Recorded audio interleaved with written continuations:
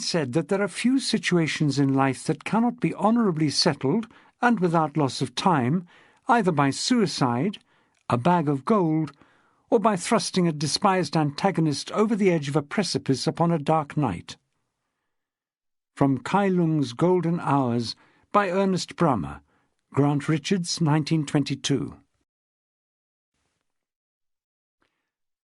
Part 1. Over the Edge. Chapter 1. A young woman opened her eyes. The view was blank, a whiteout, a snowfall that covered everything. She shivered, more from fright than cold. Strangely, she didn't feel cold. Troubled, she strained to see better, wondering if she could be mistaken about the snow. Was she looking out on an altogether different scene, like a mass of vapour, the effect you get from inside an aircraft climbing through dense cloud? She had no way of judging. There was just this blank white mass, no point of reference, and no perspective. She didn't know what to think. The only movement was within her eyes, the floaters that drift fuzzily across the field of vision. While she was struggling over the problem, she became aware of something even more disturbing. The blank in her view was matched by a blank inside her brain. Whatever had once been there had gone. She didn't know who she was, or where this was happening, or why. Her loss of identity was total. She could recall nothing. To be deprived of a lifetime of experiences, left with no sense of self, is devastating. She didn't even know which sex she belonged to. It called for self-discovery of the most basic sort. Tentatively, she explored her body with her hand, traced the swell of her breast, and then moved it down. So, she told herself, at least I know I'm in that half of the human race. A voice, close up, startled her. "Hey up!" "What's that?" said another. Both voices were female. "Sleeping Beauty just opened her eyes. She's coming round, I think." "You reckon?" "Have a look. What do you think?" "She looks well out to me." "Her eyes were definitely open. We'd better call someone." "I wouldn't bother yet." "They're closed now, I grant you." "What did I tell you?" She had closed them because she was dazzled by the whiteness. Not, after all, the whiteness of snow, nor of cloud. The snatch of conversation made that clear. Impressions were coming in fast. The sound quality of the voices suggested this was not happening in the open. She was warm, so she had to be indoors.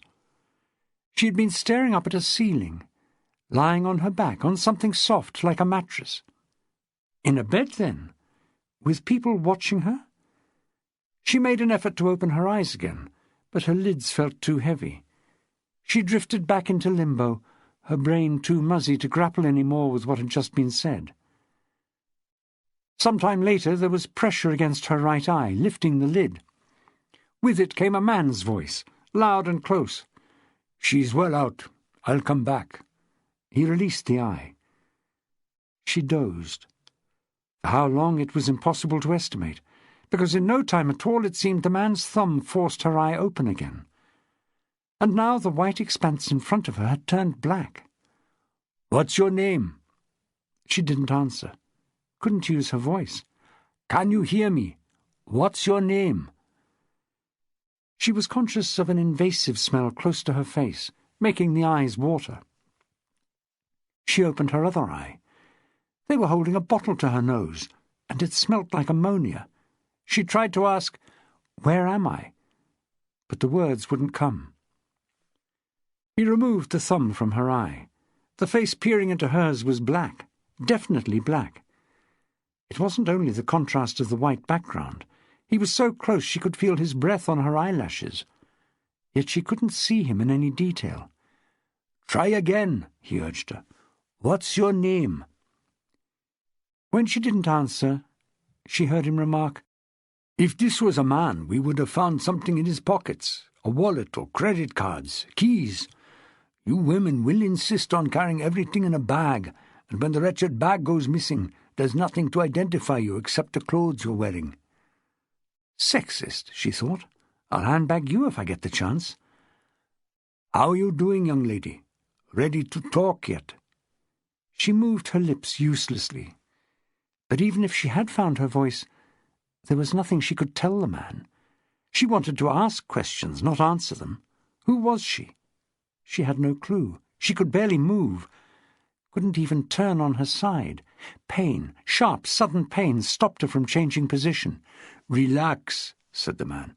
"It's easier if you relax." Easy for you to say so, she thought.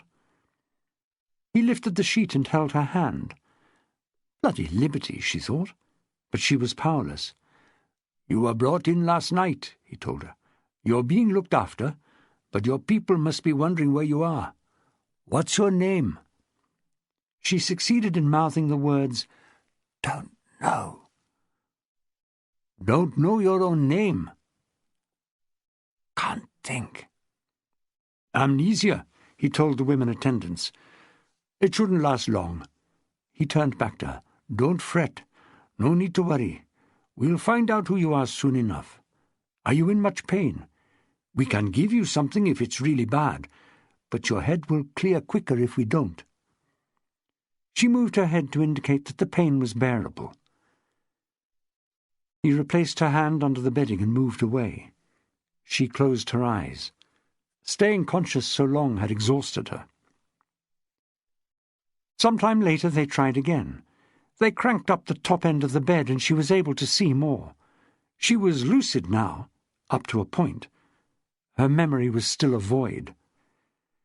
She was in a small, clinically clean private ward, with partly closed Venetian blinds, 2 easy chairs, a TV attached to the wall, a bedside table with some kind of control panel, a glass jug of water. Facing her on the wall was a framed print of figures moving through a field of poppies, one of them holding a sunshade.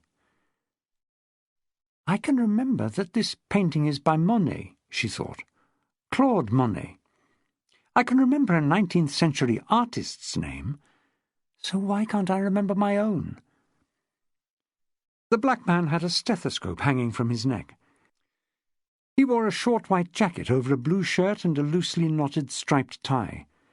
He was very much the junior doctor wanting to give reassurance, in his 20s, with a thin moustache. His voice had a Caribbean lilt. "Feeling any better yet?" She said, "Yes." It came out as a whisper. He seemed not to have heard. "I asked if you're feeling any better." "I think so." She heard her own words. Think so. She wanted to sound more positive. Of course, if her voice was functioning, she had to be feeling better than before. "I'm Dr. Whitfield," he told her, and waited. She said nothing. "Well?" he added. "What?" "We'd like to know your name." "Oh." "You're a mystery, no identity. We need to know your name and address." "I don't know." "Can't remember?" "Can't remember." "Anything about yourself?" "Nothing." "How you got here?" "No. How did I get here?" "You have no recall at all." "Doctor, would you please tell me what's the matter with me?" "It seems that you've been in an accident. Among other things, you're experiencing amnesia. It's temporary, I can promise you." "What sort of accident?" "Not so serious as it might have been. A couple of cracked ribs, abrasions to the legs and hips, some superficial cuts." "How did this happen?" "You tell us." "I can't." He smiled. "We are no wiser than you are. It could have been a traffic accident, but I wouldn't swear to it. You may have fallen off a horse. Do you ride?" "No. I don't know." "It's all a blank, is it?" "Someone must be able to help. Who brought me here?" "I wish we knew. You were found yesterday evening lying unconscious in the car park by one of the visitors. We brought you inside and put you to bed. It was the obvious thing. This is a private hospital." "Someone knocked me down in a hospital car park?" he said quite sharply. "That doesn't follow at all." She asked, "Who was this person who's supposed to have found me?" "There's no supposed about it. A visitor. The wife of one of our long-term patients. We know her well. She wouldn't have knocked you down. She was very concerned, and she was telling the truth, I'm certain." "So someone else knocked me down? Some other visitor?" "Hold on. Don't go jumping to conclusions." "What else could have happened?" "Like I said, a fall from a horse. Or a ladder." "In a hospital car park?" she said in disbelief, her voice growing stronger as the strange facts of the story unfolded. "We think someone may have left you there, in the expectation that you would be found and given medical attention." "Brought me here like someone wanted baby? What's the word? A foundling?" "That's the general idea." "And gone off without speaking to anyone? What kind of skunk does a thing like that?" He shrugged. "It's better than a hit and run. They just leave you in the road." "You said this is a private hospital. Where?" "You're in Hinton Clinic, between Bath and Bristol, quite close to the M4. Do you know it? We've had car accident victims brought in before. Does any of this trigger a memory?" She shook her head. It hurt. "You'll get it all back soon enough," he promised her. "Parts of your brain are functioning efficiently, or you wouldn't follow what I'm saying. You can remember words, you see, and quite difficult words like foundling." "Did you go to school round here?"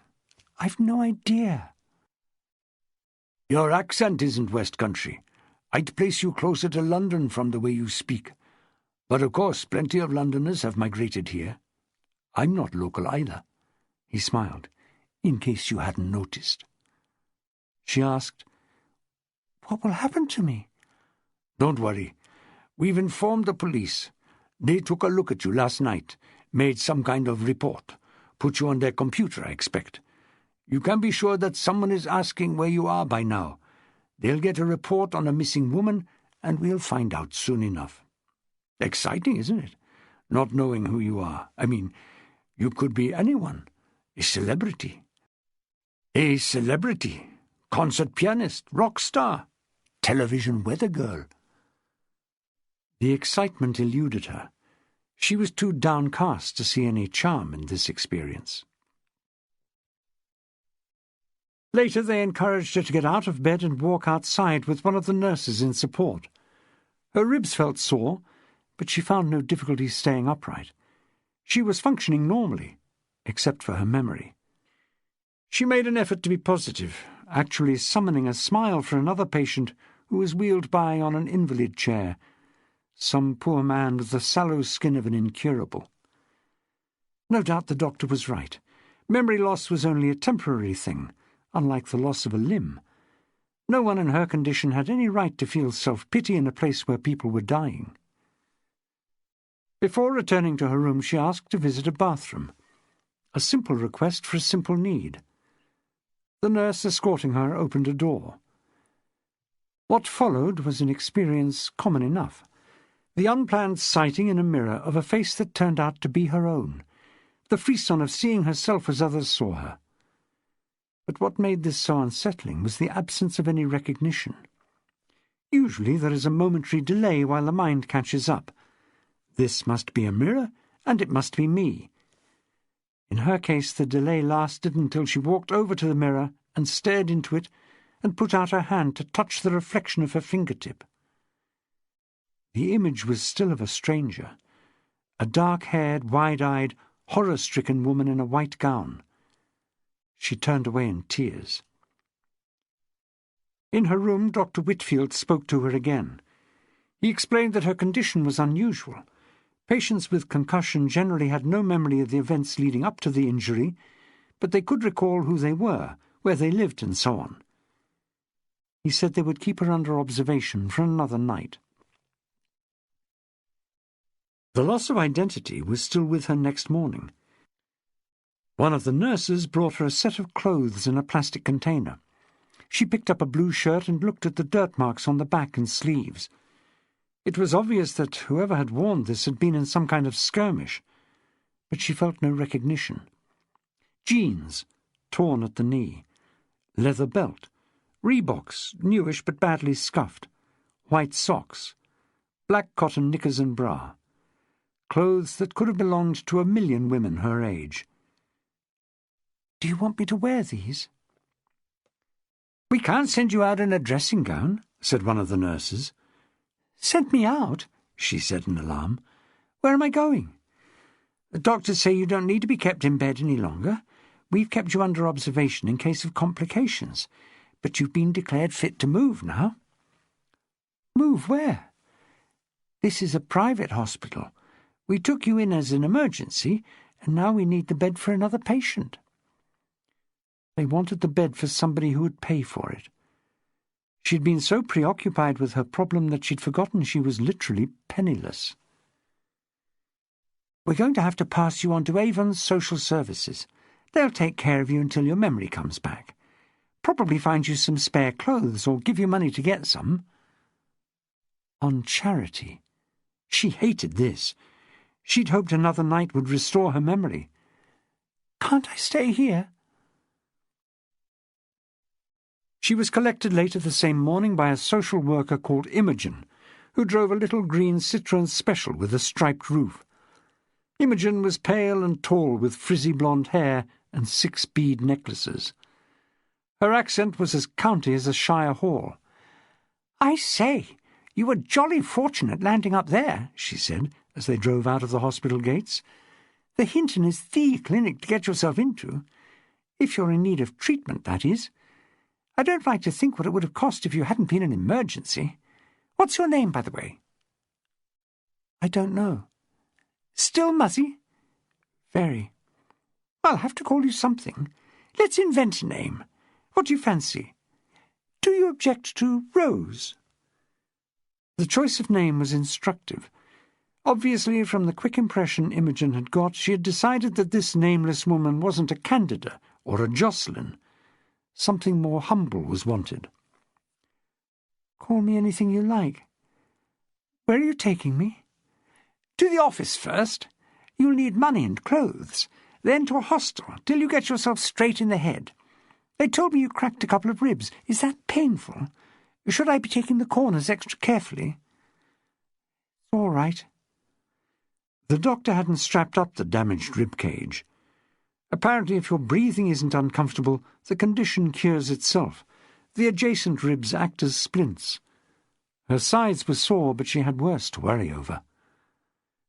"I'm an absurdly cautious driver, actually," Imogen claimed. "Do you live in Bath, Rose?" Rose. She would have to get used to it now. She didn't feel like a flower. "I couldn't say." She thought it unlikely that she lived in Bath, considering it made no connection in her mind. Probably she was just a visitor. But then she could think of no other place she knew. They drove past a signpost to Cold Ashton, and she told herself it was the sort of name you couldn't possibly forget. "Ring any bells?" asked Imogen. "I saw you looking at the sign." "No." "The way we're going, down the A46, you'll get a super view of the city as we come down the hill. With any luck, some little valve will click in your head, and you'll get your memory back." The panorama of Bath from above Swainswick, the stone terraces picked out sharply by the mid-morning sun, failed to make any impression. No little valve clicked in her head. Imogen continued to offer encouragement. "There's always a chance some old chum will recognise you. If this goes on for much longer, we can put your picture in the local paper and see if anyone comes forward." She said quickly, "I don't think I'd like that." "Shy, are we?" "Anyone could say they knew me. How would I know if they were speaking the truth?" "What are you worried about? Some chap trying his luck?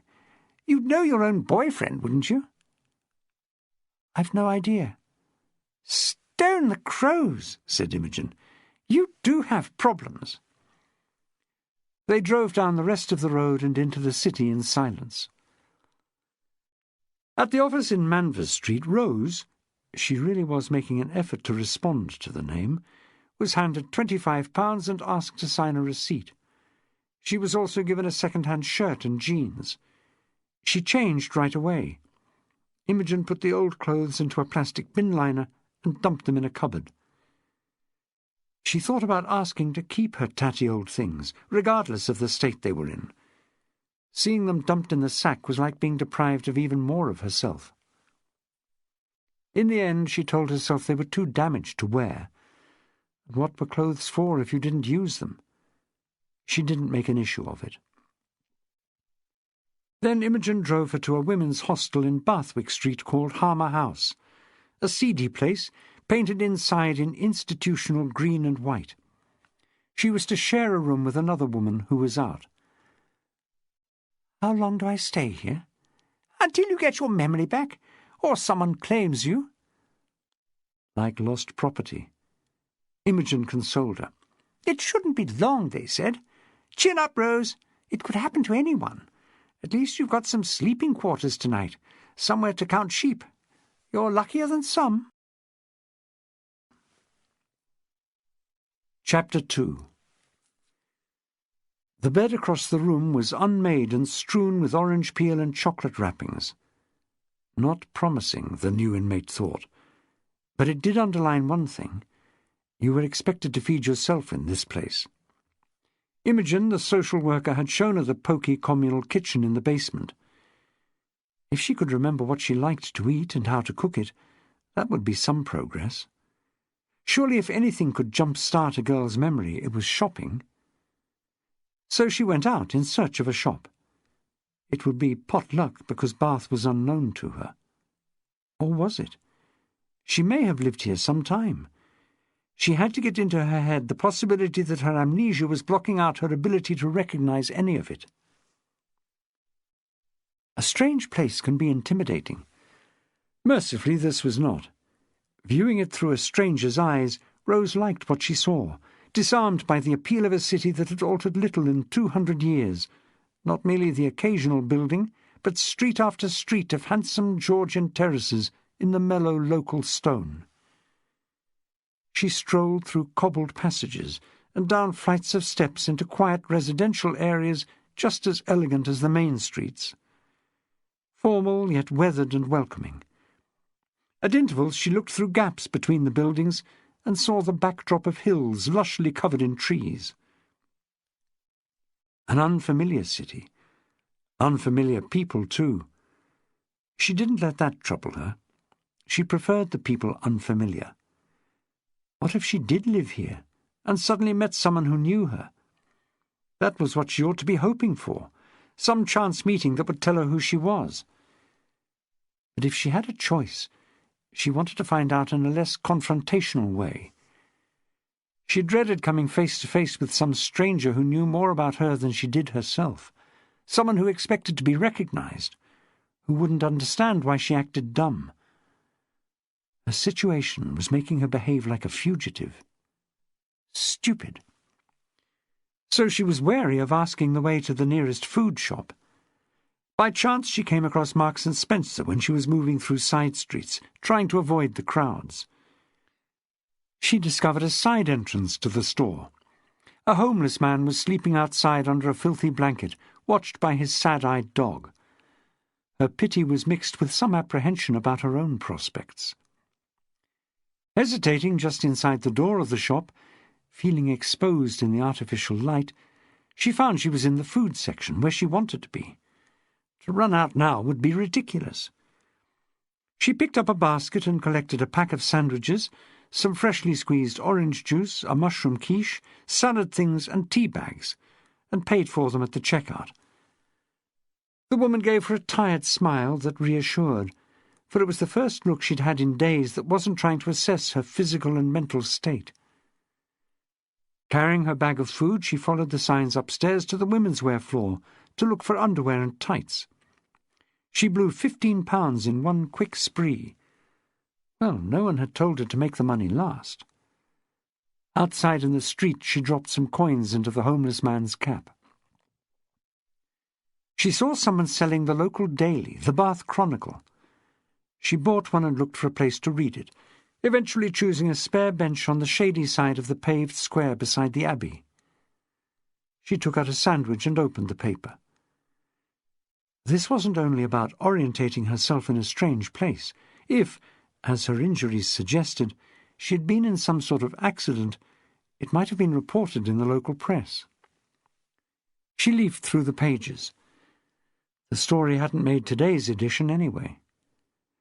Trying not to be disappointed, she put aside the paper and started another sandwich. People steadily crossed the yard carrying things that gave them a reason for being there. Shopping, briefcases, musical instruments, library books, city maps or rucksacks, going about their lives in a way that made her envious. Seated here, watching them come and go, secure in their lives, Rose knew she was about to be overwhelmed by a tidal wave of self-pity. She had nowhere to go except that hostel. Shape up, she told herself. It was stupid to let negative thoughts take over. Hadn't everyone said her memory would soon be restored? They'd come across amnesia before. It wasn't all that uncommon. Even so, she couldn't suppress these panicky feelings of what might be revealed about her hidden life. Who could say what responsibilities she had, what personal problems, difficult relationships, unwanted secrets? In some ways it might be better to remain ignorant. No, she reminded herself firmly, nothing is worse than ignorance. It cut her off from the life she had made her own, from family, friends, job, possessions. Lady, be positive, she lectured herself. Work at this. Get your brain into gear. You're not without clues. All right. What do I know? I've looked in the mirror. Age, probably 27, 28. Is that honest? Say around 30, then. Clothes, casual but not cheap. The shoes are quality trainers and reasonably new. The belt is real leather. The discarded jeans were by Levi Strauss. My hair, dark brown and natural, fashionably short, trimmed close at the sides and back, has obviously been cut by someone who knows what to do with a pair of scissors. As for my face, well, they said at the hospital that I wasn't wearing makeup when I was brought in, but it doesn't look neglected to me. You don't get eyebrows as finely shaped as these without some work with the tweezers. My skin looks and feels well treated, smooth to the touch, as if used to a moisturizer. The hands? Well, several of my fingernails were damaged in the accident, though I did my best to repair them with scissors and nail file borrowed from one of the nurses. But the others are in good shape. They haven't been chewed down or neglected. I'm interested to find that I don't paint my fingernails or toenails, and that in itself must say something about me. No jewellery, apparently, unless someone took it off me. There isn't the faintest mark of a wedding ring. Is there? Rose felt the finger again. This was the horror of amnesia, not being certain of something as fundamental as knowing if she was married. The injuries told some kind of story, too. Her legs were bruised and cut in a couple of places, apparently from contact with the vehicle that had hit her. The broken ribs and the concussion and the state of her clothes seemed to confirm that she'd been knocked down, but it must have been a glancing contact, or the injuries would have been more serious. The likeliest conclusion was that she'd been crossing a road and the driver had spotted her just too late to swerve. It was improbable that she'd been riding in another vehicle, or there would surely have been whiplash injuries, or some damage to her face. She walked the canal towpath for an hour before returning to the hostel, where she found a policewoman waiting. A no-frills policewoman with eyes about as warm as the silver buttons on her uniform. "I won't keep you long. Just following up on the report we had. You are the woman who was brought into the Hinton clinic?" "So I'm told." "Then you haven't got your memory back?" "No." "So you still don't know your name?" "The social worker called me Rose. That will have to do for the time being." The policewoman didn't sound as she would be calling her Rose or anything else. Not that sympathy was required, but there was a sceptical note in the questions. Jobs like this were probably given to the women. They weren't at the cutting edge dealing with crime. You remember that much, then?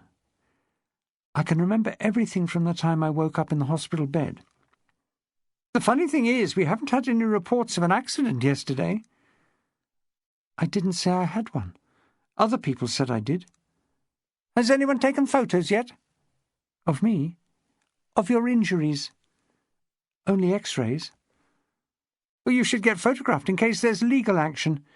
If you were hit by some driver and there's litigation, it will take ages to come to court, and you'll have nothing to show them. Good advice. Maybe this policeman wasn't such a downer as she first appeared. Is that up to me to arrange? We can get a police photographer out to you. We'll need a head and shoulders for our records anyway. Could it be a woman photographer? Why? My legs look hideous. The policewoman softened just a touch. I could ask. You see, I'm not used to being photographed. How do you know that? It was a fair point. If this goes on for any time at all, said the policewoman, you won't be able to stay out of the spotlight. We'll need to circulate your picture. It's the only way forward in cases of this kind. Can't you leave it for a few days? They told me people always get their memory back.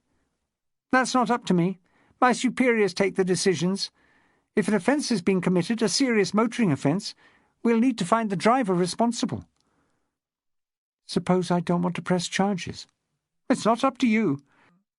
If some Burke knocked you down and didn't report it, we're not going to let him get away with it. We have a duty to other road users. Rose agreed to meet the police photographer the same evening. She also promised to call at the central police station as soon as her memory was restored. She was left alone. Rose.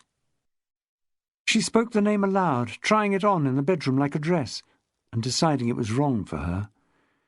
She didn't wish to personify romance or beauty. She went through a string of more austere possibilities, like Frida, Shirley, and Thelma. Curiously, she could recall women's names with ease, yet couldn't say which was her own. I'm Ada. Startled, Rose turned towards the doorway and saw that it was 2/3 filled. The 1/3 was the space above head height. Ada Shaftesbury, have they put you in with me? Said Ada Shaftesbury from the doorway. I had this to myself all last week. With a shimmy of the upper body, she got properly into the room, strutted across, and sat on the bed among the orange peel. What's your name? They call me Rose. It's not my real name. I was in an accident. I lost my memory. Well, you don't look like a Rose to me. Care for a snack? I do like a Danish for my tea. She dipped her hand into a carrier bag she'd brought in. That's kind, but no thanks. I mean it. I picked up 5. I could spare 1 or 2. Really, no. Ada Shaftesbury was not convinced. You'd be helping me. I'm on this diet, no snacks. 5 Danish pastries isn't a snack, it's a meal, so I have to eat them at a sitting. Tea time. 3 would only be a snack. If I was left with 3, I'd have to blow the whistle, and that might be good for me. I'm very strict with myself. Honestly, I couldn't manage one. You don't mind if I have my tea while we talk? Said Ada through a mouthful of Danish pastry. Please, go ahead. I've tried diets before and none of them work. This one suits me so far. Since my mother died, I've gone all to pieces. I've been done 3 times. Done? Rose was uncertain what she meant. Sent down, for the 5-finger discount. Rose murmured some sort of response. You're not with me, Petal, are you? Said Ada. I'm on about shoplifting. Food mostly. They shouldn't put it on display like they do. It's a temptation. Can you cook? I don't know. I'll find out, I suppose. It's a poky little kitchen. If I get in there, which has to be sideways, I don't have room to open the cupboards. That must be a problem. Ada took this as the green light. I can get the stuff if you'd be willing to cook for both of us, and you don't have to worry about breakfast. Ada gave a wide, disarming smile. You're thinking I don't eat a cooked breakfast, aren't you? I wasn't thinking anything. There's a foreign girl called Hildegard in the room under ours, and she likes to cook. I'm teaching her English. She knows some really useful words now, eggs, bacon, tomatoes, fried bread. If you want a good breakfast, just say the word to Hildegard." "I don't know if I'll be staying long." "You don't know, full stop," said Ada. "Could be only a couple of hours. Could be months." "I hope not." "Do you like bacon? I've got a whole side of bacon in the freezer." "Where did that come from?" Ada wobbled with amusement. "The back of a lorry in Green Street. The driver was delivering to a butcher's. He was round the front arguing with the traffic warden, so I did some unloading for him. I slung it over my shoulder and walked through the streets. I got looks, but I get looks anyway. They shouldn't leave the stuff on view if they don't want it to walk. I've got eggs, tomatoes, peppers, mushrooms, spuds. We can have a slap-up supper tonight. Hildegard'll cook. We can invite her up to eat with us." "Actually, I bought my own," Rose said. "Good," said Ada Shaftesbury, failing or refusing to understand. "We'll pool it. What did you get?" "Salad things, mostly." "In all honesty, I can't say I care much for salad, but we can use it as a garnish for the fry-up," Ada said indistinctly through her second Danish. Rose's long-term memory may have ceased to function, but the short-term one delivered. "It's a nice idea, but I'd rather not eat until the police have been." "The police?" said Ada, going pale. "They're going to take some photos." "In here, you mean?" "Well, I've got some scars on my legs. If you don't mind, it would be easiest in here." "I'll go down the chippy for supper," Ada decided. "Well, I don't want to drive you out. It's your room as much as mine." "You carry on, Petal. If there's a cop with a camera, I'm not at home. We'll have our fry-up another day." She gulped the rest of her tea and was gone in 2 minutes. The photography didn't start for a couple of hours, and Ada had still not returned. Having the pictures taken was more of a major production than Rose expected, but she was relieved that the photographer was a woman. Jenny, in dungarees and black boots with red laces, took her work seriously enough to have come equipped with extra lighting and a tripod. Fortunately, she had a chirpy style that made the business less of an ordeal. "I can't tell you what a nice change it is to be snapping someone who can breathe. Most jobs I'm looking at corpses through this thing. Shall we try the full length first? In pants and bras, studying the wallpaper, if you don't mind slipping out of your things. It won't take long." Jenny thoughtfully put a chair against the door. "OK, back view first. Arms at your side. Fine. Now the front shot. Oh, relax your arms, dear. My, you're getting some prize-winning bruises there. Sure you're not a rugby player? Now I think we'd better do a couple without the undies, don't you? I mean, the blue bits don't stop at your panty line." Rose swallowed hard, stripped to her skin, and was photographed unclothed in a couple of standing poses. "You can dress again now," Jenny said. "I'll tell you one thing. Whoever you are, you're not used to flaunting it in front of a camera."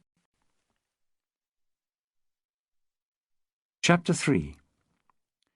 Rarely in his police career had Detective Superintendent Peter Diamond spent so many evenings at home.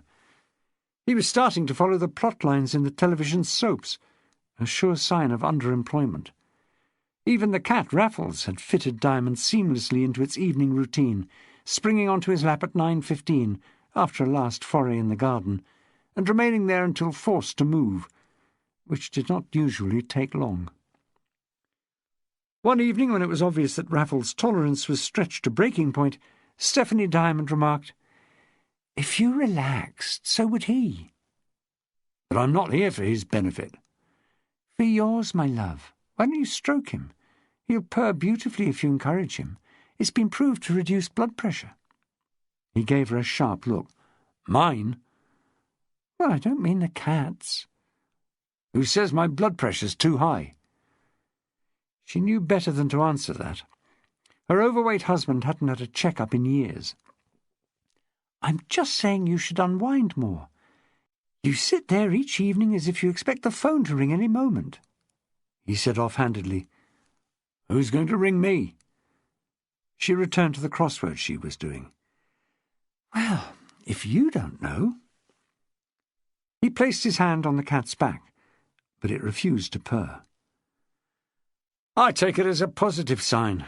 If there's a quiet phase at work, as there is now, We must be winning the battle. Crime prevention. Stephanie said without looking up, I expect they're all too busy watering the geraniums. His eyes widened. This is Bath, she went on, the floral city. Nobody can spare the time to commit murders. He smiled. Steph's quirky humour had its own way of keeping a sense of proportion in their lives. Speaking of murder, he said, he's killed that camellia we put in last spring. Who has? Raffles. The cat's ears twitched. He goes to it every time, Diamond insensitively said. Treats it as his personal privy. Stephanie was quick to defend the cat. It isn't his fault. We made a mistake buying a camellia. They don't like a lime soil. They grow best in acid ground. It is now.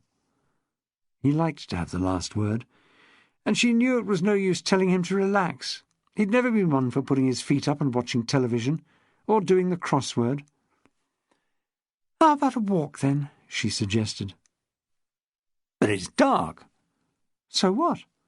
Afraid we'll get mugged or something? He laughed. In the floral city? But this isn't exactly the centre of Bath.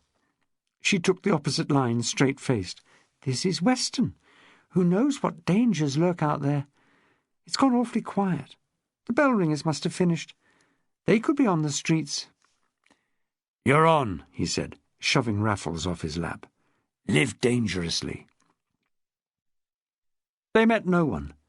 They stopped to watch some bats swooping in and out of the light of a lamp-post, and Diamond commented that it could easily be Transylvania. At least conversation came more readily at walking pace than from armchairs. He admitted that he was uneasy about his job. In what way? Stephanie asked. Like you were saying, we're not exactly the crime capital of Europe. I'm supposed to be the murder man here. I make a big deal out of leading the Bath murder squad, and our record is damn good. But we're being squeezed all the time. Under threat? Nobody's said anything. But you can feel the vibes. Stephanie squeezed his arm. Oh, come on, Pete. If nobody's said anything, forget it. But you wanted to know what was on my mind. There's more. Crime figures don't look so good. No, that's wrong. They're too good, really. Our clear-up rate is brilliant compared to Bristol, but it isn't based on many cases. They've got a lot of drug-related crime, a bunch of unsolved killings. See it on a computer and it's obvious. They need support. That's the way they see it at headquarters. You've helped Bristol out before. There was that bank manager at Keynsham. I don't mind helping out. I don't want to move over their lock, stock and barrel. Nor do I. Just when we've got the house straight. What about your boss, the assistant chief constable? Will he fight your corner for you? He's new. Same old story, Stephanie sighed. We need some action then, and fast. A shootout over the teacups in the pump room. Fix it, will you? Said Diamond. Do my best, she said. They completed a slow circuit around Locksbrook Cemetery and returned to the semi-detached house they occupied in Weston. Diamond stopped unexpectedly at the front gate. What's up? Stephanie asked. He put a finger to his lips, opened the gate and crept low across the small lawn like an Apache. Stephanie watched in silence, grateful for the darkness. He was heading straight for the camellia, the barely surviving camellia. With a triumphant "Gotcha!" he sank to his knees and thrust his hand towards the plant. There was a screech, followed by a yell of pain from Diamond. A dark feline shape bolted from under the camellia, raced across the lawn, leapt at the fence and scrambled over it. "He bit me! He bloody well bit me!" Gripping the fleshy edge of his right hand, high-stepping across the lawn, the head of the murder squad looked as if he was performing a war dance now. Stephanie was calm. Come inside, love. We'd better get some TCP on that. Indoors they examined the bite. The cat's top teeth had punctured the flesh quite deeply. Stephanie found the antiseptic and dabbed some on. I expect he felt vulnerable, she pointed out in the cat's defence, doing his business with you creeping up and making a grab for him. My own bloody cat, said Diamond. He's had his last saucer of cream from me. What do you mean, your own cat? That wasn't Raffles. Of course it was Raffles. Don't take his side. He was caught in the bloody act. Red-handed, murmured Stephanie, adding quickly, a fine detective you are if you can't tell the difference between your own cat and the moggy next door. That was Sansom. I saw the white bit under his chin. That was never Samson. Why did he bolt straight over the fence into their garden? It was the shortest escape route, that's why. She chose not to pursue the matter. How does it feel? I'll survive, I suppose. Thanks for the nursing. She made some tea. When they walked into the sitting room, Raffles was curled on Diamond's armchair asleep. It was obvious he hadn't stirred in the past hour. Incidentally, Stephanie said. When did you last have a jab for tetanus? Chapter 4. Ada Shaftesbury's breathing was impaired by her bloated physique, particularly when she moved. With each step she emitted a breath or a sigh. Climbing the stairs sounded like competitive weightlifting, because the breaths became grunts and the sighs groans. The entire hostel must have heard her come in sometime after 11. She stood for a short while by the bedroom door, recovering. Finally she managed to say, "You're not asleep, are you, Petal?" "No." But Petal had hoped to be. She was exhausted. "I brought back a few nibbles from the pub. Pork pie if you want, and some crisps." "No, thanks." "Aren't you going to keep me company?" "I thought you didn't eat snacks." "This is supper," said Ada. "Wasn't supper what you went to the chippy for?" "That was dinner." "Actually, Ada, I don't like to eat as late as this." "How do you know?" "What?" "If you lost your memory, how do you know when you like to eat and when you don't?" Rose couldn't answer that. "What I mean is that I'm ready for sleep." "You don't mind if I have yours, then?" "Don't mind at all. Good night." There was an encouraging interval of near silence, disturbed only by the smack of lips. Then, "I say." "Did the photographer come? The photographer from the police?" "Yes." Another interval. "You want to be careful getting in their records. You don't know what they do with the photos they take." "Ada, I'm really pooped, if you don't mind." "I could tell you things about the police." "Tomorrow?" Ada wanted to say regardless. "We all have rights, you know, under the Trades Descriptions Act." "Data Protection." "What?" "I think you mean the Data Protection Act." "Your memory can't be all that bad if you can think of something like Data What's-It at this time of night. Are you getting it back?" "No." Some hope, she thought, when I can't even get my sleep in. Ada would not be silenced. "I think it's diabolical the way they pissed you about. That hospital was only too pleased to see the back of you, and the social so-called services shove you in here and all the police do is take some photos. It's a bloody disgrace." Rose sighed and turned on her back, drawing the hair from across her eyes. She was fully awake now. "What else could they have done?" "Never mind them. I know what I'd do. I'd go back to that hospital where you were dumped and ask some questions. That's what I'd do. I'd insist on it." "What is there to find out?" "I haven't the faintest, my Petal, but it's all you've got to work on." "Did they show you the place where you were found?" "The car park? No." "Who was it who found you, then?" "A woman, the wife of a patient. They didn't tell me her name." "You've got a right to know who she is. You're entitled to speak to her." "What can she tell me? She didn't cause my injuries. She just happened to find me." "How do you know that?" "I might as well say it. You're too trusting," said Ada. "They pat you on the head and tell you to go away, and that's what you do. The well-behaved little woman, God help us, up shit creek without a paddle. Do they care? All they're concerned about is the reputation of their sodding hospital.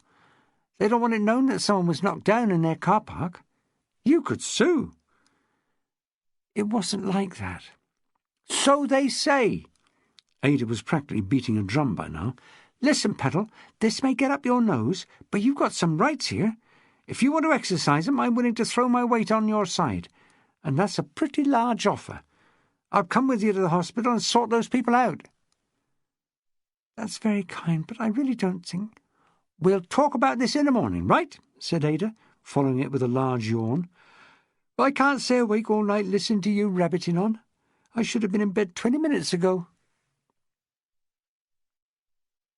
Stephanie had fixed this. She had promised it would be done quickly and without fuss by one of her vast network of friends, a nurse who worked in accident and emergency at the Royal United Hospital. It was no use Peter Diamond protesting that he was neither an accident nor an emergency.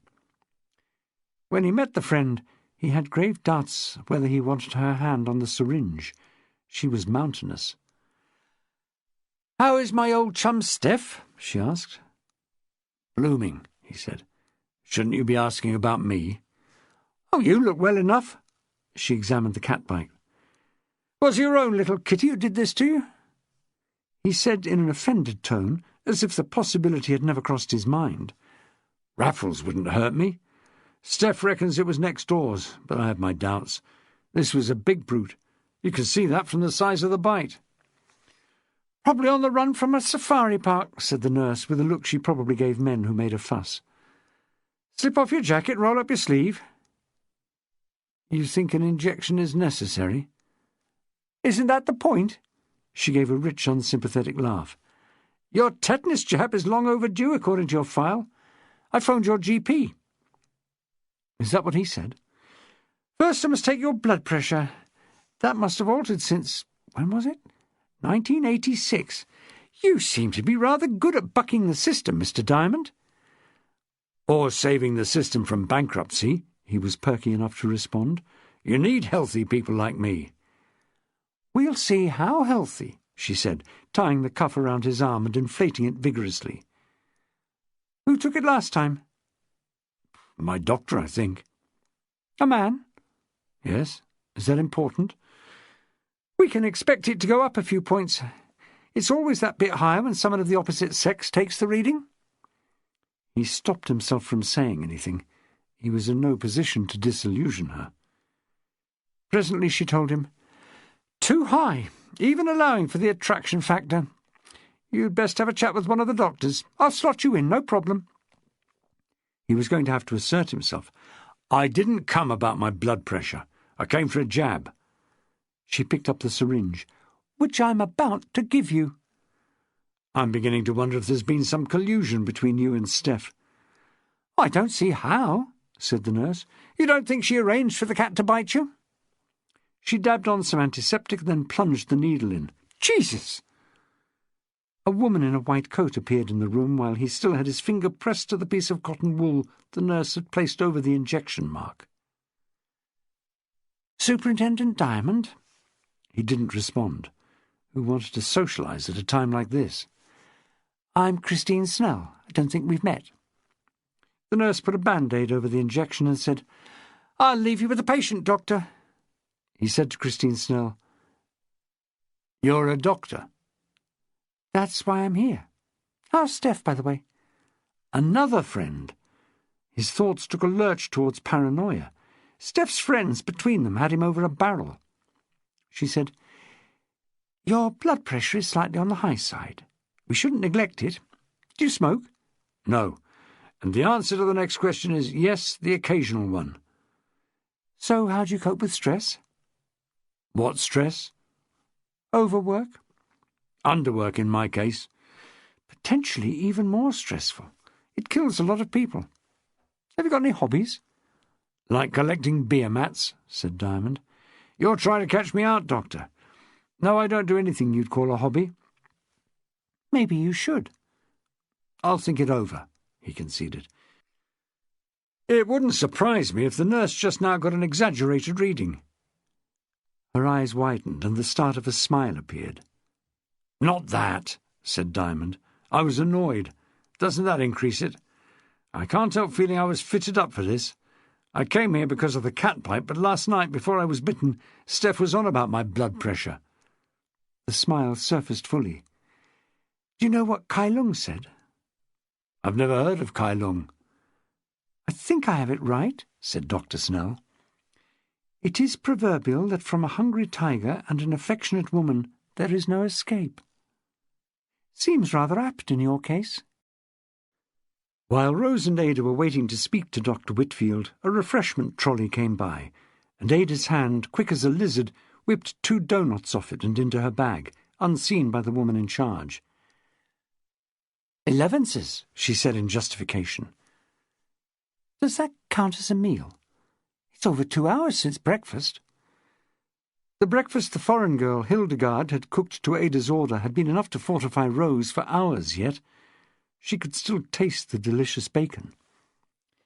Bizarrely, the appointments secretary was announcing something about eggs. "That's you," said Ada. "Me? Rose X." "Dr. Whitfield will see you now," said the secretary. "Room 9 at the top of the stairs." "Stairs, I knew it," Ada complained. "You don't have to come with me." "I do. Someone's got to fight your corner."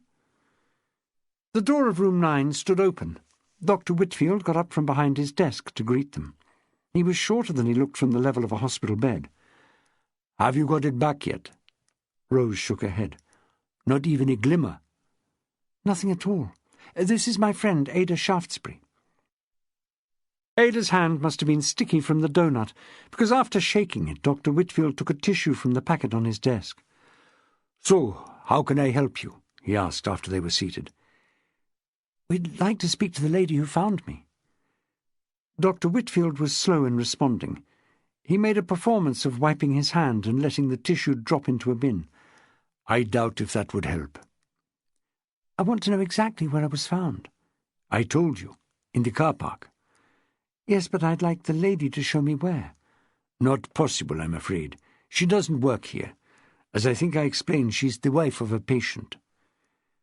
Buoyed up by Ada's substantial presence, Rose said, "It's a free country. I can ask her, can't I?" "I really can't see the point in troubling her," Dr. Whitfield said. This was too much for Ada. She waded in. "Troubling her? What about my friend here? What about the trouble she's in? Hey, Doc, let's get our priorities straight here before we go any further. This is your patient asking for help. She wants a face-to-face with this woman, whoever she is. She's entitled to know exactly where she was found and what was going on at the time." "I don't think there's any mystery about that," Dr. Whitfield started to say. "Fine," said Ada. "So what's the woman's name and address?" "Look, the lady in question acted very responsibly. She came straight in and got help. It was as simple as that." "So what are you telling us?" "I'm saying I don't want her put through the 3rd degree. She's an elderly lady." "Tough titty, Doc." Ada rested her hands on his desk, leaned over it and said, "You think my friend would duff up the old lady who came to her rescue?" He gave an embarrassed smile. "Not at all." "Well, then?" Dr. Whitfield must have sensed he wasn't going to win this one. "If it's this important, I suppose it can be arranged. But I think it might be wise to speak to Mrs. Thornton alone." Pointedly excluding Ada, he said to Rose, "I suggest, if you want to meet her, that you come back this afternoon. She visits her husband every day between 2 and 4. See me first, and I'll introduce you." Progress at last. "There's something else, Doctor." Rose spoke up for herself. "I'm puzzled about this head injury. I've examined my head. I can't find any cuts or bruising." "Neither did I," said Dr. Whitfield. She frowned, unable to understand. "It doesn't follow that you had a crack on the skull at all," he went on. "You get concussion from a shaking of the brain. A jolt to the neck would do it just as easily." "You mean if I was struck by a car and my head rocked back?" "That's exactly what I had in mind." Rose prepared to leave. "There's something else I should mention," the doctor said. "When you get your memory back, it's quite on the cards that you still won't remember anything about the accident. It may be a mystery forever." "I hope not." "It's a common effect, known as retrograde amnesia. The patient has no recall of the events immediately before the concussion happened." "I could accept that, if I could only get back the rest of my memory. This has gone on for 3 days already. Are you sure there isn't permanent damage to my brain?" He put his hand supportively over hers. "Nobody fully understands how memory works, but it has a wonderful capacity for recovery. Something will make a connection soon, and you'll know it's coming back." She and Ada went downstairs and walked in the grounds. Through the trees they could hear the steady drone of traffic on the motorway. Rose felt deeply disheartened. "What am I going to do, Ada?"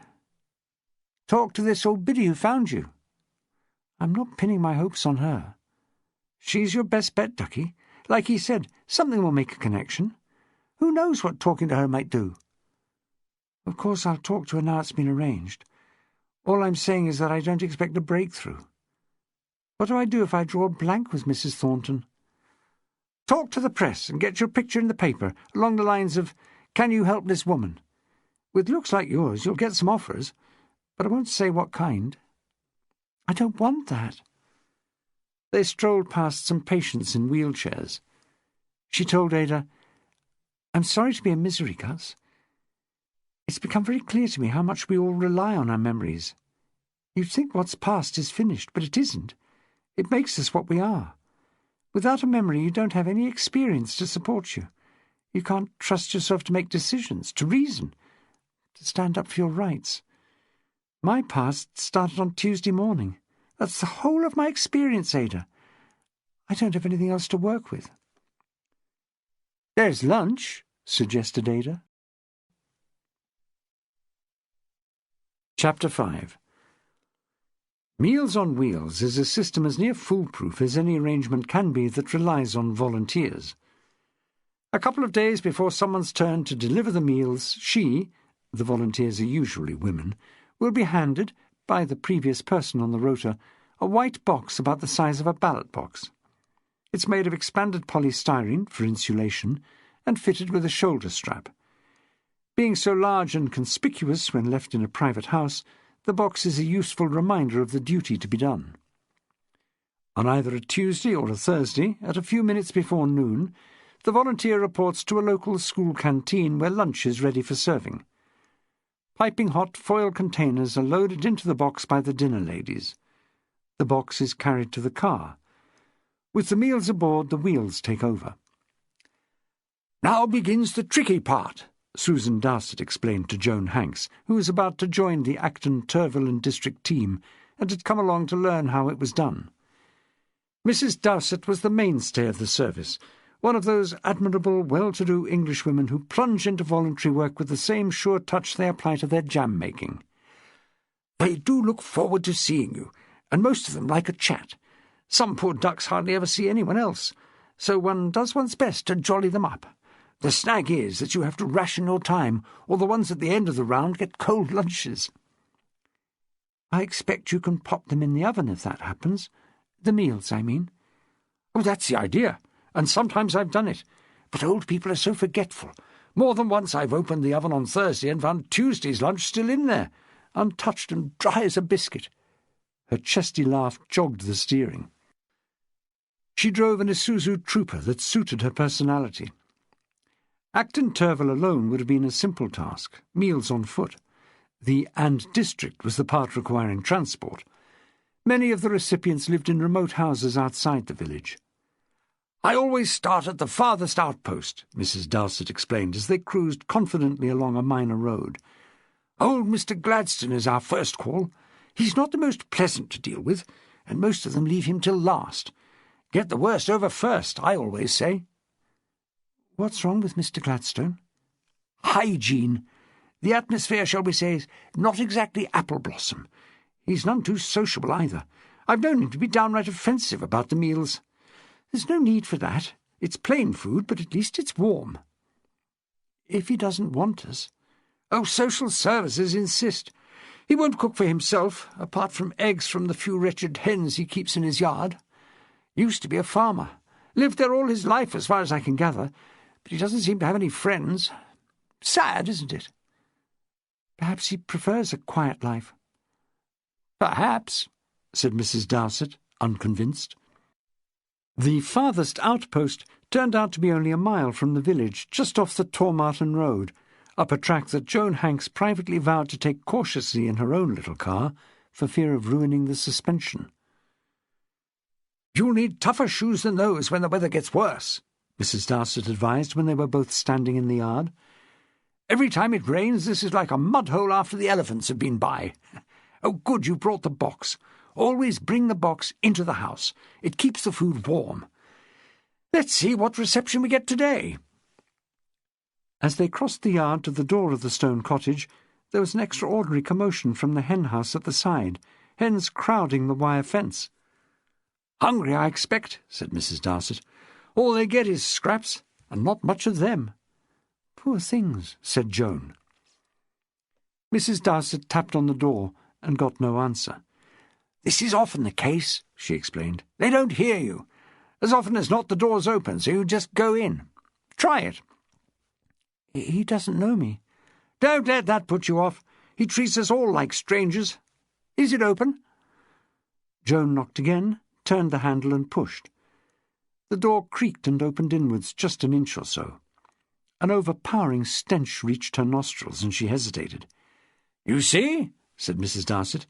She called out in a hearty tone, "Meals on wheels, Mr. Gladstone." Joan held her breath and pushed at the door. The interior was shadowy, and the full horror of the scene took several seconds to make out. Old Mr. Gladstone was inside, slumped in a wooden armchair. The top of his head was blown away. A shotgun lay on the floor. "Are you all right, dear?" said Mrs. Darcy, suddenly turned motherly. In this bizarre situation, Joan was uncertain whether the remark was addressed to the corpse or herself. She gave a nod. She was reeling with the shock, and she needed fresh air if she was not to faint. She turned away. "I'd better get on the car phone," said Mrs. Darcy, a model of composure. "Why don't you feed that meal to the chickens? I don't like to waste things." The old farmer's death was routinely dealt with by the police. A patrol was detailed to investigate. Peter Diamond heard of it first over the radio while driving down Wells Way. Nothing to make his pulse beat faster. Some sad individual topping himself with a shotgun. He drove on, his thoughts on his own mortality. High blood pressure, it seemed, was a mysterious condition. His sort had no recognized cause, according to Dr. Snell. The symptoms were vague. He might suffer some headaches, tiredness, and dizzy spells. He had not. If it affected the heart or the arteries, he might experience breathlessness, particularly at night, pain in the chest, coughing, or misty vision. He had told the doctor honestly that none of it seemed to apply to him. In that case, she said, he need not alter his lifestyle, except, she suggested, to reduce some weight, if possible, and avoid worrying too much. Great, he thought. Now I'm worrying about worrying. As he had time to spare, he called at the Central Library and looked up high blood pressure in a medical textbook. They called it hypertension, a term he didn't care for. But the author was good enough to state that if the condition caused no symptoms at all, it could not be described as a disorder. He liked that, and closed the book. The rest of the article could wait until he noticed a symptom, if ever. His hypertension level had an immediate test. Having returned the book to the shelf, he turned the corner of the stack and found himself face to face with the new Assistant Chief Constable, all decked out in black barathea, shiny silver buttons, and new braided hat. Diamond managed a flustered, "Morning, afternoon, sir." "Afternoon, Mr. Diamond. Checking some facts." He didn't want the high-ups to know about his hypertension. Not for the first time in a crisis, he said the first thing that popped into his head, and it was so unexpected that it had to be believed. "Oh, that's right, sir. I'm looking for the philosophy section." "Philosophy?" "I wanted to find out about Kai Lung, if possible. I think he must be a philosopher." "Chinese?" "I believe so." "Sorry, can't help. Is this an open university course?" A low punch. Diamond's rival, John Wigfall, had got to the head of Bath CID on the strength of his OU degree. Further education was not on Diamond's agenda. "No, something that was quoted to me earlier. I wanted to trace the source. It's my lunch hour." "Good luck, then. I'm looking for who's who." Save your time, matey, Diamond thought. You won't make who's who for at least another year. To support his story, he strolled over to the inquiry desk and asked if they had anything on Kai Lung. A tall young man looked over his glasses and told him to try under Brahma. Thinking Brahma sounded Indian, Diamond emphasized, "I said Kai Lung. I reckon it's Chinese." Ernest Brahma. He was a fictional character invented by Ernest Brahma. The Wallet of Kai Lung was the first title of several as far as I can remember. Try the fiction shelves. Ernest Brahma? Yes, but don't pick up one of his Max Carados books expecting to find Kai Lung. Carados is the blind detective. Diamond didn't want to know about infirmities in his profession. I'll avoid those, then. He wandered over to the fiction shelves. The hypertension definitely edged up a few points when he got back to his place of work, Manvers Street Police Station. Two of the youngest detectives were getting into a car when he drove in. The use of CID manpower was a constant source of friction. His old adversary, Chief Inspector John Wigfall, was in charge of CID matters, but Diamond headed the murder squad. In bleak spells like this, when everyone in Bath respected everyone else's right to exist, the squad virtually disbanded. Most of the lads were employed on break-ins and car thefts. Like anyone keen to defend his small empire, Diamond insisted that certain officers were detailed to pick the bones of the 3 unsolved homicides he still had on his books. He felt sure one of this pair was last given orders to work for him. "You're not skiving, I trust?" he called across. No chance, Gov," said the less dozy of the two. "Incident at Tor Martin. Some farmer blew his brains out." "Didn't I hear a patrol being sent to that one an hour ago? How's it become a CID matter?" "Mr. Wigfall's orders, Gov." "2 of you? CID must be underemployed these days." He went up to his office and opened Kai Lung Unrolls His Mat. Concentration was difficult. John Wigfall had the nose of a tracker dog, and the resemblance didn't end there. It justified a call to his office. A sergeant answered. Chief Inspector Wigfall, it emerged, was not in. He had driven out to look at a suicide at Tor Martin. When Wigfall got back towards the end of the afternoon, Diamond, remarkable to relate, met him coming in from the car park. "Been down on the farm, John?" Wigfall gave a guarded, "Were you looking for me?" "Nothing vital." "But you went to the trouble of finding out where I was." "Just out of interest. I'm not going to shop you if you need a break." "It was police business." "I know that." They eyed each other for a short, silent stalemate. Diamond had never been able to take that overgrown moustache seriously. He explained, "I spoke to Sergeant Burns. How was your farmer?" "In a word, high," said Wigfall. "Been dead some time." "Too long for my liking." "Straightforward suicide?" "He blew a hole through his head with a 12-bore. "Sounds straightforward to me." There was another interval. "Not so straightforward?" "I didn't say that." Without understanding how it had been done, Wigfall found himself having to fill Diamond in on the incident. "He was a loner. The farm, such as it is, more of a small holding in fact, is in a pitiful state. He was old, living frugally. It all got too much, and no wonder. You should have seen the inside of the house." Wigfall paused, remembering. "The saddest thing is that he wasn't found before this. Nobody visited. Anything up to a week, the pathologist reckons." "Who found him?" "2 unlucky women who take the Meals on Wheels round." "He gets Meals on Wheels? Why wasn't he found before this, then?" "It's only Tuesdays and Thursdays. He may have had a visit from them last week. We're checking. They work to a rota. The thing is, whoever was due to call may have gone away when they didn't get an answer." "Neighbours?" "It's way out in the sticks, and he discouraged visitors." "Where exactly is it? North of the motorway?" Wigfall's eyes widened. "I don't recommend a visit, Peter. The 2 lads I have at the scene are still wearing face masks, helping the pathologist find all the bits." Quite a baptism for them. Yes. The shotgun? At his feet. He was in a chair. It was apparent that Wigfall was playing this down for all he was worth. He answered the questions honestly because his sense of duty wouldn't allow him to lie. But he hadn't revealed what induced him to go out to Tor Martin in person. There was something else about the case, and Diamond was too proud to ask precisely what it was. Before leaving work that night he asked Julie Hargreaves, his second-in-command, and the one person he could depend upon, to keep an ear open in the canteen. Wigfall wouldn't give anything away, but his officers might. Something about this business offended the nostrils, and it wasn't only the dead farmer.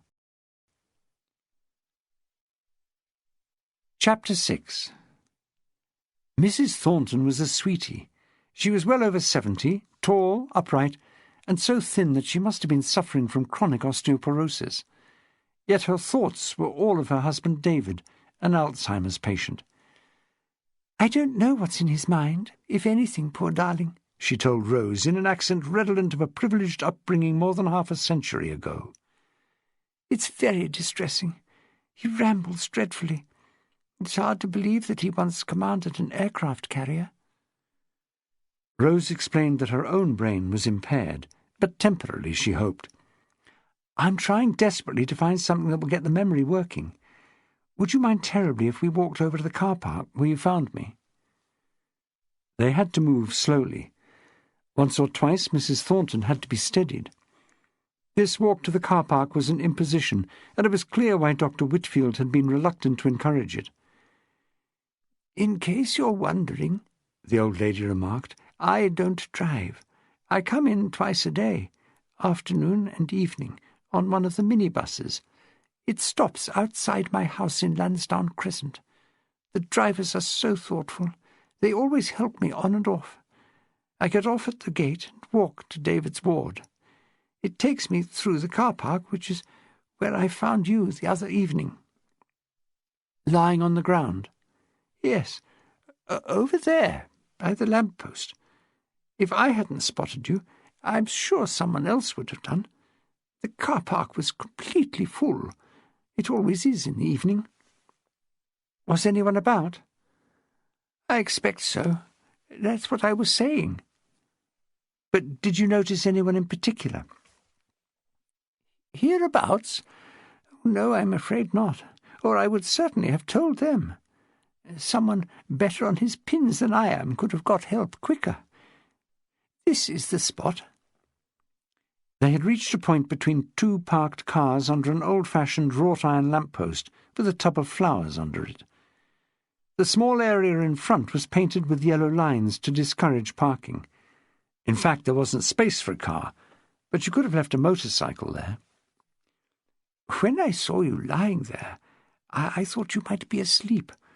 With all the homeless young people there are, you can come across them sleeping almost anywhere, in broad daylight sometimes. Only, when I got closer, it was obvious to me that you weren't in a proper sleeping position. I can't say why exactly, but it looked extremely uncomfortable. I thought you might be dead. I was profoundly relieved to discover that you were breathing." "I suppose I was dumped there." "That's the way it looked." "Thank God they left me here and not in the path of the cars where I could have been run over." "Yes, it shows some concern for your safety," said Mrs. Thornton. "And after you found me, you came up to the ward and told someone?" "That's right. The first person I saw was one of the nurses I know, and she soon got organized. They're very efficient here." "What time was it?" "When I got help. Some time after 7 for sure. At least 10 minutes past. My bus gets in at 5 past the hour, which suits me perfectly. Visiting is open here, but they tell you they prefer you to come after the evening meal, which is from 6 to 7. I think most visitors cooperate." Rose stood and stared at the place where she'd lain unconscious. "It's fairly conspicuous." "It is. I mean, You'd think somebody else must have noticed if people were driving in for the 7 o'clock visit." "Well, you would," Mrs. Thornton agreed. "I can only suppose I wasn't there very long." Mrs. Thornton said, "Can we go back to the ward now? I don't suppose David knows if I'm there or not, but I'd like to be with him, and I don't think there's anything else I can tell you, my dear." Rose couldn't think of anything else to ask. She felt guilty she'd brought the old lady out here for so little result. "Of course. Let's go back." Mrs. Thornton offered to let Rose walk ahead, allowing her to follow at her own slow pace, but Rose insisted on taking her arm. In the last few minutes the light had faded. "You want to be careful," Rose advised. She'd become fond of the old lady. "You won't be all that easy to see in your dark clothes. They don't all drive under the speed limit, especially if they're late." "Oh, don't I know it?" said Mrs. Thornton. "The other evening I was almost knocked down by some people in a white car, just as I came through the main gate. I'd only just left the bus. I had to dodge out of the way like a bullfighter. Perhaps I was partly to blame for not being alert, but you don't expect anyone to be driving so quickly in hospital grounds, unless it's an ambulance." "When was this?" Rose asked eagerly. 2 or 3 nights ago." "Could it have been the night you found me?" "Oh, don't ask. I come every evening," Mrs. Thornton said with exasperating uncertainty. "Would you try and remember?" "One day is very like another to me." "Please." "Well, it certainly wasn't last night, and I don't think it was the night before, because I met someone on the bus who came in with me, the wife of one of the patients. It must have been Monday, mustn't it?" "This white car, was it coming into the hospital?" "Oh, no," said Mrs. Thornton. "That was why I was caught off guard. The car was on the way out.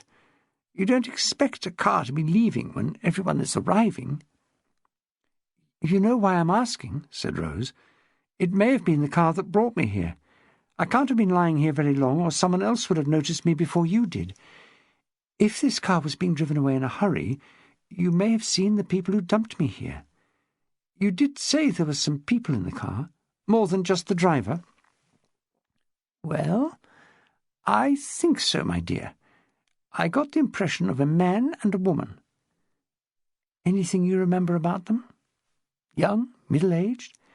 "My dear, everyone looks young to me. I think I'm right in saying that the man was thin on top, well, bald, so he was probably middle-aged. I didn't see much of the woman, except to register that she was female. Dark-haired, I think. They simply raced through the gate and away. You could hear the car's noise long after it vanished up the street. Do you know, it didn't occur to me until this minute that they might have had something to do with you." "Do you remember anything else about them, or about the car? You said it was white all over?" "I think so. I'm sorry. A car is a car to me. I can't tell you the make or anything, and I certainly didn't notice the number." "Was it large? You mentioned the engine note." "I suppose it must have been."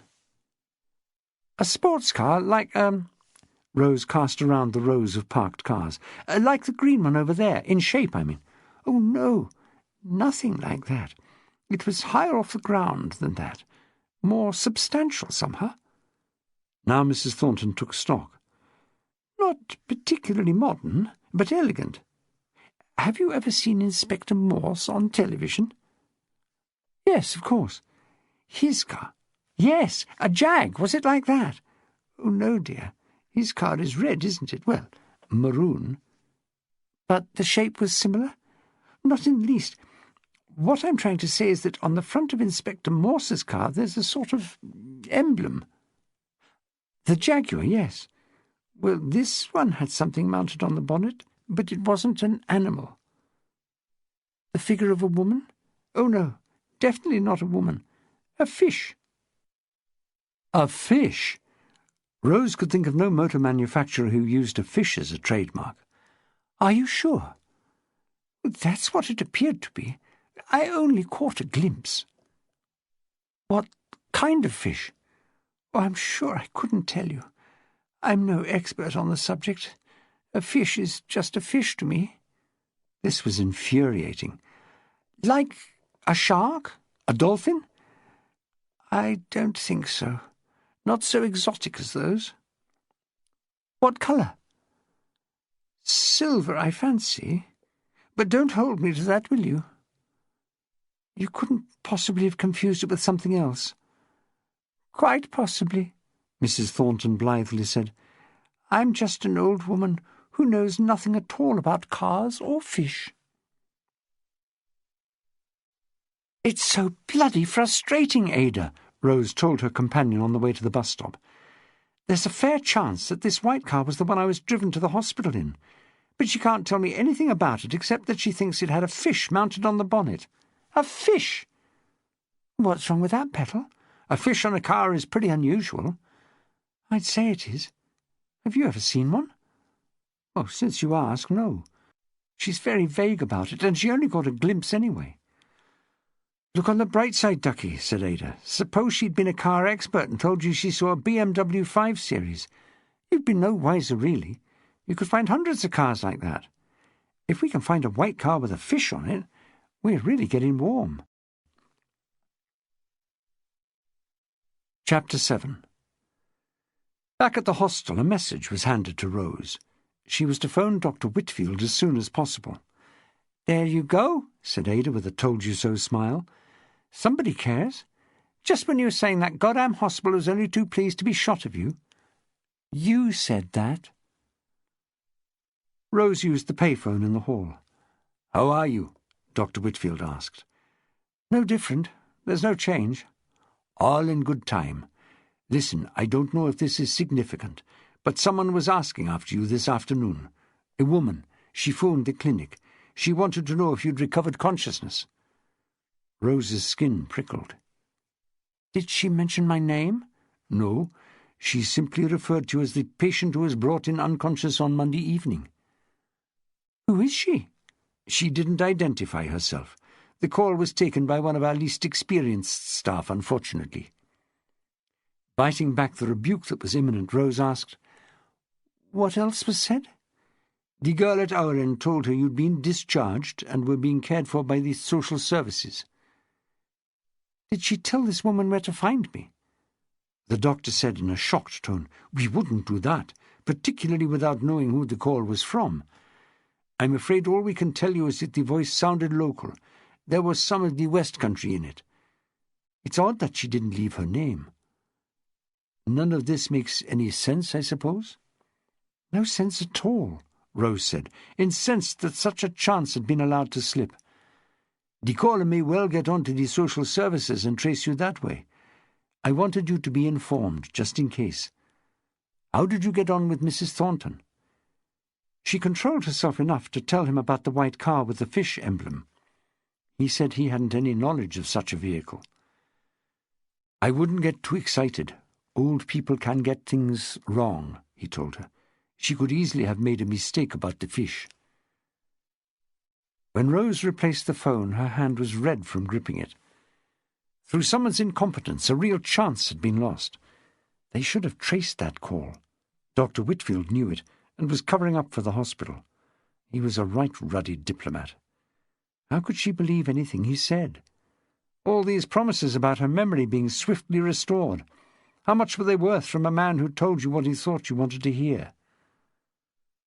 Up in their room, she told Ada about the call. "I want to strangle someone," she said finally. "Terrific," said Ada. "Just what I need to hear from the person I share my room with." Rose couldn't even raise a smile. Ada asked, "Who do you think she is, this woman who called the hospital?"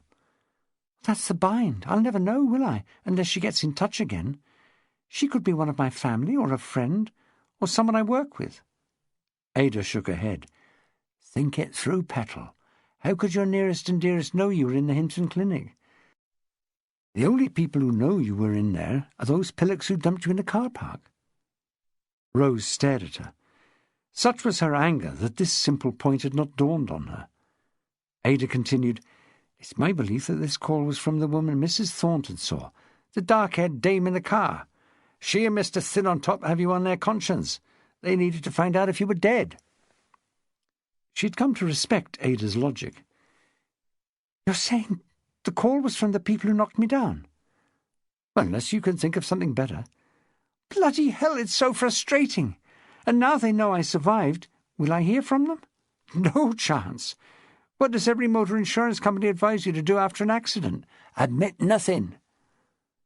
Rosa sank her face into her hands. "Oh, shit a brick.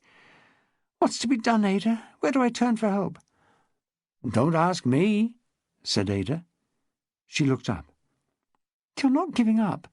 I need your brain, Ada. Mine's seized up completely." "And I know why." "Yes? You haven't eaten for hours. You can't think any more on an empty stomach." "Me too. Why do we go down to Sainsbury's and liberate some fillet steaks?" Rose stared at her in horror. "I can't do that. I'm not a shoplifter." Ada's eyes glittered wickedly. "How do you know?" She stood as Ada's lookout at the end of the chilled meat aisle, trying to give the impression she couldn't decide between 2 portions of minced beef. She had one hand on a trolley containing 2 cartons of cereal and a bottle of lemonade. Her job was to keep watch for any member of the Sainsbury's staff who happened to come by. She was supposed to distract them by asking where to find the maple syrup. This would compel them, customer relations having such a high priority at Sainsbury's, to escort her to the far end of the store, leaving Ada to make a sharp exit at the other end of the aisle. Even Rose, without any experience of this kind of crime, could tell that the strategy was flawed. Big supermarkets like this employed store detectives who weren't dressed in uniform. But then Ada had never claimed to be an efficient shoplifter. She grabbed 2 packs of meat and stuffed them inside her blouse while her accomplice watched, appalled. It was swiftly done, and Rose could only suppose the extra bulges wouldn't show. She wouldn't fancy the steak. She had agreed to do this only from a sense of obligation. She felt she couldn't refuse after Ada had supported her at the Hinton Clinic. There was no risk in being the lookout, Ada had insisted. Ada Shaftesbury had never ratted on a friend, and you had to believe she was speaking the truth. It was still nerve-wracking, especially as Ada wasn't content with 2 packs. She grabbed 2 more and moved to another aisle to scoop up some vegetables. Rose went too, squeezing of the handle of the trolley to stop her hands from shaking. The plunder continued. Some loose runner beans and a number of courgettes went under the waistband of Ada's skirt. The fit was so tight that there was no danger of them falling through. Next she acquired a handful of tomatoes and dropped them into her cleavage. "Hello?" Rosa jerked in alarm. "What are you doing?" She turned around guiltily, but the voice was only a child's. A boy of about 3, or perhaps a little older, in a Mickey Mouse T-shirt and blue shorts, was staring up at her. She swallowed hard and told him, "Just picking out some things." "What things?" "I haven't decided." "Are you going to buy some biscuits?" "I don't expect so." She looked up and down the aisle. "Shouldn't you be with your mummy?" "She's over there." He pointed vaguely. She could have been any one of a dozen women waiting for service at the cold meat counter. "You don't want to get lost," said Rose, wishing fervently that he would. She was supposed to be scouting for Ada, not humouring little boys. "Why don't you go back to Mummy?" He said, "I like chocolate chip cookies. I like chocolate chip cookies best." "There aren't any here," said Rose. "This is fruit and vegetables here." "They're up there. Do you want me to show you?" "No, I'm too busy." "They've got some here." "Is that so?" she responded without enthusiasm, still trying to keep Ada in sight. "You got me some on the train," said the child. "What?" She frowned at him. "Chocolate chip cookies. You remember?" "On the train?" "Yes, for being a good boy." Rose bent closer to his level. "What train?" "From Paddington. You remember, don't you?" She glanced back. Ada was already moving towards the exit. The plan required Rose to go at once to the end of the aisle nearest the checkouts and create a diversion by dropping the lemonade bottle and smashing it, while Ada made her escape. She should have started already. This couldn't be delayed. She would be forced to leave the boy just as she was learning something vital. "There are cookies in this shop," he insisted. "I've seen them." "What's your name?" "Jeremy." Another glance. She dared not delay any longer. Ada depended on her. She was turning the corner at the end of the aisle. She started moving. "Jeremy what?" He muttered something. "Speak up." "Parker?" Or was it Barker, he said. She couldn't wait to find out. She didn't want Ada to be arrested. She fairly raced towards the checkouts, fumbled in the trolley, pulled out the lemonade and let it drop. The bottle shattered. Splinters of glass slid across the floor in a pool of sticky lemonade. "Oh, God!" said Rose with absolute conviction. One of the supervisors was at her side almost at once to tell her it was no problem. "I'm so sorry. It slipped out of my hand." "Of course I'll pay," Rose offered. With the minimum of fuss, the area was roped off and the glass swept up. She joined a queue. She looked along the length of the checkouts for Jeremy Barker, or Parker, and his mother. They were either still touring the shop, or they had slipped out. Rose decided not to linger. It was too dangerous. She paid for the few items she had and left. Ada would be waiting for her in Green Park. Ada liked her steaks cooked medium rare, and she stood in the kitchen doorway to make sure Rose didn't leave them too long under the grill. "They'd better be tender after all this trouble," she said. "Well, don't complain to me if they're not." Ada laughed heartily. "Can't complain to Sainsbury's either." While the cooking was going on, Rosa gave Ada a less frantic account of what the boy Jeremy had said. "Just a kid," Ada said thoughtfully. "How small did you say?" "Under school age. 3, 4? 4, I'd guess." "You're wondering if you can rely on a little scrap like that. They're just as good at recognizing someone as a grown-up is." "He was a bright little boy. I think he was sure he knew me," said Rose. "As someone who gave him chocolate chip cookies on a train?" "From Paddington," he said. "He had plenty of time to get a look at me." "You're right, Ada. Kids are just as observant as grown-ups, more so if they think they can get something out of them." "But did you recognize him? Watch those steaks, Petal. When I said rare, I meant it." Rose pulled out the grill pan and turned them over. The smell was appetizing. She was changing her mind about eating one, even though it had been in such close contact with Ada. "No, I didn't. But I wouldn't, would I?" "Well, something's got to click sometime." "What did you say his name is?" "Jeremy Barker, or Parker." "Pity. There must be hundreds in the phone book." Presently Rose lifted the pan from under the grill and asked if the steaks would do. She scooped some vegetables into a colander. They took everything upstairs on trays and sat on their beds to eat. Ada said, "Stupid of me. We should have liberated some wine. You shouldn't eat fine steak without wine. They do a superb vintage Rioja." "How do you smuggle out a bottle of wine?" Rose asked in amazement. "With style, Petal, and a piece of string." "String?" "The best Rioja is always covered in fine wire netting. You thread the string through and hang the bottle under your skirt. It's bumpy on the knees, but you don't have to go far." Rose watched Ada start on her third fillet with the same relish she'd shown for the others. "You said you couldn't think on an empty stomach. Has this helped?" "It's beginning to," said Ada. "What am I to think about? Your problem." "It would help."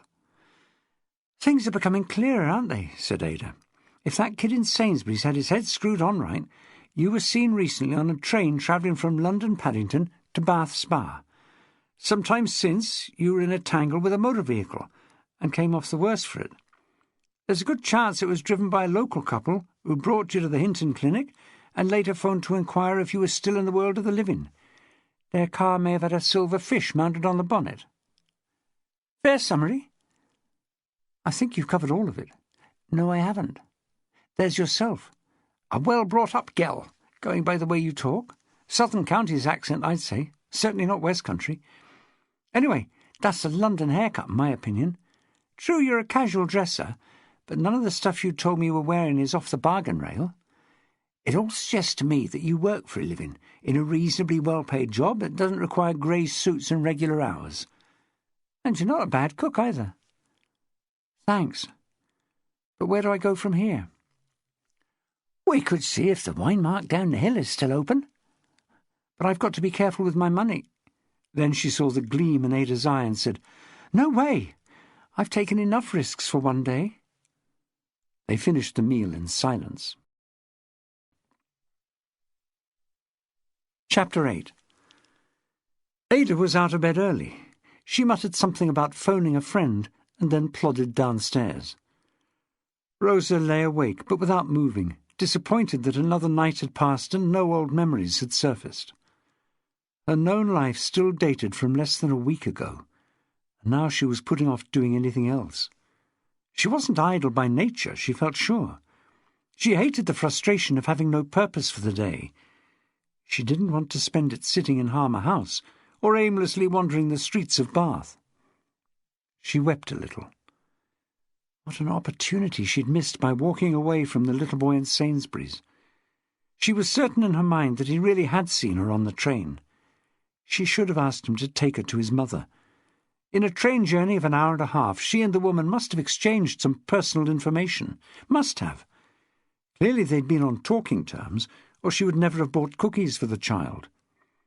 Two women of about the same age had things in common. At the very least, they must have talked about their reasons for travelling to Bath. If Ada hadn't involved me in the shoplifting, she thought, I might be lying in my own bed this morning. Sod Ada.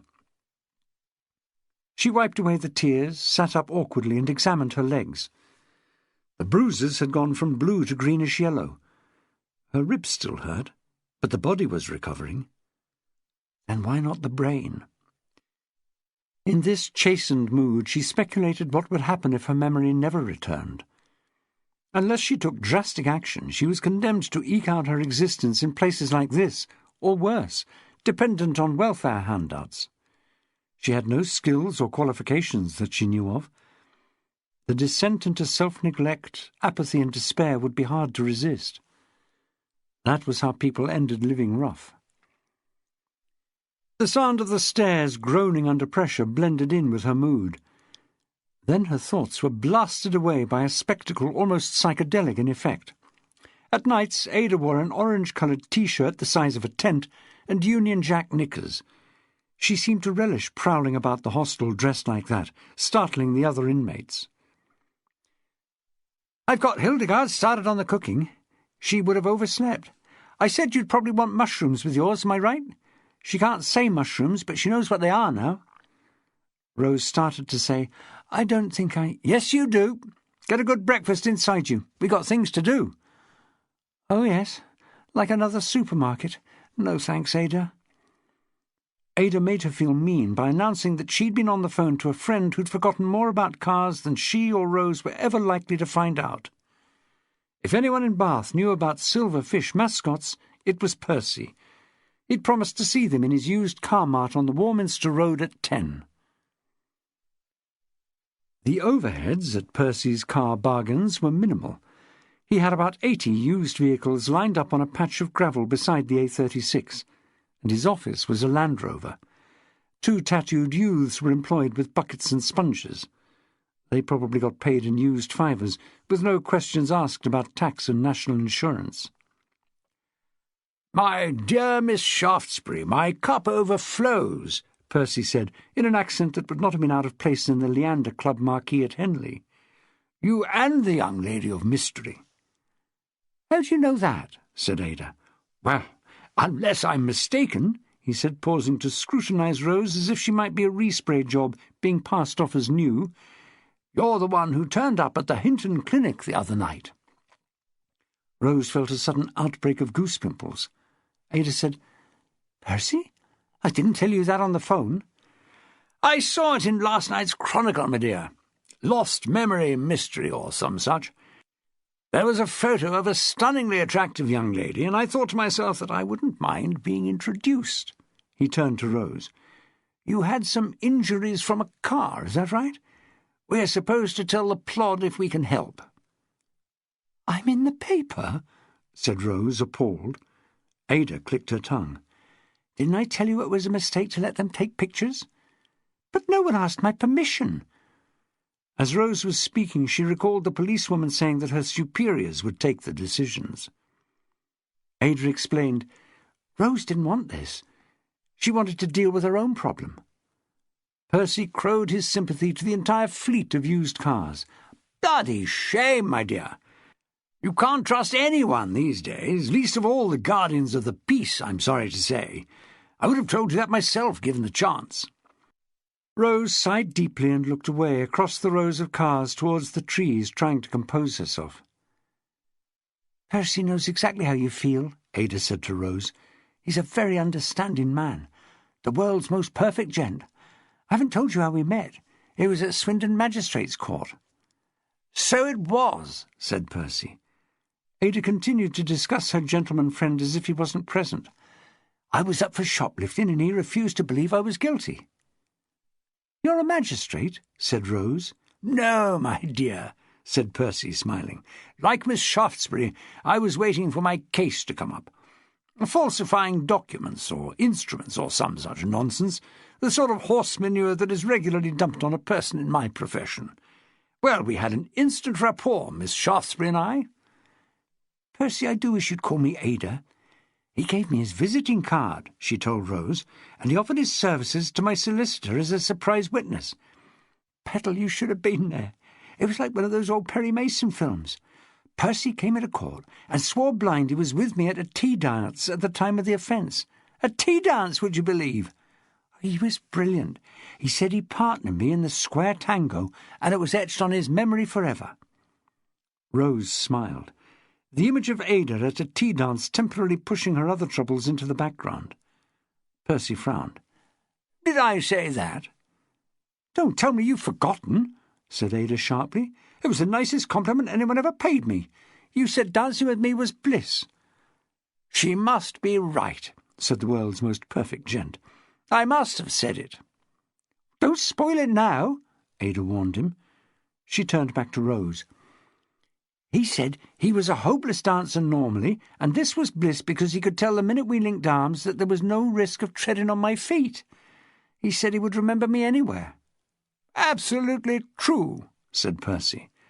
"He offered to pick me out in an identity parade. He had the entire court speechless with laughter. Can you see me in a line-up? I don't know if they believed a word of it, but they had a ball and my case was dismissed." "And mine was deferred for 2 weeks," said Percy, "by which time I got myself better organised. Now, ladies, I'd like to invite you to sit down, but the best I can offer is the back of my Land Rover, and I'm not sure if it's such a good idea." "That's all right, love," said Ada. "If I could squeeze inside, which is doubtful, I'd be sure to bust the suspension. We'll talk here. I can offer something very agreeable from a flask if you don't object to paper cups." Ada insisted that they hadn't come for hospitality. "This silverfish mascot I mentioned on the phone, Percy. Have you ever seen anything like it?" "On a modern car? No, I can't say I have," he said. "Sorry to disappoint. Mascots of any sort are rare these days, with a few obvious exceptions. They were used to decorate the radiator cap originally, like figureheads, which is what we call them in the trade. Common enough before the First World War and into the 20s and 30s. I've seen monkeys, dragonflies, dancers. They looked rather fetching on the front of a handsome vehicle. No offence, but the most popular by far were naked ladies. I have seen fish, but not mass-produced, if that's what you're asking." "We're not," said Ada. "All we want is to find this car." Percy's face twisted into a look of pain as he plumbed the depths of his memory. "There was a leaping salmon designed by a firm in Birmingham. That was silver, well, chrome, but I haven't seen one in the last 30 years. A silver fish on a modern car. As I say, I don't believe any motor manufacturer uses a fish. All I can suggest is that it must be something the owner had fitted." "Custom-made," said Ada. He nodded. "You come across them once in a while. The most bizarre I heard of was the late Marquis of Exeter, David Burley. He had a roller, Rolls-Royce, being one of the elite. Poor chap had terrible arthritis of the hips in middle age, which was sad considering he'd been a marvellous athlete in his time. Won the Olympic hurdles. That's how good he was. Remember Chariots of Fire, racing round the quad at Cambridge while Great Tom was chiming noon? That was based on one of his exploits. Anyway, he made light of his handicap, had one of the early artificial hip replacement operations in the days when the things were metal, and when it was later removed, he had the stainless steel socket mounted on the front of his roller in place of the Spirit of Ecstasy that you see on all of them. So you see, it can happen. Some people go to exceptional lengths to personalise their cars. "You think we could be looking for something unique?" said Ada. "That's got to be helpful." "If we can rely on our information," said Rose, thinking how old Mrs. Thornton was, and wishing her witness was more dependable. "It seems to me," Percy summed up, "that you've got to look for an owner in some way connected with fish. An angler. Plenty of them in this part of the world." "Or somebody called Fish," said Ada. "Pike," said Rose resignedly, "or Whiting." "Equally, this might be a chappie in the fish and chip business," Percy suggested.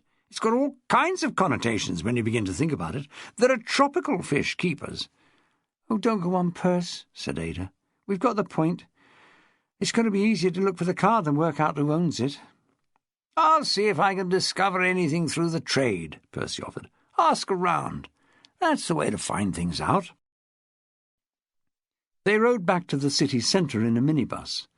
Before climbing aboard, Ada got the usual dubious look from the driver.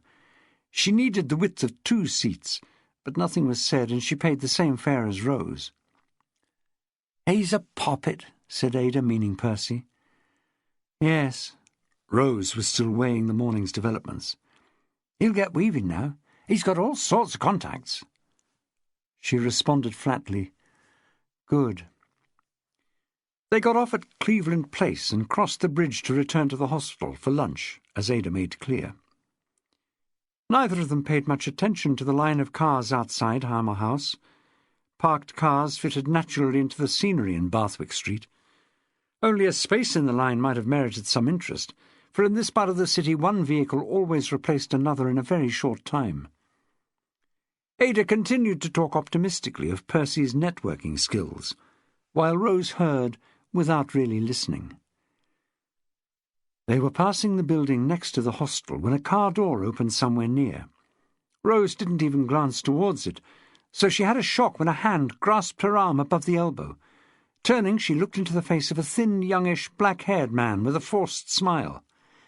"Hello, love," he said without raising his voice. "You don't have to go in there after all. I've come to take you home." "What?" she said, startled. She didn't know him. His grip on her arm tightened. "The car's over there. Look lively." He was still grinning like a doorstep evangelist. He needed a shave, but his clothes were passably smart. "Who are you?"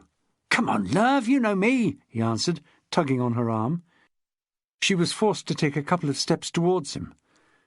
Ada had barely noticed this going on, but now she turned and said, "Someone you know, Petal?" Rose's fear came out in her voice. "I don't remember," she told the man. "Let go of my arm, please." Ada asked him, "What's this about? Who are you?" He said, "Keep out of this. She's going with me." "She isn't if she doesn't want to," said Ada. "Let's talk about this in a civilized way." Civility was not on this man's agenda. He tugged Rose towards him, wrapped his left arm around her back and hustled her across the pavement towards the open rear door of a large red Toyota. The engine was running and someone was in the driving seat. Rose cried out in pain from the contact of the man's hand on her injured ribs. He leaned on her, forcing her to bend low so as to ram her into the car, at the same time pressing a knee against her buttocks. She tried to resist by reaching out and bracing her arm against the doorframe, but it was useless. Disabled by her injury, she was incapable of holding on. She screamed. Her face jammed against the leather of the back seat. She braced her legs and tried unsuccessfully to kick. He had grabbed her below the knees. Only her shins and feet were still outside the car, and he was bundling them in like pieces of luggage. Then Ada acted. Excessive weight is mostly a burden, but on rare occasions it can be turned to advantage. Lacking the strength to pull the man off, Ada charged him with agility that would not have disgraced a sumo wrestler, and swung the full weight of her ample hips against him. The impact would have crushed the man's pelvis if he'd not turned instinctively a moment before the crunch. The car suffered the major damage, a dent in the bodywork the size of a dinner plate. The man caught a glancing thump and was thrust sideways. He bounced against the door so hard that it was forced past the restrainers on the hinges. Ada gave him a shove in the chest. He grunted, crumpled, and hit the pavement. They couldn't expect to hold him off a second time. Ada grabbed Rose by the belt of her jeans, scooped her out, and swung her across the pavement towards the entrance to the hostel. "In the house! Quick!" she gasped. Rose needed no bidding. She dashed inside and upstairs. Behind her, Ada stood between the stone gateposts, ready, if necessary, to do battle again. There was no need. The man picked himself up, crawled into the car, and gasped something to his driver. They were on the move, with the door still hanging open. It was unlikely if it would shut, or if they cared. "Take me a while to get my breath back," Ada said when she rejoined Rose upstairs. She slumped on her bed. Rose thanked her. She was stretched out, fighting for breath herself. They lay like that for some time, recovering. "What was it for?" Rose said eventually. "What was he going to do with me?" "I wouldn't put money on a candlelit supper," said Ada. "Yes, but if he's really your bloke, you're better off without him until he calms down a bit." "My bloke? He isn't my bloke!" Rose shrilled. She was appalled that Ada should think it a possibility. "I've never laid eyes on him." "How do you know, Petal?" she said. "Oh, for God's sake, don't keep saying that to me, Ada. Look, I'm really grateful for what you did down there. I am, honestly. But if you think that gorilla had anything to do with me, you can't have much of an opinion of me." "Oh, he must have had something to do with you, Petal," persisted Ada. "OK, he didn't treat you like precious goods, but he knew what he wanted. He was waiting there for you." "How did he know?" "Oh," she said, answering herself, "the paper. It was in the bloody paper.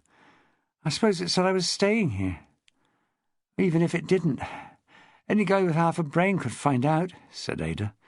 "There aren't that many hostels in Bath for dropouts like you and me."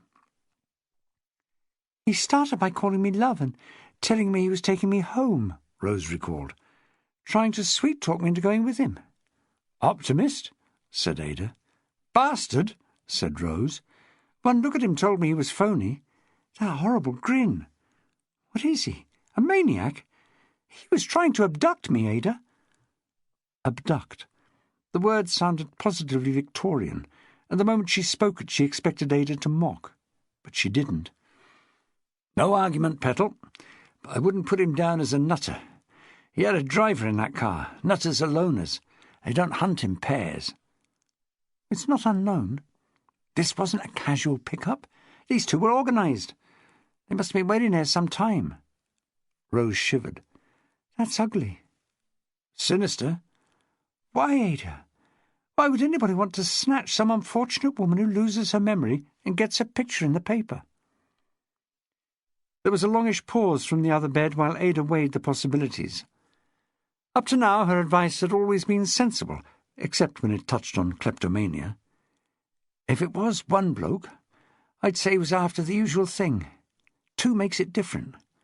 There's got to be advantage in it. Money." "Kidnapping?" "Here's one scenario. They, or someone they work for, saw your picture in the paper and recognised you. Let's say you come from a wealthy family. They could demand a good ransom. You're an easy target." "If my face is so well known, why didn't my own people come and find me?" "Well, maybe they will. Let's hope so." Rose said, "I'm going to go to the police. What happened just now was a crime, Ada. They could easily try again." Ada's reluctance to have any truck with the police was well known. She said dismissively, "That's your decision, Petal." "Well, I can't bank on you being there to beat off the opposition next time," Rose pointed out. "Is that what you think the fuzz'll do? Supply you with a personal bodyguard?" "No, but at least they'll pursue these thugs who attacked us. I can give them a description." "What description?" said Ada, becoming increasingly sarcastic. "Some white guy between 20 and 30, average height with black hair, a grey suit and stubble, accompanied by someone else of uncertain age, height and sex, who can drive a car. I'm sure they'll comb the West Country looking for those two." "We know the colour of the car." "We know it was a Toyota. I could point you out a dozen red Toyotas without walking 5 minutes from here. I didn't take the number, did you?" Rose shook her head. "But someone else might have noticed them waiting." "And taken the number?" Ada heaved herself into a sitting position. "Listen to me, dreamer. All you have to do is change your address. Those goons won't know where to look for you." "How can I do that? I don't have any money." "But I have chums. I could find you a squat." One stage closer to sleeping rough. Rose didn't care for that one bit. "I'll think it over," she said. "Feel any better now?" asked Ada. "I'm not shaking so much, if that's what you mean." "Good. Let's eat. It's okay." Ada held up her hands in mock self-defence. "We don't have to go to the shops. I have a stack of pork pies in the fridge." Chapter 9. Ada was right about one thing. To move out of Harmer House was Rose's top priority now. She had no liking for the place. She wanted to leave right away, but not to enter a squat, as Ada had suggested. She would ask Avon Social Services to relocate her. She called their office to make an appointment and was told that Imogen was in court. The earliest she could manage was next morning. After an uneventful night, she walked alone all the way down to the office in Manvers Street, nervously eyeing the stationary cars she passed, yet feeling better each step of the way for showing some independence.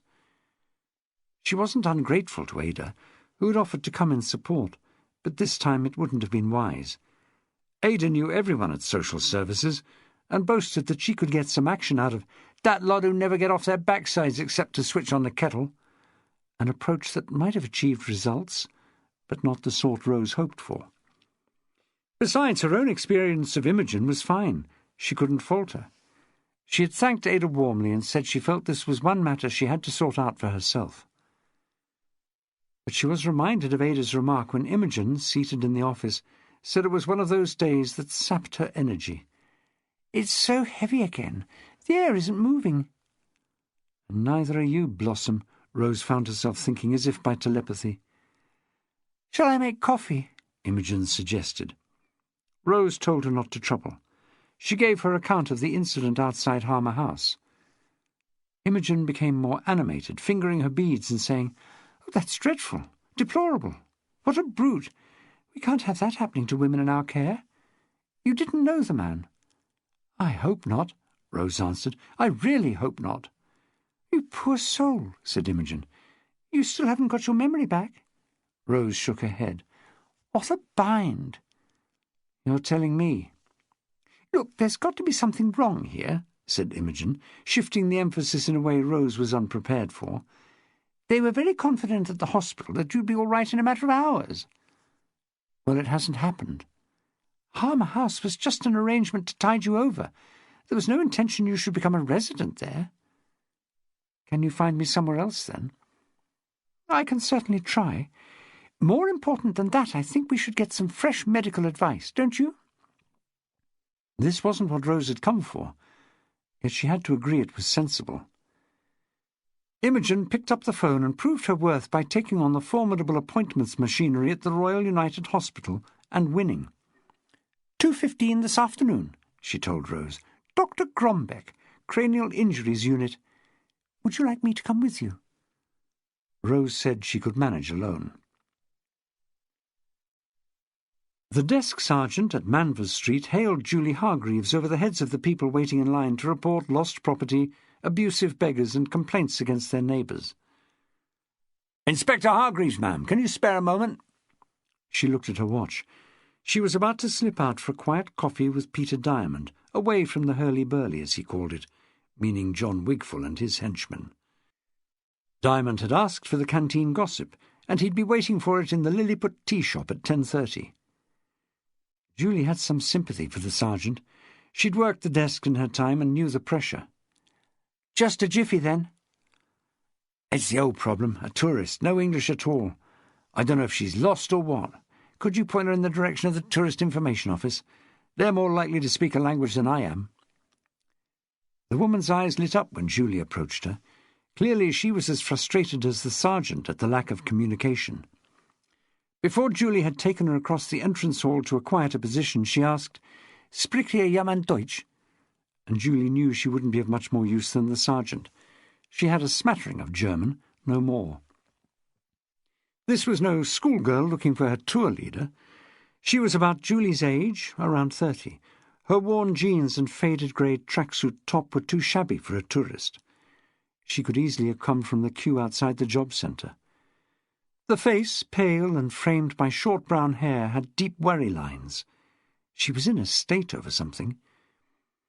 Without much difficulty, Julie established the woman's name, Hildegard Henkel. She wrote it down. But progress after that was next to impossible without a German-English dictionary. It wasn't even clear whether Miss Henkel wanted to report an incident or register a complaint. Sign language didn't get them far. Julie ended up speaking to herself. "I really think the sergeant's right. We've got to find someone who speaks your language." She beckoned to the woman and walked with her to the Tourist Information Office in Abbey Chambers. She left Hildegard Henkel deeply relieved and in earnest conversation with one of the staff. It seemed to be about some dispute in the street the previous afternoon involving a car. The German-speaking information officer said she would phone the police station with the salient details. More than 10 minutes late for coffee with Diamond, Julie cut through York Street to North Parade. He was seated with his back to the Lilliput's bow window, making inroads into a mushroom omelette. "You didn't see this," he said when she got inside. "I'm supposed to be watching my weight. Half a grapefruit and some toast for breakfast. I was fading fast." "A diet?" said Julie, surprised. "Nothing so drastic." He forked up another mouthful. "Just being sensible. Doctor's orders." "I see." Really, she didn't see it all. Diamond kept away from doctors, and missing his cooked breakfast was on a par with the Pope cutting Mass. She explained about the detour with the German woman. "Probably wanting to find Marks and Spencer," he said amiably. The omelette was improving his mood. "They come over here and buy all their underwear at M&S, Steph informs me." He wiped his mouth. "Coffee and a scone, is it?" "Just the coffee, thanks." "She wasn't a tourist?" "Student, then." "Different age group?" Immediately the order had been taken, he dropped the subject of the German woman. "What's the inside story on the dead farmer?" "You're going to be intrigued. According to the blokes who drove out there, the place is really isolated. Only a few acres, a couple of fields. The farmhouse is a tumble-down ruin. He's lived there all his life, just about." "I got most of this from Wigful," he muttered. "Don't shoot the pianist. She's doing her best," Julie countered. "There's something he didn't tell you." "What's that?" "I'm coming to it. I haven't even got my coffee yet. The old man has lived at this dump all his life, just about. He used to work the land and keep a few animals, but he gave up the heavy work a few years ago when he got arthritis of the hip. Now there are a few pathetic chickens, and that's all. The lads aren't surprised he decided to end it all. They say there's no electricity or gas, damp everywhere, fungus growing on the ceiling." "You don't have to be so graphic. I just had a mushroom omelette." "Sometime last week he sat in a chair, put the muzzle of his 12-bore under his chin, and pulled the trigger." "I know that. Did he leave a note?" "No." "Any family?" "They're checking. His name was Gladstone, like the old Prime Minister." "Before my time." He leaned back as the waitress placed a toasted tea cake in front of him and served the coffee. When they were alone again, he said, "But what's the ray of sunshine in this squalid story?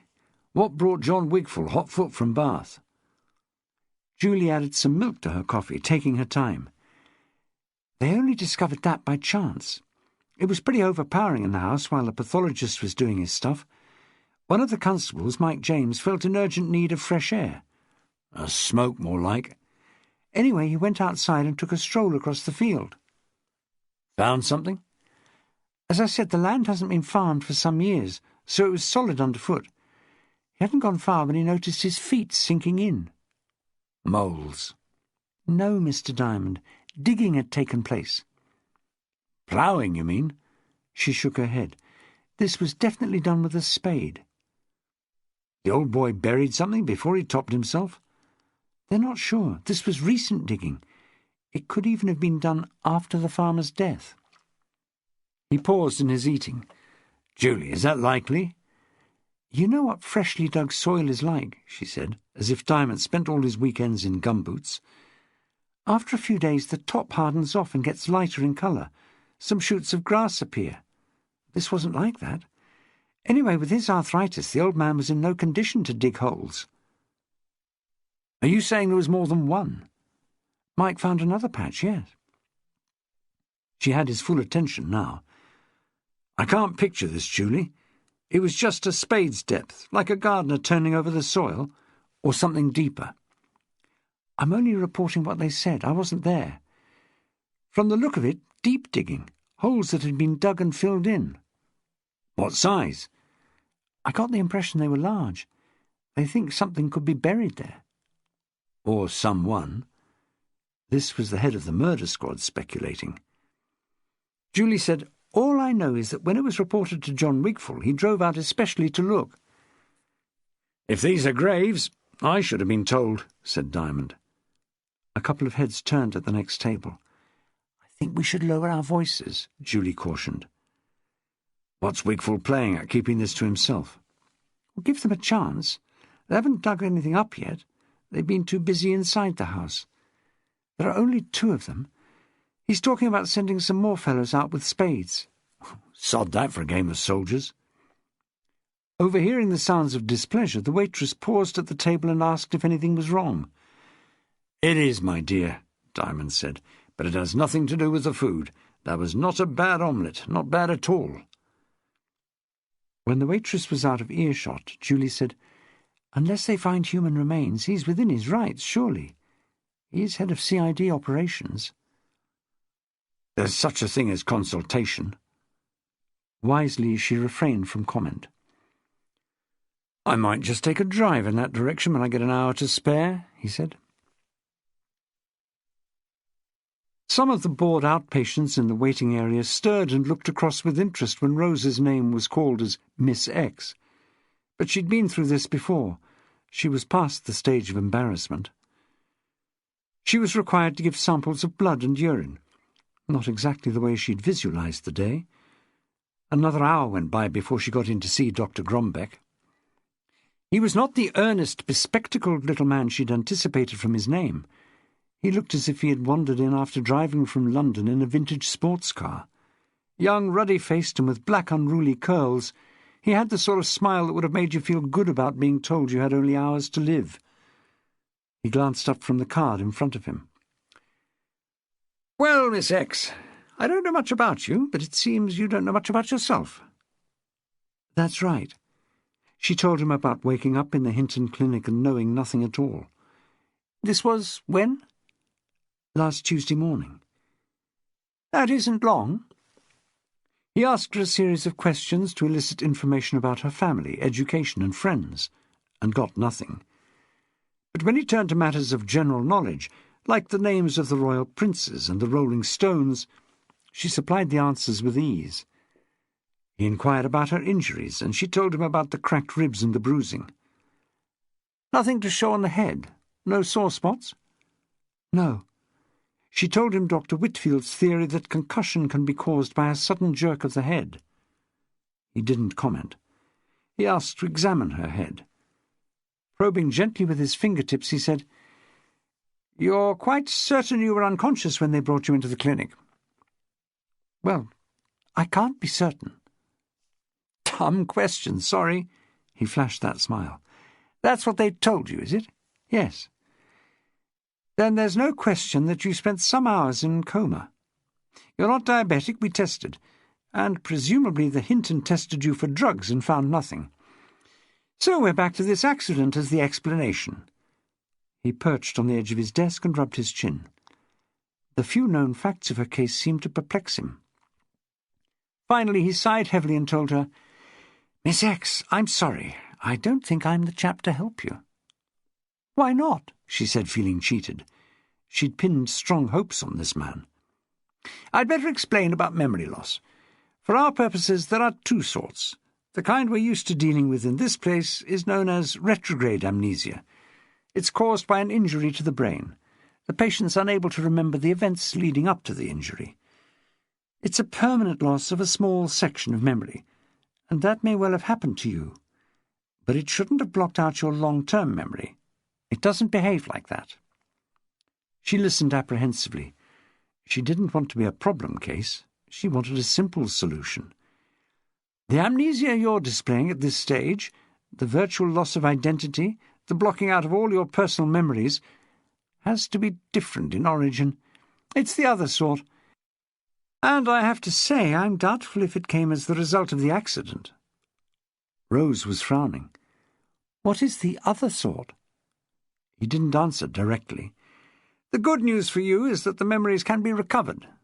"How soon?" "Hold on a minute. The point about your condition, if I'm right in my opinion, is that it has nothing to do with an injury to the brain. The cause is psychological." She stared, repeating the last word in her head. "For some reason your memory is suppressed. It isn't lost. Something deeply upsetting must have happened to you, and some emotional shock that you couldn't cope with. You blot out everything, denying even your own existence. You won't recover your long-term memory until you're capable of dealing with the situation that faced you." "How will I do that?" Rose said blankly. This fresh theory had poleaxed her. "Psychotherapy. Investigation." "Doctor, let me get this clear. You're telling me my loss of memory wasn't caused by the accident, is that right?" "Not completely. You may well have suffered some retrograde amnesia as well, but that isn't the problem you have right now." "That's a mental problem." "Yes, but don't look so alarmed. You're not losing your marbles.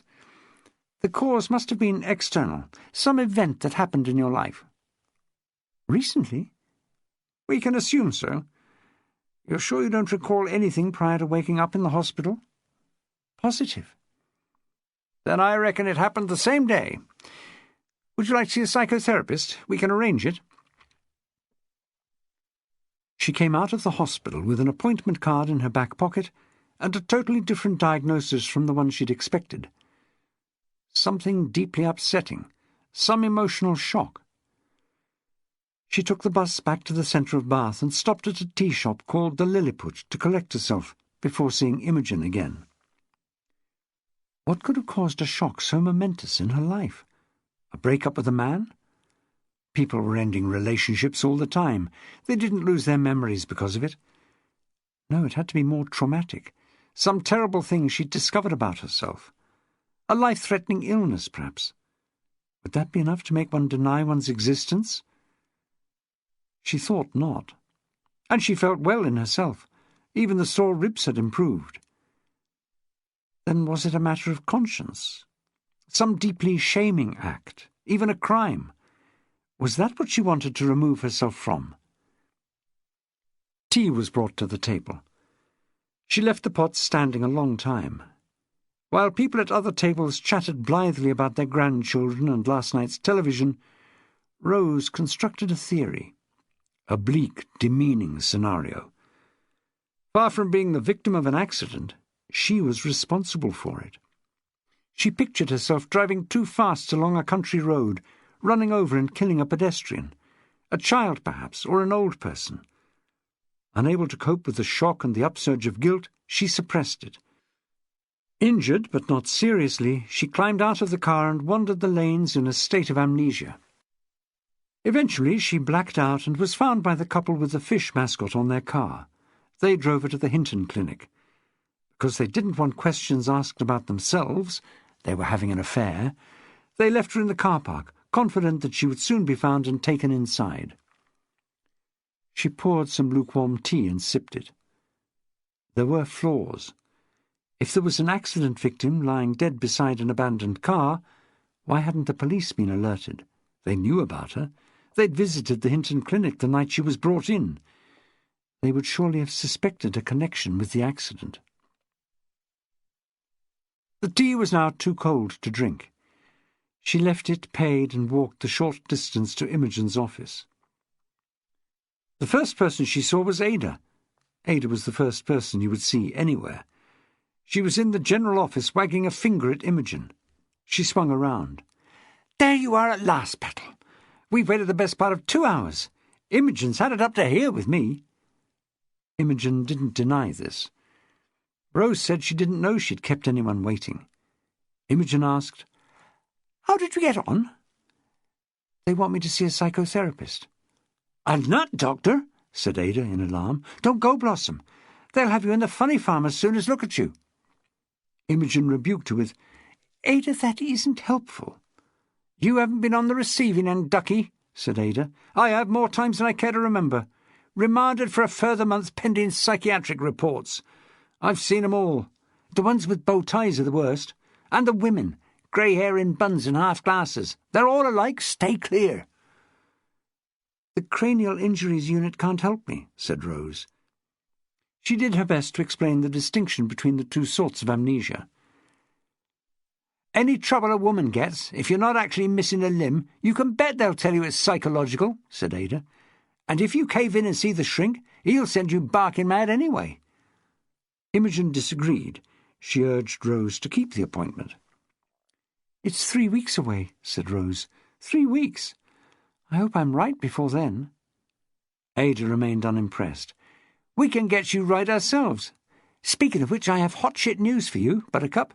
Percy's struck gold. Well, silver to be accurate.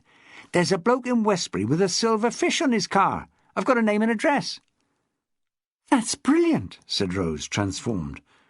"Westbury. Where's that?" "No distance at all. We can get the train from here. There's still time." "I'm short of money." "Get it off Imogen. This is going to save them a bomb."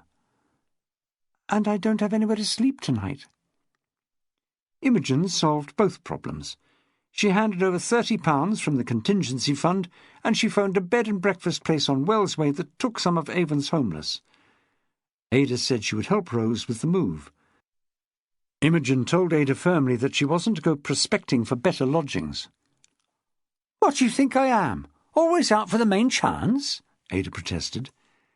"And don't you dare walk out with anything belonging to the house," Imogen warned her, unmoved. Chapter 10. Prospect Road, Westbury, was a long trek, they discovered, south of the town under the figure of the White Horse, once carved, now cemented into Bratton Down. They spent some of Rose's money taking a taxi from the railway station. "This man, Dunkley Brown, is well known in the area, Percy told me," Ada started to explain, whereupon the taxi driver joined in. "If it's Ned Dunkley Brown you mean, he were mayor of Bradford some years back. Powerful speaker in his time." "He doesn't mean that, Bradford," Ada said for Rose's benefit. "Bradford-on-Avon's a dinky little town not far from here." She asked the driver, "Politician, is he?" "Was. Don't get much time for politics no more. Too busy testing the ale." "Enjoys his bevy, does he?" "You could say that. Him and his missus. If we catch him at home at this time of day, I'll be surprised." He had no need to be surprised. No one came to the door of the large detached house. Inside, a dog was barking. Ada said she'd go exploring. She marched around the side as if she owned it. Presently she called out from somewhere, "Come and look at this!" Rose found her in the garage, jammed into a space between the wall and a large white car, her hand resting on the silver fish figurehead. She said with pride, "I knew we could bank on Percy." Rose's heart rate stepped up. "This must be the one." "Funny-looking fish," Ada commented. "What do you mean?" "For a car, I mean. The fins stick up high. Not very streamlined." True, it was spikier than a trout, say, or a salmon. "It's still a fish." "Definitely." "We'd better go," said Rose, suspicious that Ada might be planning some housebreaking. "We don't want to get caught here." They'd asked their driver to wait, and he offered to take them to the pub the Dunkley Browns frequented. It wouldn't have taken long to walk there, but Ada preferred travelling on wheels whenever possible. This had a useful result, because the driver once more picked up a point from their conversation. That fish on DB's car, that's a gudgeon. A what? Said Ada. Gudgeon, a freshwater fish. They're small, good for bait. Not much of a bite for supper, though. You know why he has it on his car, don't you? Ada said, That was my next question. Maybe, he said slyly, but I asked it first. He's a fisherman, Ada hazarded. Nope. He drinks like a fish. He chuckled. I like it, and it's true, but that ain't the reason. I told you he were mayor of Bradford once. Proper proud of that he is. That fish is the official fish of Bradford. Gudgeon. Like a symbol of the town? Correct. You've heard the saying, haven't you? You be under the fish and over the water. Can't say I have, said Ada. Like a riddle, is it? Rose asked what it meant. Local people knew it. You know the Bradford Town Bridge, Wells? Yes. Even Rose knew that, just as she knew the names of the Rolling Stones. The medieval nine-arched bridge over the Avon is one of the more famous landmarks in the West Country. Generations of artists and photographers have captured the quaint profile, with the domed lock-up, once a chapel, projecting above the structure. On the top of the lock-up there's a weather vane in the form of a gudgeon. So if you had some cause to spend the night in there— We get the point, said Ada. Mr. Dunkley Brown is proud of his time as mayor, and that's all we need to know except where to find him. No problem there, said the driver. He turned up Alfred Street and stopped in the marketplace opposite the Westbury Hotel, a Georgian red brick building that looked well up to catering for an ex-mayor. Obviously it had an identity problem, because the gilt and wrought-iron lettering over the door still proclaimed it as the Lopes Arms, and there was a board with a coat of arms to affirm it. Another board claimed a history dating back to the 14th century, and yet another gave it 4 stars from the English Tourist Board. Mindful of a possible tip, the driver took the trouble to get out and look inside the bar. What did I tell you, ladies? Table on the left, party of 6. He's the little bald bloke, and his missus next to him. Ada heaved herself out of the back seat and thanked the driver. Do you happen to have a card? We might need to call you again. She explained later to Rose that asking a driver for his card was the ploy she used when unable to afford a tip. It saved embarrassment, because there was just the suggestion that the tip was being saved for the second run, which never happened. The interior bore out the promise of gentility. A leather-clad bar, thick patterned carpet, dark wood panelling and framed Victorian cartoons by Spy. The Dunkley Browns looked well set for a long session, seated with 4 others in a partitioned section a step up from the main bar, their table already stacked with empties. Although their conversation didn't quite carry, the bursts of laughter did.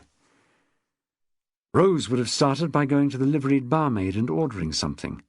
Ada was more direct. She stepped up to the table where the Dunkley Browns were and said, "Pardon me for butting in, but you are the former mayor and mayoress of Bradford, aren't you?" Ned Dunkley Brown seemed to grow a couple of inches. Bright-eyed, short, and with clownish clumps of hair on either side of his bald patch, he appeared friendly enough. "As a matter of fact, we are. Should we know you?" Mrs. Dunkley Brown, beside him, cast a sharp eye over the newcomers. She was probably 20 years younger than her husband, with black shoulder-length hair. She must have enlivened civic receptions in Bradford-on-Avon. "No, we're visitors here," said Ada. "Ada Shaftesbury, and what do you call yourself, Petal?" "Rose." "She's Rose. Our driver pointed you out." "So you drove here," said Dunkley Brown, simply being civil with these people who may have appeared odd, but who had earned his approval for reminding his drinking companions that he had once been the top dog in Bradford-on-Avon. "Not all the way," said Ada. "We took the train from Bath. We don't own a handsome car like yours." "You've seen my Bentley, have you?" Someone in the party made some aside, and the women, Mrs. Dunkley Brown excepted, giggled behind their hands. "It's a motor you'd notice anywhere, a gorgeous runabout like that," Ada said unfazed. "Especially with the figurehead." "The fish? You know about the fish?" "The gudgeon of Bradford." "You're well informed. Look, why don't you ladies join us? We're just having a few drinks with our friends here. What will you have?" "A few private words will do. We didn't come to crash your party." "Private words?" said Dunkley Brown. "It's important," said Ada. He became defensive. "But I've never met you before." Mrs. Dunkley Brown said, "Just who are you?" "I said Ada Shaftesbury. We'd also like a word with you in a moment." Rose decided to soften the approach. Ada's tone was becoming abrasive. "It's for my sake, actually. It's true you haven't met Ada before, but you may recognize me." The Dunkley Browns looked at her fully, and she was certain there was a moment of recognition. To her astonishment, the husband said immediately in a hard, clipped tone, "No, my dear, never once clapped eyes on you. Obviously you're mistaken." Ada, braced for battle, said, "Mistaken about your motor, are we?" "Anyone could have told you about my car," Dunkley Brown started to say. Then he interrupted himself and said, "All right, you're obviously mistaken. But for the sake of some peace, I'll talk to you outside. Fair enough?" "Do you want me to come, Ned?" his wife asked. Ada spoke up as if the offer were addressed to her. "Thanks, but we'd rather talk to you later." She said, "You sound like the police. What are we supposed to have done, robbed a bank?" "Gordon Bennett, we've got nothing to do with the police," said Ada, speaking from the heart. Dunkley Brown stood up. "Let's sort this out, whatever it is. I'll step outside with you, but I'm not having my wife's evening disturbed." Ada led the way, and they stood in the sparse evening light in the marketplace, while Rose explained the connection. She set out the facts without guile, admitting that she had her information second-hand from an elderly woman, fully expecting her frankness to be matched by Dunkley Brown's. He heard it all in silence, his eyes giving no hint of involvement. Finally Rose asked him, "Well, was it your car she saw? Did you bring me to the Hinton Clinic that evening?" Dunkley Brown overrode the last word. "Absolutely not. You're mistaken. I was nowhere near Bath last Monday night, and neither was my car. We spent the evening in Westbury. I can't help you." Ada couldn't contain herself. "But the car was seen! A big white car with a fish on the bonnet.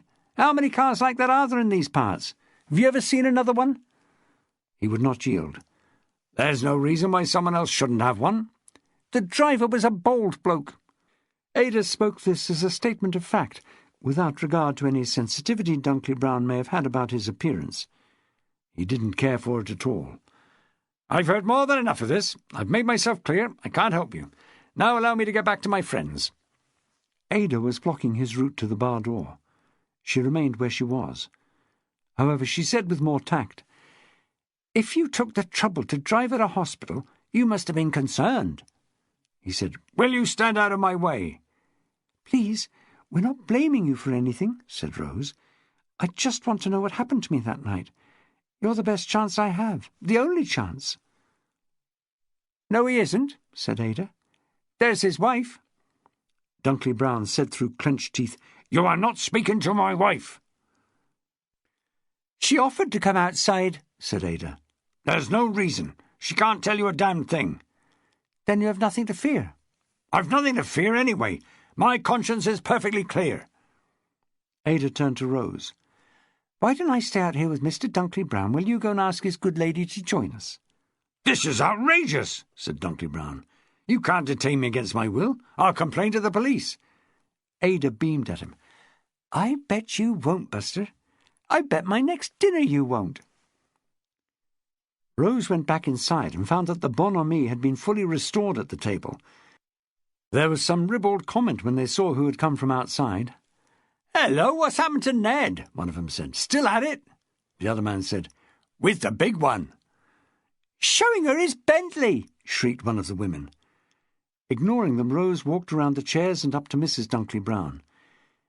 "If you don't mind, we'd like you to help us after all." "Watch out, Pippa," said the woman to her right. "They might want you for a threesome." Pippa Dunkley Brown glared at Rose. "My husband said he could handle it. What do you want me for?" "To support what he's saying. He doesn't need me. He's well used to speaking for himself and being believed." "You were there. We want to know what happened." "Where? What is this about?" The Hinton Clinic last Monday night. After a pause, she said, I don't know a damn thing about the Hinton Clinic. I've never set foot inside the place. In her exasperation, Rose found herself pouring out words. Oh, come on. I don't mean inside, just in the grounds. The car park where I was found. I need your help. I'm not accusing you of anything. You probably saved my life, you and your husband. If you want to keep quiet about what you did, that's up to you, but please have some understanding for my position. The man across the table, the most vocal of the group, said, What's this about saving her life, Pippa? Have you and Ned been performing acts of heroism and keeping it from your old chums? She said, tight-lipped, She's confused. Yes, I am confused, Rose said. I admit it. That's why I'm appealing to you for help. Pippa Dunkley-Brown drew herself up. Young woman, I'm becoming more than a little angry. The man opposite, well soused, seized the chance to goad her. Come clean, Pippa. What were you and Ned up to in this hospital car park that you don't want us to know about? Naughties in the back of the Bentley? She snapped. Don't be so bloody ridiculous. Well, if it wasn't you with Ned, he said with a grin at the other women, who was it? Pippa reddened. One of the women, probably the man's wife, said, Knock it off, Keith, you stupid jerk. The rebuke had the effect of stinging Pippa rather than Keith, for it showed that these friends of hers were taking the suggestion seriously. The idea that her ageing husband might dally with another woman was more damaging than any threat represented by Rose and Ada. She couldn't allow it to pass unchallenged. She said in a low, measured voice, What are you on about, Keith? Ignore him. You know what he's like, said Keith's wife. No, I'm not having Ned smeared. If you've got something to tell us, Keith, you'd better say it or apologise. Keith was grinning to cover his unease. Calm down, love, he said. I was only pulling your leg. The other man tried clumsily to assist. Let's face it, old Ned's a bit of a lad. That's what you think, is it? Said Pippa, at the limit of her self-control. Right. She made a fist with her right hand and thumped the table. I'm going to tell you all exactly what happened. I was with Ned all of last Monday, all of it. We were coming back from Bristol early in the evening, about 6:30. We'd been to a garden centre to look at some ornaments and left a bit late to miss the worst of the traffic. We were on the motorway, the M4, as far as that junction that leads down into Bath. 18, said the other man at the table to ease the tension. She means junction 18. I suggested we got something from a Chinese takeaway. That's why we headed for Bath. We drove along there for about a mile. The A46, said the man. You were on the A46. Shut up, Frank, said his wife. Pippa continued. It was that difficult light between day and evening. Ned was driving. It's that stretch before you come to Durham Park, just open country. I was thinking about other things. Suddenly Ned had the brakes on and I was jerked forward against the safety belt. What had happened was that this stupid woman, you, she pointed at Rose, you had wandered into the road right in front of us. Thank God Ned saw you a bit ahead, because you would have been dead meat now if he hadn't. He jammed on the brakes, as I said, and when we hit you, we'd slowed right down. Good thing there wasn't anything close behind us. You still fell across the bonnet, and you must have landed awkwardly because you were right out. Oh, it's terrifying. We got you off the front of the car, made sure you were still breathing, and tried to revive you at the side of the road. Ned was in a state of shock, poor man. He knew he was in deep, deep trouble. She looked across the room towards the door. He isn't coming, is he? Rose said, He won't get past Ada. Go on, please. He's been caught before for being over the limit, said Pippa. You all know that. One more would do for him. He'd had a couple of drinks in Bristol. It doesn't affect his driving, not that amount. I tell you, this wasn't his fault. But it would have been no good arguing. They'd have breathalyzed him and taken his licence away. And if it was known he'd hit someone, he'd get sent down for a term. That's why we couldn't report it. I knew the hospital wasn't far away. There's a road sign along there. I know it, said Frank. She looked up at Rose. We did what we could for you. We lifted you onto the back seat. Cars and lorries were going by, but no one stopped, thank God. Then we drove you to the Hilton Clinic, with Ned at the wheel and me beside you in the back seat. What a nightmare, said Keith's wife. Then we had this problem. We couldn't take you in as a casualty, or questions would have been asked. To have given false names would have made it worse. So I suggested we put you down in a car park where someone was sure to discover you and get you inside. That's what we did. We picked a spot under a lamppost. Then we got the hell out of there." "That's all," said Rose. "Well, I called a hospital a couple of days or so later. That was you, I see." Now that the story was told, and told with enough detail to make it credible, Rose was gripped by overwhelming disappointment. She had learned something more about what happened that night, but the overriding question remained unanswered. "When you first saw me, I was wandering in the road." "Yes." "In open country?" "You came out of nowhere," said Pippa. "Look, Ned's going to go through the roof when he finds out I've told you all this. We were going to say nothing to anybody. I was just so incensed when Keith started hinting that Ned—" "Pippa, darling, what are friends for if we can't stand by you at a time like this?" put in Keith's wife. "It could have happened to any of us." Rose turned away. She hadn't listened to the last exchange. She wasn't interested in how Pippa made peace with her husband. The painstaking process of reconstruction from Mrs. Thornton to Percy the car dealer to the Dunkley Browns had crashed with that devastating phrase, "You came out of nowhere." Chapter 11.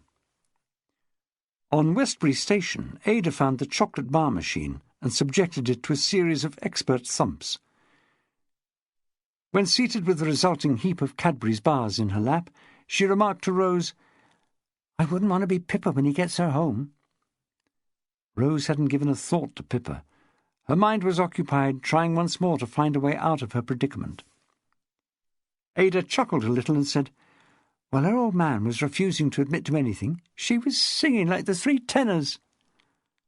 "It wasn't like that," said Rose, snapping out of her thoughts and turning to face her. "Get away. Have some chalk. She didn't set out to tell me anything. It was only because her friends started winding her up, hinting that her husband was having an affair." "Which she very likely is," said Ada, "and she very likely knows it." "How do you work that out?" Ada answered with conviction, "They must have got horribly close to the truth. Much more of it than she would have cracked, and all her friends would know she couldn't hang on to her decrepit old goat of a husband. Bloody humiliating for a woman as pretty as Pippa." "Maybe. But instead she told them how he knocked me down and failed to report an accident. That's worse than humiliation. That's a crime, Ada." "That crowd of boozers themselves, Petal. They won't shop him." All of this rang true, but none of it helped Rose. "I'm not much further on, am I? We now discover that I wandered onto a main road and was lucky not to be killed. What was I doing there?" Ada ripped open another bar of chocolate. "Buggered if I know. If that's the stretch I'm thinking of, it's desolate up there." "Really?" "No trees, no houses, nothing." "Ada, I'm going to have to go there and see the place for myself." "What use is that?" "I want to find out what I was doing there." Ada's flesh rippled with amusement. "A date with a little green man?" "Get serious, will you?" said Rose. "It could spark off a memory." "Shut up and eat some chocolate." "I've really got to go there." "Tomorrow, Petal. Tonight you move into your new place on Wellsway, remember?" First they returned to Harmer House to collect Rose's few possessions, automatically quickening their steps on approaching the line of parked cars outside. This time they reached the front door without incident. "You don't have to help me with the move," Rose said as they started up the creaking stairs. "You've given up so much of your time already, and I'm really grateful. But I can do this by myself." "Try and keep me away," said Ada. Rose thanked her. Ada said, "Don't get ideas. I want to see if it's a better drum than this." Rose knew it wasn't in Ada's nature to admit to being helpful. "I've really enjoyed your company. I don't know how you feel about keeping in touch. I'd like to stay friends, if you would." They went up 4 or 5 more stairs before Ada reacted. "Give me 5. "What?" said Rose. "Your hand." "Oh." She held out her palm and Ada slapped hers against it in agreement. "Whatever, wherever." "Whatever, wherever," repeated Rose. Ada stopped suddenly and lowered her voice. "Can you hear anything? I think there's someone in our room." Rose listened. Without question, there were voices coming from the bedroom. It sounds like Imogen. At this time? They crept to the top. The door had been left ajar. Rose was right.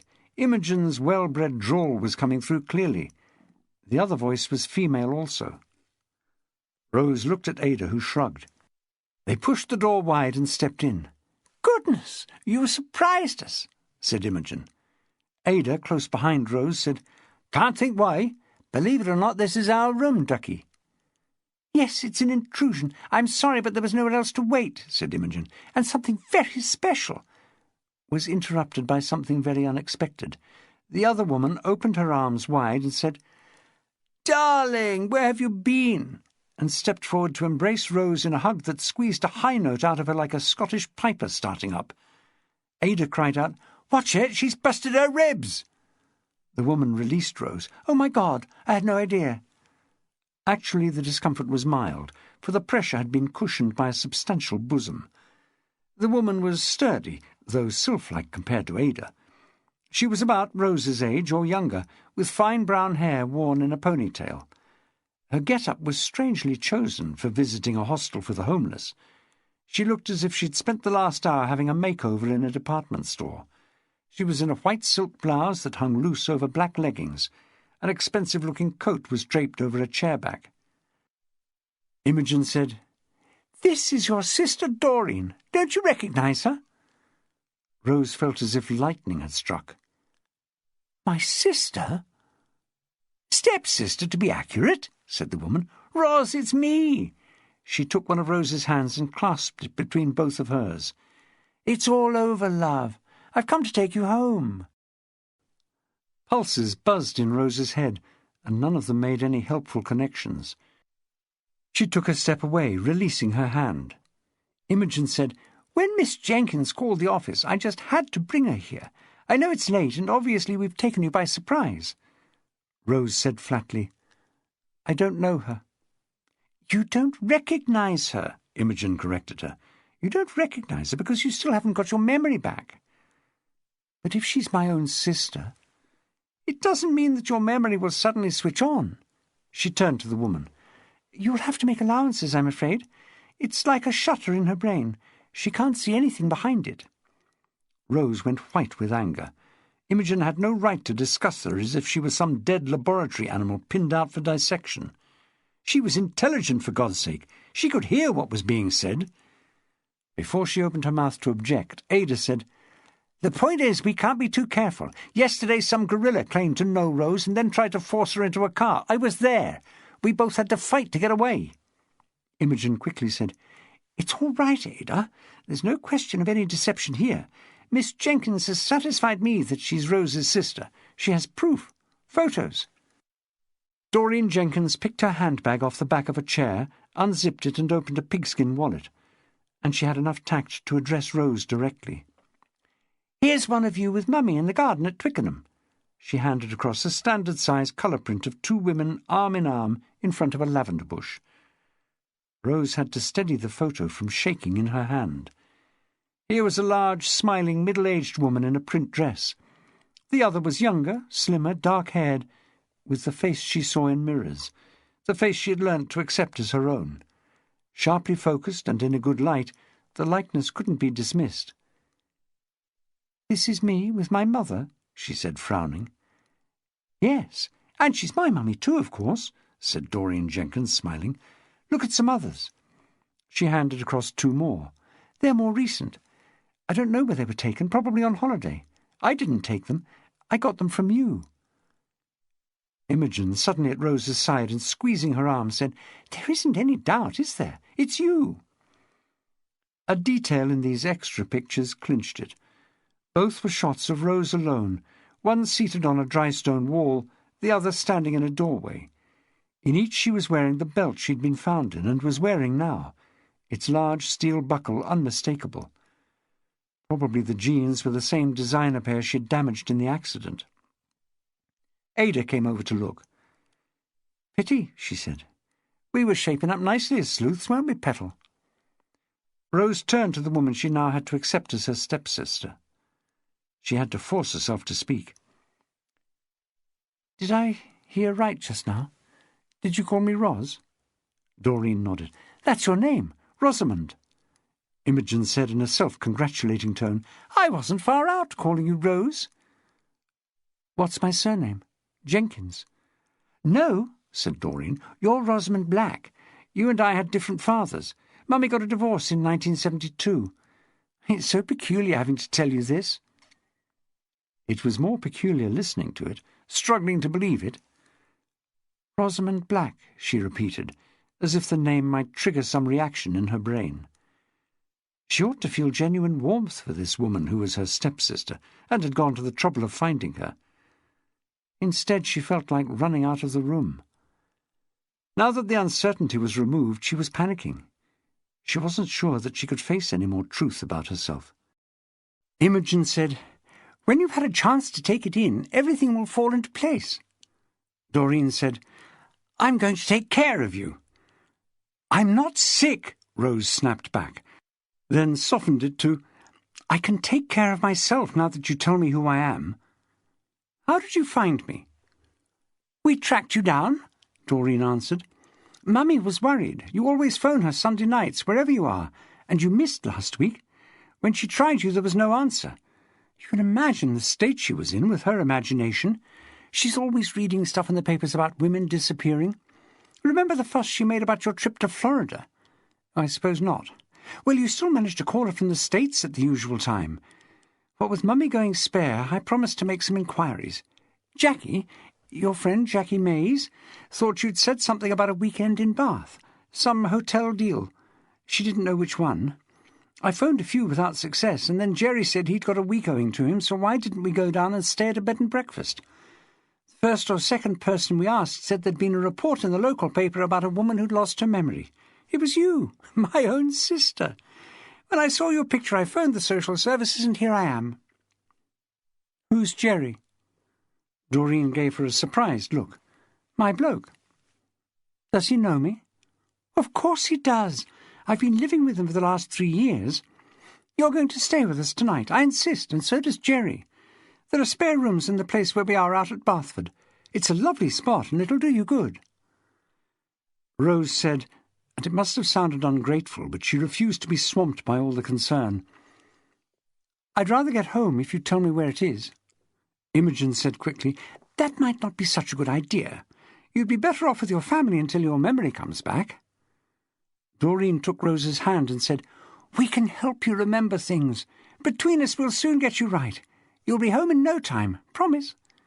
She tugged her hand away. "For God's sake, will you all stop treating me like a 4-year-old?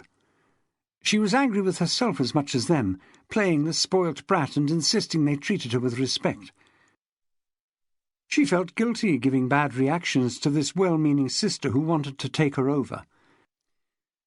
There was no way she could explain the degree of alienation seething within her. She asked, "Where do I live?" "Hounslow," said Doreen, "quite close to Mummy. We'll take you back in a day or two. Now that Jerry's here, he'd like to see a little more of Bath. It is his holiday." "Tell me the address. I'm perfectly able to travel." "We wouldn't hear of it," said Doreen, taking a more assertive line. "What if you had another blackout? Look, I know you want to be independent. So would I. We're like that, aren't we, you and I? Believe me, Roz, you need someone to keep an eye on you, at least until we know you're back to normal." "Doreen's right," Imogen weighed in her role as social worker. "There's nothing like the support of one's family." Doreen said, "You must speak to Mummy as soon as possible and put her mind at rest. We can ring her from the place where we're staying." Imogen said, "You can call from here. There's a payphone downstairs." "Let's do it now," said Doreen. All this had happened at a pace too fast for Rose, or Roz, to take in. She didn't yet feel comfortable with this stepsister who wanted to take her over, and she balked at the prospect of phoning a mother she didn't recognize. Naively, she'd imagined being reunited with her family would solve her problems, restore the life she'd been severed from. But she was discovering that she didn't want to be claimed by these people she still regarded as strangers. She needed more time to adjust. She said to Doreen, "You call if you like. I'd rather not speak to her yet." "Why not?" "I'd feel uncomfortable, and it would show in my voice. You can tell her what happened. Say I haven't got my memory back yet." Doreen's expression tightened. "I think you ought to speak to her." Imogen was nodding. Ada backed her friend. "Jesus, if it was my mum, all she'd want to know is I was alive and kicking. But if I sounded like a zombie on the end of the line, she'd go bananas." She told Doreen, "You cover for your sister, love. Phone's on the wall at the bottom of the stairs. You can't miss it." Ada's air of authority succeeded. Doreen Jenkins sighed, shrugged, and left the room. Ada asked Rose, "What's up, kiddo? You ought to be over the moon. Don't you take to your long-lost sister?" "That's immaterial," said Rose. "In other words, she's a right cow." "Ada, I didn't say that." "The trouble is we can't choose our families," said Ada. "We're stuck with the beauties we've got. I can talk. The Shaftesbury mob could teach the Borgias tricks. You managed to escape yours for a bit. Now they've caught up with you." Imogen, as usual, tried to compensate for Ada's outspokenness.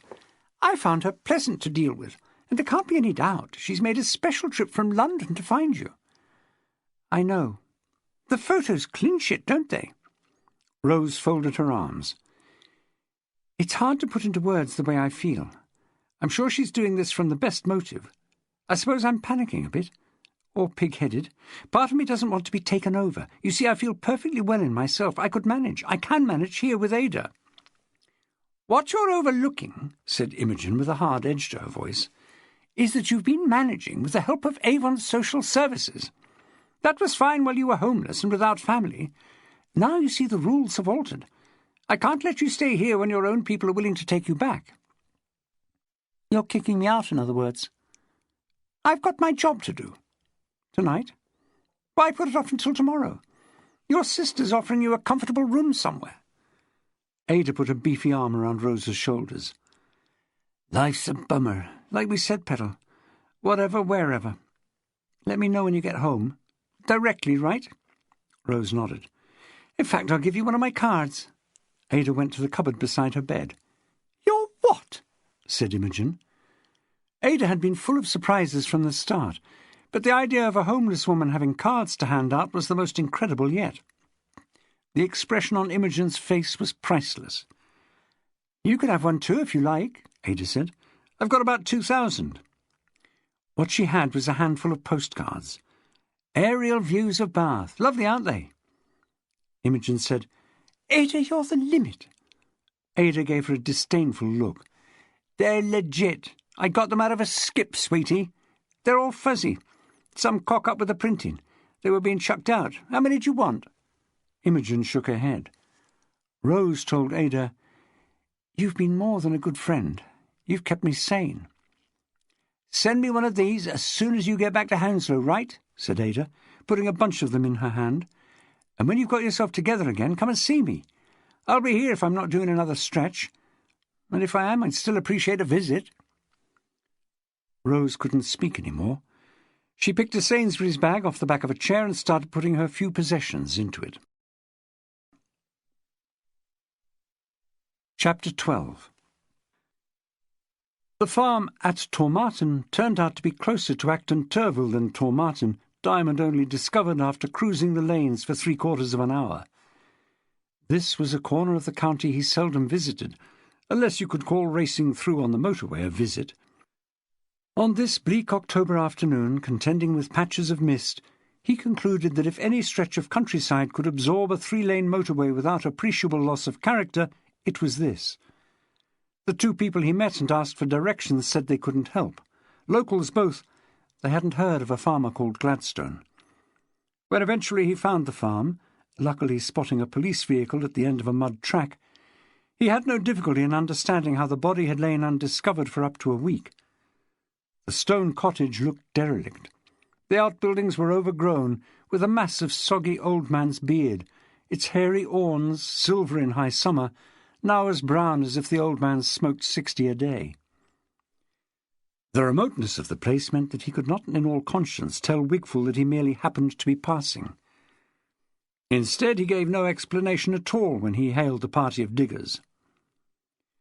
"Any progress, John?" If Dracula himself had stepped out of the mist, Wigfall could not have been more startled. "I said, how's it going?"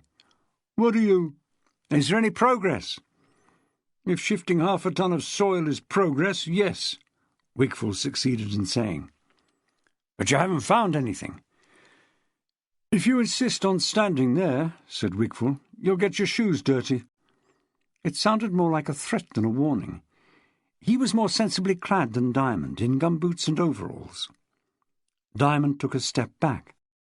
Perhaps to make the point for Wigfall, one of the men at work in the hole deposited a chunk of soil where the big detective had been standing.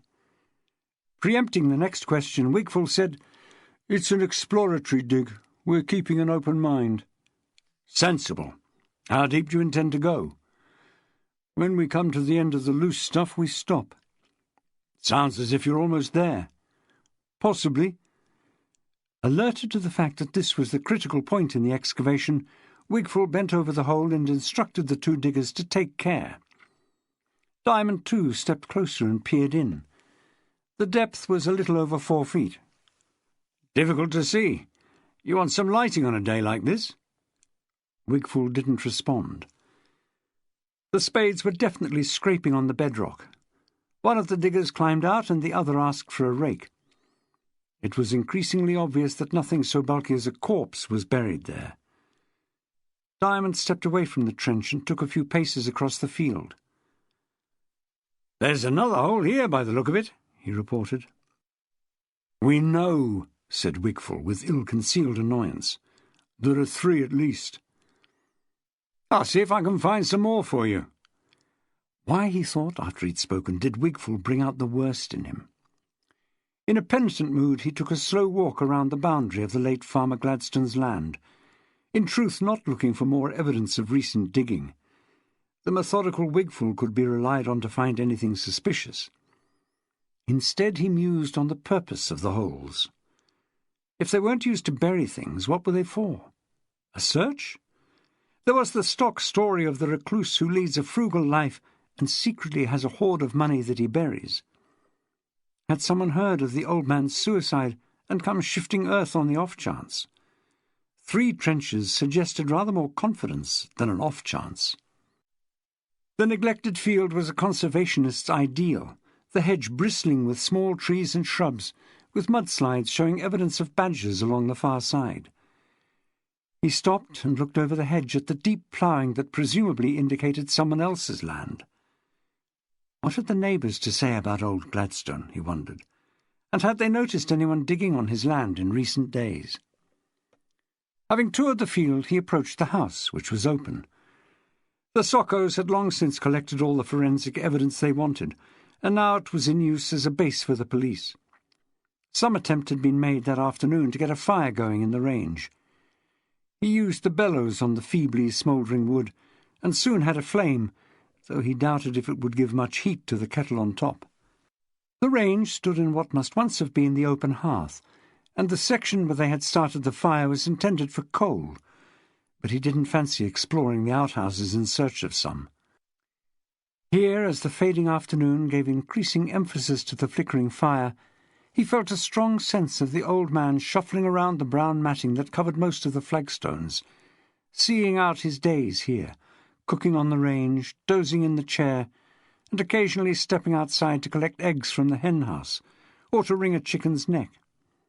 His bed was against the wall, the bedding amounting to a pair of blankets and an overcoat. Thanks to the work of the Soccos, the place was very likely cleaner at this minute than it had been in years.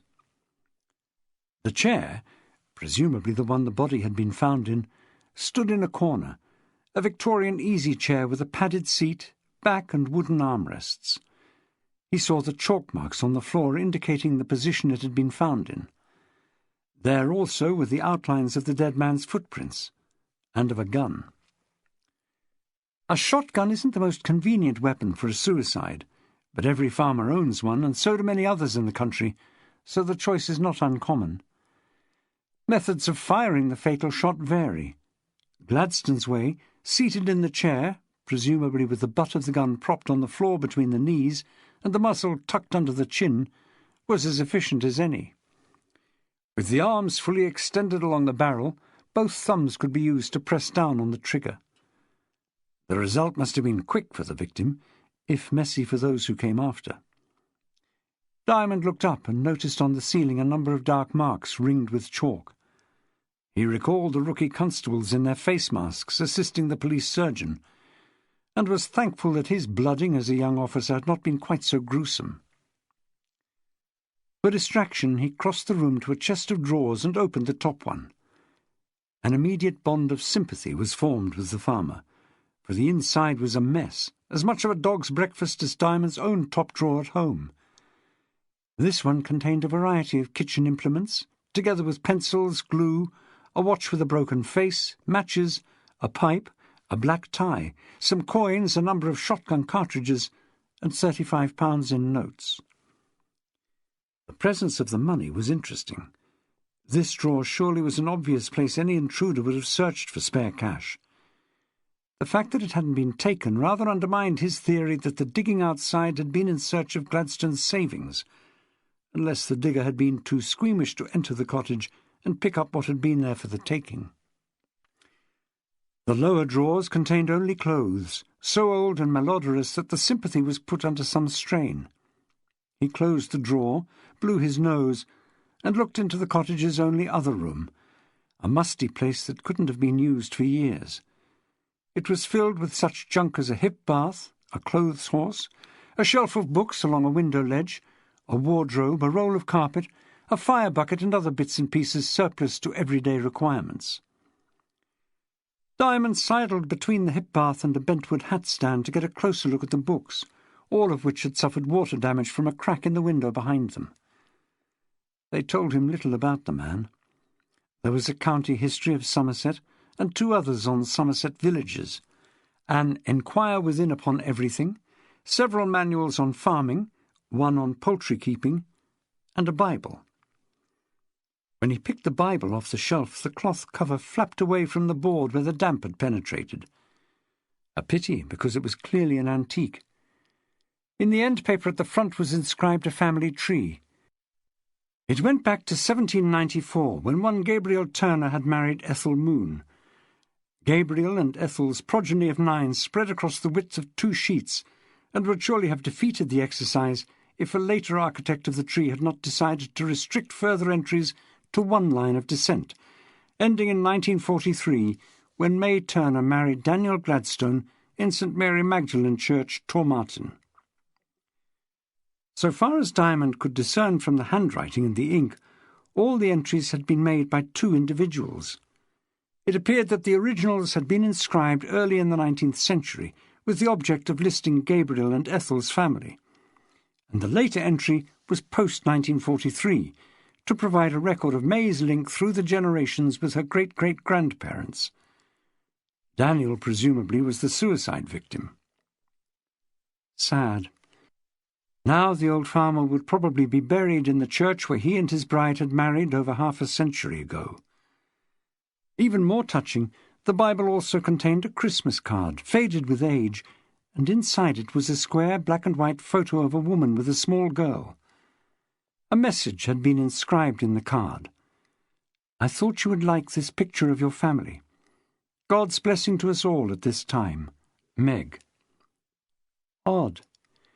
He turned back the pages to check. The writing was clear. Daniel Gladstone had married May Turner, not Meg. A second marriage? If so, the message seemed to suggest that it was a marriage under strain. Hearing someone enter the cottage, he replaced the Bible and its contents where he'd found it. John Wigfall heard him and looked through the door, his hair and moustache glistening from exposure to the mist. "Digging around?" "I thought that was the order of the day," Diamond answered. "We've given up. It's too dark to see a damned thing and the mist is coming down."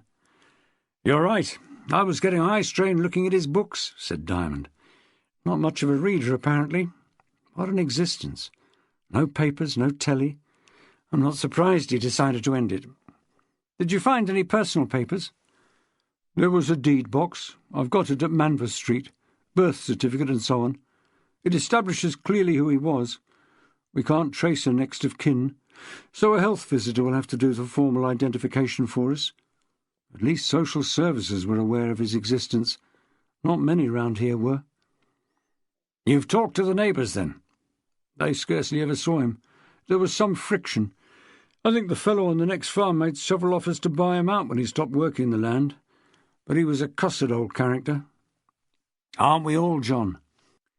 Wigfall was reluctant to bracket himself with the farmer or his rival. What I was going to say is that no one could stand him for long. He married twice and both women divorced him.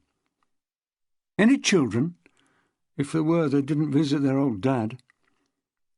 Diamond explained why he asked the question. He picked the Bible off the shelf again and showed the Christmas card and photo to Wigfall. There wasn't much gratitude. Could be anyone, couldn't it? There's nothing to prove these people were his family. I mean, the Bible looks as if it belonged to the wife. It's her family tree in the front, not his. Diamond didn't pursue it. Wigfall was discouraged by the digging, and even more discouraged by Diamond's visit. So will you come back tomorrow? No chance, answered Wigfall. I've got to get the body identified before we can fix a post-mortem. These lonely people who kill themselves without even leaving a note are a pest to deal with. For the present, I've seen more than enough of this God-forsaken place, and I'm chilled to the bone. I might send a bunch of cadets out to turn over the other trenches. I don't expect to find anything.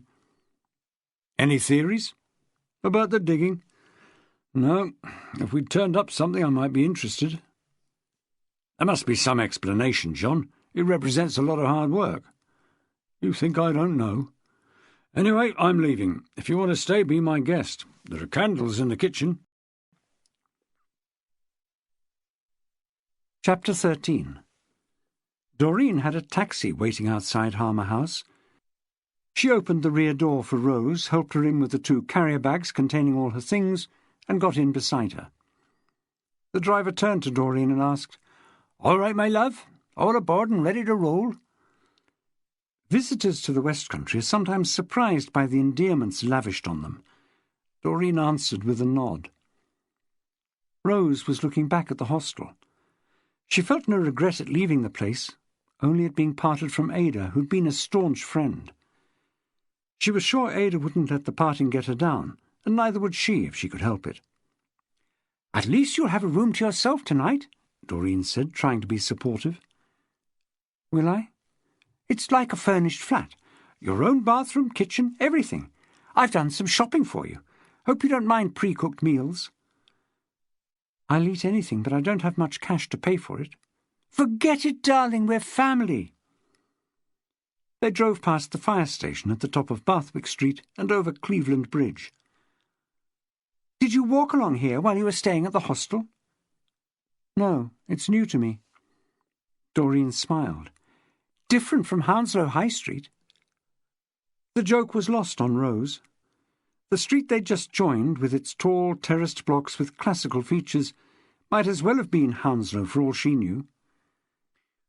The taxi moved across the city at a good rate, into some more modern areas built of imitation stone that looked shoddy after the places they'd left. But presently they drove up a narrow street into a fine 18th-century square, built on a slope around a stretch of garden with well-established trees.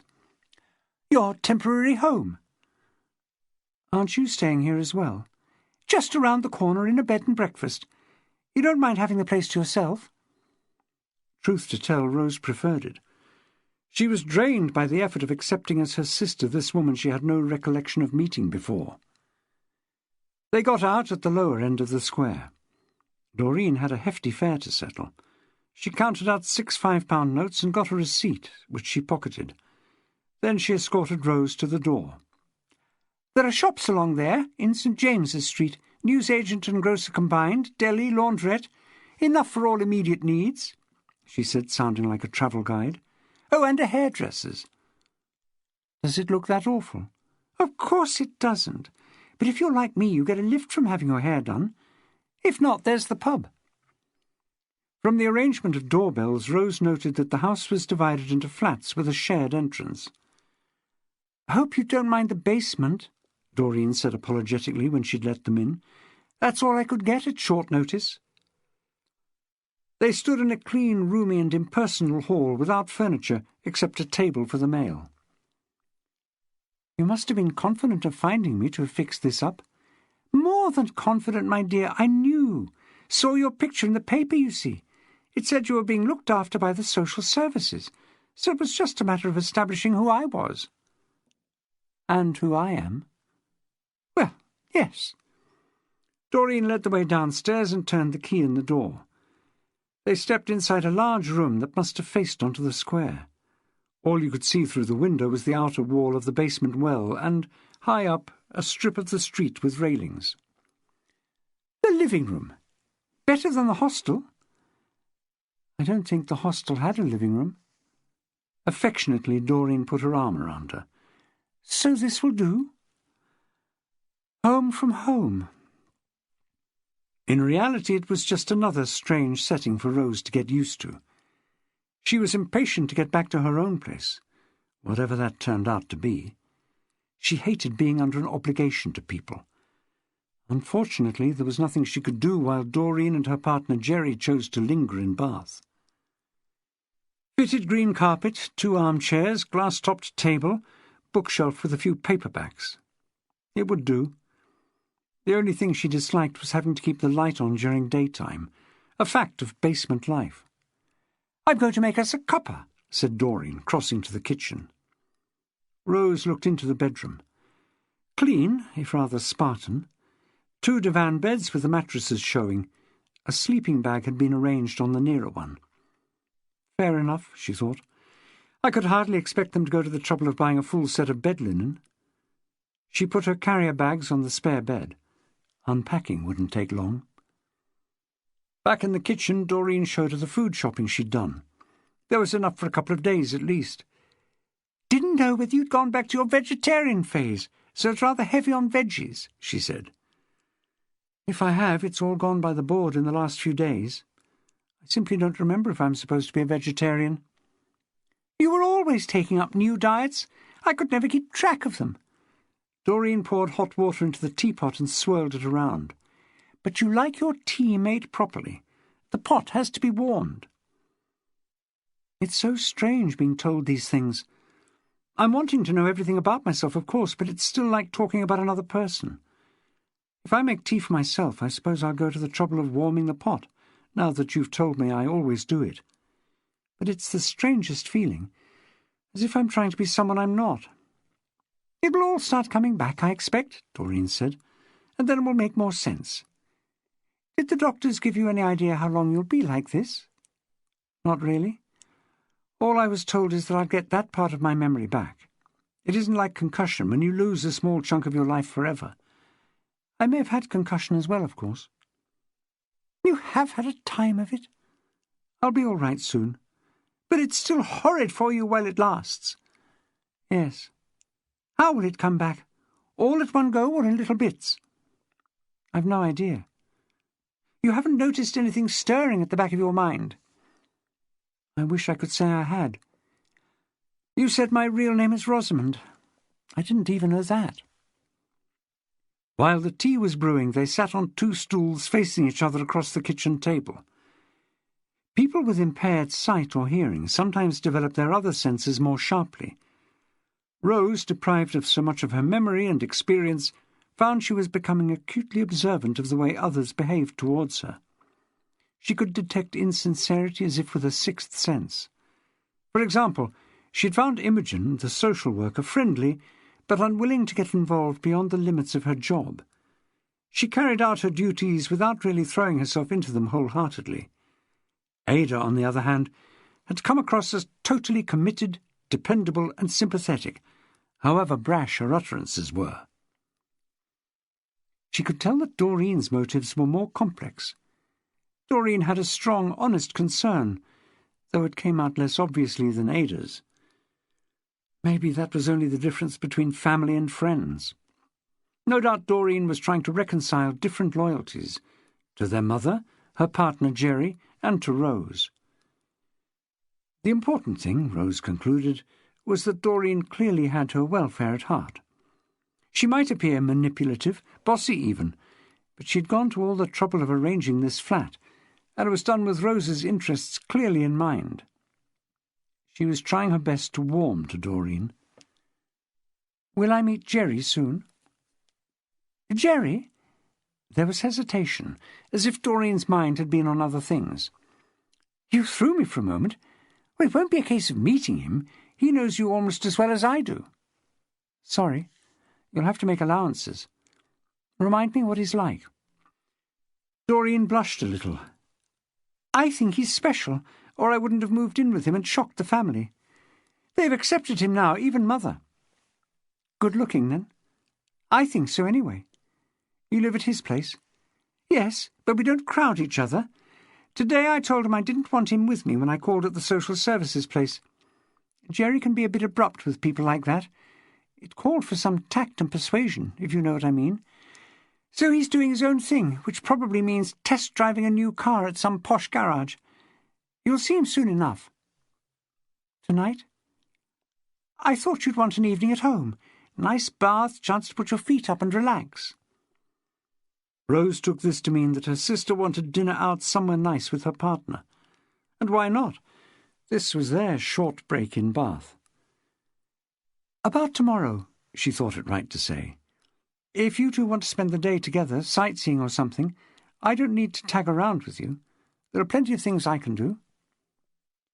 Doreen ventured no immediate response. She went to the fridge and took out a carton of milk. "Is semi-skimmed all right?" "Fine." When the tea was poured, Doreen said, "Look, I don't want to alarm you or anything, but you've got to be on your guard." "Why?" "Oh, come on, darling. Someone tried to force you into a car yesterday." So much had happened since that Rose had put it out of her mind. She shrugged and said dismissively, "I don't know what that was about. You get some weirdos these days. I suppose he saw my picture in the paper. He knew my name, the name I'm using anyway. Good thing your friend Ada was there to help you." "And how?" "I think you should keep your head down now." Doreen continued the sisterly pressure. "That's why I didn't tell the social worker exactly where we're staying. I told her Bathford, which is on the other side of town. You don't want too many people knowing." Rose didn't have much patience with the cloak and dagger stuff. "I don't think Imogen goes round talking to all and sundry about her clients."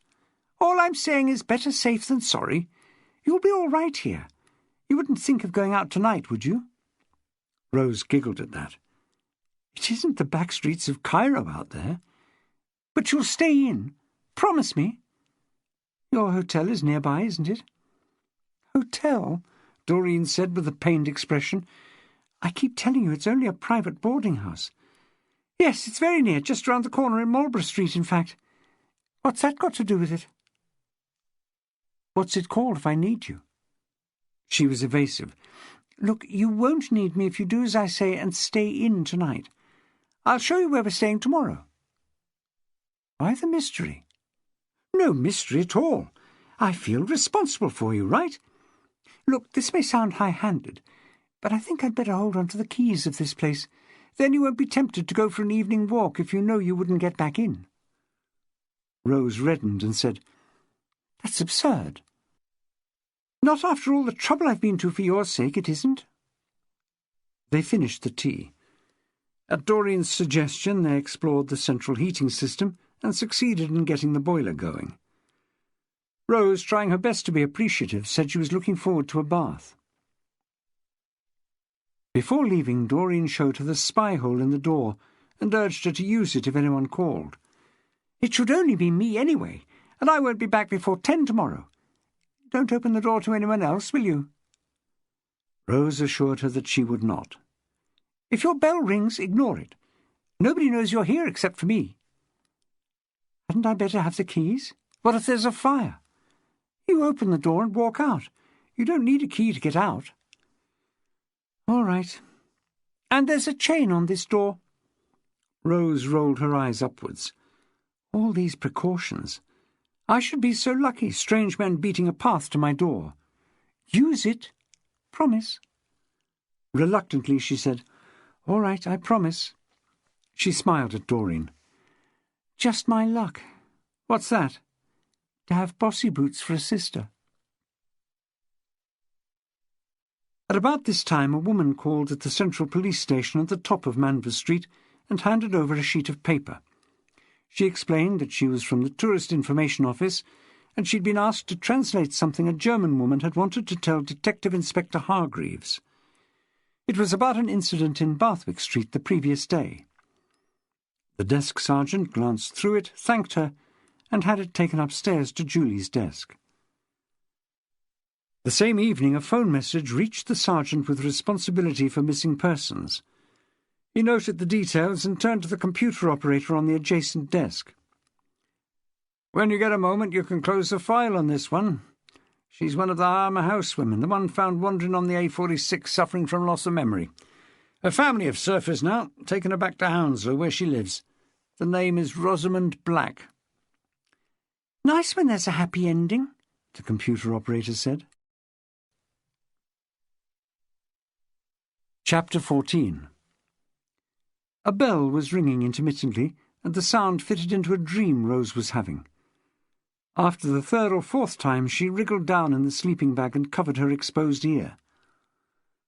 Then the idea penetrated that this had to be a real sound. "But if it's a doorbell, I'm supposed to ignore it," she told herself, remembering enough of yesterday's instructions to justify her sloth. Fine. She felt so drowsy she could sleep for another 6 hours. Soon, surely, the bloody thing would stop. Through the padded sleeping bag she could hear the ringing almost as clearly as before. "Please give up and go away," she silently appealed to it. Now the sound changed to knocking. Whoever it was had no consideration. Angrily she freed one arm and felt for the small digital clock on the shelf by the bed. 10:08. She sat up and took in the scene, registering that she was in a strange room, and that it was daylight, and that her head felt like a butterfly farm. The doorbell started up again. Her surroundings began to make sense. The twin divans, the chipped tall boy, the wardrobe with a door that wouldn't close properly, a job lot of second-hand furniture to fill a flat. She remembered being brought here by her sister Doreen. Squirming out of the sleeping bag, she put her feet to the floor, padded through the living room and looked through the spy hole. Doreen was out there, alone. Rose released the safety chain. "I thought you'd never come," Doreen said as she entered. "Asleep, sorry." "Why don't you swish some cold water over your face and wake yourself up?" "Sadist." "I did say I'd be here by 10. I'll make coffee." Still light-headed in a way she didn't like or understand, Rose went into the bathroom. The sensation of the water against her face helped a little. She took a shower, and then remembered there was no bath towel. After the bath last night she'd had to improvise. Fortunately, the kitchen roll she'd used was still here, and there was enough left, just. The coarse feel of the paper against her goose-pimpled skin did more to waken her than the shower. She slipped the nightdress over her head again. She could smell bacon cooking when she stepped into the living room. "I'm getting you some breakfast," Doreen called out from the kitchen. "1 egg or 2? "One's enough. I feel just as if I took a sleeping tablet." "You did, darling. I popped a sedative into your tea last night." There was a second of shocked silence. "You didn't." She went to the kitchen door and looked in to see if the remark was serious. Doreen said, without looking away from the frying pan, "It's always difficult sleeping in a strange place, so I helped you out." "You had no right." If she hadn't felt so muzzy, she would have objected more strongly. "I'm trying to get my brain working properly, not to make it even more woolly." "I guess you'd say something like that. Get some clothes on and don't be too long about it. This will be ready in 5 minutes.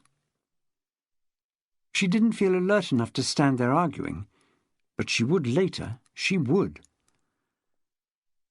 Over breakfast she registered another protest about the sedative, but Doreen dismissed it. "That was only something herbal that I take myself. It might have a very good effect on your amnesia." "I don't know how." "Relaxing you." She made it as clear as she could that she didn't want any more sedatives secretly administered. "Look, if we're going to stay on speaking terms, there's got to be some trust between us." Doreen started to say, "I was only doing it For my own good? Well, I'd rather decide for myself what's good for me. Doreen suggested a walk. The sun was out, she said, and they should make the best of it.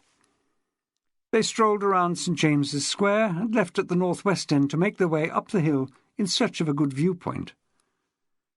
Rose asked, "Are you and Jerry planning anything today?" "Planning anything?" "Sightseeing?" She sounded relieved. "Oh, I see what you mean. No plans. Jerry's not feeling too good. Last night's wine, I wouldn't be surprised." "Where did you go?" "Some little Italian place in the centre of town. I didn't even look at the name. We made the mistake of ordering a bottle of the house wine. Jerry had most of it. The taste put me off." "Is it a headache or what?" "Tummy. He doesn't dare go out. I don't think you'll be seeing him today, poor old thing." "I'm sorry." "Well, I'm assuming it was the wine.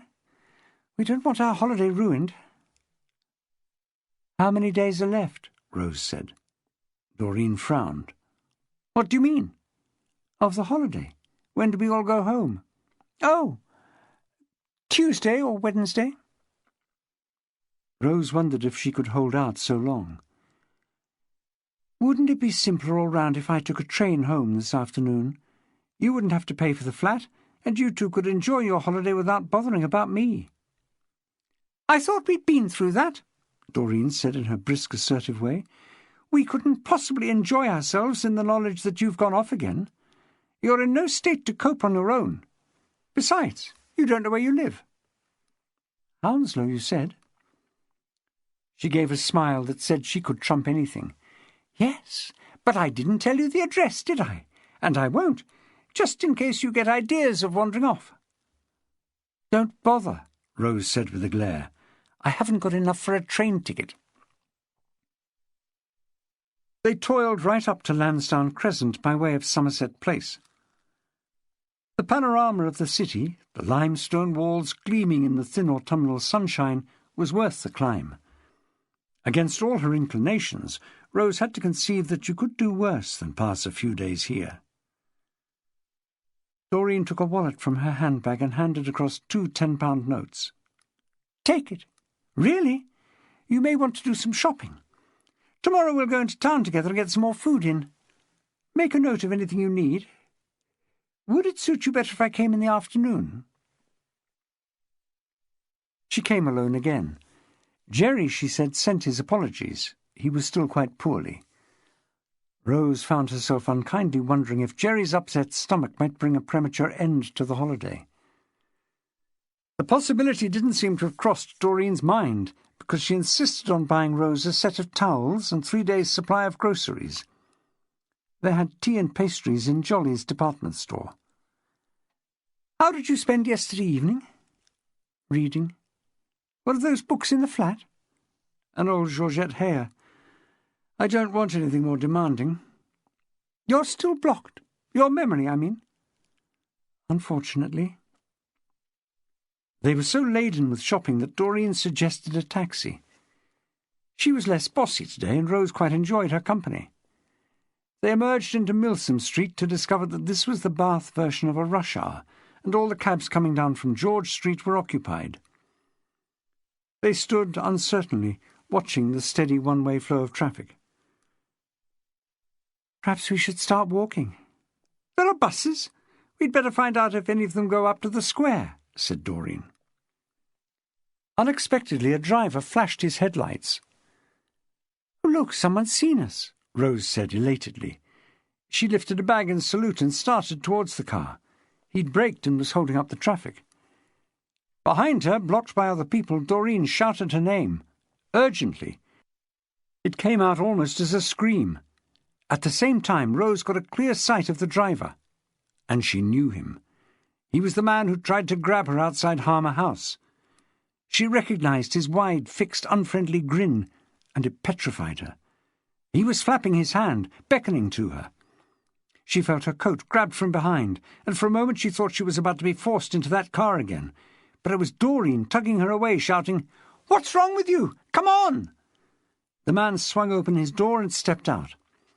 Rose dropped her shopping, shattering something in the bag and spreading a stream of liquid across the pavement. She turned and let Doreen force her through the door of the nearest shop, which was Jolly's. They dashed through the cosmetics section, rattling the merchandise. Rose glanced fearfully behind her, and a display of perfumes on a glass-topped table narrowly escaped destruction. She veered left past bemused shoppers and was confronted by the theatrical-looking double staircase that dominates the centre of the store. Behind her, Doreen said, "Not the stairs!" They cut to the right, around the staircase, and into the menswear department, all jackets on hangers, up a few steps and into an area enclosed on 3 sides, which turned out to be the suit room. Down more steps, to the level they'd just left, past a jigging blur of socks and shorts, and back to where they'd just come from. A silver-haired shop assistant snatched up a phone and spoke into it, his alarmed eyes on them. Rose was losing all confidence. The place was a maze. She fully expected to come out at Milsom Street again. The only untried way ahead was to the left and up a different staircase, with the risk of getting trapped on a floor that led nowhere. Doreen spoke the obvious. "We've got no choice." The stairs had 2 right-angled turns and brought them up to the household section, which looked depressingly like another dead end, until they turned left and saw a way through. "The restaurant's up here somewhere," Doreen confidently claimed.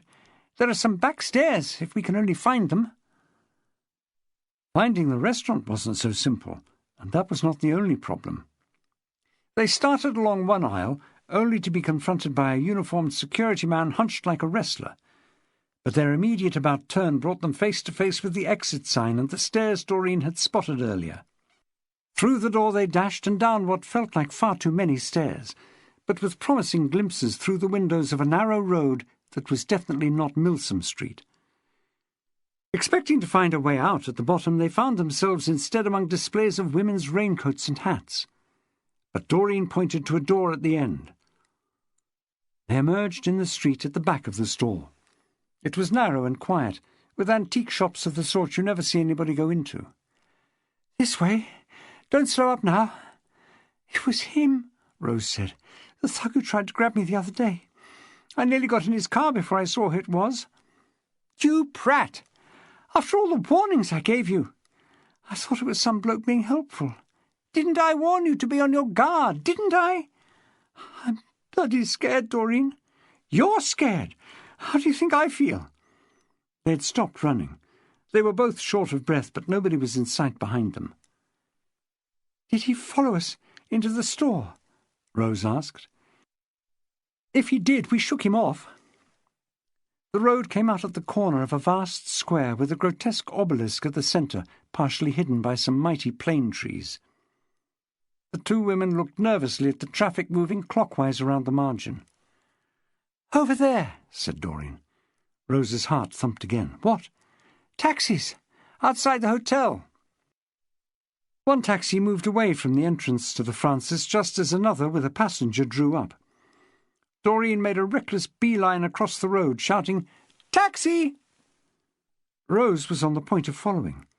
She looked at the flow of cars, trying to spot a gap. One flashed its lights, and she nearly had heart failure, but the driver was a woman, and she was signalling that it would be safe to cross. She made it to the other side. Doreen had already secured the cab. They collapsed into the rear seat. The taxi moved off. She grasped Doreen's arm. "Thank God for that." Doreen didn't respond. She had turned and was staring out of the rear window. "What is it?" Rose asked, alarmed again. "Nothing." Doreen turned to face the front, flicking the loose hair from her face. "Just my nerves." Not entirely believing her, Rose took a look herself. There was only a blue Mini behind them, followed by a white van.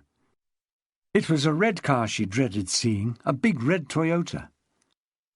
"The way he looked at me," she said aloud with a shudder. When they drew up outside the house in St. James's Square, there was no other car behind them. "You'll come in, won't you?" Rose insisted. Doreen nodded whilst finding her money for the fare. Rose waited, looking sharply left and right. Just then a red Toyota saloon nosed into the square from the St. James's Street side. Doreen!" Doreen heard the shout and guessed what it meant. She didn't wait for change from the note she'd given the driver. Without even a glance along the street, she stepped to the front door, unlocked and ushered Rose inside, and slammed the door. "I think it was him." "Darling, red cars are 2 a penny." They went down the stairs to the basement. "How are you doing?" "I'm shattered," said Rose. "Me too." "I'll make tea. Calm our nerves." "Don't you dare put anything in it. He's out there somewhere and I want to be alert." "Now cut the crap, Rose. You're safe with me." For the normally demure Doreen, this was strong talk. Over tea they assessed the position. Rose insisted she had seen the red car entering the square as they were getting out of the taxi. Doreen pointed out that even if it were the same car, which was unlikely, and even if the driver had spotted them going into the building, which she doubted, he had no way of entering without a key, and he didn't know which flat they were using. There was someone else's name against the doorbell, 2 names, in fact, left by the previous tenants. "Could I move into your boarding house?" "Not possible," said Doreen. "All the other rooms are booked." "Is it nearby?" "Of course. Just round the corner in Marlborough Street. I was going to show you, wasn't I? But we missed the chance." "It isn't safe here any more. I'm going back to Hounslow." "We've been through that, Rose. You're not going anywhere without us, and Jerry's in no state to travel. I'll tell you what I'll do. In the morning I'll ask at the tourist office. They may have another flat on their list, but you'll be lucky to get a place as nice as this." To her credit, she stayed for over an hour. "Got a grip on your nerves?" Doreen asked. "I'm not nervous," Rose retorted. "I can assess my situation, can't I?" "You still want to move out?" Doreen inquired before leaving. "Definitely." Left alone, she admitted to some qualms, putting out the living-room light in case it could be seen through the high barred windows at the front.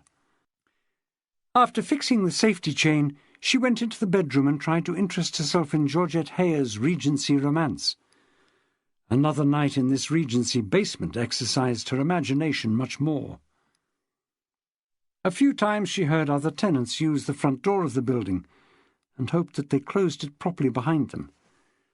There seemed to be people living in the top 2 flats, but she'd heard nothing from the ground floor above her. After an hour or so, more to occupy herself than because she fancied food, she went into the kitchen and selected a meal from the packets Doreen had stacked in the fridge. The yogurts, the apple juice, and 6 eggs hadn't made it back to the flat. They must have been in the bag she had dropped outside Jolly's. A happy find for someone, or a nice gooey mess, she thought, trying to smile. In the 20 minutes it took to heat a quiche, she prepared a salad, taking her time, washing each leaf and chopping everything finely, humming to drown the silence. She had no liking for television, but if the flat had contained a set, it would have provided some background sound. When it was ready, she had only a little of the food, sitting on a stool facing the window over the draining board. She could be reasonably confident that the grinning man wouldn't appear on that side of the house. The kitchen was at the rear of the terrace, overlooking an enclosed yard. And since the house was built on a sloping site, the window was a good 10 feet above the ground outside. Even so, she glanced at it from time to time. She threw most of the meal away, washed up and returned to the bedroom to read the book. The evening was passing. In a while she would change into her night-clothes. "I slept here last night," she told herself, "and I can do it again." "But you were given a sedative last night," another inner voice reminded her. She made a pledge with herself that she would read 1 more chapter before undressing. The clock showed 9:45. She turned the page, and her doorbell rang. She went rigid. Be sensible. Think this through. Doreen is the only person who knows you're here. It's not that late. Very likely she's had her evening meal and decided to call in and make sure you're all right. She got off the bed and went into the living room without switching on the light.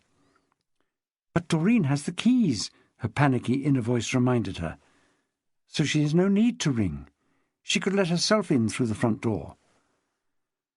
On the other hand, Doreen may have rung as a kindness to me, just once, to let me know she's out there and coming in. It rang again. Rosa's heart gave such a thump it was painful. Not Doreen, then. It has to be a mistake, someone pressing the wrong button in the dark. Ignore it.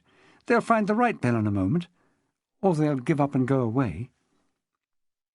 They did neither. There was a pause of about half a minute, and then she heard a new sound of footsteps crossing the pavement. Heavy steps. Surely a man. The visitor had given up ringing and was walking off. Or was he? Instead of getting fainter, the steps increased in strength, coming closer. Then she realized why the sound appeared so close. Level with the top pane of the living-room window was a section of the street. Against the railings right outside the window she could see his shoes and the part of his trousers below the knees caught in the streetlight. And as she watched, petrified, the legs bent like a drawbridge.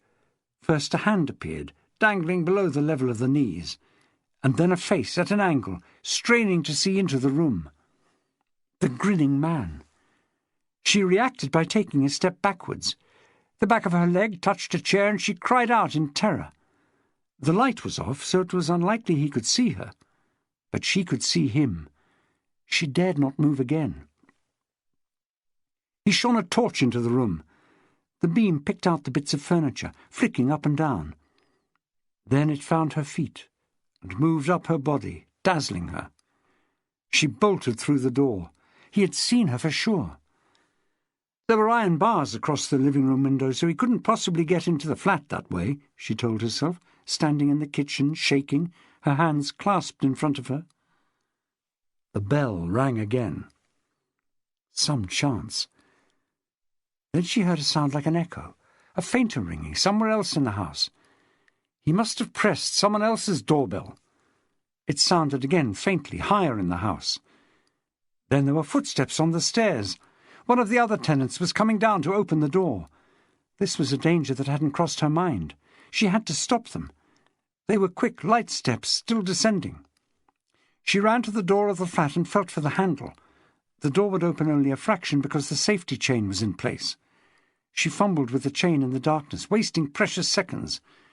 When she managed to release it and look out, she was too late. The person from upstairs was at the front door opening it. She heard him say, "Yes?"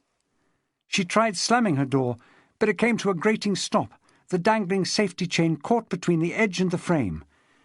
With a cry of terror she abandoned it and ran through the flat to the kitchen. There was no back door to this basement. The only means of escape was through the window over the draining board. She didn't hesitate. The fastening was stiff, but her strength was superhuman at this minute. She thrust the window open, climbed on the draining board, and jumped out into the dark backyard. Part 2. Either by Suicide.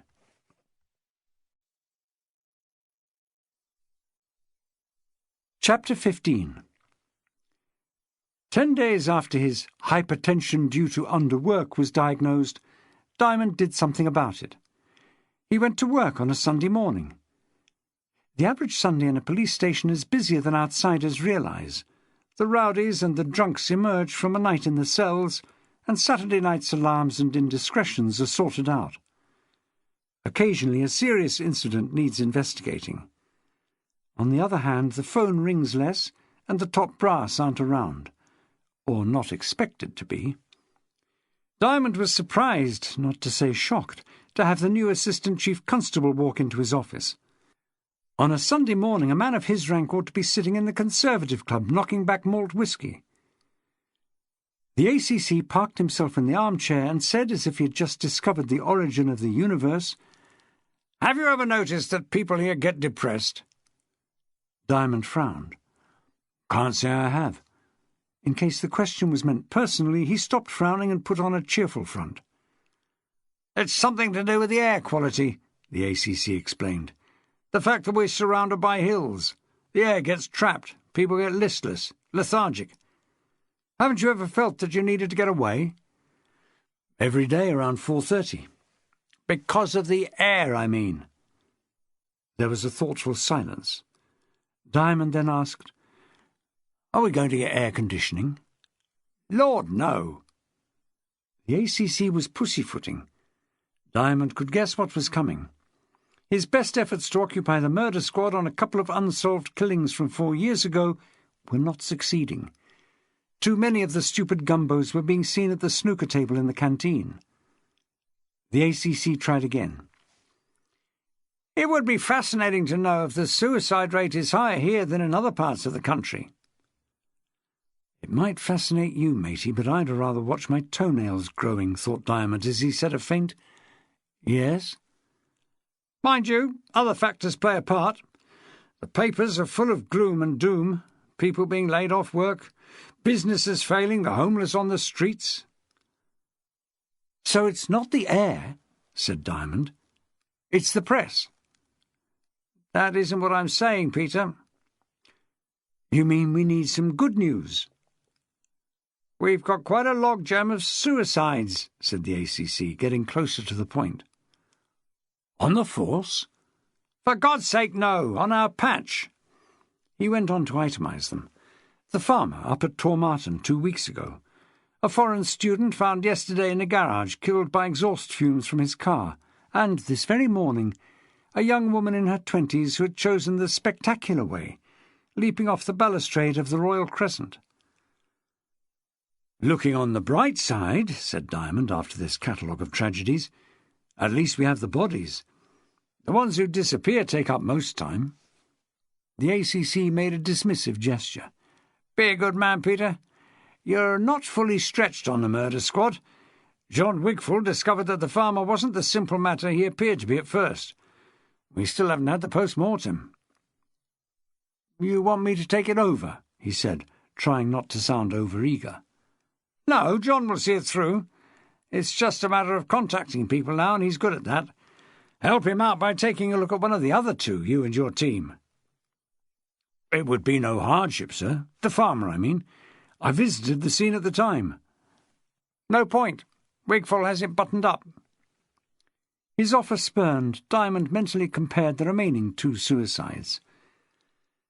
If taking a look was meant literally, he thought the asphyxiated student might be easier on the eye than the high diver. "Any particular one?" "Talk to John. He's coordinating this." His knee behaved as if someone had hit it with a rubber hammer. "In charge, you mean?" "I said coordinating." "Coordinating what? There's no connection, is there? Serial suicides?" This new ACC had no sense of humour. "I don't think I follow you." "Where's the coordinating?" "Just the manpower, Peter. Coordinating the manpower." "Wilful isn't coordinating me. I outrank him." "We know that. You can handle this with your well-known tact." A look passed between them. No more was said. The desk sergeant buzzed him. "I've got a lady here, sir, asking to see the senior detective on duty." "What about?" "Suspicious circumstances, she says." "Concerning what?" "Hold on a minute, Mr. Diamond." There was a pause, then, "A possible abduction." "What of? A child?" "A woman friend of hers." Some angry shouting could be heard at the end of the line. The sergeant's voice dropped to a confidential mutter. "She's been here over an hour, Mr. Diamond. She won't speak to anyone else. She's a right pain, sir." "In what way?" "Mouthing off about how bloody useless we are." "So she's speaking to other people?" "Everyone who comes in. Even the postman copped an earful." "Get someone to take a statement and I'll look at it. I'm on a suicide right now." "I tried that. She wants to see the top man, she says." Over the background noise came a shout. "I said the head dick, dickhead!" He thought he recognized the voice. This was not turning out to be much of a day. "Do you know this woman?" "No, sir, but she seems to think I should. I'm new here. I'm normally based at Yeovil." "You don't need to tell me that, laddie. What's her name?" "Oh, just a sec." Diamond pressed the earpiece closer, but it wasn't necessary. He heard the name clearly. The sergeant started to say, "She's—" "Just now I said I was on a suicide," Diamond cut him off. "That was wrong. I'm on 3 suicides. So you can't see her right now, Mr. Diamond." "Right now, Sergeant, I'd rather see my dentist standing over me with the needle." Ada Shaftesbury's treatment of police officers was a well-known hazard at Manvers Street. She had a stream of abuse worthy of a camel driver. Rookies and recent arrivals would bring her in for shoplifting and suffer public humiliation. When Ada was in full flow, the older hands would leave their offices to listen. "Too busy?" said the sergeant, near desperation. "Ask her to put it in writing." "Sir, I don't think she'll go away." "Maybe so, but I will, Sergeant." He put down the phone. Detective Chief Inspector John Wigfall wasn't his favourite person by any stretch of the imagination, but compared to Ada he was a bar lamb. On entering Wigfall's office, Diamond caught the end of his briefing of 3 detectives who looked straight out of school. "And I don't want to hear anyone use the word suicide. This is a suspicious death until proved otherwise. Do you understand?" "Get to it, then." Before the trio were out of the door, Diamond said, "Morning, John. I'm told you've got 3 suicides now." Wigfall sat up even taller and grasped the edge of his desk. His moustache, less perky these days, was into a Mexican phase that hid most of his mouth. "I'm assuming nothing." "So I heard." "Then shall we get our terminology straight?" "Before we do," said Diamond, "I'm quoting the ACC. He asked me to take over one of these suicides." "Oh. It's all the same to you. I was thinking about the fellow found in the garage." "Joe." "Chow?"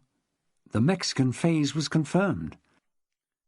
"Yes, Cho," said Wigfall, "from Singapore, a final-year student of engineering. Found last night. He left a note, very organised.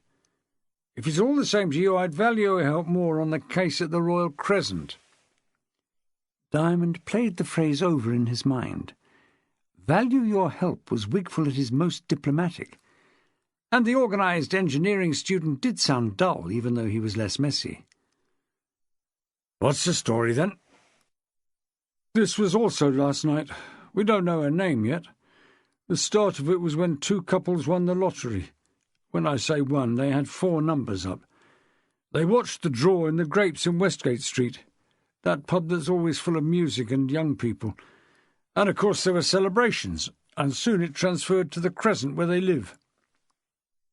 "4 numbers isn't a jackpot," said Diamond. "Any excuse, isn't it? The word went round the pubs that some lucky blighter had won and was giving a party, and in no time half young Bath was making a beeline for the house. It was out of control. People who didn't know the tenants were letting in other people. There wasn't much drink, but there was music. At 10:30 or thereabouts, one of the neighbours complained about the noise. 2 of our lads went in and tried to find the tenants. They got the volume turned down a bit and left. By this time the discos in town were open and quite a few were leaving. We thought the problem was over. Around 7:30 this morning we had a call to say a woman was lying dead in the basement yard, apparently from a fall." "That's certain, is it?" "The fall? The injuries bear it out." Diamond said as if to a child, "What I mean, John, is was it a fall, or did she jump?" "How would I know?" Wigfall said with irritation. "That's what we've got to find out. All we know is that at some point after 11 the previous evening, I mean, a couple who were leaving heard a sound, looked up and spotted a figure on the roof." "The roof?" "You know the Crescent, Peter. It's 3 stories high with a balustrade at the level of the roof. You reach it from the attic windows. The witnesses saw her sitting on the balustrade with her legs dangling." "In the dark?" "There's a street lamp right outside." "What did they do about it? Bugger all." "No, they showed some responsibility. Went back to tell someone, and by degrees the message got to the tenants, who went to look, They think it was about 11:30. There was no sign of her there. The attic window was still open, but they assumed she'd gone inside the house again. No one checked downstairs. The body wasn't found until this morning. Who by? A paper boy on his round. What happened was that the woman fell into the well of the basement, the coal hole as it would have been originally, in shadow and out of sight of people leaving the party, unless they had some reason to look over the railings. She must have died instantly. The skull was badly impacted. It was a fall of 60 feet or so. The injuries were all too easy to imagine, in full colour. Where's the body now? At the Royal United. We had the police surgeon on the scene quite fast. If you'd like to go up to the Crescent now, you can still see where the head met the flagstones. Diamond backpedalled. Are you sure you wouldn't like me to take on the Chinese student instead? This one could run and run. Did she fall, did she jump, or was she pushed? I don't think there's any question of pushing, said Wigfall, with a sudden twitch of the eyebrows. I thought your line was that these are unexplained deaths. Well, yes. Got to keep an open mind, then. Artfully, knowing how Wigfall's mind worked, he said, We can't rule out murder. After a pause to let that sink in, he inquired, Wouldn't you prefer to deal with this yourself, John? Sorry, I'm committed to the farmer. Those lads I sent out, they looked half-baked to me. They are. That's why I've got to take a personal interest. For once, Diamond had been outflanked by Wigfall. An unexplained death may be a misfortune, but it may also be someone else's opportunity. This was the first solid job in months for Diamond, even if it wasn't his first choice. Generously, he opted to share it with Julie Hargreaves. He phoned her at home and asked if she would sacrifice whatever she was doing for a crack at an unexplained death. She said she was cooking the Sunday roast, but if this was Action Stations, she'd have to ask Charlie to take over. In that case, Diamond said, hand the apron to Charlie and he'd expect her in the next half hour. Every tourist worthy of the name makes a pilgrimage northwest of the city to see the Royal Crescent. Without question, John Wood the Younger's spectacular terrace, with its 114 columns, was the crowning achievement of Georgian architecture. But oddly, Diamond's work rarely took him past the place. So this morning the sweep of the great curved monolith outlined against a powder-blue sky above the lawns of the Royal Victoria Park still made him catch his breath. Or so he convinced himself, unwilling to accept that the bumping from the cobbled roadway may have winded him. Take it easy, Julie. Nobody's expecting us.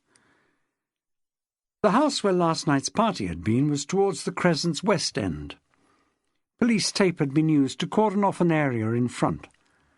On emerging from the car, Diamond and Julie were approached by an official-looking man with a clipboard. Diamond took him to be one of the scene-of-crime team, until he spoke in an accent that would have made a viceroy feel inferior. "I say, you there!" Sensing trouble, Diamond did his deaf act. "Yes, you in the Trilby hat. Are you connected with the police?" He sighed and turned round. "We are." "Then be so good as to tell me, will you, when you propose to remove these unsightly tapes and restore the place to normal. I've been here with my crew and some very distinguished actors since 8 this morning, and we haven't shot a single frame of film." "You're filming the Crescent." "I ought to be. It's a Sunday morning. The light is perfect.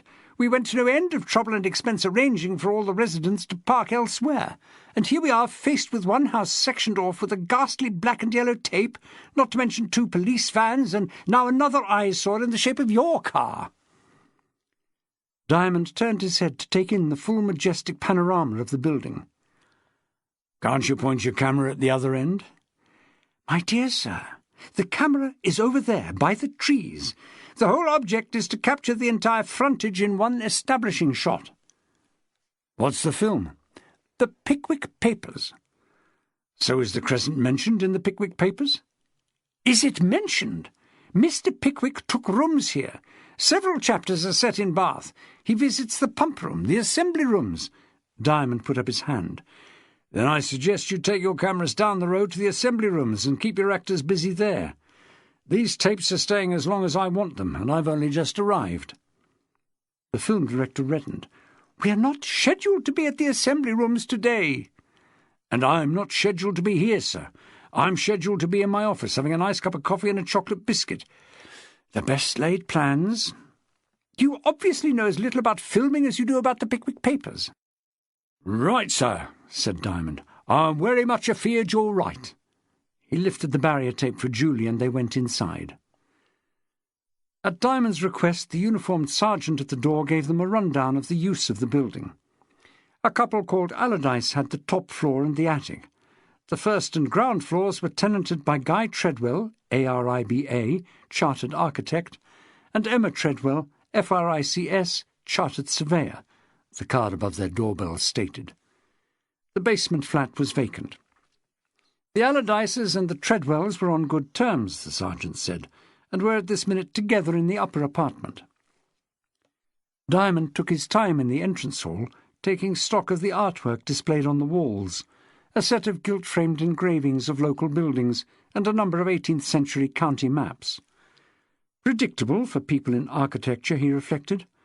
You wouldn't expect them to decorate their hall with Michael Jackson posters. Entrance halls were all about making the right impression. He nodded to Julie and moved on. Litter from the party lay all over the staircase. After picking their way up 2 flights through beer cans and cigarette ends, they were admitted by Guy Treadwell. In case the card downstairs was not enough to establish his credentials, Treadwell wore a bow tie, a black corduroy suit, half-glasses on a retaining cord, and a goatee beard. Bizarre on a man not much over 25. "The state of the whole house is disgusting, we know," this fashion plate said, "but your people gave us strict instructions to leave everything exactly as it is." "Just the ticket," said Diamond, with a glance around the Allardyces' living room. Just about every surface was crowded with mugs, glasses, cans, empty cigarette packs, half-eaten pizzas and soiled tissues. The pink carpet looked like the floor of an exhibition stand at the end of a busy Saturday. His eyes travelled upwards. "I like your ceiling." "We are not really in a mood for humour, officer," said Treadwell in a condescending tone meant to establish the pecking order. When it came to pecking, Diamond had seen off better men than Guy Treadwell. "Who said anything about humour? That's handsome plasterwork.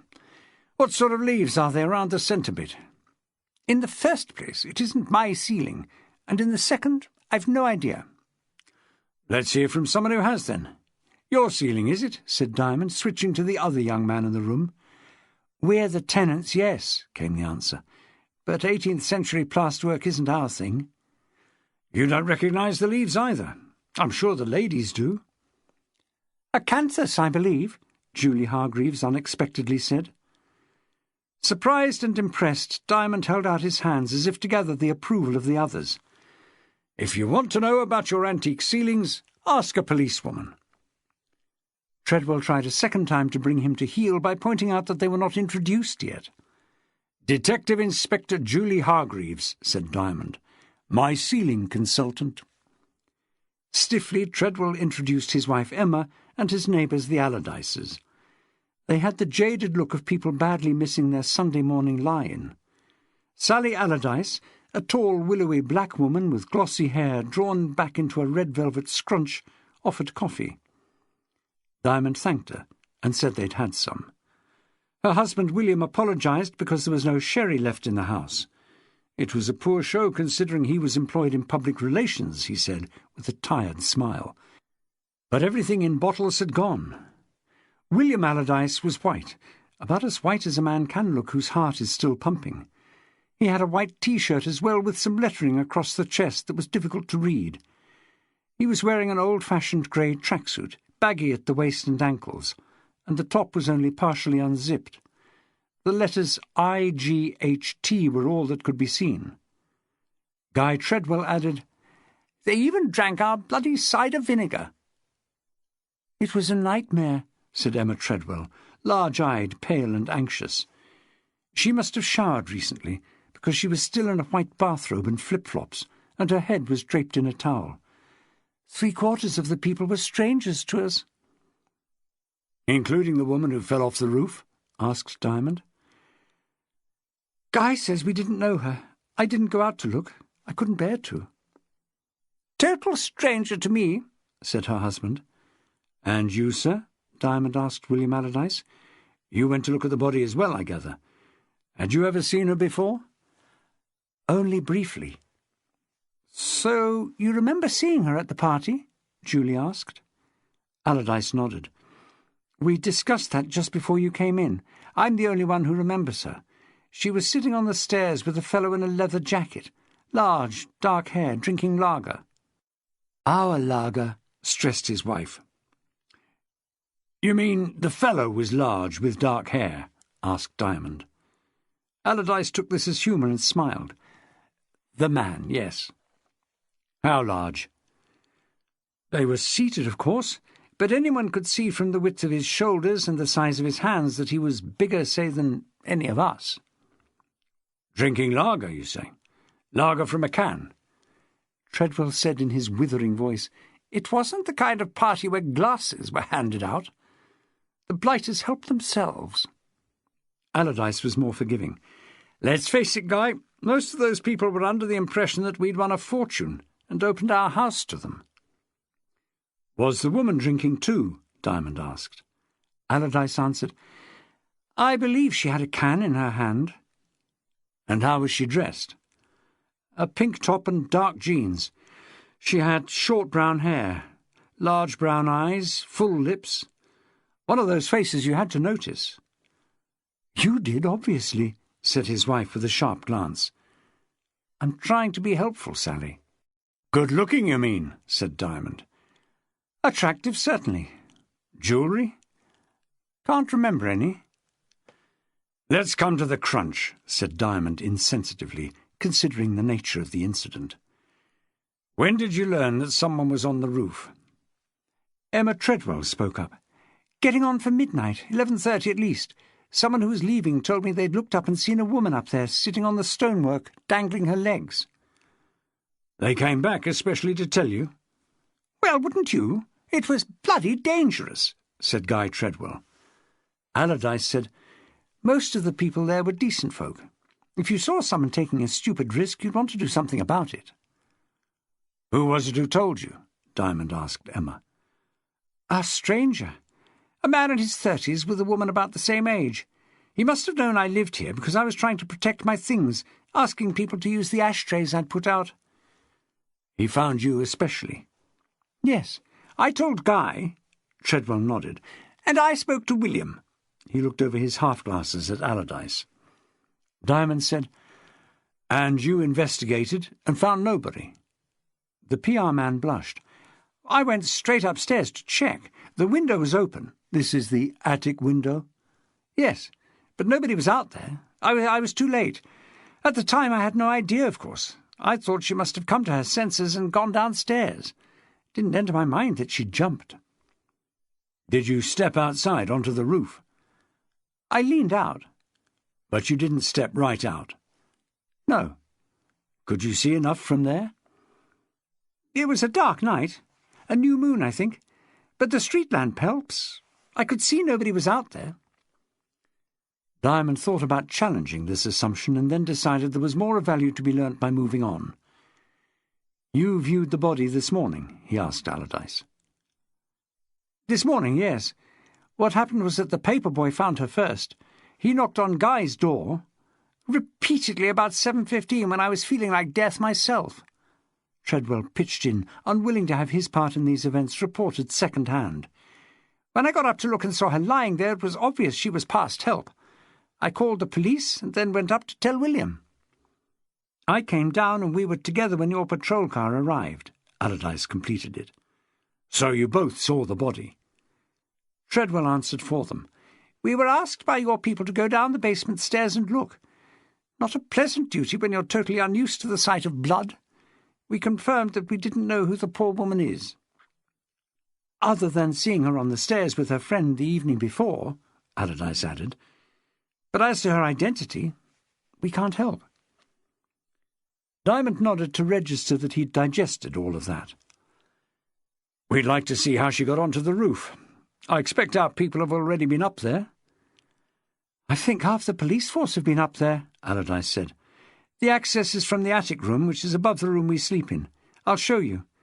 You'll have to excuse the chaos. We haven't even had time to make our bed." "There were people in here while the party was on?" Diamond asked in the bedroom, a vast high-ceilinged room with pale blue drapes on the wall above a king-size bed. "They were everywhere. You can't imagine how crowded it was. When we finally came to bed, there were beer cans scattered about the room. We pushed them to the edges, as you see. I don't like to contemplate what else we'll find when we begin to clear up properly." "But you won't do that until I give the word," said Diamond. "Save your breath. We've had our instructions." Allardyce escorted them across the room to the door leading to the attic. He offered to show them up. Diamond said there was no need. He and Julie went up the stairs to what must once have been a servant's room. Now it was a junk room, largely taken up with packing cases and luggage. The window was open, and it took no great effort for Diamond to shift his bulk across the sill and stand outside. "Fabulous view," said Julie as she joined him. "That isn't why we're here." "But it is terrific, you must admit." He gave a nod without actually facing the view. "Where did you learn about 18th century plasterwork?" "I didn't. We've got an acanthus in our garden." She leaned over the balustrade, quite far over. "'Tis a fair drop." "I wouldn't do that, Julie." She drew herself back and gave a faint smile with a suggestion of mockery. "Do you have a fear of heights, Mr. Diamond?" No, not at all." "It's nothing to be ashamed of." "I said I'm all right. I only spoke because—" "Yes?" "Your skirt's undone." "Oh, hell!" Blushing deeply, she felt for the zip and pulled the tab over a small white V of exposed underwear. Diamond was tempted to make some remark about the view, but for once he behaved impeccably. "The woman was seen sitting here on the ledge, apparently. It doesn't suggest she was forced over." "She could have been pushed." "True, but she'd got herself into a dangerous position. The odds are that she meant to jump." "Or fly." He let that sink in. "You're thinking drugs?" "It was a party." "We'll see what the blood shows."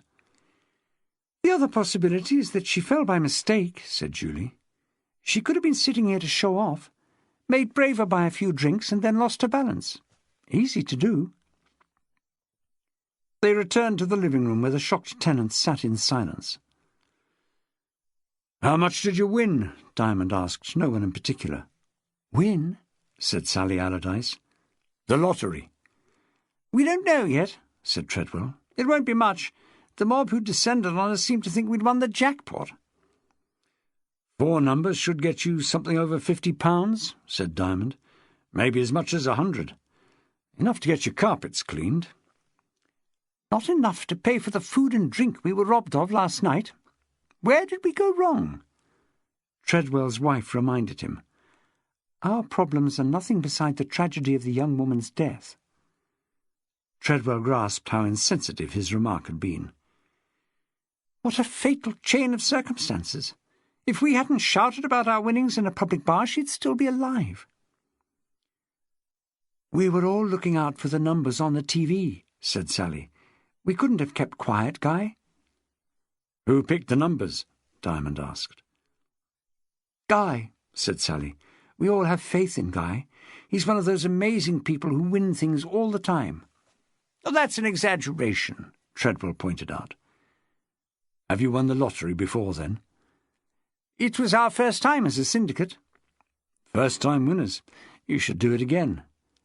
"No way," said Emma. Diamond adopted a sage-like expression and commented, "He who can predict winning numbers has no need to let off crackers." "What are you on about?" said Treadwell. "I was quoting from Kai Lung." The relevance of the saying, if relevant it was, escaped them all. "So, how does this lucky streak manifest itself, Mr. Treadwell?" There was a huff of impatience from the lucky man. Sally said, "Own up, Guy. There was that inheritance that came out of the blue. 5 grand from a cousin in the Channel Islands you hadn't even met. And that Sunday paper that featured you as the architect of the 90s. A big spread in the colour supplement." "That wasn't luck," said Treadwell. Emma chimed in. "The lucky bit was that you went to the same Cambridge college as the editor." He snapped back. "So are you inferring it wasn't in the paper on merit?" "Of course not. We're saying you're a winner, and you are. You go on your digs and you're the only one who finds anything all weekend." "What's this?" said Diamond. "Archaeology?" "A pastime, at a very amateur level." "You found those gorgeous old bottles on the riverbank," said Emma. "They're nothing special," said Treadwell. "Admit it, Guy. You get all the breaks." Allardyce said gallantly, "And your luckiest break of all was getting hitched to Emma." Emma blushed at the compliment, but her churlish husband said nothing. Sally added, for Diamond's benefit, "He'll go on denying he has a charmed life, but just don't get into a poker game with him." Diamond asked what time the gatecrashers had started arriving, and was told they first appeared around 9 p.m, and soon it became unstoppable. The pressure only eased about 10:30, after the 2 policemen had called, following the complaint from a neighbour. By that time all the drink was gone, and the clubs and discos were opening in town. "And some remained?" "Plenty," said Sally, "for hours." "But you had no knowledge that anyone was on the roof?" "Not until we were told." Diamond went downstairs and talked to the sergeant at the door, a grizzled man with a face you could have struck a match on. "Do you have a personal radio?" "Yes, sir. Want to use it?" He might as well have invited Diamond to perform brain surgery. "No." "Has there been any word about the victim? Has anyone reported her missing?" "Nothing's come through to me, sir." "Were you here when they took her away?" "I helped put her on the stretcher, sir." "In that case you can tell me what she was like." "A right mess, to tell you the truth. The crack in her head." "Yet I know all about that." Diamond firmly cut him off. "I was wanting some idea of her normal appearance." "She was a brunette, sir. Quite short hair, actually. Good figure." "Clothes?" "She was covered with a blanket when I arrived." "But you helped lift her onto the stretcher, right? What did you take hold of? Her arms?" "The legs. Well, the feet. She had black jeans, white socks, black and white trainers. Only one trainer, in point of fact. One was missing." "Fell off, you mean?" "I suppose so." "Was it in the yard? Did anyone pick it up?" Diamond's voice had an edge of urgency that produced a nervous response from the sergeant. Think, man!" "I couldn't say, sir." The missing trainer had galvanised Diamond. "Get on that radio of yours and find out if anyone has the shoe. Tell Manvers Street from me to contact everyone who was here at the scene, including the Soccos, the police surgeon, the mortuary. If we have the shoe, I want to know exactly where it was found, on the roof, in the basement, or any other place. Do it now, Sergeant." Chapter 16. Early the same afternoon, the filming of the Pickwick Papers was abandoned after 2 minibuses joined the other police vehicles in front of the Royal Crescent, and a dozen officers emerged. The director said he would be consulting lawyers. Inside the house, the reinforcements began a sweep, collecting, bagging and labelling each item discarded by the partygoers the previous night. The residents took turns to make tea and coffee, and tried, without much conviction, to behave as if it were a normal Sunday. Diamond had asked them to remain indoors until the sweep was over. Complications could occur, he said darkly, if people weren't present when their house was being checked for evidence. To encourage cooperation, he asked Julie to stay there. Any hope she had of lunch with Charlie had long since been abandoned. The big man himself made a reluctant appearance at the Royal United Hospital mortuary. The corpse of the young woman, still in her blood-stained clothes, was wheeled out for his inspection. He held his breath, but the injuries were less disfiguring than he had prepared himself for. The back of her skull had taken the main impact. Blood had congealed and encrusted in a patch not strikingly different from the dark brown of her hair. The unmarked face had the look of wax. Its serenity was an appearance, not an expression, confirming the melancholy truth that a detective's job is doomed to be unsatisfying, for the best it can do is reconstruct facts and determine what happened and who was responsible. Nothing he could discover or deduce, however brilliant, would diminish the tragedy of a young life lost. He stepped away for a moment, and the attendant asked if he'd finished. Far from it. He approached the other end of the trolley and spent some time examining the black and white Reebok trainer on the left foot and the white sock on the right. The remaining shoe was fairly new, with little wear. It fitted snugly and was laced and tied with a double bow. The sock on the other shoeless foot had been tugged down a little, so that the heel was hanging slackly. He attached no importance to this. It could easily have been done as the body was being moved. But he was intrigued to find the underside of the sock perfectly clean. What it shows clearly, he told DCI John Wigfall in his Manvers Street lair, is that she didn't put her foot on the ground without the shoe. The dirt runs off the roof and collects in the gully behind the balustrade. You can't avoid stepping in muck. What did she do then? Hop? Diamond shot him a surprised look. Sarcasm wasn't Wigfall's style. He was about as waggish as a Rottweiler. I suppose she kicked the shoe off as she jumped, Wigfall said more soberly. But where is it? That shoe is missing. I've checked with everyone. No sign of it on the roof or down in the basement yard. The adjoining basement? My lads aren't amateurs, John. I said it's missing. Wigfall's unappreciative gaze rested on Diamond for a moment. You have a theory, I suppose? Someone picked up the damned shoe and took it away. Having delivered this startling opinion, Diamond paused. You're going to ask me why? A sound very like a snort of contempt escaped from under the Mexican moustache. I wouldn't give you that satisfaction. Wigfall was definitely getting uppish. Suit yourself. Before you dash off, I think I'm entitled to know what you're doing about this woman up at the Crescent. She isn't up at the Crescent anymore. She's down at the RUH. This missing shoe, what does it mean, in your opinion? A grin spread across Diamond's face. I thought you weren't going to ask. There are two questions, aren't there? How did the shoe get parted from her foot, and where is it? Well? Question one, then. If you take it from me that she didn't put her foot to the ground, then the shoe must have come off while she was sitting on the balustrade.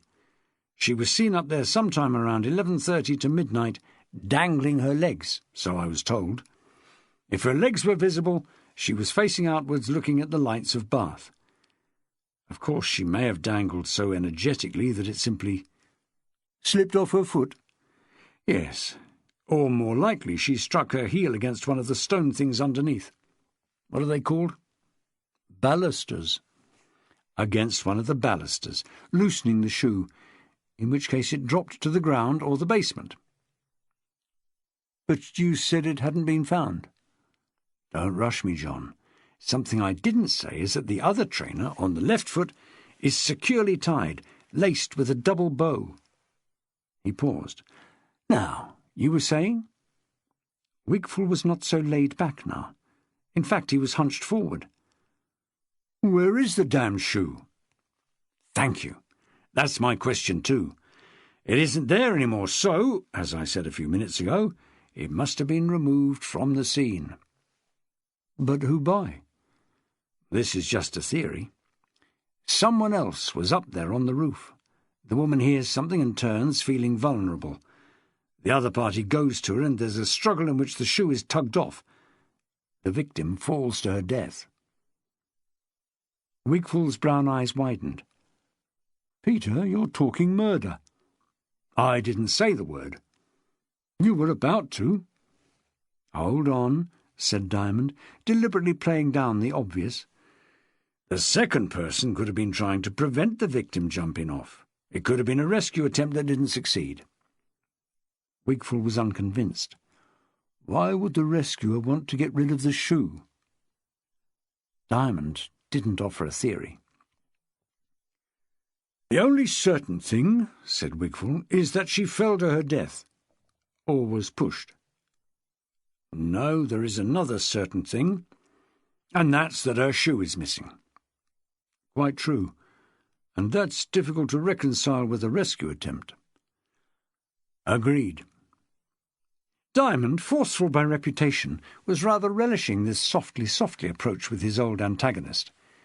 He wasn't going to thump the desk and say this stood out as a case of murder. Wigfall said, "Do you really think someone else is involved?" "Allowing that the shoe went missing, yes. Otherwise, where is it?" Wigfall sank back into his chair and said with an air of martyrdom, "God, why didn't I ask you to take on the student?" "I offered." "I know. You're saying because the shoe is missing, someone else must be involved. What do they gain from disposing of the shoe? What are they worried about? Prints? Fibres?" "You know what forensics say. Every contact leaves its traces." "Which makes murder a strong bet. But why? Why attack her at all?" Diamond spread his hands wide, like Moses arriving at the promised land. "That's all to be discovered." "You don't even know the victim's name. Is anyone reported missing?" "What time is it?" asked Diamond. 2:30. "Most of that crowd who were partying last night will be scarcely out of bed, and when they are, a lot of them won't know whose bed it is. To expect them to notice someone is missing is asking a lot, John." "What was she like, this woman?" "Mid-20s, dark with shortish hair, average height and build, brown eyes, dressed for an evening out in a pink sweater and black jeans."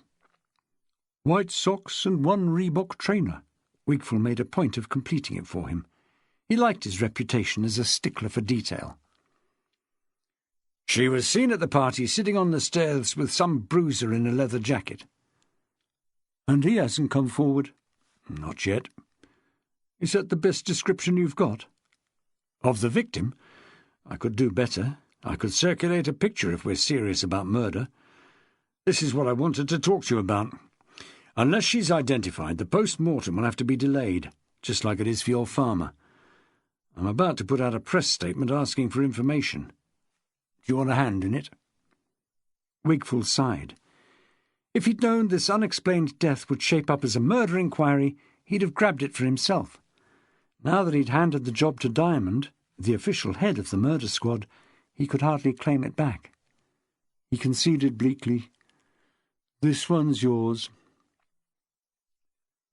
At his own desk, Diamond cleared a space with a swimmer's movement and started drafting the press release, a task he would have handed to Julie if she were not still at the Crescent. Julie was good with words, only she was also a model of tact, the ideal person to have in charge at the scene of the incident, keeping the tenants from getting stroppy. She'd radioed in to say that the sweep through the house was complete. Nothing of obvious significance had been found, certainly no Reebok trainer. He had radioed back and ordered a search of the building, a specific search this time for the missing trainer. Yes, a search, he emphasized to Julie, a different exercise from the sweep. This time the team would open cupboards, look into drawers, between layers of bedding, under loose floorboards. When Julie pointed out that they had no search warrant, Diamond told her brusquely that a DI with her experience ought to have the personal authority to carry through an exercise like this. It wasn't as if anyone was under suspicion of hiding drugs or stolen goods. It was a pesky shoe they were looking for. Julie, caught in the trap familiar to female police officers, the suggestion that they lack assertiveness, bit back her objections and went off to supervise the search. The press release. He wrote in his bold lettering, "A woman aged between 25 and 30 died, apparently from a fall, at a party at number—" He'd need to check the number again. "The Royal Crescent, Bath, late on Saturday night. Police are anxious to identify the woman and trace witnesses who may have seen her before the incident. She was wearing—" Then he looked up. A sergeant had come through the open door, embarrassment writ large across his face. Before any words were spoken, the reason was clear. Apparent behind the sergeant, too large to be obscured by his merely average physique, followed Ada Shaftesbury. The sergeant started saying, "Sir, I did my—" Ada elbowed him aside and advanced on Diamond. This female lacked nothing in assertiveness. "Here he is, the original Shrinking Violet. Just who do you think you are, the Scarlet-Sodding Pimpernel? I spent half the day sitting on my butt waiting for a sight of you, and you don't even get up to shake hands. What are you afraid of? That I'll get mine round your throat?" Diamond had nothing personal against Ada. In small amounts and at the right time he enjoyed listening to her. As a senior officer he had tried once or twice to stop her causing mayhem in the charge room, and quickly came to appreciate her sharp humour and agile brain. Also the strong moral values that, ironically, many habitual criminals possess. Her morality happened to be a little out of kilter with the law, that was all. It allowed her to shoplift with impunity, but never to steal from individuals. "Ada, if I had the time—" He waved the wretched sergeant away. "I can give you 3 minutes. It's red alert here." "It always bloody is," she said, tugging a revolving chair from the desk duly used and sinking onto it with a force that would forever impair its spring mechanism. "I've waited all the friggin' morning to see you, Mr. Sexton Bloody Blake, and now you're going to listen. They asked me to make a written statement. What use is that? I know what happens to bits of paper in places like this. I've seen it." "What's your gripe, Ada?" Diamond asked. "No gripe, apart from being kept waiting." A brief smile escaped. "Well, that. I'm bothered something chronic about my friend, that's the problem. I live in one of them social security hostels, Harmer House, up Bathwick Street. Do you know it?"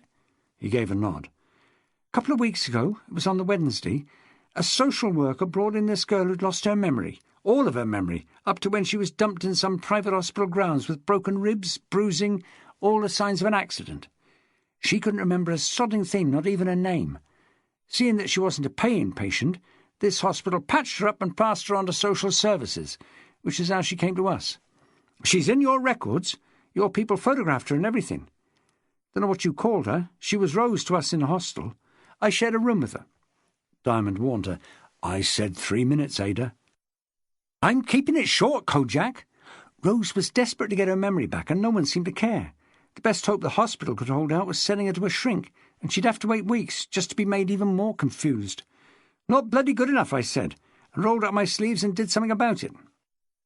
What you lot should have been doing, tracking down the old lady who found her in the hospital grounds, and the car that brought her there, and the tow rags who knocked her down." "You did all this, Ada," he said in a flat tone, thinking with resignation of the chain of false assumptions and mistaken identities that it probably represented. "Yes, and there's more to it than a road accident, I promise you. We was coming back to the hostel, Rose and me, in broad daylight, when some yobbo jumped out of a car and grabbed her. He talked like he knew her, said he was taking her home. She told me later she'd never clapped eyes on him before. He just about bundled her into the back seat before either one of us caught our breath. There was another oik driving, and they would have got clean away if I hadn't taken a hand. I managed to hook her out in time." "You saved her?" "I can knock the stuffing out of most men." "What did they do about it?"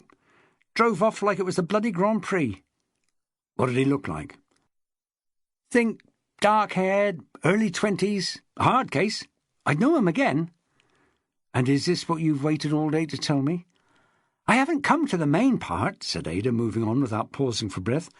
"Like I said, we found these people who ran into Rose in their car. This happened early one evening, way up the A46, between that Poncy Great House that's open to visitors. What's it called?" "Dereham Park."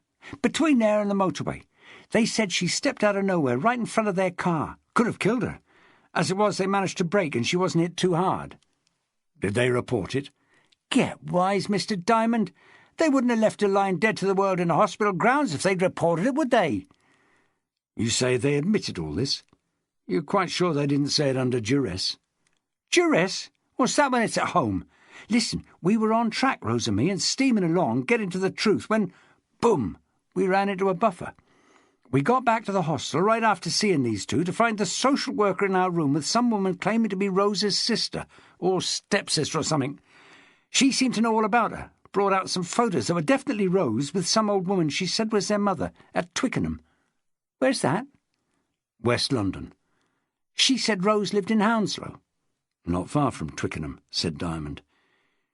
This woman said her name was Jenkins, Doreen Jenkins. She said she'd come to Bath with her boyfriend especially to look for Rose. Mind, Rose didn't seem to know her. But Rose had lost her memory. Right. So she wouldn't have recognised her. Let me finish, will you? I could see Rose was really unhappy. She wouldn't have gone with the Jenkins woman, I'm sure, but that silly cow Imogen forced the issue. Imogen? This social worker. The case was closed, in her opinion. Her office wasn't responsible no more. Rose had been claimed, so she had to go. Rose was cut up about it, I can tell you. Now, this is the worrying bit. She promised to keep in touch, whatever happened. We both promised. I gave her a postcard specially. She was going to write to me directly she got back to Hounslow. I've heard sod all, Mr. Diamond, and it's been the best part of 2 weeks. Is that it? He asked. Ada thrust out her chin. What do you mean, is that it? You've come to us simply because you haven't had a card from your friend. Ada, she had a lot on her mind.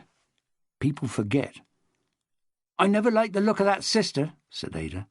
You're wasting my time. Wait, said Ada. I tried writing to her, Miss Rosamond Black Hounslow, and the letter came back yesterday with return to sender written on it. What do you expect? There are probably 30 or 40 people called Black in Hounslow. The postman isn't going to knock on every door. I looked in the phone book and there's no Miss R. Black in Hounslow. Maybe she doesn't have a phone. Ada, I said 3 minutes and you've had 10. She's been abducted. Oh, come on. You just told me what happened and it was her choice. Hobson's bloody choice? What about the bloke who tried to drag her into the car? Ada, that was another incident. You're not suggesting the sister had any connection with him. She behaved properly. She went to Avon Social Services. They were satisfied she was speaking the truth. Ada was outraged. Rose could be dead for all you care, you idle slob. If you're the best Bath can afford, God help us all. You don't know sheep shit from cherry pips. He stood up. Out. Dork brain. Something's happened to my friend, and when I find out the truth, you'll wish you hadn't been born, you feather merchant. Before drafting the rest of the press release, he sent one of the police cadets shopping. The recent extension in Sunday trading was a lifesaver to anyone whose eating arrangements were as makeshift as Diamond's. When he returned to the house in the Crescent at the end of the afternoon, he was holding 2 plastic carriers. Julie met him in the entrance hall, which was now restored to something like a respectable state. She told him the search squad had left a few minutes before with a vast collection of rubbish. He set the bags down on a marble-topped table. No shoe. We went through the place with a small-tooth comb, the attic to the basement. I'm positive it isn't here. Outside? I had 6 men out there for 2.5 hours. He ran his fingers through what remained of his hair. I'm mystified, Julie. I can think of 3 or 4 ways the shoe may have come off. I'm trying to think of one good reason why anyone would wish to remove it from the scene. She shook her head and shrugged. One shoe's no use to anyone. If it incriminated someone, I'd understand, he said. But how could it? Let's take the extreme case. Say she was murdered, shoved off the balustrade after a struggle in which the shoe came off. What does her killer do with the shoe? He'd sling it after her, wouldn't he? Down into the basement. Then we'd assume it got knocked off her foot when she hit the ground. It would still look like an accident or suicide. Keeping it, hiding it, disposing of it is self-defeating. It announces that someone else was involved. People aren't always rational, Julie pointed out. This killer, if there is one, may have been drunk. Could have been. Diamond didn't say so, but he thought it unlikely that a drunk would bother to pick up a shoe and smuggle it out of the house. Have we finished here? She asked. Where are the tenants? Still upstairs? Yes. How are they taking it? Well, they're not happy. But would anyone be? They couldn't understand the reason for the search. They're just ordinary people. Well, not all that ordinary, or they wouldn't be living in an address like this. But you know what I mean. They were really unlucky the way this party came about. Or unwise. Julie didn't agree. I doubt if anyone could have prevented what happened. He showed his disagreement with a sniff. If you won the lottery, you wouldn't shout it out in a pub. I might. Anyway, their luck was really out when the woman was killed. You can't dispute that. You've obviously come to like these people. They've been helpful, making tea and things. I'm hungry, though. His eyes slid away to a framed print of John Wood's 1727 plan of Queen Square. The Treadwells are architects, right? Yes, and making a good living at it, I get the impression. They have an office in Gay Street. He designs those enormous out-of-town supermarkets. She's the surveyor, knows all about maps and land use and so on. She sizes up the site and he draws the plans. Cosy. I think they're doing all right. Not much of the building industry is booming these days, but supermarkets are going up everywhere. Red brick barracks with green-tiled roofs. Diamond had no love of them, whatever their design. He knew them from the inside as a trolleyman in his spell in London. It's a cancer, Julie, scarring the countryside and bleeding the life out of the city's centres. So the geniuses who design them choose to live in a posh Georgian terrace and work in a building that was here when Beau Nash was alive. I bet they don't drive out of town to do their shopping. They don't have a car. There you are, then. She hesitated. Does it matter how they make their living? They've won you over, haven't they? I take people as I find them, Mr. Diamond. He was forced to smile. She'd scored a point. Here he was, ranting on again, no better than a feather merchant, whatever that was. Thank God there were people like Julie to nudge him out of it. And you find them more agreeable than your boss? She blushed deeply. Actually, the couple upstairs are the friendlier ones. Mr. Treadwell is still angry about having his house invaded, and I think his mood rubs off on her, although she does her best to sound civilised. The Allardyces seem to take a more fatalistic view of the whole weekend. It was fatal for someone, anyway. They're the people in public relations, aren't they? He held up a pacifying hand. All right, Julie, I won't give you my views on public relations. Remind me of their first names? Sally and William. And they're still approachable after having their house turned over. It beggars belief. It's in the breeding. Grin and bear it. Let's go up and pay our respects to these models of restraint. He picked up his shopping. He was feeling chipper, not a hint of hypertension. Sally Allardyce admitted them to the living room that featured the acanthus leaf ceiling. Both couples were present. The lights were on and a simulated fire was flickering yellow and blue in the grate. A game of cards was in progress at the round table at the end nearest the main casement window. Emma Treadwell had changed from her bathrobe into a pale blue dress. Made up, bright-featured and pretty, she still showed some strain, fingering the ends of her long dark hair. Diamond glanced at the way the cards were arranged. Whist. Solo whist, actually, said William Allardyce. His tracksuit top was unzipped lower than before, and the lettering entirely revealed. Aptly, for the man Julie had found the more friendly, it read, Mr. Wright. Finish the hand, then, Diamond urged them. You can't stop in the middle. Is someone on an abundance? Misère, said Treadwell without looking up from the cards in his hand. It's me, and it just about sums up the weekend. Sally Allardyce said, We were only filling in time. Your inspector, Julie, said you'd be along soon. I'll make some fresh tea. Diamond seized his opportunity to earn some goodwill. He became masterful. No, you won't.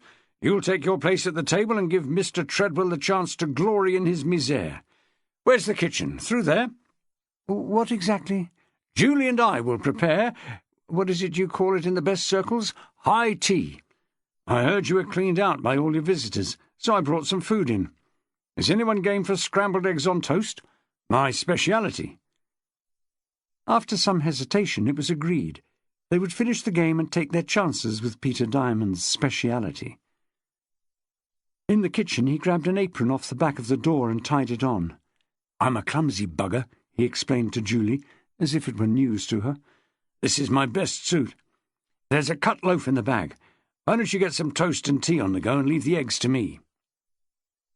Mastering the cooker was the first challenge.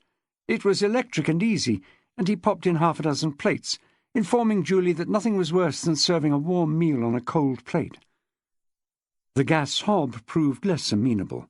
The spark wouldn't ignite the burner for some seconds, and when it finally did, with a small explosion, there was a distinct whiff of singed hair. He rubbed the back of his right hand. Sally Allardyce called out from the card game, "Are you managing all right?" Julie answered that they were, and Diamond began robustly cracking eggs into a large bowl and tossing the shells across the room, aiming for, and not always reaching, the sink.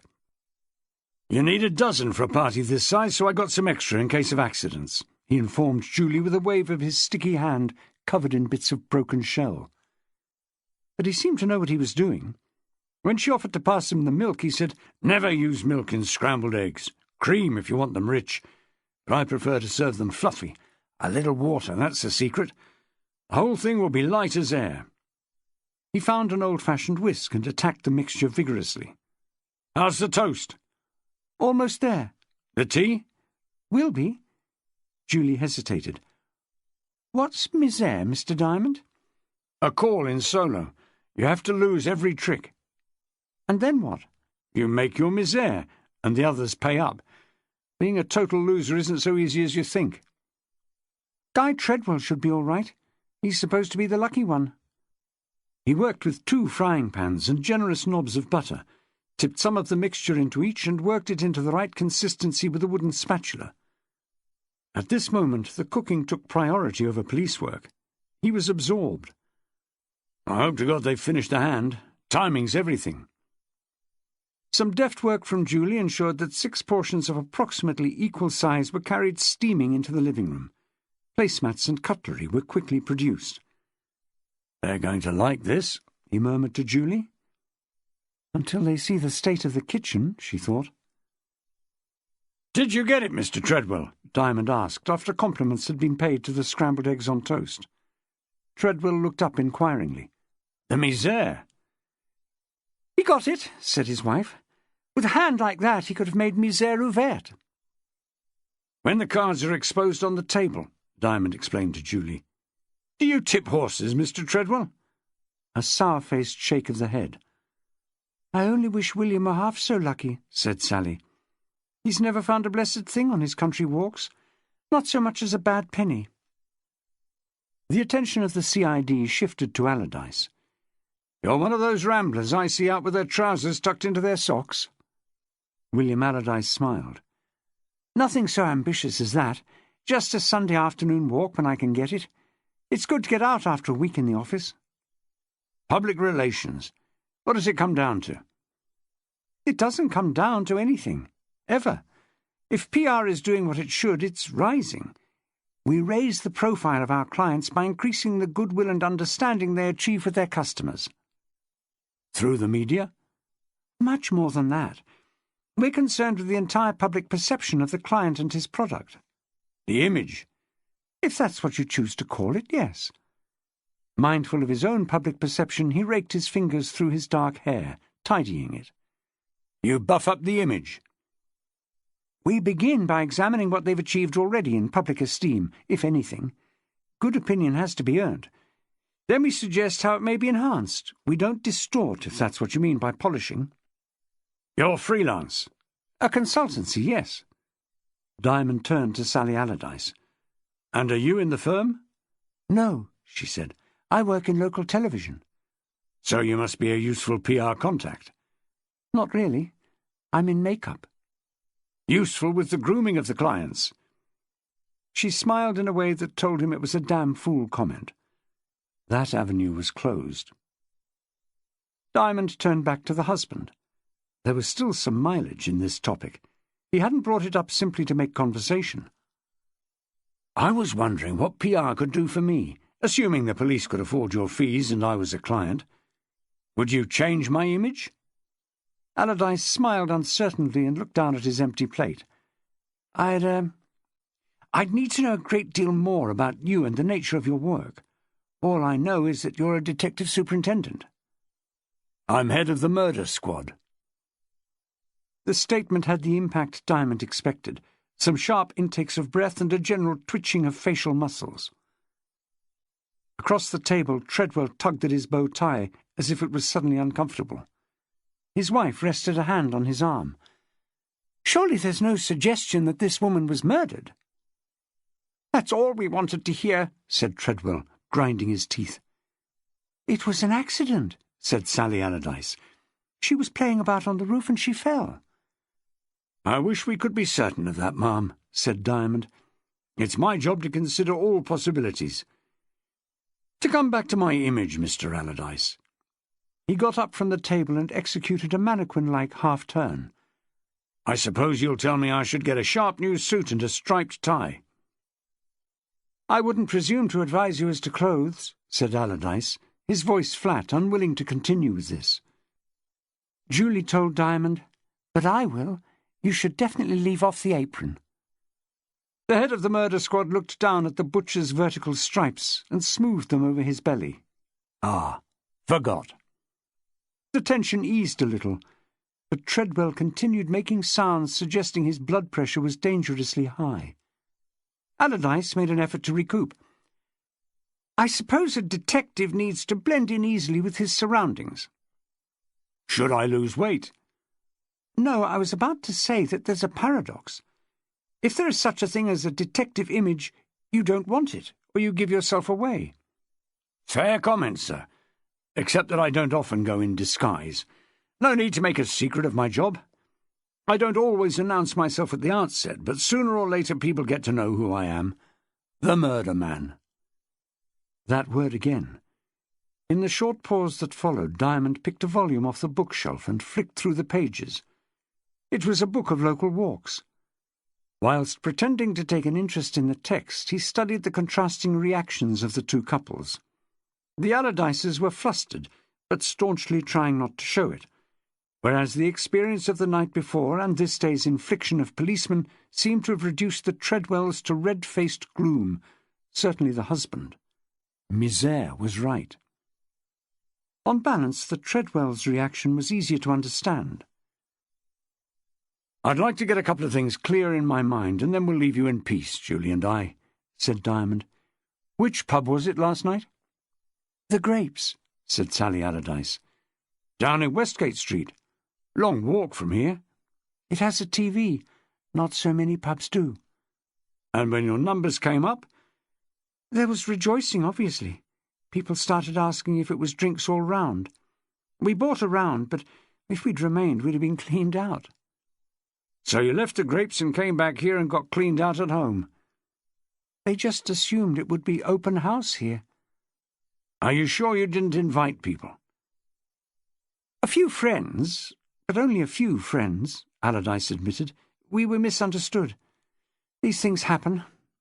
"Did you walk back?" "What?" "Mr. Allardyce enjoys a walk." "For God's sake!" said Treadwell in a spasm of anger. "Are you trying to catch us out on drunk driving? Look, only one of us has a car, and that's William, and his bloody car was sitting in Brock Street all evening. We took a taxi. Satisfied?" "I'm getting the timing right in my head," said Diamond, who wasn't noted for fine calculations. "The lottery's announced about 8. You buy a round, and let's say 8:15 or 8:20 you decide to return here. You go out and look for a taxi. Or did you find one?" "They line up in Kingsmead Square. We got one there." "And we're back here by, what, 8:30? "Later than that. We stopped at the off-licence and picked up some booze." "It was planned as a party, then?" "Drinks for a few friends," said Treadwell with disdain. "I don't call that a party." "The trouble is, the rest of Bath did," said his wife. The daylight was fading when Diamond and Julie emerged from the house. "Do you do the lottery?" she asked. "Do I look like a winner?" he said. "We tried a few times. Nothing. Then someone told me a sobering fact. No matter who you are, what age you are, what kind of life you lead, it's more likely you'll drop dead by 8 o'clock Saturday night than win the big one. So I don't do it anymore." "If you did drop dead and won, you'd be given a lovely send-off." He didn't comment. "So are we any wiser?" she asked. "About what?" "The dead woman." He ignored the question, more interested apparently in the scene in front of the crescent. "Something's different." "Well, the cars are back," said Julie. "Or a lot of them are." Cars? "The film crew wanted them out of sight by this morning. The residents got £20 a car for the inconvenience." She studied his face to see if a joke would be timely. "Not many Mercedes in the Pickwick papers." You're right. That was why Allardyce's car was parked in Brock Street last night. He shook his head, chiding himself. I should have asked when he moved it and what he drives. "About 6:30 last evening," said Julie, "before they went out to the pub, and it's a pale blue BMW. Not for the first time he had underestimated Julie. Her hours stuck in this house with the tenants had been put to good use. He received the information as if it went without saying that she would have discovered such things, but she may have seen his eyebrows prick up.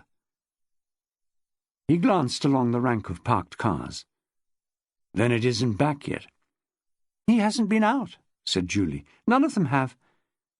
She waited a moment before asking, "Are you suspicious of him?" Wouldn't put it as strongly as that.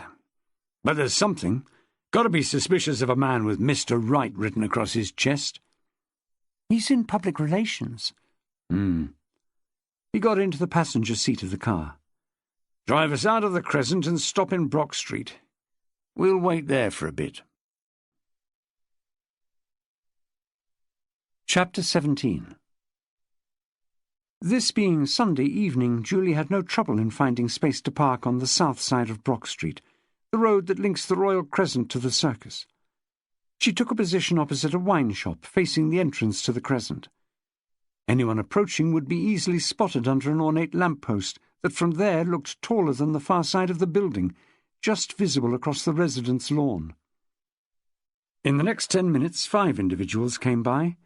3 collected their cars from Brock Street and returned them to the front of the Crescent. William Allardyce was not among them, though his blue BMW was parked in the street, opposite an art gallery. "What are you expecting to see exactly?" Julie asked, when the clock in the car showed they'd been there 20 minutes. Diamond took exception to the last word. Exactly? I wouldn't put it as strongly as that. Possibly is more like it. Possibly, then. There's a possibility that we may see Allardyce come round that corner and walk to his car. There's a chance, and I wouldn't put it higher than that, a chance that he'll have the shoe with him. I don't see how. We've covered every inch of that house. And every inch of the tenants? "Come off it, Mr. Diamond," said Julie, reddening. "We had no authority to make body searches. Besides, you can't hide something as big as a shoe." Her voice trailed off, and she stared at him with wide, enlightened eyes. "Tracksuit. William could have been carrying it around all day in the tracksuit." "Baggy enough to hide a shoe, I'll grant you," he said, as if the idea were hers. "But that would mean he—" "Yes." But it seemed to Julie that on this occasion the Magus of the murder squad had picked the wrong star to follow. Inspired as he may have been in the past, his record wasn't perfect. And now he waited, smug as a toad, for her to tease out the arcane reasoning that had them sitting there. She leaned against the head restraint and composed herself. She wasn't too proud to put a direct question to him. Others might balk at the prospect. Not Julie. "What makes William Allardyce a suspect?" As if marshalling his thoughts, he was slow to answer. "The missing shoe is the key to it. She was wearing it when she sat on the balustrade. Must have been. Her sock was perfectly—" He didn't complete the sentence. Someone had just come into view around the railings fronting the end house of the Crescent, a man of Allardyce's height and build. He was wearing a cap and raincoat, and carrying a plastic bag that clearly contained an object whose general shape and solidity demanded their whole attention. Neither Diamond nor Julie spoke. They watched the man cross the cobbles to a shadowy area at the edge of the lamp-post's arc of light, close to the residence lawn. There he halted. After glancing right and left, he stooped as if to examine the low stone ridge that supported the railings. Still crouching, he took the object from the bag, and they saw that it was not a shoe, but a trowel. Next, he scraped at the ground with the trowel and shovelled something into the bag. Then he gave a whistle, and a large dog bounded out of the shadows and joined him. With his dog, his trowel, and the contents of the carrier bag, he walked back with pious tread towards the crescent.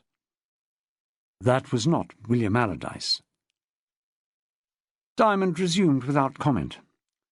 That shoe disappeared, so we can assume that someone is concealing it. Are you with me? After the day she had spent exploring every inch of that house, she thought his "Are you with me?" was the bloody limit. I kept asking myself why, he said, oblivious. If we are dealing with a killer here, what's his game? The fact that the shoe is missing is what gives rise to suspicion. If it had been found beside her, you and I wouldn't be here, Julie. We'd have thought it came off when she hit the ground. An accident. That's what we'd have taken it to be. So why didn't our killer chuck the shoe where the body was? I think I have the answer. She stared impassively ahead. She'd had about enough of Peter Diamond for one day. Theoretically, he said in the same clever dick tone, any one of the scores of people who crashed the party could have shoved her off the ledge. They didn't. This has to be one of the tenants, and I'll tell you why. The killer didn't realise that the shoe had come off until it was too late to do anything about it. The next morning. If you recall what happened, the paper boy discovered the body and knocked on the door of the house. Treadwell came out. He alerted Allardyce, who also came to have a look. That was the moment when one of them, and it must be Allardyce for a reason I shall explain, saw to his horror that the dead woman was missing one shoe. It had come off in the struggle and was still lying somewhere on the roof. Diamond turned to face her and stepped up his delivery. What can he do? It's too late now to plant it beside the body. The police are on the way and 2 witnesses have viewed the scene. He belts upstairs and finds the shoe, maybe with a torn lace scuffing, signs of the struggle she put up. So he hides it, meaning to dispose of it later. Julie saved him the trouble of explaining why Allardyce was preferred as the suspect. As the Allardyces live upstairs, he could get up to the roof without arousing any suspicion. Right. And this links up with another moment. Let's backtrack to the party. When someone reported the woman on the roof, who was it who went up to investigate? But the master of the house, the caring Mr. Allardyce. He paused for some show of admiration, but he didn't get it. Beginning to sound huffy, he picked up the thread again. If you're still with me, Allardyce claims he saw no one on the roof. He'd like us to suppose the woman must have fallen or jumped in the interval between the people spotting her and the moment he looked out of his attic window. He states that he didn't climb out of the window to check, he just leaned out and saw no one on the balustrade, and assumed she'd given up and come down.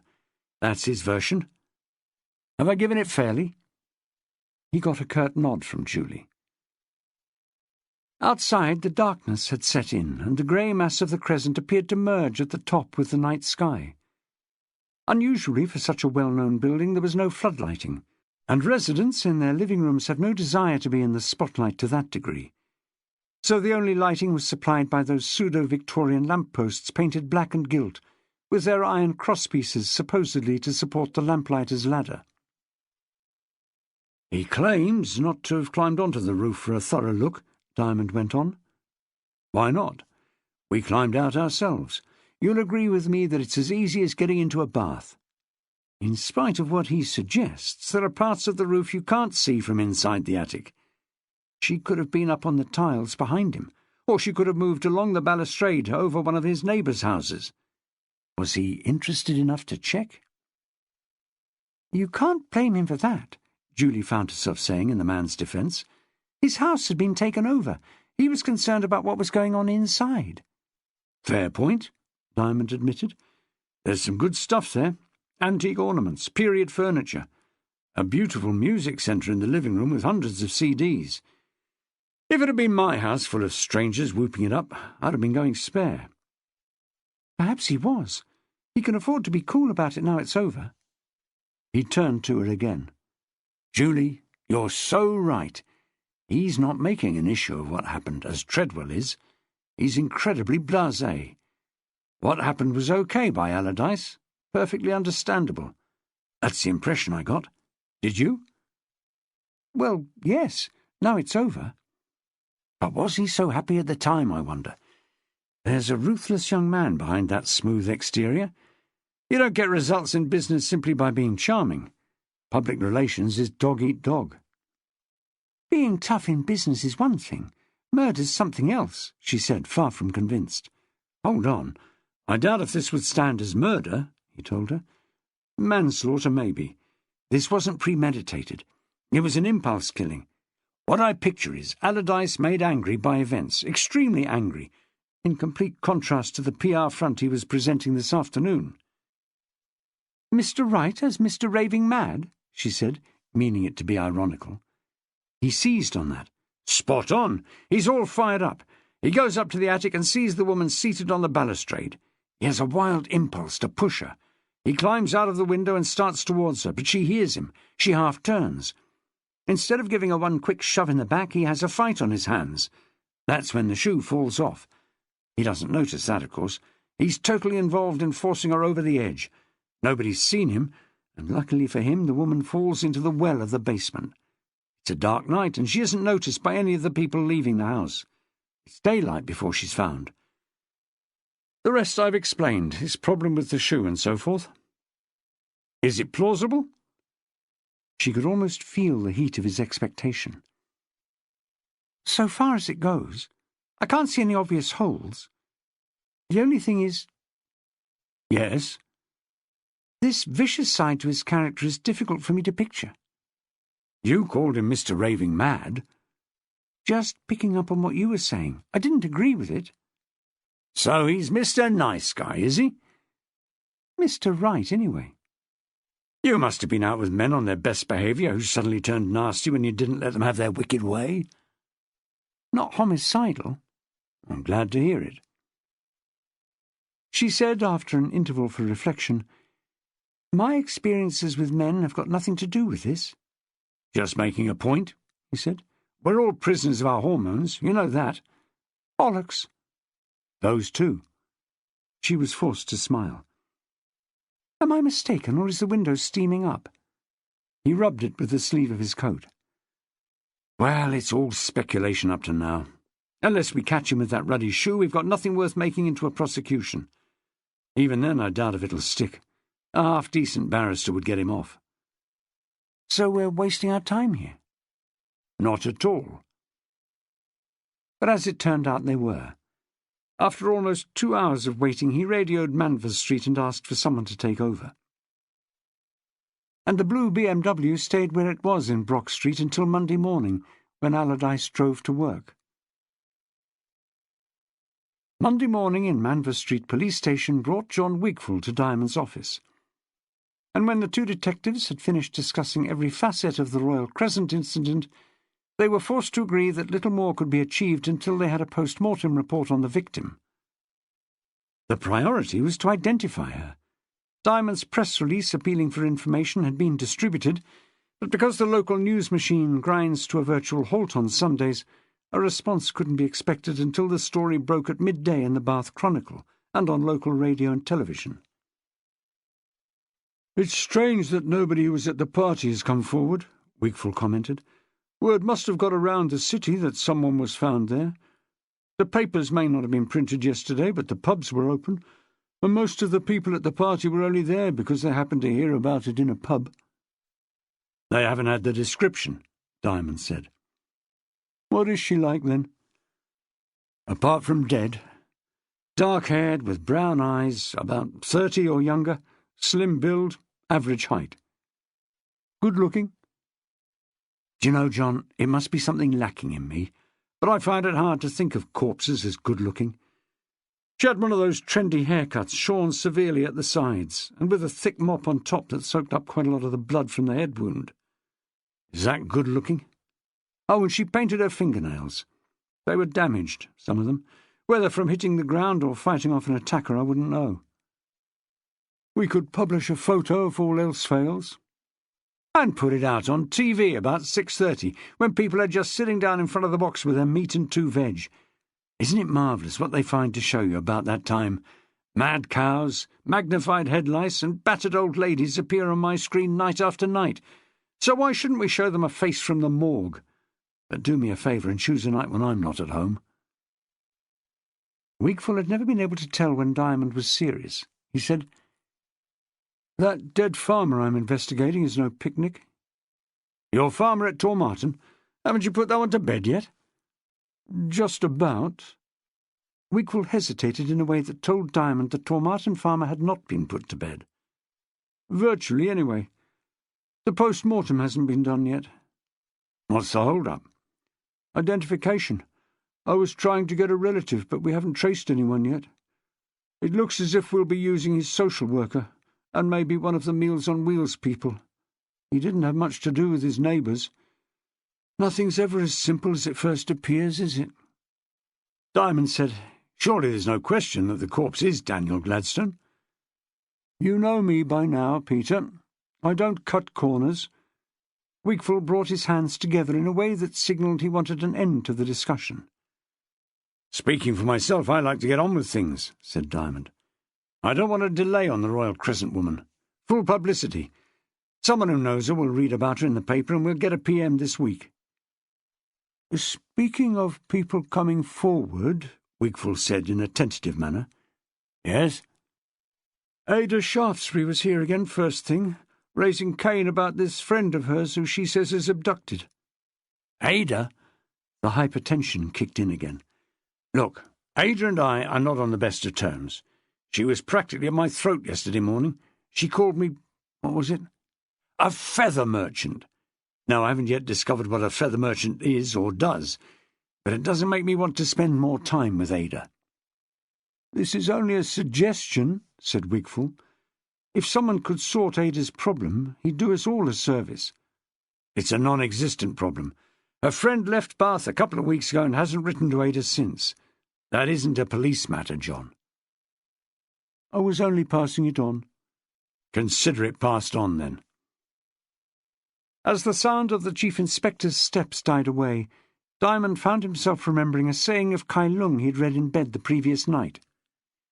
"Even a goat and an ox must keep in step if they are to plough together." Shaking his head, he got up and went looking for Julie. She was in the canteen finishing her coffee, watching two of the murder squad perfecting their snooker. She asked Diamond if anything fresh had come up at the Royal Crescent, and he made a sweeping gesture that disposed of that line of conversation. He commented that this was early in the day for coffee, and Julie said she needed one after meeting Ada Shaftesbury as she arrived for work. "You too," he said. "Wakeful had a blast this morning, and I had a basinful yesterday." Julie said she knew about his basinful because Ada had referred to him. "That's a delicate way of phrasing it, Julie." She laughed. "We agreed on one or two things, Ada and I." "Thanks." She said, "I don't know if it crossed your mind, but when she was talking about this Rose or Rosamond, the woman who hasn't been in touch, I couldn't help comparing her description with the woman who was killed at the party." "Really?" The word was drained of all interest the way he spoke it. "Some of the details do compare," she pressed on. "The age, the colour and length of the hair, the slim figure." "All that applies to thousands of women. Could easily be a description of you." "Do you mind? I paid a bomb for these blonde highlights." "You can't deny it's short." He made a pretence of swaying to ride a punch. "Fair enough. I was ignoring the highlights. They look, good value. Would you like your coffee topped up?" She shook her blonde highlights. "A fresh one, then." Conscious that he had some fence-mending to do, he also offered to buy her a bun. When he returned with a tray and two mugs and set them on the table Julie had chosen, well away from the snooker game, she remarked, "I still think you ought to speak to Ada.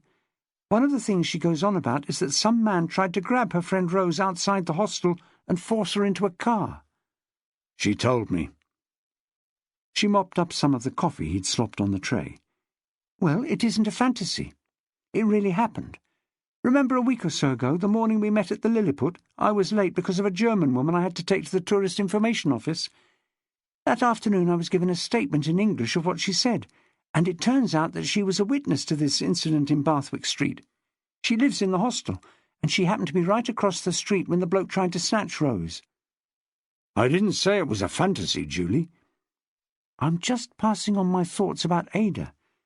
I know it doesn't interest you particularly, but she's in a fair old state about her friend." He sighed. "Tell me something new, Julie." She wasn't giving up. "Ada may be a chronic shoplifter, but she's not stupid. If she thinks there's something iffy about the woman who collected her friend, she may be right." He admitted as much with a shrug. "But it isn't my job to investigate iffy women." Julie's blue eyes locked with his. "You could take Ada down to the RUH and give her a sight of the corpse." "What use would that be?" "Who knows? It could be her friend Rose in the chiller." "No chance." "Yes, but it might get Ada off your back." "Now you're talking." A slow smile spread across his face. "What a neat idea." Chapter 18. Ada was so stunned that she stopped speaking for about 5 seconds. When she restarted, it was to ask in a faltering voice for a drop of brandy. Most of the morning she'd been sounding off to all and sundry that her friend could easily be dead by now. She wasn't expecting this early opportunity to find out. She said her legs were going. She was guided to a chair, and something alcoholic in a paper cup was placed in her plump, trembling hand. Peter Diamond, prepared to do a deal, told her gently that if she didn't feel able to accompany him to the mortuary, nobody would insist. She could leave the police station, and nobody would think any the worse of her, provided she stayed away in future. As for the likelihood of the dead woman turning out to be her friend, it was extremely remote. "A shot in the dark," he said, an unfortunate phrase that caused Ada to squeeze the cup and spill some of the drink. Hastily he went on to explain that he doubted if Rose, or Rosamond, last heard of returning to Hounslow with her stepsister, had come back to Bath and fallen off the roof of the Royal Crescent on Saturday night. There were just similarities in description, all superficial, and the importance Ada herself attached to Rose's well-being. If Ada cared to go through the points with him now, she would probably find some detail that didn't match, and save herself a harrowing experience. He read the description to her. She asked for more brandy. A short while later he drove her to the hospital. From the back seat, Ada confided to him that she'd never seen a dead person. "They said I could look at my poor old mother after she went. I didn't want to." "You're in the majority," he said. "I get queasy myself." "But you've seen this one?" "Oh, yes. Looking very peaceful. You wouldn't know she'd well, you wouldn't know." She said in a shaky voice, "I want to tell you something, Mr. Diamond." He leaned back in the seat, trying to be both a good driver and a good listener. "What's that?" She said huskily into his ear, "If this does turn out to be Rose, and you tossers could have saved her, I'll push your face through the back of your neck and wee on your grave." The mortuary attendant was a woman. Diamond took her aside and asked if a chair could be provided for Ada. "The lady's nervous, and if she passed out, I doubt if you and I could hold her up between us." With Ada seated and shredding a tissue between her fingers, the trolley was wheeled out and the cover unzipped to reveal the features of the dead woman. "You may need to stand for a moment, my dear," the attendant advised. Ada got to her feet and glanced down at the face. She gave a gasp of recognition and said, "Strike a light!" and passed out. The chair collapsed with her. He phoned Julie from the mortuary. "Was Ada any help?" she asked. "She was, as it happens. She recognized the body. Gave her a real shock. She passed out, in fact. But it isn't her friend, not that friend. It's someone else she knew from Harmer House. Someone you've met. A German woman called Hildegard." Chapter 19. Julie Hargreaves was still at Manvers Street, at work on a computer keyboard when Diamond looked in.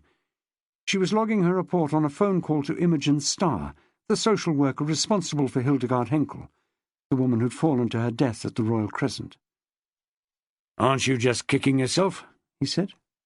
"What for?" she asked. "For not paying more attention to this woman when she tapped you on the arm that morning she appeared downstairs." "She didn't tap me on the arm, Mr. Diamond. The desk sergeant asked me to help him out. I gave her all the attention I could, considering she hardly spoke a word of English. I walked with her personally all the way to the Tourist Information Office and left her in the care of someone who did speak her language. If there's something else I should have done, perhaps you'll enlighten me." He muttered something about not going off the deep end and said he'd need to take a close look at the statement, but he'd need some background first. "Can you give it to me in a nutshell?" he asked. "I was supposed to be home early tonight." Barely containing her irritation, Julie said, "I could have a printout waiting on your desk tomorrow morning if you're in that much of a hurry." "I'll have it now." She stared at the screen. "Well, she's German, from Bonn, a dropout from school who lost touch with her people, got friendly with a young English guy working as an interpreter at the British Embassy and married him. Soon after, they moved to England. He turned out to be a fly-by-night and was away in a matter of weeks. This poor girl found herself jobless and without much knowledge of the language." "Couldn't she have gone back to Germany?" "Didn't want to. Her life was a mess. She'd walked out on her parents. As the wife of a British subject, she was entitled to remain in Britain, and that was her best hope, she thought. She soon used up what little money she had, lived rough for a while, got treated for depression and ended up as one of Imogen's caseload at Avon Social Services. That's it, in your nutshell." "The husband. Was his name Henkel, then?" "Perkins or something like that. She wanted to forget him, and no wonder, poor girl." "Wanted it both ways. Wipe him out of her life and use him to qualify as a resident." Julie's eyebrows pricked up. "That's harsh, isn't it?" "Don't know about that. Your version sounded a shade too sisterly for my taste." "She is dead, for God's sake. Aren't we allowed any pity at all in this job?" She switched off the machine, rolled back the chair, and quit the room.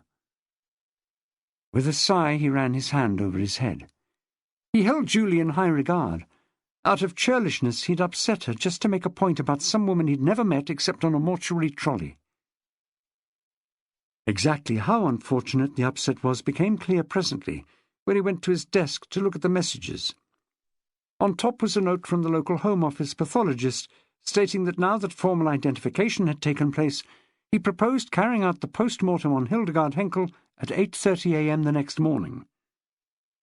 Normally, Diamond would have found some pretext for missing the autopsy. It was the one part of CID work he tried to avoid. At least one senior detective on the case was routinely supposed to be present, listening to the pathologist's running commentary and discussing the findings immediately afterwards. The only possible stand-in was Julie, who deputized on several similar occasions. A call to Julie at home? Even Peter Diamond didn't have the brass neck for that. He did not, after all, get home early. He drove over Pulteney Bridge, ignoring the ban on private vehicles, and up Henrietta Street to Bathwick Street to call at Harmer House. He had two objectives. The first was to examine Hildegard Henkel's room. The second was to call on Ada Shaftesbury, a prospect he didn't relish, but against all reason he felt some sympathy for Ada after the shock she'd suffered. True, she'd not had to endure the ordeal of watching a pathologist at work, but by her own lights she'd gone through a traumatic experience, and it had been at his behest.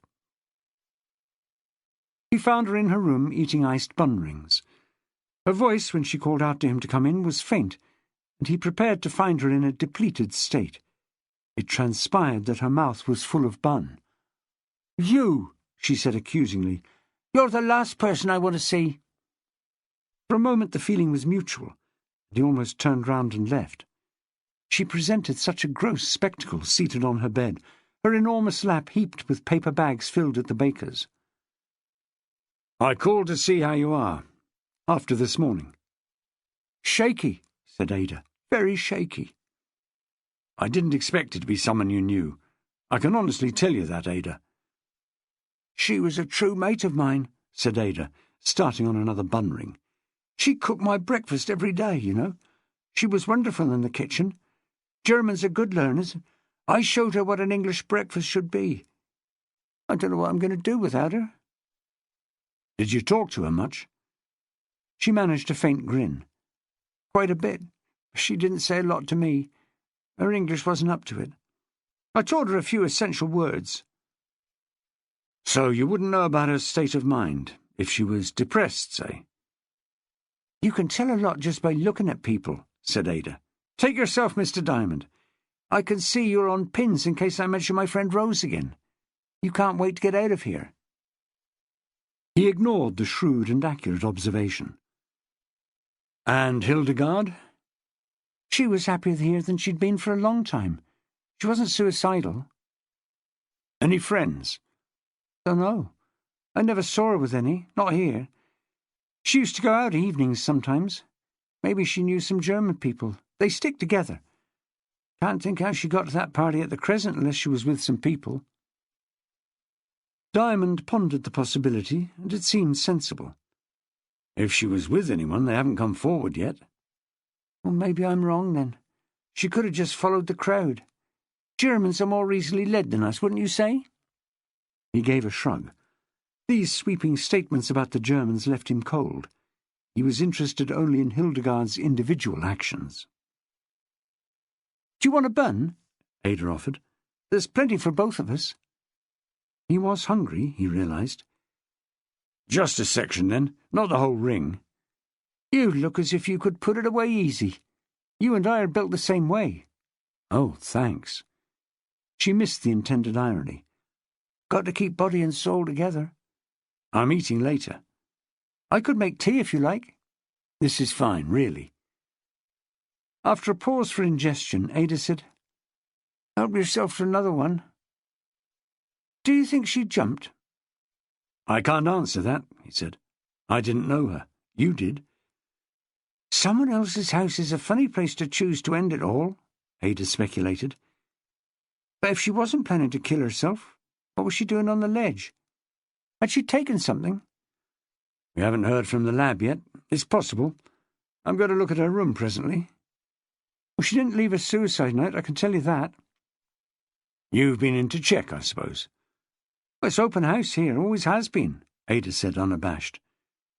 Are you going to talk to that ball of fire Imogen, her social worker? I expect so. Hildegard was on her list, same as Rose was. Imogen keeps shedding clients, have you noticed? Dropping them faster than a peep show girl. You can't blame the social worker. Try me, ducky. Rose didn't know the woman who came to collect her, but did it cross Imogen's tiny mind that it might be a try-on? Not on your Nelly. Here we go, thought Diamond. She went on. I've been thinking about those photos.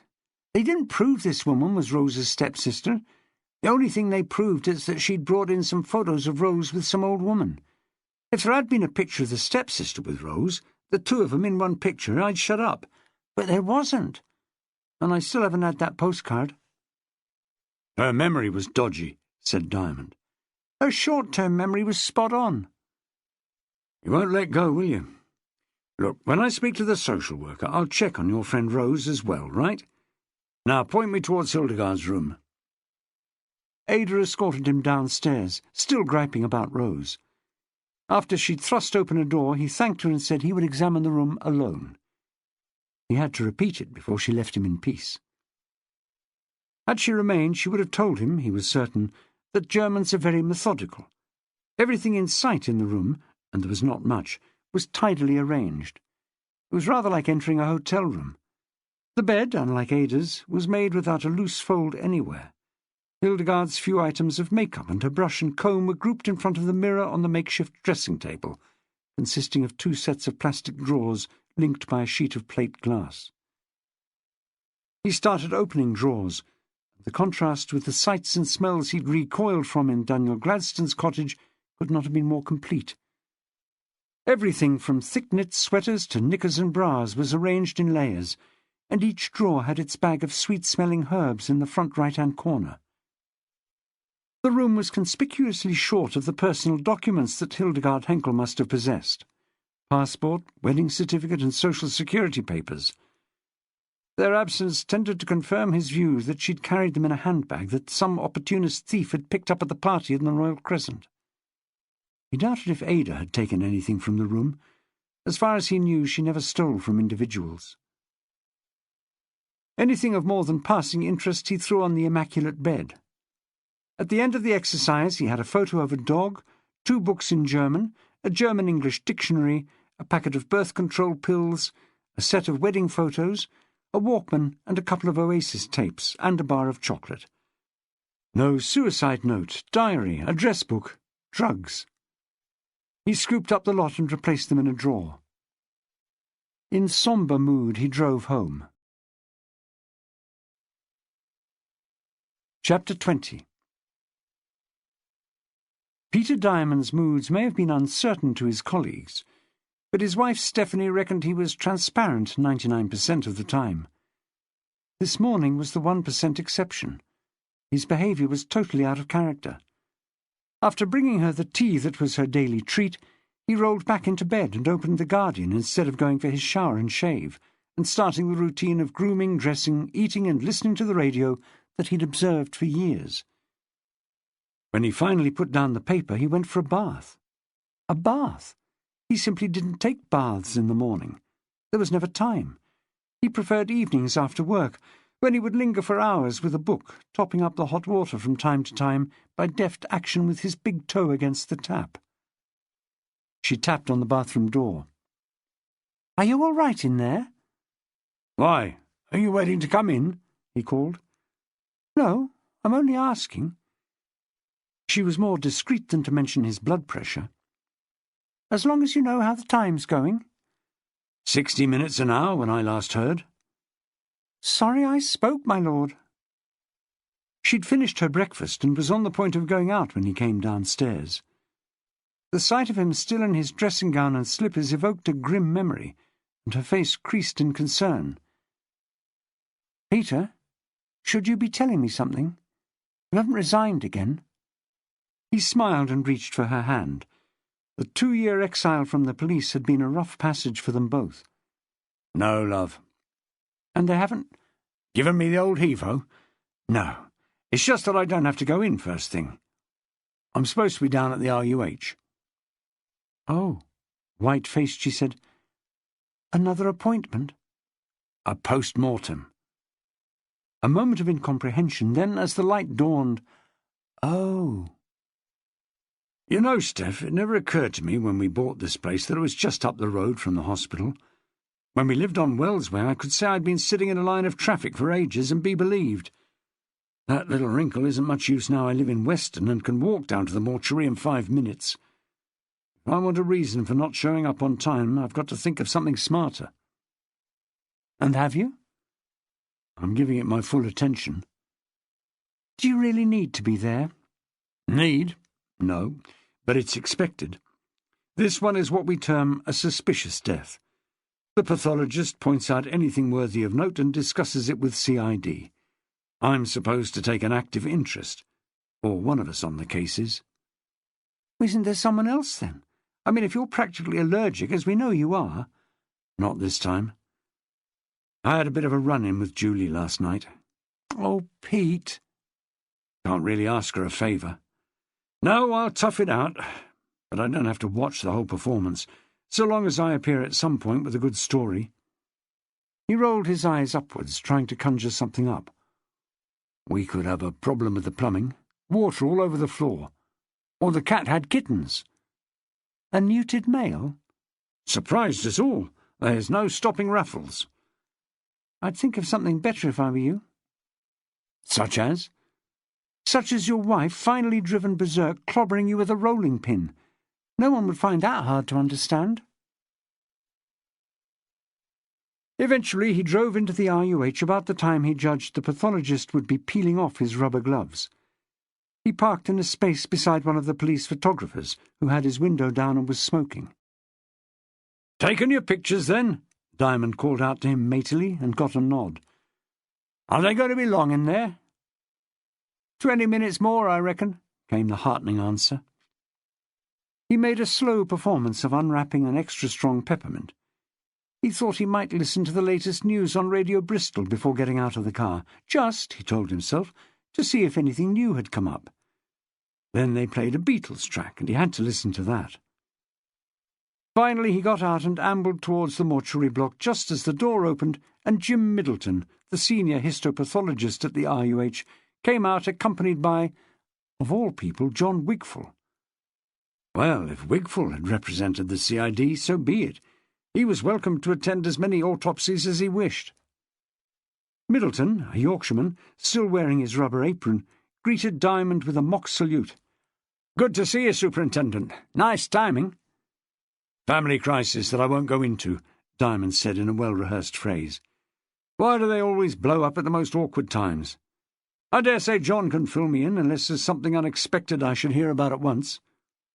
"Unexpected?" Middleton shook his head. "The only thing you won't have been expecting is that we switched the running order. I've just examined Mr. Wigfall's farmer. All done. Your young woman is next, which is why I said your timing was nice. We're on in 10 minutes or so after I've had some fresh air." No one needed the fresh air more than Diamond. His eyes glazed over. "I had a message that it was to be 8:30. I know, and we were ready to go, but we didn't like to start without anyone from CID. Isn't it fortunate that Chief Inspector Wigfall phoned in to find out what time he'd be needed for the farmer? As soon as you can get here, I told him." Wigfall didn't actually smirk. He didn't need to. There was no ducking it now. In a short time, Diamond stood numbly in attendance in the post-mortem room with a scenes of crime officer, 2 photographers, and a number of medical students. First, the photographs were taken as each item of Hildegard Henkel's clothing was removed. It was a slow process. A continuous record had to be provided. Jim Middleton clearly regarded all this as wearisome and unconnected with his medical expertise, so he filled the gaps with conversation about the previous autopsy. "Poor old sod lying dead all that long. It's a sad comment in our times that anyone could be left for up to a week and nobody knows or cares."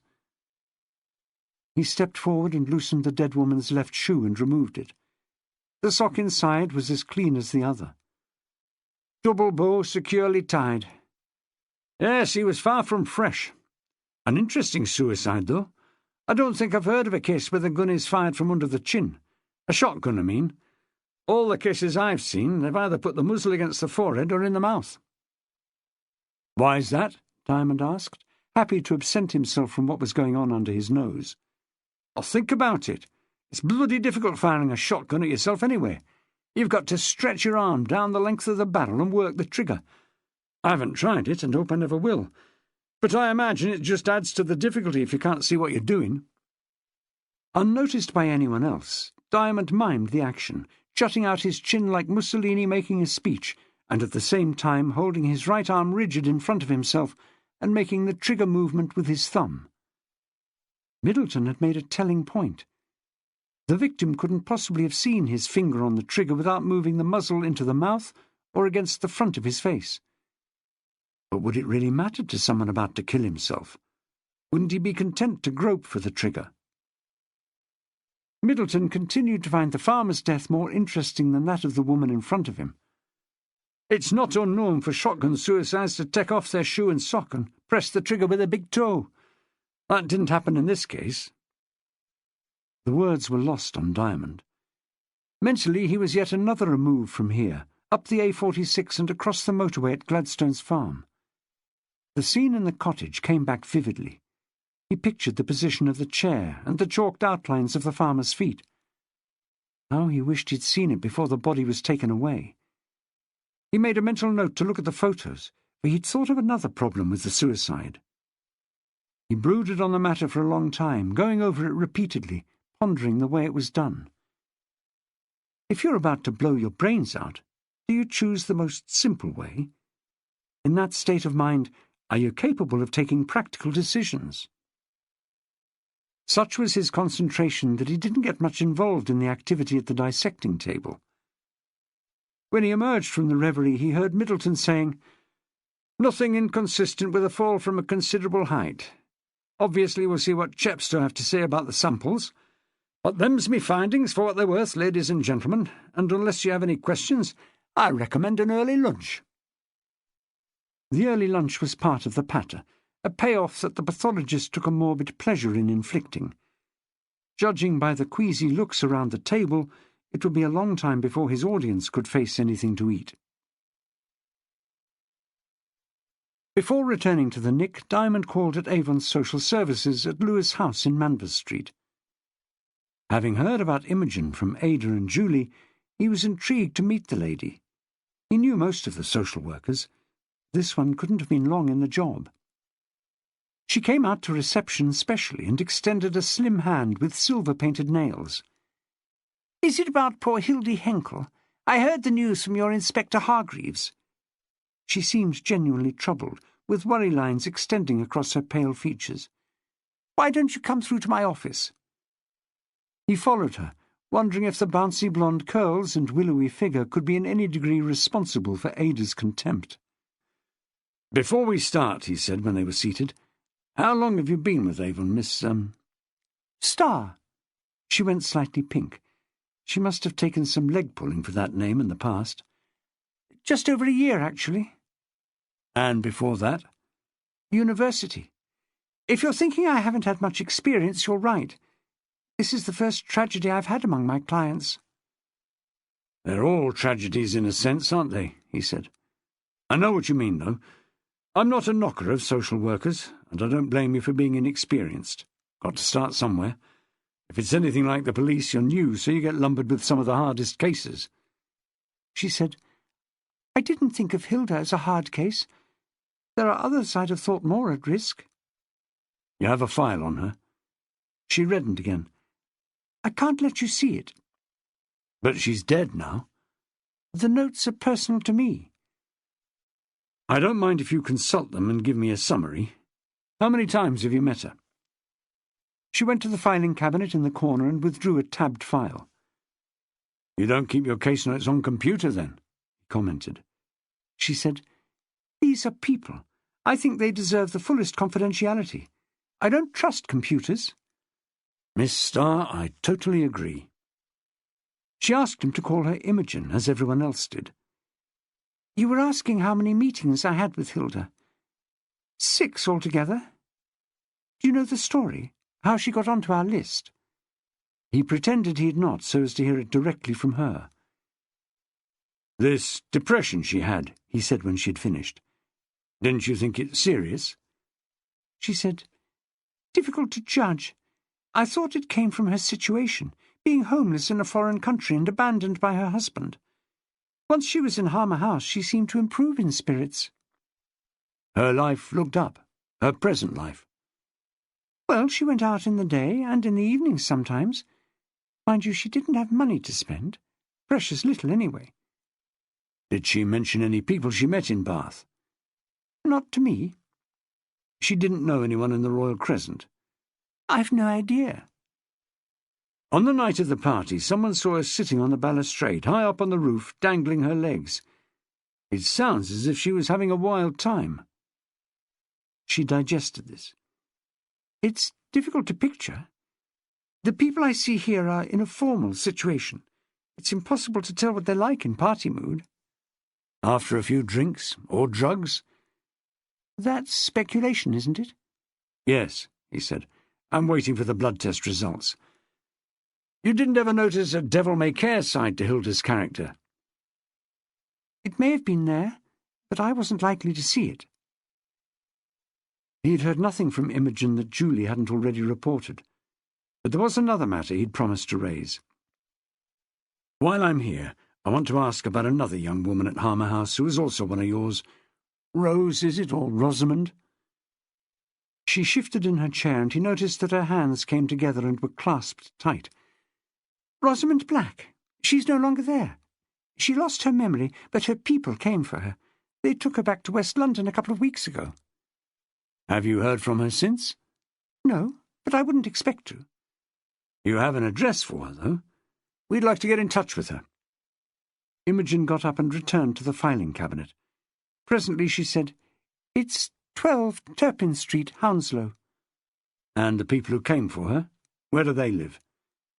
"Somewhere near, I gathered. The mother is in Twickenham."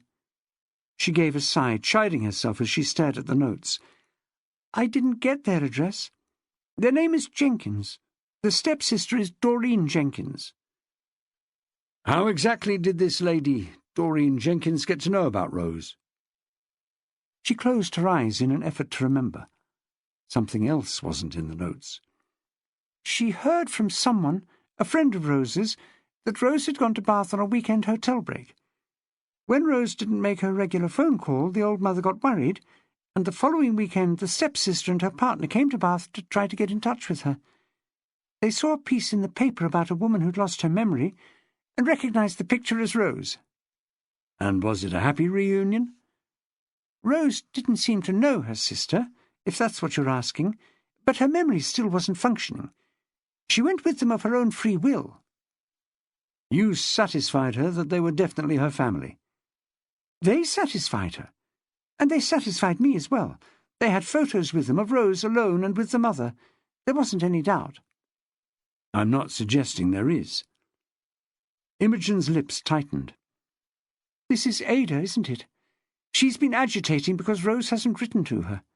I keep telling her not to make waves. Rose will write to her in her own good time if she wishes to. She's got enough on her plate trying to get back to normal. Quite probably. What is normal? Did you find out?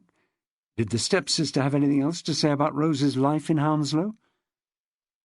I can't recall anything, except that Rose had been on a trip to Florida sometime and still managed to phone her mother. The mention of the phone gave him an idea. Do you have a set of London phone directories in this place? Behind you. He picked the first one off the shelf and looked up the name Black. Hounslow, you said. Miss R. Black, 12 Turpin Street. Slowly he ran his finger down the columns. Can't find it here, Imogen. Perhaps she's ex-directory. He replaced the directory. Beside it were a number of street atlases, including a London A to Z, which he picked up to study the index. Turpin Street. You're quite sure of that? I suppose it could have been Turpin Road. Doesn't matter. There's only one Turpin in this book, and that's Turpin Way in Wallington, a long way from Hounslow. I hate to say this, my dear, but it looks as if you've been given a fast shuffle by this woman. Ada may be onto something after all. Chapter 21. It was Be Nice to Julie Day. In case you're waiting for me, I'm afraid I've got to work through, he thoughtfully told her. But you can go off as soon as you like. Take your time, you've earned it twice over. Julie suppressed a smile. She knew why the old gannet couldn't face lunch. She'd heard about his belated arrival at the mortuary only to discover that the autopsy on Hildegard Henkel had been rescheduled, forcing him to watch the whole thing. So don't let me stop you if you want to go down to the, he said, the voice trailing off, unable to articulate the word canteen. She told him she'd eaten earlier. She asked if there was anything new on the case. Depends which case you mean. The awkwardness between them was not only due to his nausea. She said, not without irony, I was under the impression we were working on Hildegard Henkel. No progress there. Nothing came out of the post-mortem? Nothing we don't know already. He was unwilling to say more than the minimum, and she had no desire to pump him for information. People of his rank were supposed to communicate. She waited. Finally he felt compelled to speak. We ought to put things right between us, Julie. Some straight talking. That wasn't very professional yesterday. Do you mean your sexist remark, or my reaction to it? Sexist, was it? No more than usual. The difference was that you made it personal. I can't even remember what I said. I'll tell you then, she said. I made some sympathetic remark about the dead woman, and you said I was being a shade too sisterly for your taste, which I thought was bloody mean considering how much I take from you without bitching. Hold on, he said. It was a light-hearted comment. I wasn't attacking you. It was sarcasm. Yes, and I know what they say about that, but I thought you had enough of a sense of humour to take it with a smile. Spare me that old line, Mr. Diamond. He gave a twitchy smile. Look, it was only because you're not one of those die-hard feminists that I made the remark. You call it sarcastic. I meant it to be ironic. I didn't expect to touch a raw nerve. You and I know better than to fall out over a word, Julie. She said, We'd have fallen out long before this if I'd objected to words. It's the assumption behind them. You make snide remarks about my so-called feminist opinions as if I ride a broomstick and put curses on men. I'm another human being doing a job. I don't ask for any more consideration than the men get.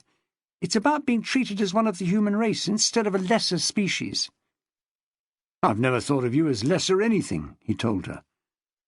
She rolled her eyes upwards and said nothing. "Look at me," Diamond went on. "Would a fat, arrogant git like this choose anyone less than the best for a deputy? I rate you, Julie. I'm not going to turn into a new man overnight, but I'm big enough to say that I rate you. And I wouldn't say that about many others in this godforsaken nick, male or female." She held his gaze.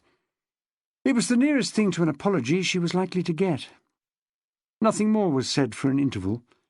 Finally she looked away and told him, "God help you if you ever meet a real feminist." The air was not entirely clear, but it had improved. He nearly ruined it by the lordly way he extended his hand towards a chair. With a sigh she sat down. Normal business resumed. "You asked about progress," he said. "I'm not sure if this fits the heading, but I discovered that Ada Shaftesbury may be right after all in raising the alarm about her friend, the one who lost her memory and hasn't been in contact." "Rose?"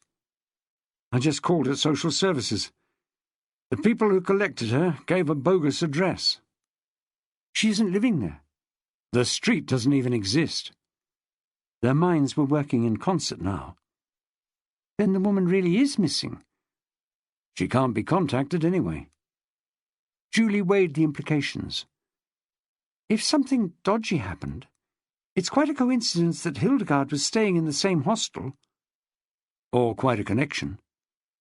One woman dead and one missing out of how many staying there? Only 3 as far as I can make out. Ada's the only one left. Then she does have reason to be concerned, said Julie. We've been treating her like the boy who cried wolf. Diamond introduced a note of caution. On the other hand, people like these, living in a hostel, I mean, are more unstable than your average citizens. Meaning what? That one suspicious death and one abduction are par for the course? He smiled. No, but it's not impossible that 2 people at the same address turn out to be victims of different crimes. But are they different crimes? Said Julie. We don't know what happened to Rose. She could be dead, the same as Hildegard. He shook his head. Not the same at all, Julie. There's no evidence that Hildegard's death was planned. How could it have been when the party at the Royal Crescent was a surprise even to the tenants? Compare it to the planning that seems to have gone into the abduction of Rose Black, or whatever her name may be. She thought it through, and grudgingly concluded that he had a point. The abduction of Rose, if it was an abduction, must have involved some sophisticated planning. To have gone to the social services claiming to be her family and producing photographs as evidence was a high-risk operation that could only have worked if it was carried through with conviction. She spoke her next thought aloud. But is it right to assume something sinister just because the woman gave a false address to social services? Could there be a reason for it? He said flippantly, like winning the lottery and wanting no publicity. Julie treated the remark seriously. In a way, yes. I was thinking that the family knew something they wanted to keep to themselves. Suppose they discovered that Rose lost her memory in a car accident she caused, killing or maiming someone. They'd have reason enough for whisking her away and leaving no traces. Diamond's eyebrows pricked up. That's good. That's very good. He leaned back in his chair, confirming that her theory made sense. If I remember right, she was found wandering on the A46 by some people from Westbury. Some people Ada is being cagey about in case we prosecute them, said Julie. Prosecute them? Why? Oh, come on, Mr. Diamond. Rose stepped into the road and their car struck her and knocked her out. They drove her to the Hinton Clinic and dumped her in the car park. Then they damn well should be nicked. But he allowed that trifling thought to pass. Why was she wandering in the first place? That's the nub of it. You've got a point. An earlier incident, on the motorway perhaps. It's not unknown for people in shock to walk away from an accident. Do we know the date she was found? It's on file, Julie reminded him. The clinic notified us when she was brought in. There are photographs of her injuries. If you'd care to see them— Not now," he said quickly. He'd seen enough gore for one day. Julie added, "We checked at the time for road accidents on the motorway, and every other road within a 5-mile radius.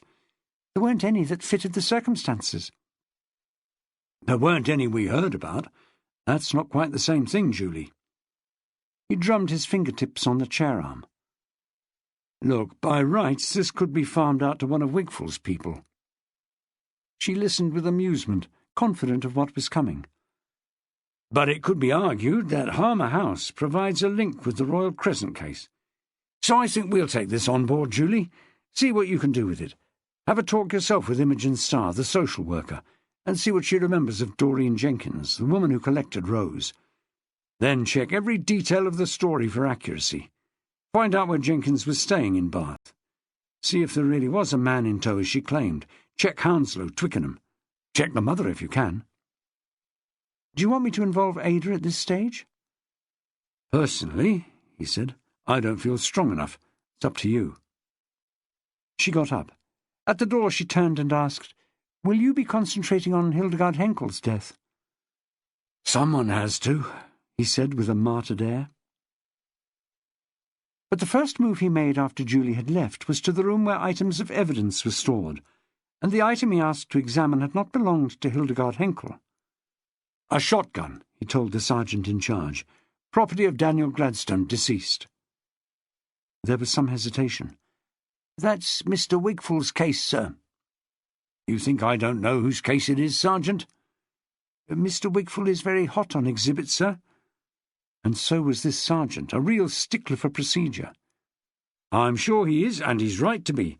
He and I are working hand in hand on several cases, as you heard, no doubt. The gun has been seen by forensic, I take it? Checked for prints and so on?" "I believe it has, sir." "It's bagged up, then? Bagged up and labelled?" "Yes, sir," said with a note of finality. "Good."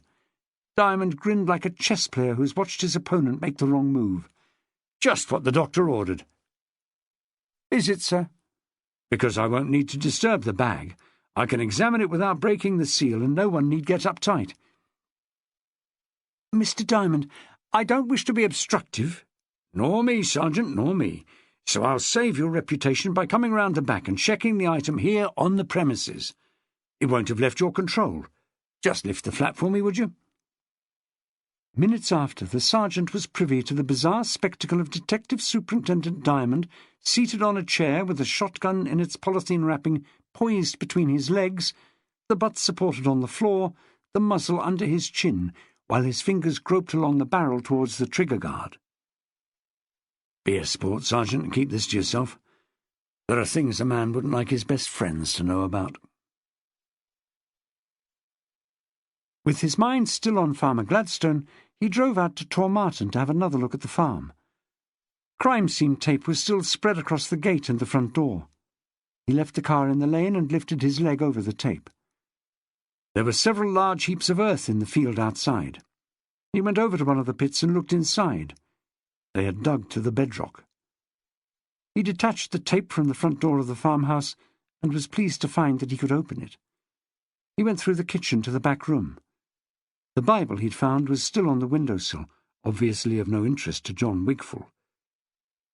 He picked it up and glanced at the family tree in the front, the long line of male descendants ending with a female, May Turner, who had married Daniel Gladstone here in Tormarton in 1943. Then he let the pages fall open at the old Christmas card. He wanted another look at the photo inside of the woman and child, and the wording on the card, concise, touching and yet remote. "I thought you would like this picture of your family. God's blessings to us all at this time. Meg." Was it really meant to bless, he wondered, or to damn? He closed the Bible and slipped it into his coat pocket, trying not to feel furtive. Outside, he made a more thorough tour of the outhouses than before.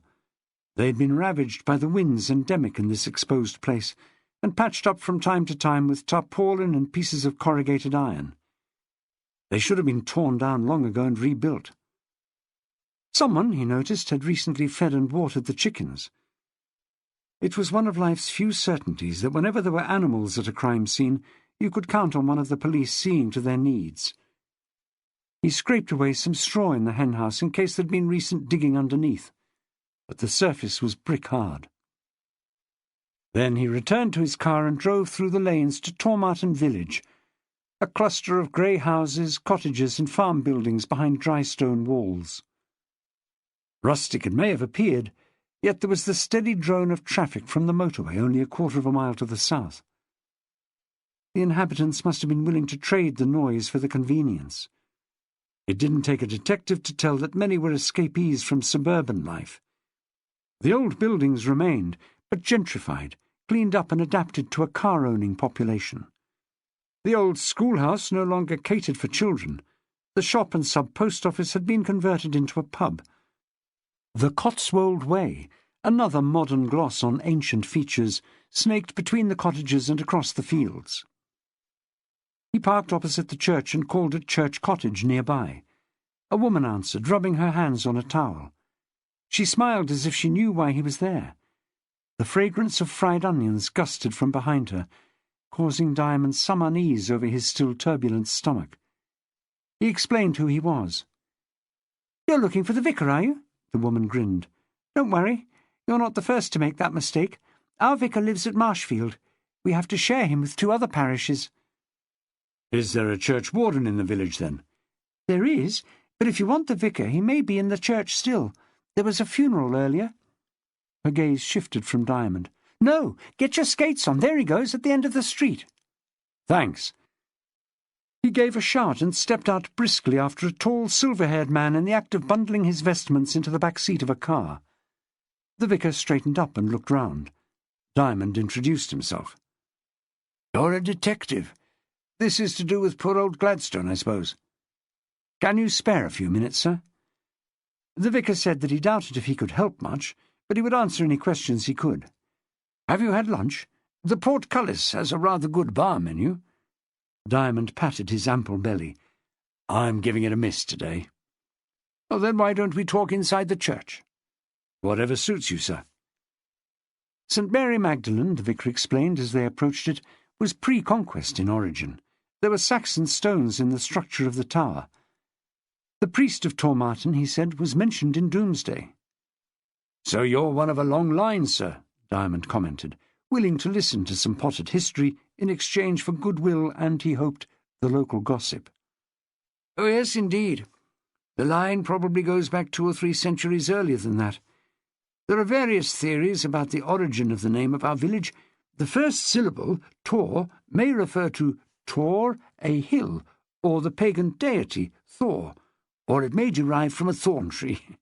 But there's no dispute about the second part of the name. The derivation is Macratun, the farm on the boundary, or border. We stand, you see, and it's rather exciting, on the ancient border of the kingdoms of Mercia and Wessex." "Mercia and Wessex," Diamond said, without sharing the excitement. There was a danger of the history overrunning. "But the present church is basically late Norman, as you must have noted already." "Certainly have, sir. Must take a lot of upkeep. Do you have a good-sized congregation?" "Oh, it depends what you take to be a good size. I suppose we do reasonably well for these times." The vicar opened the wooden gate and led the way up a small avenue of yew trees through the genteel end of the churchyard, where a high complement of raised tombs, blackened by age, stood at odd angles. The main entrance was round the right-hand side of the church. "Was Daniel Gladstone one of your flock?"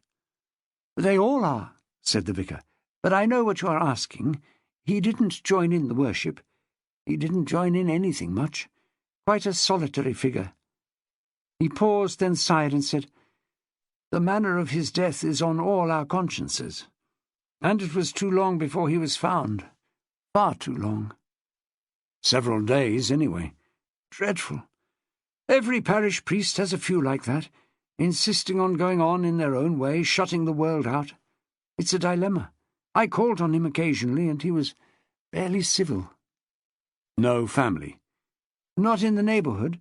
Both his marriages failed. It was a hard life, and I don't think the wives could take it." "So there were 2 marriages," said Diamond. They stepped into the small arched porch, and the vicar turned the iron ring of the church door and parted the red curtains inside. "Two, yes. He was married here the first time during the war, long before I came.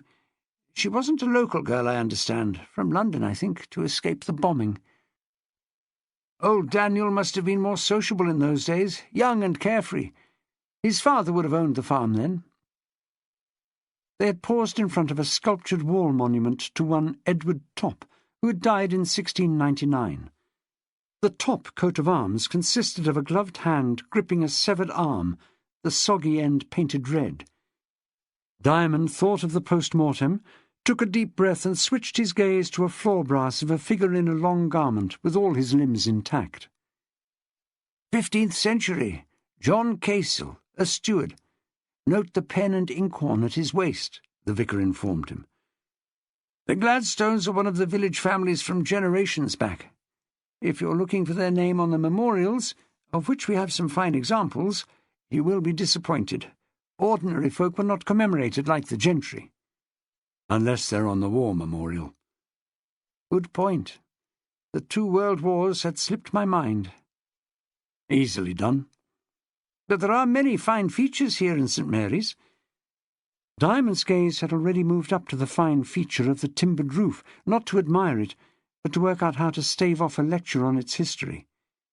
He produced the Bible from his pocket, an inspired move.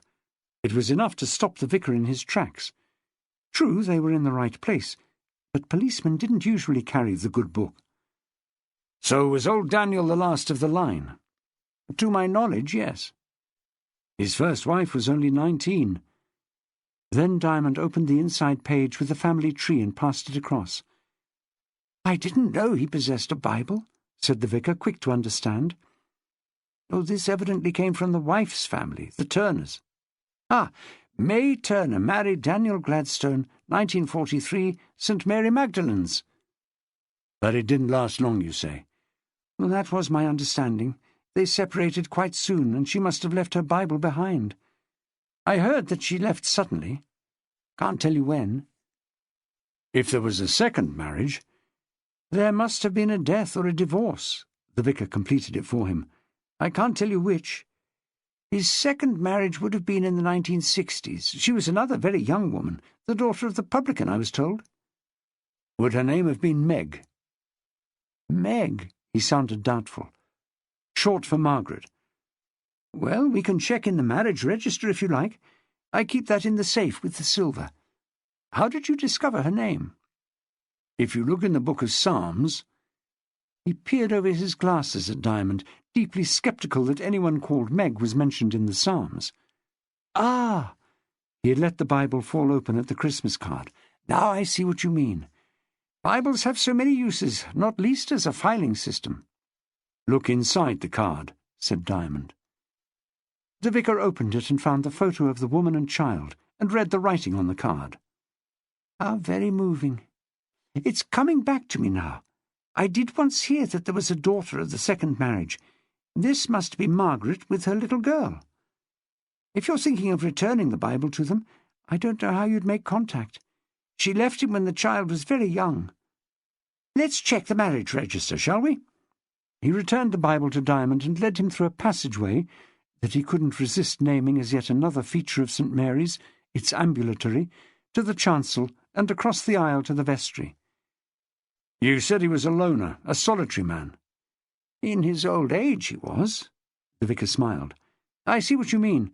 For a loner, 2 wives isn't a bad achievement. He must have been more sociable in his youth, wouldn't you say?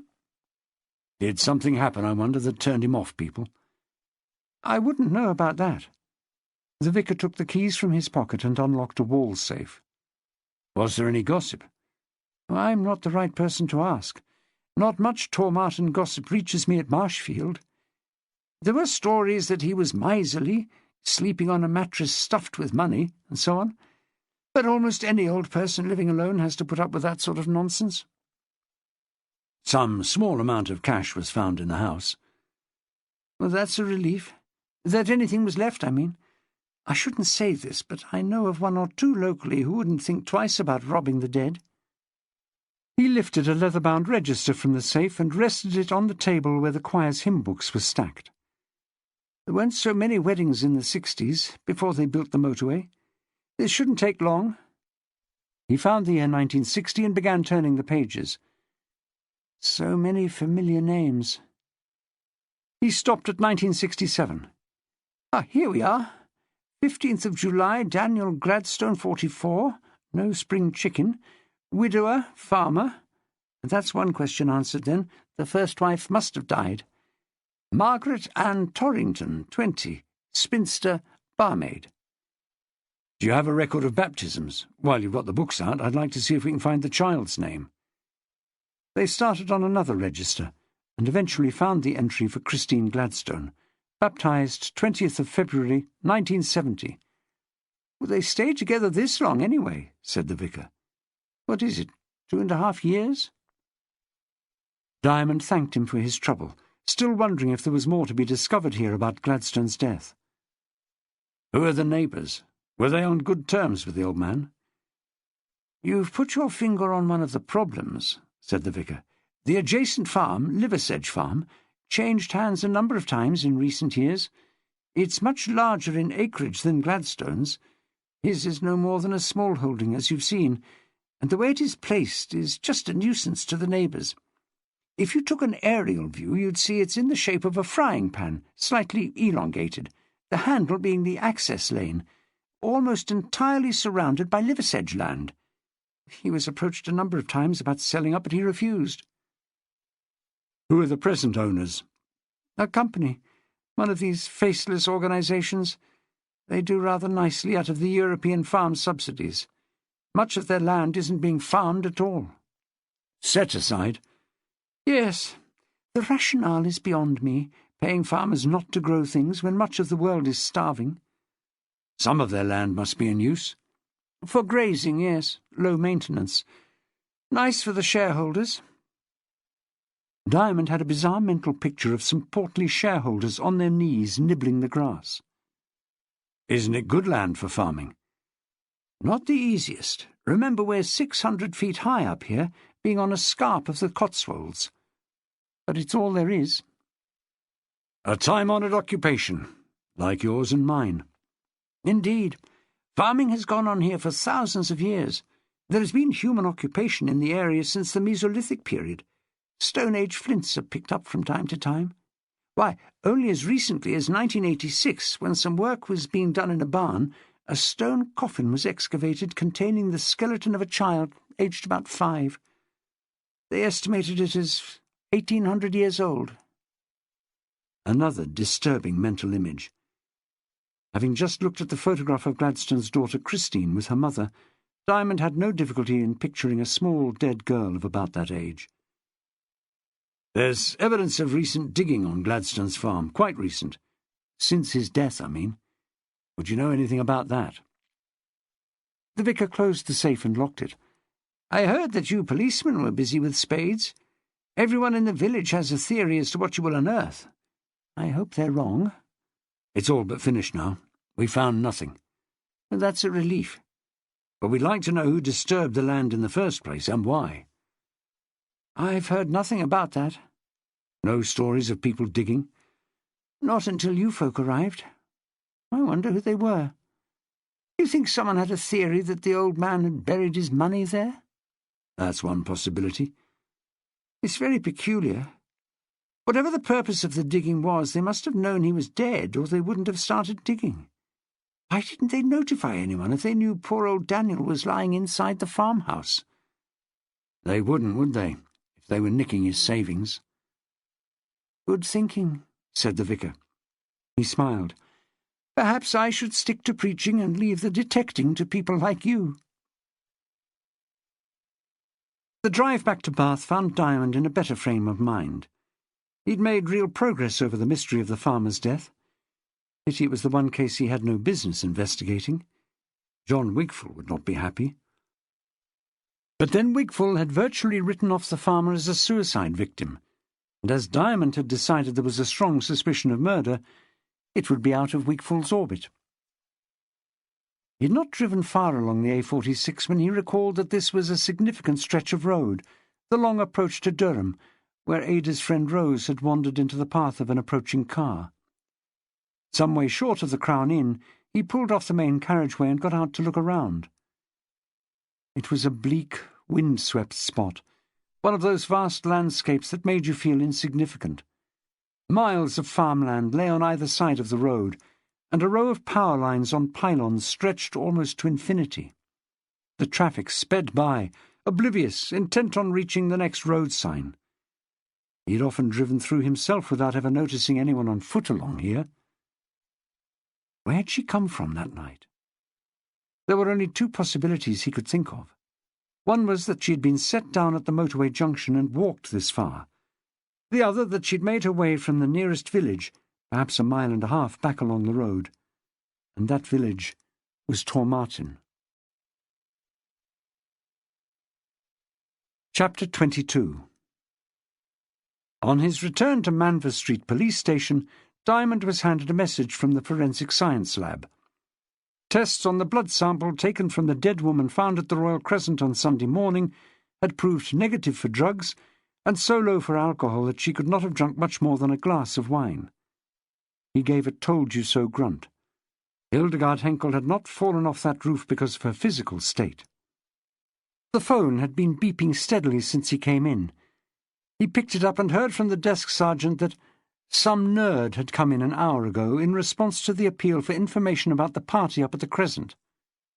"What do you mean, some nerd?" "A member of the public, then, sir. Sorry about that." "Sergeant, I'm not complaining. I only want to know what makes him a nerd." "The impression I got, Mr. Diamond. I could be mistaken." "You could.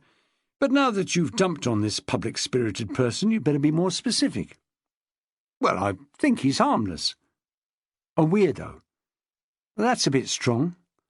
"A nerd, then." "That about sums it up, sir." "Wasting our time?" "I wouldn't know that." He said with a sigh, "Have him brought up. I'll see him now." "Oh, not possible, sir. He wouldn't wait. There was no one here to see him at the time, Mr. Wigfall being out, and D.I. Hargreaves as well." "So you didn't even get a statement?" "He said he'd be in the grapes if you wanted to talk to him."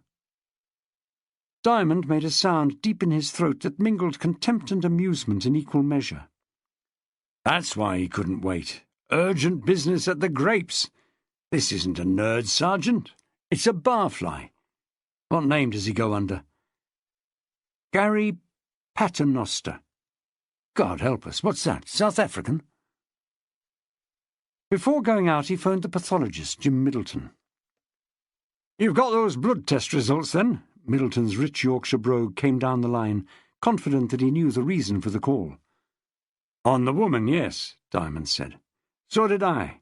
No drugs and very little alcohol, which greatly simplifies your job, doesn't it?" "This isn't about her. If you don't mind, I've got a question about the other PM you did this morning." "The old farmer. Fire away." This required tact from Diamond. The medical profession don't like laymen giving them advice. "I was thinking over what you said about it being unusual in suicides, aiming the muzzle under the chin." "This one was the first I've come across," Middleton confirmed. "But there's always something new in this game." "He must have had a long reach. I had a look at the gun earlier. The distance from muzzle to trigger is 28 inches. Actually, he was on the short side." A pause. "You've got a point there, my friend." The tone of that "my friend" rather undermined the sentiment. "I'd better check my measurements." "When the body was found, there wasn't any sign that he was tied to the chair," Diamond started to say. "Hold on," said Middleton. "What the fuck are you suggesting, Inspector?" "Superintendent." "What?" "Peter will do.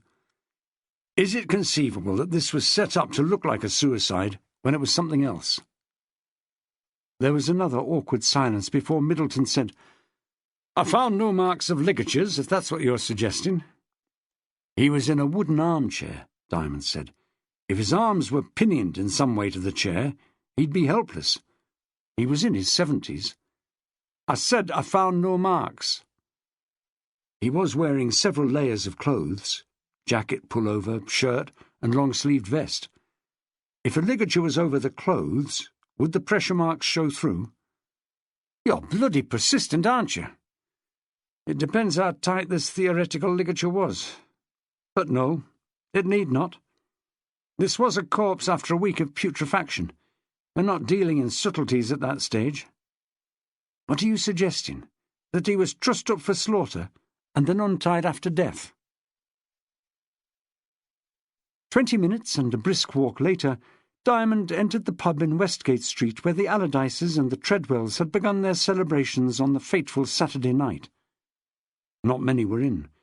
6:15 this Tuesday evening was too early for the youthful regulars who nightly turned the Grapes into Bath's hottest drinking spot. The sound from the music system was well short of the decibels it would reach later, but still loud for a man whose peaks of listening came on Radio 2.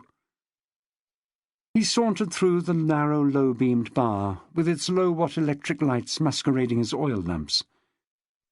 The dark wood panelling and antique paintings lived up to the claim, inscribed along a crossbeam, that the present facade dated from the 17th century.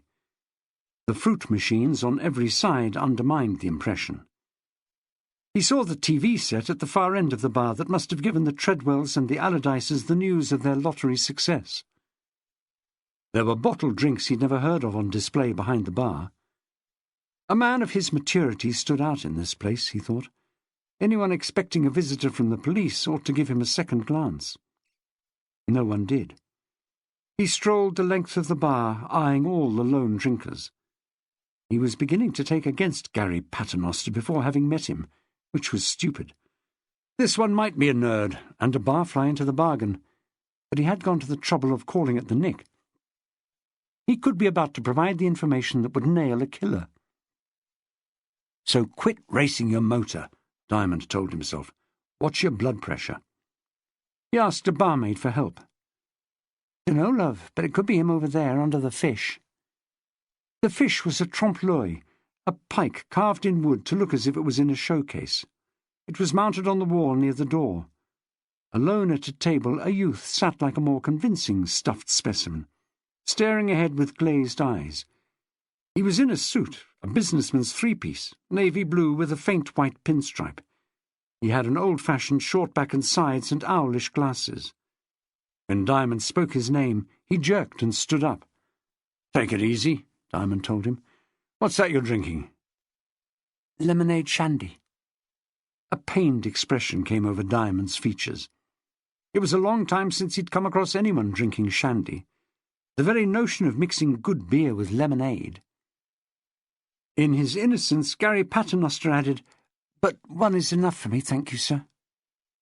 Diamond went back to the bar and collected a pint of best bitter for himself, a chance to focus his thoughts. This wasn't the class of nerd he'd expected. This was a throwback to some time in the dim past when kids in their teens respected their elders and stayed sober and wore their Sunday best for talking to the police. Did it matter? Not if the boy was reliable as a witness.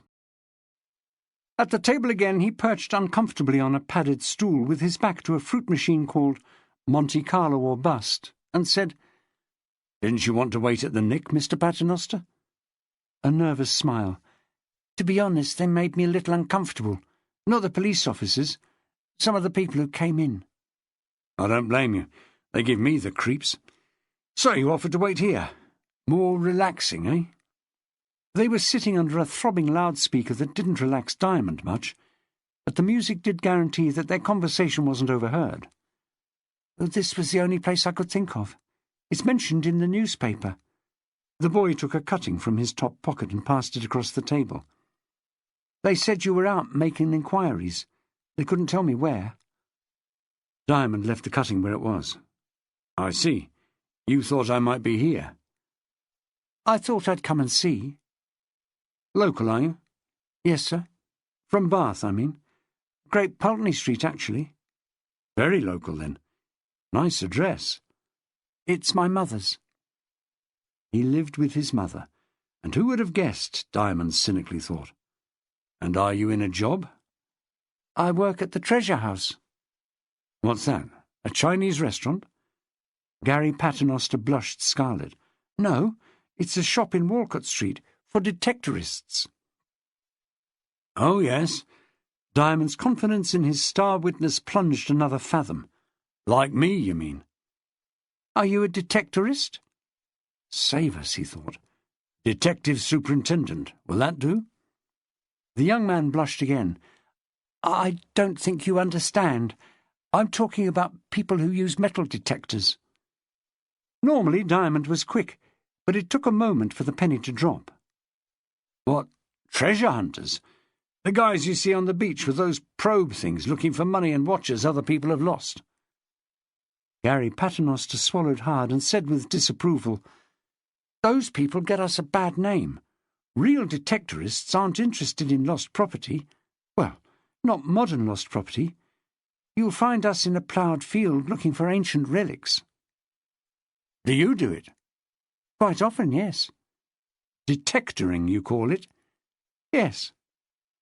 Ever found anything? Plenty.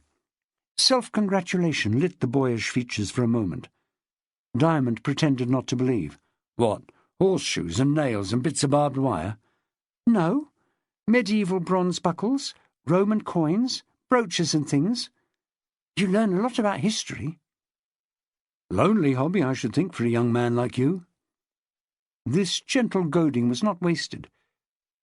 Faint glimmers of a personality were emerging from behind the shop assistant's manner.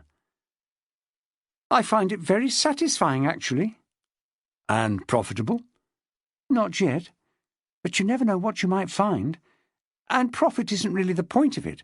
We're uncovering the past. Uncovering the past summed up Gary Paternoster. He was a relic looking for relics. But you weren't out with your metal detector last Saturday night, Diamond said, in an unsubtle shift to the matter under investigation. He looked at Diamond as if the question did him no credit. It's no good going out after dark. You wouldn't find a thing. Mr. Paternoster. Yes, sir? I'm inviting you to tell me what happened. Oh. He fastened a button on his suit. I was up at the Royal Crescent at that party. Surprised, for Gary Paternoster didn't look like a party-goer, Diamond said, By invitation? Not in point of fact. It was open to everyone, wasn't it? The shop was open late that evening, being Saturday. I was on my way home, about 9, I suppose, when I met some people I knew in Northgate Street. One of them was at school with me. Quite a forceful personality. They were all on their way to this party and they asked me to join them. They said things I'm too embarrassed to repeat about getting... Laid. I was going to say getting lucky with girls. I didn't really want to, and I said I wasn't invited, but they said none of them were. I'm not very good at standing up to people like that. So you tagged along. Now he understood. The kid had been press-ganged. I thought I'd slip away as soon as I got a chance. Parties make me tense. There seemed to be dozens going up there. They said someone here, in the Grapes, had won the lottery and thrown their house open for a party. That was what I heard, and I think it's true. When we got to the house, the door was open and we just walked in. There was loud music and beer. It seemed to be on several floors. We went upstairs to the first floor, and that was where I saw the young lady who was killed. Already dead? No, at this point she was alive. You're sure it was her? She's the one whose picture is in the paper today. She was German, wasn't she? She had a pink jumper thing and jeans, black or dark blue, a pretty face with dark hair, quite short. My friends seemed to know her from the pub, this place. She used to come here most evenings. It turned out that she didn't know any English because they were talking about her, making fun of her, saying suggestive things to her face. Such as? Stupid stuff, like she was desperate for... He cleared his throat. Simply couldn't bring himself to say the word. Sex? Paternoster took an intense interest in his shandy. And they tried to embarrass me by telling her I wanted to go upstairs with her. She didn't understand. She must have guessed what was going on, said Diamond. She must have known what it was about from the sniggering. How did she take it? Was she upset? She ignored it. She seemed to be thinking about other things. She kept looking away across the room. What at? The door, I think. She wasn't looking at people. After a short time, she just turned her back and moved off. They told me to go after her. They said she wanted me to follow her. I didn't really believe it, but they were making me very embarrassed, so I went. Just to get out of the room, really. He paused. I don't want you to think I had anything to do with her falling off the roof. It hasn't crossed my mind, Diamond said in gospel truth. Did you see where she went? Upstairs to the top flat. It was open. The party was going on there as well. And you followed? The young man took a deep, audible breath through his mouth. On the stairs, she looked round to see who was following. I was at the bottom of the stairs, and our eyes met. I'm not very confident with girls, as a rule, and I didn't really expect anything, but the look she gave wasn't unfriendly. It was kind of amused, as if she'd expected one of the others to be coming after her and was pleased to find it was me instead. I knew she was foreign and couldn't speak the language, and that was a help, actually, because I get tongue-tied when I talk to them. She was older than me by a few years. That was nice. Girls my age seem more hostile. Older women, like my mother's friends, say I'm nice. She wasn't as old as Mum's friends, but she was in her 20s, I should think. So you began to fancy your chances? He fingered his tie. No, don't misunderstand me. I was pleased because she'd noticed me and hadn't pulled a face or something. I followed her upstairs. There were quite a number of people in the top flat, drinking and talking. I think some of them are dancing. It's quite a big room. I've seen it. What did the woman do? She stood for a bit watching. She went into the kitchen, I think, and came out. Was anyone with her? No. Are you certain of that? Did you notice a tall man in a leather jacket and jeans? I wasn't looking much at the other people there. I was watching her. Try and remember. It's important. Paternoster frowned. How tall do you mean? Really big, well over 6 foot. Large hands, wide shoulders. No, I don't remember anyone like that. Do you remember anyone at all? Any of the guests who stood out? There was a black lady, but she was talking to people as if she belonged there. You're probably right about that. Sally Allardyce is black and she lives in the top flat. You said she was talking to people. Can't you picture any of them? No, they must have been friends. They seemed to know each other. Perhaps she was with the Treadwells from downstairs. Not Mrs. Treadwell. I know her and she wasn't with them. I saw her downstairs. She was definitely downstairs. You know Mrs. Treadwell? I've seen her in our shop. She's a detectorist? He smiled. No, I know all the people in Bath who do it seriously. She came in out of interest one afternoon and looked at some books and magazines. A lot of people drop in just to see what it's about. I think they expect us to have some treasure on view. How did you find out her name? Saw a picture of her in the paper almost the next day with her husband. In the business section. Something about a supermarket they designed. I remembered her face.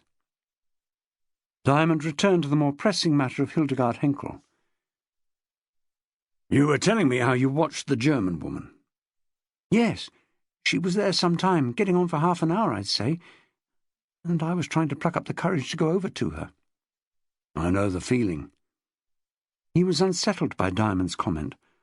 Oh, but I was only wanting to let her know that not everyone in the place was unfriendly.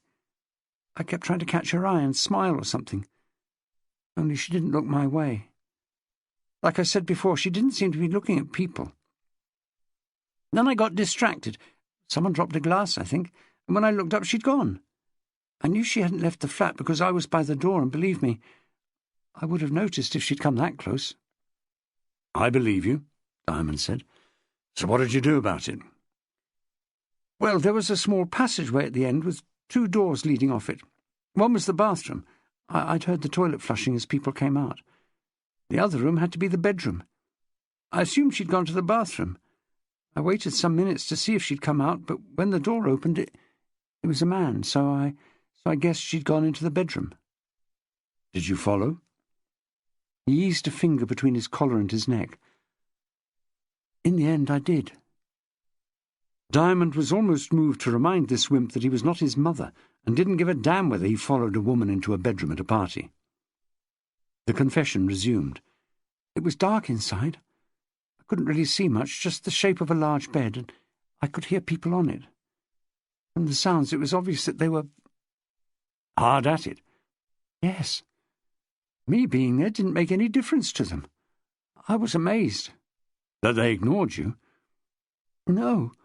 What surprised me was that it happened so fast. The man must have been in there waiting for her. I haven't the faintest idea who he was. He had put the wrong construction on this altogether. Diamond said, "So, what did you do?" I came out, left them to it. That's all I can tell you, because I walked downstairs and out of the house at that point. Having made the first bold decision of his life by stepping into that bedroom, the boy had been cruelly disillusioned. Humiliated, he had quit the scene. It was easy to imagine, and it rang true. Diamond had heard all he needed. He could have thanked young Paternoster and arranged for someone else to take the statement. But some inner prompting, the memory probably of his own adolescent rebuffs, made him merciful. "I think you should know that there's a second door in that bedroom. It's on the far side. You wouldn't have seen it unless you were looking for it, but I know it's there because I've seen it. You said the German woman wasn't looking at people. She'd worked out that there was an extra room, the attic room, upstairs. She looked everywhere else and decided that the access to the attic had to be from the bedroom. I believe she found it and went up the stairs and eventually onto the roof." "But the people on the bed?" "Some other couple.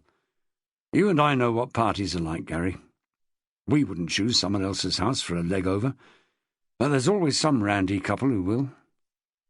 "She wasn't there." "When you came in, she'd already found the door and gone up to the attic."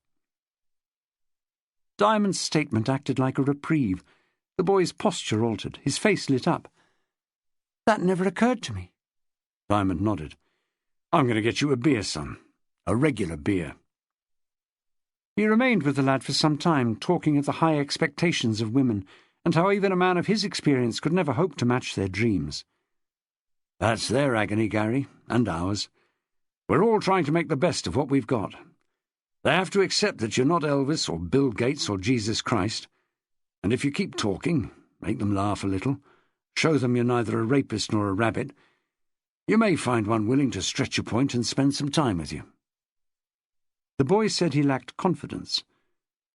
Talking more like a best mate than the father he had not been, Diamond pointed out that the party hadn't been the personal disaster it seemed. To have faltered at the bedroom door would have been a failure. The lad had proved to himself that he was man enough to go in. Now it was just a question of some fine-tuning. Trendy clothes, a different haircut. Drinking beer was a good start. The time hadn't been wasted. Chapter 23. "John, I'm setting up a murder inquiry." Wigfall stiffened and pressed himself back in his chair. "This German woman?" "No." "Who then?" "The farmer." "Gladstone?" In a pacifying gesture, Diamond put up his palms. "It was your case, I know, and you had it down as a suicide." Wigfall snatched up a manila folder. "It's here, ready for the coroner." There was a moment's silence out of respect for all the work contained in the manila folder. "As you know," Diamond resumed, "I was out at Tormarton the afternoon you were there. I've been back since." The Chief Inspector's face turned geranium red. "You had no right." Diamond went on in a steady tone, neither apologetic nor triumphant. "The first test of suicide is to make sure that the death wound was self-inflicted. I've looked at the shotgun, in its wrapper. I measured it. Have you seen it? The length, I mean. I tucked it under my chin and tried the position he's supposed to have used to blow his own brains out. I'm a larger man than old Gladstone was, and I tell you, John, my fingers can't reach the trigger with my arms fully stretched. If the muzzle was in my mouth, yes, I could fire it just. If it was against my forehead, easier still. The cartridge went through his jaw from underneath. The little old man was physically incapable of doing that. Wigfall was unwilling to be persuaded. We found his prints on the breech block and on the barrel. But you would. The gun was his. There were no other prints. Diamond gave him a long, unadmiring look. If you were handling a murder weapon, would you leave your prints on it? The gun was found beside him. To make it look like suicide. Are you saying I'm incompetent? John, for pity's sake, listen. This was set up as a suicide. It looked cut and dried. Dead man in a chair with his shotgun beside him. You saw it yourself before forensic removed the body from the scene. Difficult to reconstruct later, of course. That's the fault of the procedure. We store the gun in one place and the corpse in another, and it's easy to overlook the mechanics. I'm not getting at you personally. Any of us. Except you, Wigfall said with ill-concealed resentment. But do you see what I'm driving at? What put you on to it? The question signalled that Wigfall was listening to reason, and Diamond treated it with restraint. I couldn't understand why the ground was disturbed at the farm after Gladstone's death. I knew all about that, Wigfall waded in again, still making this an issue of personal rivalry. In fact, I was the one who told you about it. Perfectly true. And I wouldn't pin too much on it, he added, seeing a possible flaw in Diamond's reasoning. What was it? 5 days the body lay there? You can bet some evil bastard noticed that the old farmer wasn't about. Maybe they looked in and thought this was an opportunity. There were rumours Gladstone was miserly. Someone could have thought he buried his savings. If they dug a few holes, it might make them trespassers and thieves, but it doesn't make them murderers. Fair point, said Diamond. You may still be right about the digging, but you wanted to know what put me on to homicide as a possibility, and I'm telling you. When I see signs of a third party at the scene, I automatically think murder. It's my job. I asked myself if Gladstone's death could have been caused by the person or people who dug his land. Ran it through my mind as a faked suicide. Looked at the scene and checked the weapon. And unless the old boy had arms like an orangutan, I'm right. Wigfall resigned the contest. The moustache hung over his downturned mouth like the wings of a caged vulture. So, what was the motive? Theft? That isn't clear yet, but I have a suspect. He sat forward, animated again. You do? Diamond's bland expression didn't alter. But if you don't mind, John, I'll sleep on it. Tomorrow we'll set up an incident room and a squad, and I'll take them through the evidence. I expect you'll want to be in on it. He went to look for Julie. She'd not returned, so he ambled down to the canteen for some supper. Baked beans, bacon, fried eggs, chips and toast with a mug of tea. "You're a credit to us, Mr. Diamond," the manageress told him. "Stoking up," he said. "Heavy session in Prospect." It was almost 8 when Julie got back to the Nick. "Have you eaten?" he asked her first. "Not since lunch." "Why don't we go across to Bloomsbury's? I don't think I can face the canteen tonight." Coming from a man who was a credit to the police canteen, it was a betrayal. But a good thing the manageress didn't hear him. Julie said, "On one condition, that you stay off the beer." Seeing his eyes widen at that, she explained, "No disrespect, but you've had enough for one day if you're driving home after." "How do you know that?" Her slightly raised eyebrows said enough. Bloomsbury's Cafe Bar was their local, just across the street from the Nick, a place with bewildering decor that amused Diamond each time he came in. Pink and green dominated, and the portraits of Virginia Woolf and members of the Bloomsbury set coexisted with non-stop TV and plastic tablecloths, lulled by rock ballads and the click of billiard balls from the games room behind the bar. They chose a round table in a window bay. Diamond circled it first, assessing the fit of the chairs. On previous visits he'd discovered a variation in size, although they were all painted pale green. A big man had to be alert to such things. While Julie started on a chicken curry with rice and poppadom, he sampled the apple pie and custard, stared at the Diet Coke in front of him, and brought her up to date on his long afternoon, recalling how he handled the shotgun, examined the church registers at Tormarton, and gave advice on women to a detectorist. Unusually, he went to some trouble to explain how each experience had an impact on their investigations. In total, he said, it had been a satisfactory afternoon. And how was it for her? Less exciting, she told him. She had started, as per instructions, by visiting Imogen Starr, the social worker, and questioning her about Doreen Jenkins, the woman who'd collected Rose. In Imogen's opinion, Jenkins was an intelligent and well-disposed woman, concerned about Rose and well capable of caring for her. "Oh, hum," commented Diamond. "Did you get a description from her?" "A good one. I'll say that for Imogen. She'd make a cracking witness. She puts the woman's age at 30 or slightly younger. Height 5'8", broad-shouldered, healthy complexion, regular good-looking features but with large cheekbones, good teeth quite large, brown eyes, fine chestnut-brown hair worn in a ponytail. She was beautifully made up, face, nails, the lot. White silk blouse, black leggings, black lace-up shoes. Oh, and she had a mock leather jacket that she put on at the end, and one of those large leather shoulder bags with a zip." "Accent?" "Home counties. Educated." "Your memory isn't so bad either. I take it that Imogen hasn't changed her opinion about this elegant dame." "She still believes Rose is in good hands." He clicked his tongue in dissent. "And I told her myself that the Hounslow address is false." "She thinks it quite feasible that the family wanted to protect Rose from the press." "Talk about starry-eyed," he said. "Inexperienced," said Julie. Doreen Jenkins's integrity had unravelled as Julie had got on the trail, phoning around and checking the information. None of it had stood up to examination. Nothing was known of the family in Twickenham or Hounslow, nor of Jackie Mays, the friend who had been mentioned. Rose's mother was supposed to have got a divorce and remarried in 1972. A check of all the marriages that year of men named Black had failed to link any with a woman whose surname was Jenkins. Doreen Jenkins and her partner Jerry were supposed to have been staying at a bed-and-breakfast place in Bathford.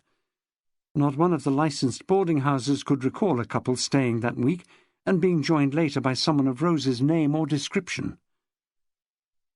"Ada Shaftesbury was right all the time," Julie summed up. "This woman was lying through her teeth." "Except for the photos," he said. "They must have been genuine to have convinced Ada as well as Imogen. They definitely showed Rose with an older woman." "I'd be more impressed if they'd shown Doreen Jenkins in the same picture." "You doubt if she's the stepsister?" "Having spent this afternoon the way I did, I doubt everything the bloody woman said." Hunched over the drink, which he was taking in small sips, like cough medicine, he said, "Why then? Why all the subterfuge?" Julie shook her head, at a loss. "I spent the last 2 hours with Ada, going over everything again." "With Ada?" She nodded. He shook his head. "You need a socking great drink." "And some." "I'll join you." He closed his eyes and downed the last of the Diet Coke. "In that case," she said, "make it Diet Cokes for both of us." His mouth may have turned down at the edges, but he didn't protest. Meekly he stepped back to the bar, and when he returned with the drinks he told her, "Yours has vodka added." She said, "They look the same to me." "Colourless, isn't it?" He took a long swig of his. "Now, Julie, I want to try out a theory on you. If it holds up, we may have a suspect for Gladstone's murder." Rain turning to sleet, sweeping in on an east wind, rattled the metal-framed windows of the Manvers Street building as Diamond briefed the murder squad. It was 9:20 on Wednesday morning. 16 of them had assembled, most in their 20s, in leather and denim, the plain clothes that is almost a CID uniform, their hair either close-cropped or overlong. John Wigfall, the only suit in the room, sat slightly apart, closest to the door. Behind Diamond was a display board with a map of northeast Avon showing Tormarton Farm marked with a red arrow. There were several 8x10 photos of the scene inside the farmhouse. The corpse slumped in an armchair, the back of the head blown away, the shotgun lying on the floor. That same gun, in its transparent wrapping, lay across a table. Already this morning Diamond had demonstrated the impossibility of Daniel Gladstone's suicide. He had talked about the digging on the farm at Tormarton and the possible motive of theft. Now he turned to another incident. Monday, October the 3rd, about 6:30. An elderly couple called Dunkley Brown are driving back from Bristol to Westbury on the M4. At junction 18, he took a step towards the map and touched the point, they decided to take a detour through Bath to collect a Chinese takeaway. They start down the A46, and after maybe 3/4 of a mile, before Durham anyway, they're forced to brake. A young woman has wandered into the road. They can't avoid hitting her, but they think they've avoided a serious accident. She fell across the bonnet, but when they go to help her, it's clear that she's lost consciousness. They try to revive her at the side of the road. This is a real dilemma for them because the man has endorsements for drunk driving and he's had a few beers during the day. They don't want to be identified. What they do is this: drive her to the nearest hospital, a private clinic, here. He touched the map again. The Hinton Clinic, and dump her unconscious in the car park. But they're seen leaving the hospital, and they have a Bentley with a distinctive mascot. And that's how we know as much as we do. The woman is found and taken into the hospital, still in a coma, and at this point it becomes a police matter. We send someone to the Hinton, but without much result, because although the patient is nursed back to consciousness, she's apparently suffering from a total loss of memory about her past, everything leading up to and including the accident. However, her physical injuries amount to no more than a cracked rib and some bruising, and she's handed over to Bath Social Services. We send a photographer to get some pics of the damage. Screen, please. One of the squad unfurled the screen on the front wall. Diamond switched on a slide projector, and the back view of a naked woman appeared, and was hailed with approving noises by the largely male audience. Julie Hargreaves shook her head at the juvenile reaction, but they quietened down when Diamond pointed out the cuts and bruising on the thighs and legs. The next slide, a frontal shot, still got a few rutting sounds, if more muted than before. The woman on the screen had attractive breasts and a trim waist, yet her discomfort at being photographed was evident in the pose. That's the end of the floor show, gentlemen. Some good-humoured dissent was heard. Diamond slotted in another slide, a close-up of the woman's face, and left it on the screen while he told the story of Rosa's short stay at Harmer House, eventually concluding it with, "And after she's collected by the woman claiming to be her stepsister, we hear no more of her. Nobody hears a dicky bird. Not social services, not Ada, not the old Bill." The room had gone silent, except for the steady drumming of the rain. To a murder squad, the disappearance of a woman is ominous. "What is more," Diamond added, "nothing holds up in the stepsister's story. Julie spent most of yesterday checking." He paused and looked at the tense, troubled face on the screen. "It's already 2 weeks since she was collected. We thought we knew her name and background, but we can't be sure of it any more. We'll continue to call her Rose. Take a long look. She's top priority. We've got to find her." He made eye contact with Julie. D.I. Hargreaves is in charge of the search. He turned back to the map. "Now, look at this. The point on the A46, here, where she wanders into the road out of nowhere, the first anyone has heard of her. It's not a great distance from Tormarton, is it? Not a great distance from Daniel Gladstone's farm." He spanned it roughly with his outstretched forefinger and thumb. 2 miles at most. Think about that, will you? And think about when it happened, Monday, October the 3rd. Curious, isn't it, that the Friday previous is the pathologist's best estimate of the old farmer's date of death? "You think she killed him, sir?" someone asked. Diamond faced the screen, saying nothing. "How could she? You'd need 2 people, one to pull the trigger and the other to hold the old bloke still." Another chipped in, "Bloody risky holding his head over a shotgun. I wouldn't do it. You could get your face blown away easy."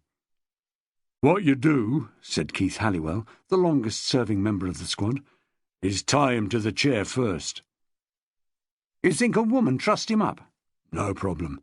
He was 70+. Did you look at her physique? Well, Keith did, said a mocking voice. Keefy likes 'em beefy. Diamond swung around, glaring at the unfortunate who had spoken. "Oh, dead funny. Why don't you come up here and do your act from the front? We'll all club together, buy you a red nose and a whoopee cushion and get you into show business." With silence reinstated, he said, "Someone asked if I think Rose killed the farmer. I was coming to that." He let them stew for another interval while he walked across to the window and looked at the rain. "Yes, it's a possibility. She was in the area at approximately the time he was killed. Very approximately. The pathologist will tell you we're dealing in rough figures here. A couple of days either side, so let's not get carried away. However," he paused to wipe some condensation from the window, "if the loss of memory is genuine, it would have been caused by some deeply stressful traumatic event, and not just concussion from the accident. That's different. You don't lose your long-term memory from a bump on the head. This woman is suffering from acute neurosis. The scene in that farmhouse was scary enough to throw anyone's mind off beam. True, it seems to have been a cold-blooded execution, but the effect of that shotgun blasting the back of old Gladstone's skull off may have been more of a shock to the killer than she expected. Enough to suppress her memory and wipe out her own identity. And for those of you thinking I know sod all about traumatic disorders, I did consult a couple of textbooks. There have been cases like it. And now you're going to ask me about a motive, and I can't tell you one because I don't know who the woman is. But the possibilities are there. You can say she hates him because of something evil he did in the past, like abusing her when she was a child or raping her mother. Or she could be the cold-blooded sort after his savings. She may be mad, of course. She may have no connection with the case, said Julie unexpectedly. Diamond stopped for a moment, as if Julie's words were being played back to him. Then he turned to face her. I thought I'd made that clear. This is just a hypothesis. So long as we don't lose sight of it, she said. The strains were showing. So you think she's a red herring? No, Mr. Diamond. I'm agreeing with you that she's got to be found. She may be dangerous, as you say, more dangerous than she herself realizes. Or she may be in danger. I spent most of yesterday checking out the woman who took her away and finding everything she said is bogus, so you'll understand why I see it this way. I got used to thinking of Rose as a victim, not a villain. Just another hypothesis. He drew himself back from the brink. He'd given Julie the job yesterday, the kind of research she did so well, systematically uncovering the deception. Moreover, she'd been exposed for a couple of hours to Ada's anxieties about the missing woman. Was it any wonder that she took a different line? Thanks, Julie. Point taken. He pitched his voice to the entire room again. I propose to bring in the press at this stage. I'm issuing this picture of the missing woman with the few real facts we know about her. For public consumption, we're appealing for information because there's concern for her safety. Understood? Julie, you'd better warn social services to be ready for some flack over this. He crossed the room and switched off the projector. We'll also go public on the killing of Daniel Gladstone. It's going to make large headlines, I'm afraid. The execution-style killing of an old man is sure to excite the tabloids. For the time being, we'll treat the incidents as unrelated. Let's see what the publicity brings in. And, of course, it's all systems go on the murder inquiry. Keith, would you set up the incident room here? Frank, you're in charge of the hunt for Rose Black. Jerry, the farmer's background is your job. His life history, family, work, the state of his finances, the lot. I can give you some pointers if you see me presently. He went on assigning duties for several minutes more. This had always been one of his strengths, instilling urgency into an inquiry. After Diamond had left the room, Keith Halliwell put a hand on Julie's shoulder. You've got more guts than the rest of us, kiddo, speaking out like that. She shook her head. I knew what was coming. Had more time to think it over. What do you reckon? He asked, as the old buzzard flipped. In what way? picking on this woman as a suspect. Can you see a woman trussing up an old man and firing a shotgun at his head?" "I don't see why not," she answered, sensitive to the discrimination. "Any fit woman is capable of it." He shrugged. "But would they carry it out? Don't you think it's too brutal?" "It's a question of motivation." "Unlikely, though." He stretched and yawned. "He made such a brilliant start to all that stuff about the shotgun. No one else in CID would have sussed that it was murder. John Wigfall didn't, and he was supposed to be handling the case." Julie declined the invitation to rubbish Wigfall. Halliwell continued to fret about Diamond's startling theory. "I mean, all he's got on the woman is that she was in the area, well, a couple of miles away, at the time of the killing, give or take a few days." "Behaving strangely?" "OK, give you that." "With loss of memory. And then she gets spirited away by someone telling a heap of lies." He laughed. "I should have known you'd back the old sod." "The thing is," Julie said, "he's not often wrong." Part 3. A Bag of Gold. Chapter 24. John Wigfall was pencil-thin and a brisk mover, so Diamond was breathless when he finally drew level on the stairs. "A word in your ear, John." Wigfall stopped with one leg bent like a wading bird. He didn't turn to look. Diamond spoke more than a word into the ear. "I didn't mention this in the meeting, but I need to take over any exhibits you picked up at the scene. Gladstone's personal papers, prints, fibres, hairs. Can I take it that the sellotapers went through the farmhouse?" "Sellotapers?" "The scenes of crime, lads." "Soccos." Diamond nodded. Something deep in his psyche balked at using the acronyms accepted by everyone else in the police. "I was sure you must have called them out, even though it looked like a routine suicide." "A suspicious death. I know the drill." "I never doubted." There was a glint in Wigfall's eye. "Forensic had a field day. The place hadn't been swept or dusted in months. The bloodstains alone are a major task. So if you're looking for results, you may have to wait a while." "I'll check with them." "You could try." "Is the rest of the stuff with you?" "Yes, you can have it." "Is that all?" The bent leg started to move again. "Not quite. There's the question of the other inquiry into Hildegard Henkel's death." Wigfall turned to look at Diamond. "What about it?" "Difficult for me to manage at the same time as the Tormartin case." Wigfall's eyebrows reared up like caterpillars meeting. "You want me to take it back?" "I do and I don't. It could well be another murder." "Work under your direction?" "I know. You'd rather have a seat in a galley ship. Listen, all I want is a watching brief. You tell me what progress you make and I won't interfere. We've had our differences, but sod it, John. You ran the squad when I was away." "I'm not saying I couldn't do it." "Shall we square it with the boss, then?" "Would you give me a free hand?" Diamond swallowed hard. "And a team?" "The pick of the squad, other than Keith and Julie." Thoughtfully, Wigfall preened the big moustache. This was an undeniable opportunity. "I could have taken on that job," said Julie when he told her. "I know." "Well, then?" Her blue eyes fixed him accusingly. "I need you on this one." "Nobody would think so." "Why'd you say that?" "You assigned responsibilities to practically everyone else." "I don't want you tied down, that's the reason." She was unconvinced, certain he was punishing her for speaking out of turn in the meeting.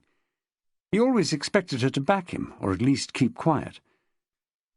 He was so pig-headed that he didn't know most of the squad agreed he was way off beam when he linked Rose Black to the murder. Oblivious to all this, he said, "These stories that the old man had money tucked away. I'd like to know if there's any foundation for them. Would you get on to it, Julie? Find out if he had a bank account. He must have received the old age pension. What did he do with it?"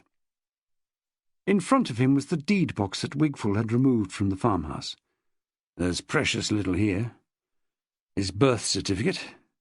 Believe it or not, his mother gave birth to him in that squalid house. Perhaps it wasn't so squalid in the 1920s. Do we know when the parents died? There's nothing in here about it. Some Ministry of Agriculture pamphlets he should have slung out years ago. Remember the Colorado beetle scares? A parish magazine dated August 1953. Instructions for a vacuum cleaner. Much use he made of that. And some out-of-date supermarket offers. I expect the parents are buried in the churchyard. Probably. Is that any use to us? I suppose not. May I see the box? Diamond pushed it across to her. Be my guest. I want to put a call through to Chepstow. It's high time I fired a broadside at Forensic. While he was on the phone demanding to be put through to the people carrying out the work on the Tormartin samples, Julie sifted through the papers. She took out the old parish magazine and skimmed the contents. The church was St. Mary Magdalene, Tormartin. In a short time she discovered why Daniel Gladstone had kept this copy. Towards the back was a section headed Velete, a list of recent deaths, and among them appeared Jacob Gladstone, 1881 to 1953. A few lines recorded his life. Jacob Gladstone, farmer of Martin Farm, passed away last January the 8th of pneumonia. A widower, he lived all his life in the parish. For many years he served as sidesman.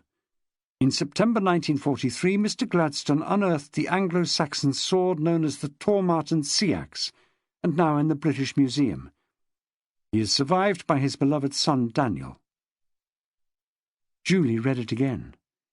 She leaned back in her chair, absorbing the information. If Gladstone's father had made an archaeological find during the war, perhaps it had some bearing on the case. Eager for more information, she scanned the rest of the magazine, and found only a piece about the meaning of Easter written by the vicar, and reports on the Mothers' Union and the Youth Club. Diamond was still sounding off to Chepstow about the urgency of his inquiry. Through sheer bullying, he'd got through to someone actually at work on the case. He stressed several times that this was now upgraded to a murder, and surely it warranted a higher priority. "Can't you even give me some preliminary findings?" he appealed to the hapless scientist on the end of the line. "Like what? Well, like whether anything so far suggests the presence of someone else in the farmhouse. You don't have to tell me it was a Welsh-speaking Morris dancer with size 9 shoes and a birthmark on his left buttock. I'll settle for anyone at all at this stage." He rolled his eyes at Julie while listening. "Right. Now we're getting somewhere," he said presently. "2, you say? Definitely not the farmer's. What colour?" "Brown. Well, you could have told me that at the outset. Male or female?" "How long?" "Yes, I understand." "No, we won't. We're not exactly new in this game. Thanks. And sooner if you can." He slammed down the phone. Julie looked up. "They have 2 hairs from the scene that didn't belong to the victim," he summed up. "Brown, 3 to 4 inches. They warned me that there's no way of telling how they got there. They could have come from some visitor weeks before the murder. They're doing some kind of test that breaks down the elements in the hair." "NAA," said Julie. "Come again?" "Neutron activation analysis." "Sorry I asked." "It was part of that course I did at Chepstow last year. You can find up to 14 elements in a single inch of hair. If you isolate as many as 9, the chance of 2 people having the same concentration is 1,000,000 to 1. "Could be that," he said grudgingly. "But it's the usual story. What it comes down to is that whatever the result, it's bugger all use without a hair from the suspect to match." She shrugged. "We can hardly expect them to analyse a hair and tell us the name of the person it came from."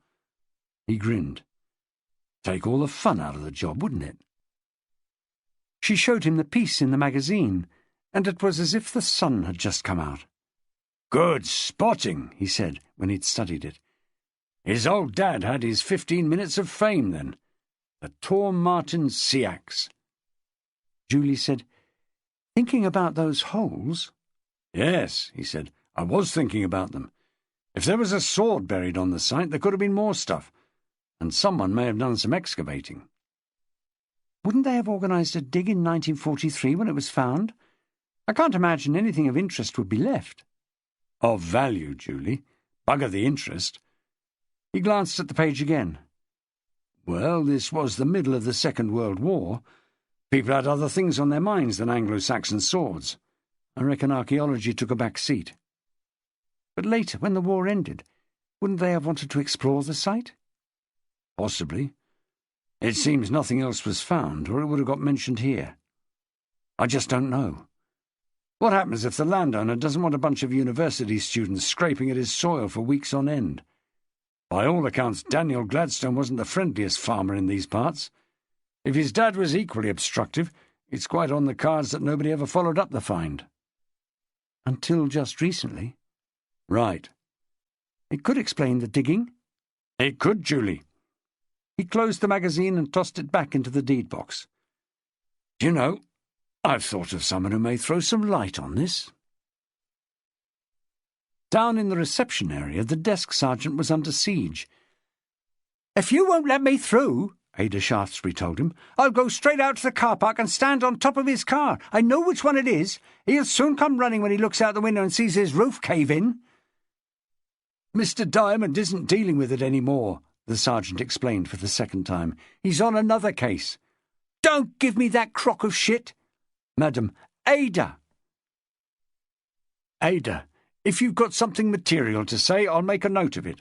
There are other people waiting now." "If Gutso isn't dealing with it, who is?" "Another officer in CID." "Well, is it a secret or something?" "I don't suppose you've heard of him." "Try me. I know everyone in this cruddy place. I spent half my life here." "I know that, Ada. Chief Inspector Wigful has taken over." She grimaced. "Him with the big tash. God help us." "Now, if you'll kindly move aside." "I'll have a word with Wigful, then." "We'll tell him you called." "You won't.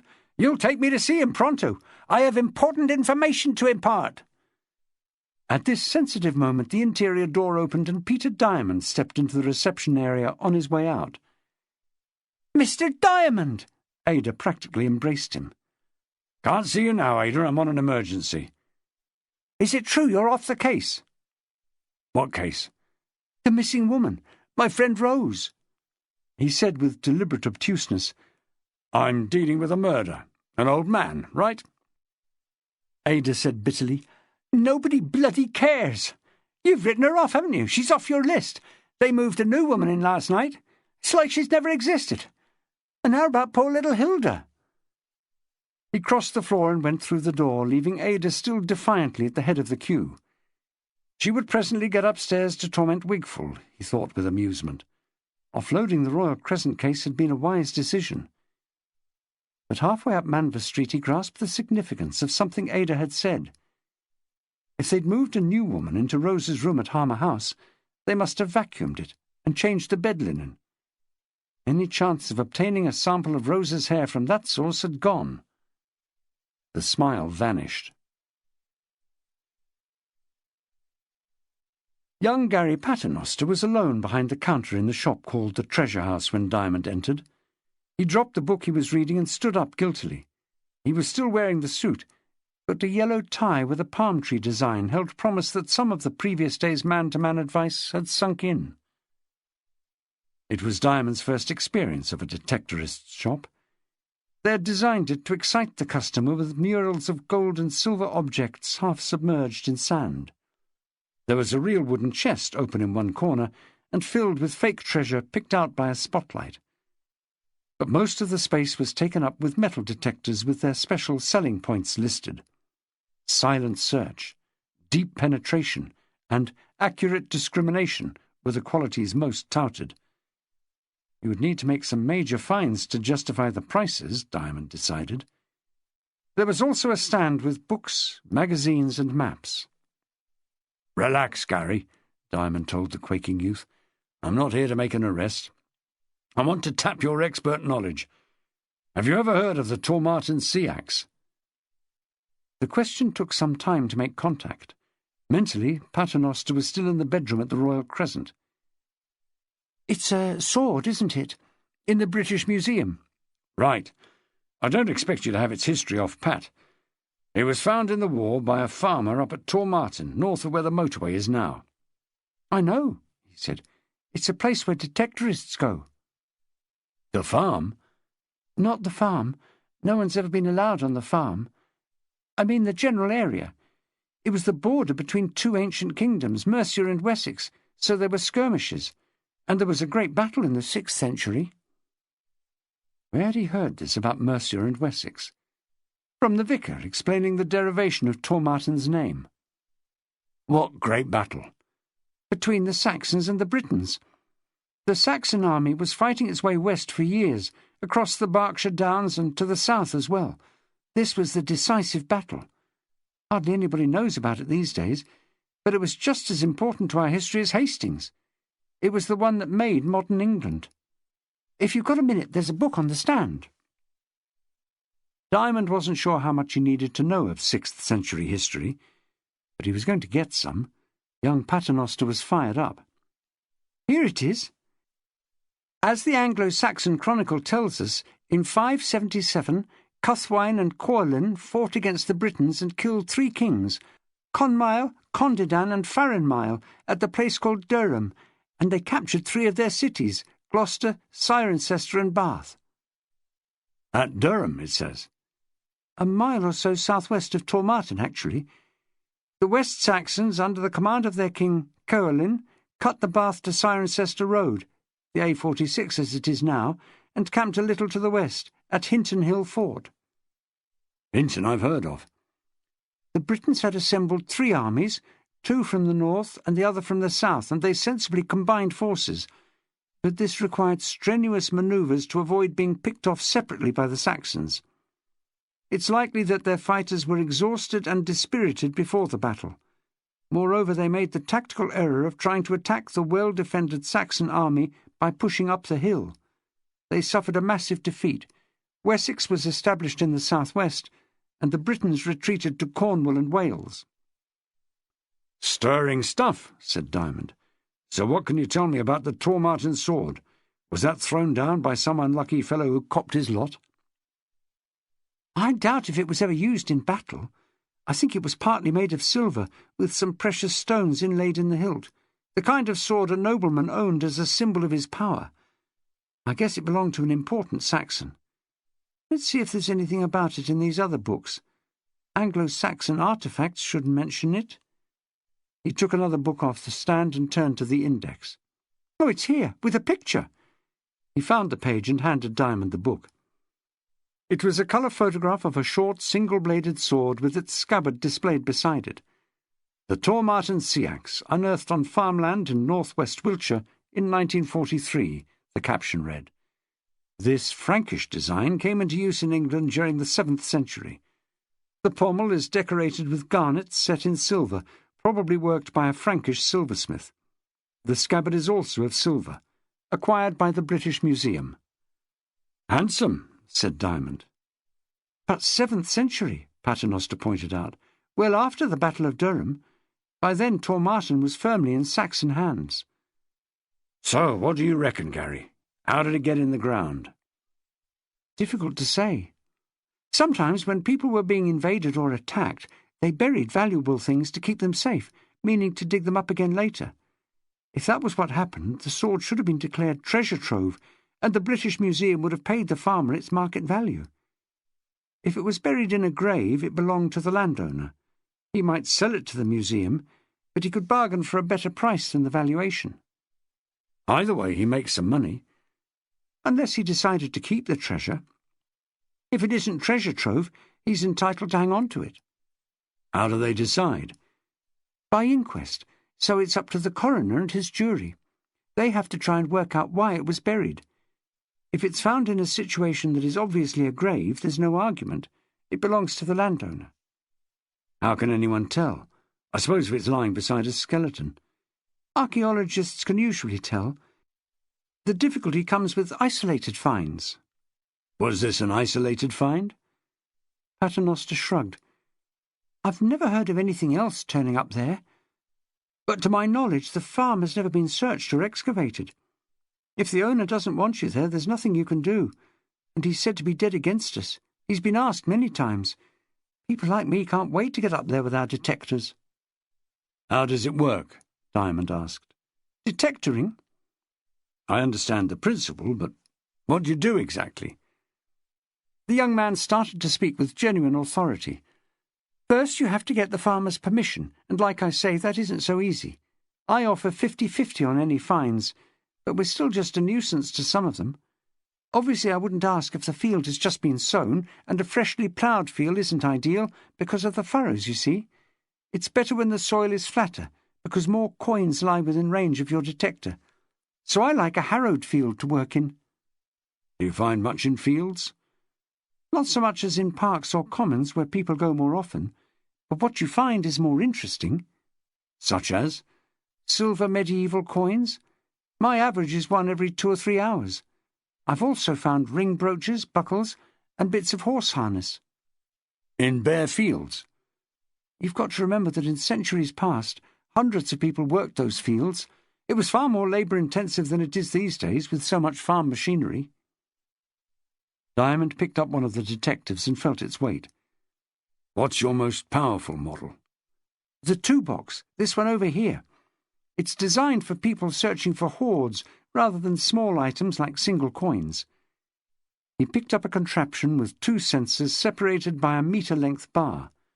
It can signal substantial amounts of metal at some depth, say 6 feet. The trouble is, you have to be prepared to do an awful lot of digging and possibly find something no more exciting than a buried oil drum or a tractor part. The 2-box was a source of much interest for Diamond. He could see a plausible explanation for the digging at the farm. If some treasure hunter had ambitions of finding a hoard, the most promising site surely would be one that had already yielded a famous find, and the best machine for the job was the 2-box. And if the site owner was a stubborn old farmer who steadfastly refused to allow anyone on his land, the first opportunity would have come after his death. Was it, he wondered, sufficient motive for murder? Have you sold any of these things in the last year or so? 2 boxes? No, this hasn't been in the shop long. Can people hire them? I suppose we might come to an agreement, but we haven't up to now. You just have, Gary. I'll send someone to collect it. Chapter 25. Up and running, Keith Halliwell announced with some pride. Nobody was quicker than Halliwell at furnishing an incident room. Phones, radio communications, computers and filing cabinets were in place. The photos and maps from the briefing session were rearranged on an end wall. 2 civilian computer operators were keying information into the system. Having ordered all this, Diamond couldn't allow himself to be intimidated by it, even though he was a computer illiterate. He mumbled some words of appreciation to Halliwell, and even dredged up a joke about hardware. He hadn't seen so much since his last visit to the ironmonger's. The younger people didn't seem to know what an ironmonger's was, so it fell flat. Then he spotted Julie sitting with a phone against her ear. He went over. Telephones he could understand. Who are you on to? She put her hand over the mouthpiece. Acton Turville Post Office. Gladstone used to collect his pension from there. They're checking dates. When you come off? She nodded and started speaking into the phone again. In the act of moving towards the sergeant who was handling press liaison, Diamond caught his foot under a cable and cut off the power supply to the computers. "Who the blazes did that?" said one of the civilian women when her screen whistled and went blank. She was new to the murder squad. "I did, madam," he told her. "I almost fell into your lap. Next time lucky." "You great oaf!" Clearly she had no idea who she was addressing. Halliwell zoomed over to prevent a dust-up. "I should have warned you, sir." "About this abusive woman?" "About the cable. It needs a strip of gaffer tape." "Bugger the cable," said Diamond. "She thinks you should tape the gaffer." "His mouth, for starters," said the woman, before it dawned on her who this great oaf was. With timing that just prevented mayhem, Julie finished on the phone and called across, "He last drew his pension on September the 18th. "In cash. He used to cycle into Acton Turville once a week. He'd do some shopping and then cycle back." Stepping more carefully than before, he moved between the desks to where Julie was. Didn't anyone notice when he stopped coming in? Sometimes he would let it mount up for 2 or 3 weeks. People do. How would he manage for shopping? Tinned food, I suppose. The chickens supplied him with eggs. And another thing, Mr. Diamond, I've called all the local banks and building societies, and none of them had any record of him as an account holder. He glanced up at the clock. What time is my press conference? At 2:15, sir, the press liaison sergeant told him. The handouts are ready if you want to see them. Everyone gets a head and shoulders of Rose. He scanned the press release. Fine. He turned back to Julie. There's time for you to drive me out to Westbury. A pub lunch with the double barrels. The who? Dunkley something. The people who ran into Rose on the A46. Oh, and there'll be another passenger, a scene of crime officer. The ex-mayor and his lady were, as Diamond anticipated, having a liquid lunch at the Westbury Hotel. The barmaid pointed them out at one of the tables under the spy cartoons, a grinning gnomish man opposite a dark-haired woman wearing enough mascara for a chorus line. We'll leave you here at the bar, Diamond said quietly to Jim Marsh, the socko he had recruited for this exercise. What are you drinking? It had better be grapefruit juice, sir. God help us. What are you, a blood pressure case? I'm working, sir. The affable mood at the table changed dramatically when Diamond announced who he was and introduced Julie. The gnome, Ned Dunkley Brown, reddened and said, I told you we hadn't heard the last of it, Pippa. All that malarkey about things spoken in confidence. His wife said, Ned, I think we should hear what they have to say. She gave Diamond a patronising stare. My husband is an ex-mayor of Bradford-on-Avon. He served on the police committee. But that was Wiltshire County, said Dunkley Brown. These officers are from Bath. Avon and Somerset, she corrected him. Now we've got that straight, Diamond said, under some strain to stay civil with this couple. I'd like to hear about the evening you had the accident on the A46. That's inside our boundary, by the way. Accident? Shrilled Pippa Dunkley Brown, folding her thin arms.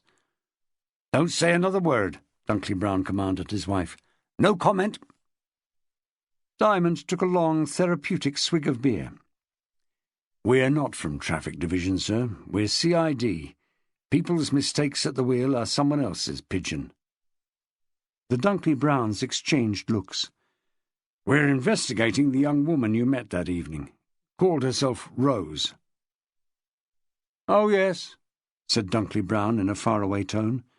She's a mystery all round. Lost her memory, or so she claimed. And now she's missing. Pippa Dunkley Brown was still coming to terms with an earlier statement. What do you mean? Mistakes at the wheel? There was no question of a mistake.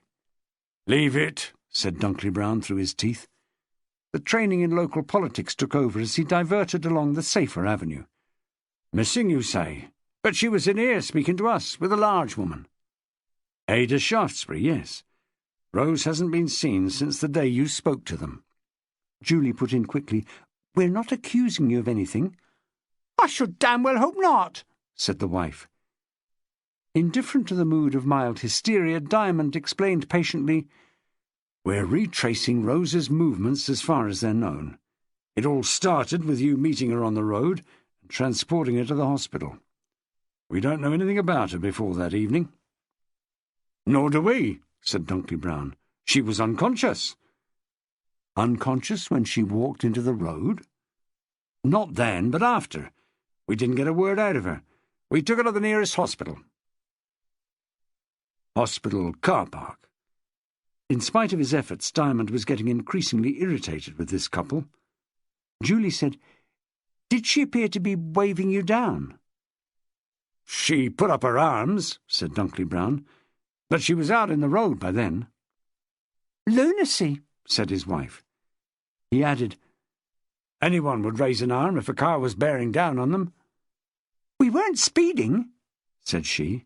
It's dark along that stretch, said he. So you slammed on the brakes, said Diamond. And tried to avoid her, said the husband. We skidded a bit to the right. By the time we hit her, the car was virtually at a standstill. It nudged her off balance, and I suppose she took a bump on the head." He made it sound like an incident in a bouncy castle. "She was unconscious," Diamond reminded him. "Yes, so we did our best to revive her at the side of the road, and when it was obvious we weren't going to be successful, we lifted her into the car." "The back seat?" "Yes, lying across the seat." "Propped up against one corner, really?" Diamond sat forward, interested. "Which side was her head? The near side?" "The left, yes. After that we drove her to the Hinton Clinic. She was very soon taken in, I understand." "But you'd already pissed off out of it." "That's offensive," said Pippa. "Pippa phoned a day or so later to inquire about her," Dunkley Brown was anxious to stress. "The people at the hospital said she was so much better that she'd been discharged. We assumed she'd made a full recovery." "Very reassuring." "We didn't know about her loss of memory." Diamond finished his beer. "We'd like to look at your car. Is it back at the house?"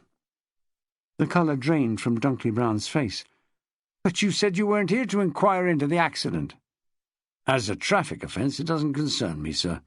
As an incident involving a missing person, it does. Do you see the tall man at the bar drinking fruit juice? He's trained to look for evidence. He can back up your story by examining the car." "But we've been perfectly frank." "No problem, then. Shall we go?" "Do you use it much, Mr. Dunkley Brown?" Diamond asked after the Bentley had been backed out of the garage for inspection. "Not a great deal these days. If we go to the pub, we tend to walk. It's exercise, which is good at our age, and we can enjoy a couple of drinks without being breathalyzed." "Shopping?" "We do use the car for that, but it's only a trip to the local supermarket." "We'll join you presently, then," Diamond said. "D.I. Hargreaves wouldn't mind a coffee if your wife would oblige." When Dunkley Brown was out of earshot, he told the Socko, "If nothing else, find me some long dark hairs on the near side of the back seat, and you're on for a double scotch." When Jim Marsh came in to report that he'd finished his examination of the car, he didn't have the look of a man who has just earned a double scotch. "No joy?" said Diamond. "It's been vacuumed inside," said the Socko, "and very thoroughly." Diamond turned to look at Dunkley Brown. "Is that a fact?"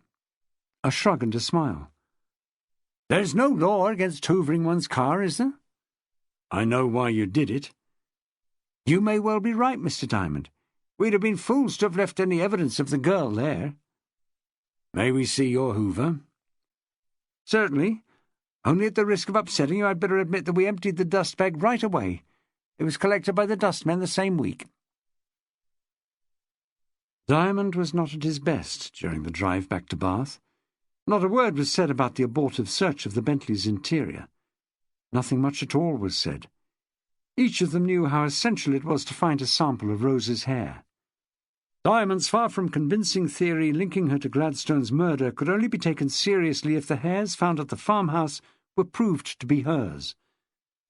The idea behind the trip to Westbury had been an inspiration, but unhappily inspirations sometimes come to nothing. He rallied his spirits for the press conference, held in a briefing room downstairs at Manvers Street. He needed to be sharp. His purpose in talking to the media was simply to step up the hunt for Rose. He didn't intend to link her disappearance to any other crime. However, he was meeting a pack of journalists, and the modern generation of hacks were all too quick to make connections. Their first reaction would be that the head of the murder squad wouldn't waste time on a missing woman unless he expected her to be found dead. From there, it was a short step to questioning him about other recent deaths, Daniel Gladstone, and possibly Hildegard Henkel. These same press people had reported the finding of the bodies. It was all too fresh in their memories. He handled the session adeptly, keeping Rose steadily in the frame. It was obvious from the questions that social services would be in for some stick. They were used to being in the front line. Poor buggers, they came in for more criticism than any other organisation. He was about to wrap up when the inevitable question came, from a young, angelic-featured woman with a ring through her right nostril. Nothing made him feel the generation gap more than this craze for body piercing. "Would you comment on the possible connection with the death of the German woman, Hildegard Henkel, at the Royal Crescent?" He was ready. "I'd rather not. That case is being handled by another officer." "Who is that, please?" DCI Wigfall. "But you were seen up at the Crescent at the weekend. You made more than one visit." "That's correct. I'm now on another case. If that's all, ladies and gentlemen." She was persistent. "It may be another case, Mr. Diamond, but you must have taken note that the missing woman Rose was staying in Harmer House at the same time as Miss Henkel." "Yes?" "There were only 3 women staying in the hostel," she said evenly, watching for his reaction. "And one of them is missing, and one is dead." "I wouldn't read too much into that if I were you. Harmer House is used as a temporary refuge for people in the care of social services. Some of them are sure to be unstable or otherwise at risk." She had thought this through. There was a superficial similarity between Rose and Hildegard Henkel. Dark, short hair, slim, aged in their 20s. Is it true that there was speculation at the weekend that the body at the Royal Crescent was that of Rose? "If there was," answered Diamond evenly, "it was unfounded. I don't really see what you're driving at." "I thought it was obvious. You've made no announcement about the cause of Miss Henkel's death." "She fell off the roof." The slick answer tripped off his tongue, but even as he spoke it he knew he shouldn't have. Several voices chorused with questions. "I'm answering the lady," he said, and provoked some good-natured abuse from her professional colleagues. She was not thrown in the least. "The fall is not in doubt, Mr. Diamond. The question is whether she fell by accident or by design. And when I say by design, I mean by her design or someone else's. In other words, suicide or murder." He gave a shrug. "That's for a coroner's jury to decide." "Come on," she chided him. "That's a cop-out if ever I heard one." This scored a laugh and cries of cop-out from several of the press corps. He wanted an out, and he couldn't find one without arousing universal suspicion that he hadn't been honest with them. She wasn't going to leave it. She said, "If it was murder, have you considered the possibility that Miss Henkel was killed by mistake because she resembled Rose, the other woman, and they lived at the same address? If so, you must be extremely concerned about the safety of Rose." The opening was there, and he took it.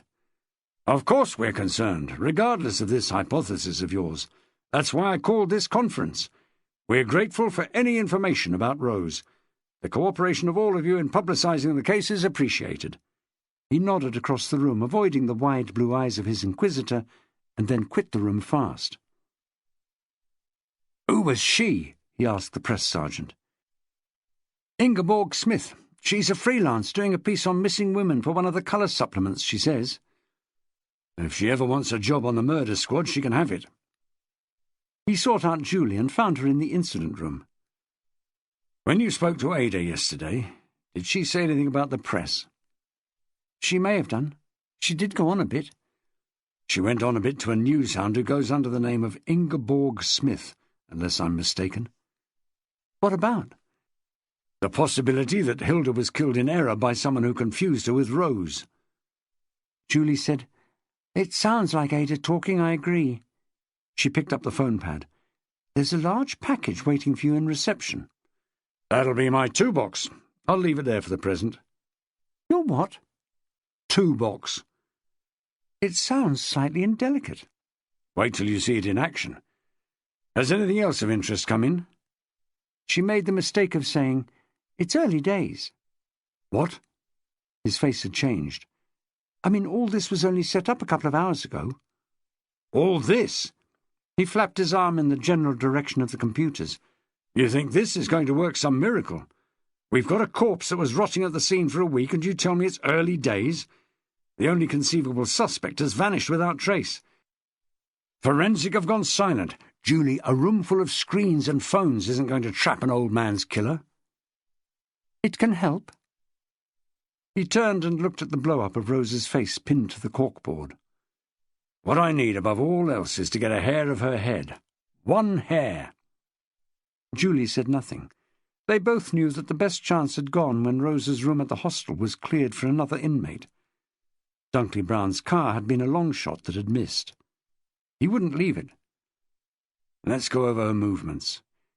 She's driven to the Hinton Clinic in the Bentley, but we know that's a dead pigeon. The people at the clinic put her to bed. 3 weeks ago, said Julie. They'll have changed and laundered the bedding since then, or it's not the kind of private hospital I'd want to stay in. 2 dead pigeons. They sent her to Harmer House, and that's another one. Just a minute, said Julie. How did she get there? To Harmer House. That social worker, Imogen, collected her. In a car? Well, they wouldn't have sent a taxi. Funds are scarce. His brown eyes held hers for a moment. Julie, I'm trying not to raise my hopes. I think we should contact Imogen right now. Imogen was not optimistic. I don't recall Rose combing her hair in the car or anything. I doubt if we'll find a hair. People are shedding hair all the time, Diamond informed her. She wouldn't have to comb it to leave 1 or 2 in your car. Well, in that case, you're up against it. I've given lifts to dozens of people since then. I'm always ferrying clients around the city. We'd still like to have the car examined. Suit yourself, she said. How long does it take? I wouldn't want to be without wheels. We'll send a man now. Collecting the material doesn't take long. It's the work in the lab that takes the time. I don't like to contemplate what you'll find in my old Citroën. Some of my passengers, you should see the state of them. Just as long as you haven't vacuumed the interior recently. You're joking. I have more important things to do. He asked Julie to drive him out to the farm to check the mobile operational office, or so he claimed. She suspected he wanted to try out his new toy. The van was parked in the yard and manned by D.S. Miller and D.C. Hodge, the only woman of her rank on the squad. They were discovered diligently studying a large-scale ordnance survey map, no doubt after being tipped off by Manvers Street that Diamond was imminent. What were telecommunications for, if not to keep track of the boss? When asked what they were doing, they said checking the locations of nearby farms. Someone had already called at the immediate neighbour and spoken to a farmhand called Bickerstaff, who was the only person present. He had confirmed that the owners were a company known as Hollandia Holdings, based in Bristol. Bickerstaff and his gaffer, a man from Marshfield, the next village, worked the land for the owners. It was a low-maintenance farm with a flock of sheep, some fields rented out to the horticulture, the riding fraternity, and some set-aside. Bickerstaff had heard about old Gladstone's death and was sorry his body had lain undiscovered for so long, but expressed the view that local people couldn't be blamed. Gladstone had long been known as an awkward old cuss who didn't welcome visitors. "Have you got a fire going in the house?" Diamond asked Miller. "Yes, sir." "Good. I'm going in there to put on my wellies." Julie and the sergeant exchanged glances and said nothing. He was back in a short time, shod in green gumboots and carrying a T-shaped metal detector with what looked like a pair of vanity cases mounted at either end of the metre-length crosspiece. "You'll want a spade, Sergeant." "Will I, sir?" "To dig up the finds." "Old coins and stuff?" "No, this supercharged gizmo's too powerful for coins unless they're in a pot. A mass of them together. It ignores small objects. I'm after bigger things. It works at quite some depth, which is why you need the spade. Julie, there's a ball of string in the car with some skewers. You and the constable can line and pin the search area. We don't want to go over the same bit twice. Follow me." He clamped a pair of headphones over his ears and strode towards the edge of the field. Clearly he had spent some time studying the handbook that came with the toolbox. "What does he expect to find?" Cathy Hodge asked Julie. "Treasure, I think," said Julie, "if there's any left." "Has someone else been by?" "Get with it, Cathy. You must have seen the evidence of recent digging. We don't know how thorough they were or how much of the ground they covered." Diamond was already probing the field with the detector, treading an unerring line towards the far side. Julie sank a skewer into the turf, attached some string, and started after him. "Put more skewers in at 2-foot intervals," she called back to Hodge. They completed about 6 shuttles of the field before something below ground must have made an interesting sound in Diamond's earphones. He stopped and summoned Sergeant Miller, who at this stage was watching the performance from the comfort of the dry stone wall. "I don't know how deep it is, but I'm getting a faint signal. Get to it, man." Then, with the zest of a seasoned detectorist, he moved on with the toolbox in pursuit of more finds. Julie was beginning to tire of the game. She wasn't wearing boots, and the mud was spattering her legs, as well as coating a passable pair of shoes. "Your turn with the string," she told young Hodge. "Ma'am, you said we don't know how much of the ground was searched by whoever did that digging." "Yes. I just thought I ought to tell you that someone has marked this up before. If you look along here, there's a row of holes already." Julie saw for herself circular holes in the earth at intervals of perhaps a metre along the length of the hedge. "Should we tell Mr. Diamond?" Hodge asked. "I mean, he could be wasting his time." "Tell him if you're feeling strong," said Julie. "I'm not." On consideration, nothing was said at that stage. Julie strolled over to the farmhouse, removed her shoes, went inside, filled a kettle and put it on the hot plate. A reasonable heat was coming up from a wood fire. There was a teapot on the table with a carton of milk and some tea bags and biscuits. The two on duty had wasted no time in providing for creature comforts. She found a chair, not the armchair, and sat with her damp feet as near the iron bars of the fire as possible. She had always lived in modern houses, so the cottage range was outside her experience. She saw how it was a combination of boiler, cooking fire and bread oven. A great boon in its time, no doubt, with everything positioned so neatly around and over the source of heat. Hot plate rack, swing iron for the meat, dampers and flue doors set into the tiled back. This one must have been fitted sometime in the 19th century. The farmhouse was 200 or 300 years older. Earlier generations would have cooked in the open hearth where the range now stood. She reckoned, from the width of the mantelpiece over the hearth, that in those days the fireplace must have stretched a yard more on either side. The built-in range had been installed and the spaces filled in. It was obvious where the joins were. Presently she got up and tapped the wall to the right of the oven, and had the satisfaction of a hollow sound. An early example of the fitted kitchen unit. The water was simmering, the kettle singing in the soothing way that only old-fashioned kettles in old cottages do. She went back to the door and looked out. They hadn't finished, but the light was going. Sergeant Miller was hip-deep in the pit he'd dug, a mound of soil beside him. She went to look for more cups. When they came in, Diamond looked in a better mood than was justified by the treasure hunt. "Tea! That's good organisation, Julie. It's getting chilly out there." "No luck?" "Depends what you mean by luck. We didn't find you a Saxon necklace, if that's what you hoped for." "I wasn't counting on it." "But Sergeant Miller dug up a horse brass." "Oh, thanks." "Finally," said Miller, as he slumped into the chair. "It proves that the toolbox works, and it also tells us that there ain't no Saxon treasure left in the ground." "Do you think any was found where the digging took place?" "Don't know. My guess is that they used a toolbox just as I did and got some signals. They could have found a bag of gold or King Alfred's crown, or more horse brasses." Julie poured the tea and handed it around. "Just because a sword was found here 50 years ago, is it really likely that anything else would turn up?" "You do ask difficult questions, Julie. I'm no archaeologist. Let's put it this way. I understand that people in past centuries buried precious objects like the Tormartin Seax for 2 reasons, either as part of the owner's funeral or for security. A grave or a hoard. Whichever, it's more than likely that other objects would be buried with them, so there's a better chance here than in some field where nothing has turned up." "Don't you think old Gladstone, or his father before him, would have searched his own land?" "I'd put money on it, Julie.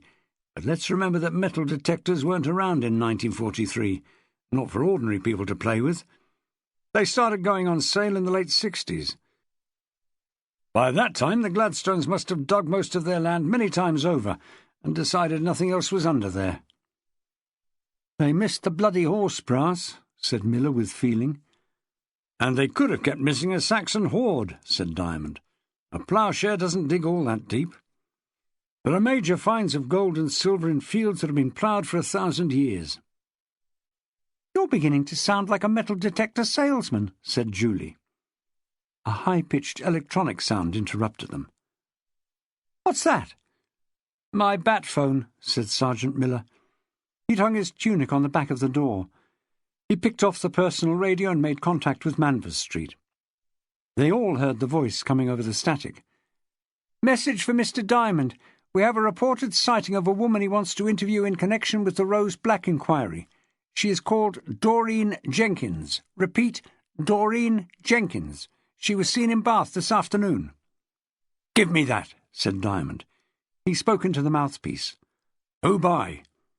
You've pressed the off button, sir, said Miller. He re-established contact. This is DS Diamond. Who was it who saw Doreen Jenkins in Bath? Miss Ada Shaftesbury. Repeat, Ada. He tossed it back to Sergeant Miller and said to Julie, Ada. Who else? Chapter 26. Where? Rossiter's, said Ada. That big shop in Broad Street with the creaky staircases. What were you doing in Rossiter's? Asked Julie, thinking that Bath's most elegant department store would have been alien territory for Ada. Looking for the buyer? You had something to sell them? Postcards? 2,000 aerial views of Bath I'm trying to unload. Rossiter's have all kinds of cards. The ones I've got came out kind of fuzzy in the printing, but the colours are great, like an acid trip. A swanky shop like that could sell them as arty pictures, couldn't they? Anyway, it was worth a try. I went into the cards section. I was running an eye over the stock, checking the postcards, when I heard this voice by the till. Some woman was asking if they sold fuses. You know, electrical fuses, them little things you get in plugs. This young assistant was telling her to go to some other shop. Telling her nicely. He was being really polite, giving her directions. I was pottering about in the background, not paying much attention.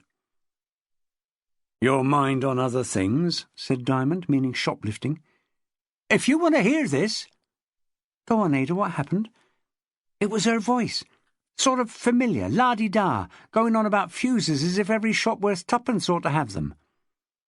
She stretched her features into a fair imitation of one of the county set and said in the authentic voice, But it's so incredibly boring having to look for electrical shops. The penny didn't drop for me until she was walking out the shop. I went in closer, dying to know if I'd seen her before. And stone me, I had, and I still couldn't place her. You know what it's like when you suddenly come eye to eye with some son of a gun you're not expecting? Did she recognize you? She almost wet herself. When did you realize who she was? Just after she left the shop. She was off like a bride's nightie. Jesus wept, that was the Jenkins woman, I thought. I turned to follow her, and I was almost through the door when the young bloke came round the corner and put his hand on my arm and asked to look at my plastic carrier. Too quick, said Diamond, who knew the law on shoplifting. He should have waited for you to step out of the shop. She glared at him. Listen, can you get it in your head that I wasn't working? I told you I was there to sell stuff. Told him, too. Showed him the cards in my bag. He got a bit knocked, and so did I, and by the time I got outside, she was gone. Diamond sighed. Ada said, Look, she could have gone 10 different ways from there. I had no chance of finding her. No chance. What time was this? Around 4:15. I came straight here. You're positive it was the same woman who claimed to be Rose's stepsister? No question. Look, I may have form, Mr. Diamond, but I am not thick. She seemed to expect some show of support here, so he said, No way. She's supposed to come from Twickenham. So what's she doing in Bath? He reached for a notepad. Let's have a description, Ada. Everything you can remember. She closed her eyes and tried to summon up the image of the woman. Same height as me, more or less. Dark brown hair, straight. The last time I saw her, she was wearing a ponytail. This time it was pinned up, off the neck, like some ballet dancer. Except she was a couple of sizes too heavy for the Sugar Plum Fairy. I'd say she's a 16 easy. She opened her eyes again. Big bazoomas, if you're interested. If he was, he didn't declare it. Age? Pushing 30, pretty good skin, what you could see of it. She lashes on the makeup. Eyes? Brown, with eyeliner, mascara, the works. And her other features? Anything special about them? You want your money's worth, don't you? Straight nose, thinnish lips, nicely shaped. Now you want to know about her clothes. She was in a cherry red coat with black collar, black frogging and buttons, a pale blue chiffon scarf, black tights or stockings, and black shoes with heels. Her bag was patent leather, not the one she had when I saw her in the Social Security. As descriptions go, it was top bracket. He thanked her. So what are you going to do about it? She demanded to know when he had finished writing it down. Find her. She regarded him with suspicion. You wouldn't farm this out to what's-his-name with the tash? DCI Wigful. He's busy enough. He got up from behind the table, signifying that the session was over. But Ada lingered. When you find her, you'll put her through the grinder, won't you? She's evil. I don't like to think what's happened to Rose by now. We've appealed for help, he told her. Rose will be all over the front page in the paper tomorrow. God, I hope not, she said, misunderstanding him. After Ada had gone, muttering and shaking her head like a latter-day Cassandra, Diamond commented to Julie, Don't ask what we're going to do about this. It's a terrific description. But next time the Jenkins woman goes out, she's not going to be in cherry red. She'll have her hair down and be wearing glasses and a blue trouser suit. She won't go within a mile of Rossiter's. Because Ada recognised her? He nodded. Julie said, It's a definite sighting, and in Bath. She hesitated over the question that came next. Do you think Rose could still be in the city? Hiding up? He pressed his mouth tight. His eyes took on a glazed, distracted look. Julie waited, expecting some insight. Eventually he sighed and said, Rossiter's. I haven't been in there since they closed the restaurant. Steph and I used to go for a coffee sometimes of a Saturday morning, up on the top floor. Self-service it was. You carried your tray to a deep settee and sat there as long as you liked, eating the finest wholemeal scones I've tasted the whole of my life. She was lost for a comment. This vignette of the Diamond domestic routine had no bearing on the case that she could see. That was bad news, Julie, he said. She looked at him inquiringly. When Rossiter's restaurant closed? It seemed to signify the end of his interest in Ada's sensational encounter. Maybe it was his way of telling her not to expect insights. They returned to the incident room to find that a message had been left by Jim Marsh, the socko. He had collected no less than 17 hairs from Imogen Starr's Citroen Special, and the lab were in process of examining them. There was no indication when a result might be forthcoming. 17 sounds like a long wait to me. Most of them belong to Imogen, I expect, said Julie. One of Rose's would be enough for me. He ambled over to Keith Halliwell and asked what else had been achieved. You asked us to check on the neighbouring farm at Tormarton, the one that wanted to swallow up Gladstone's little patch. Yes, it's owned by a company called Hollandia Holdings Limited. We know that already, Keith. We've checked with Company's House and got a list of the directors. It's here somewhere. He sorted through the papers on his desk. 4 names. Diamond looked at them and frowned. Patrick Van Beek, M.D., Art Vromen, C.S., Luc Burskens, Marco Stigter. Dutch?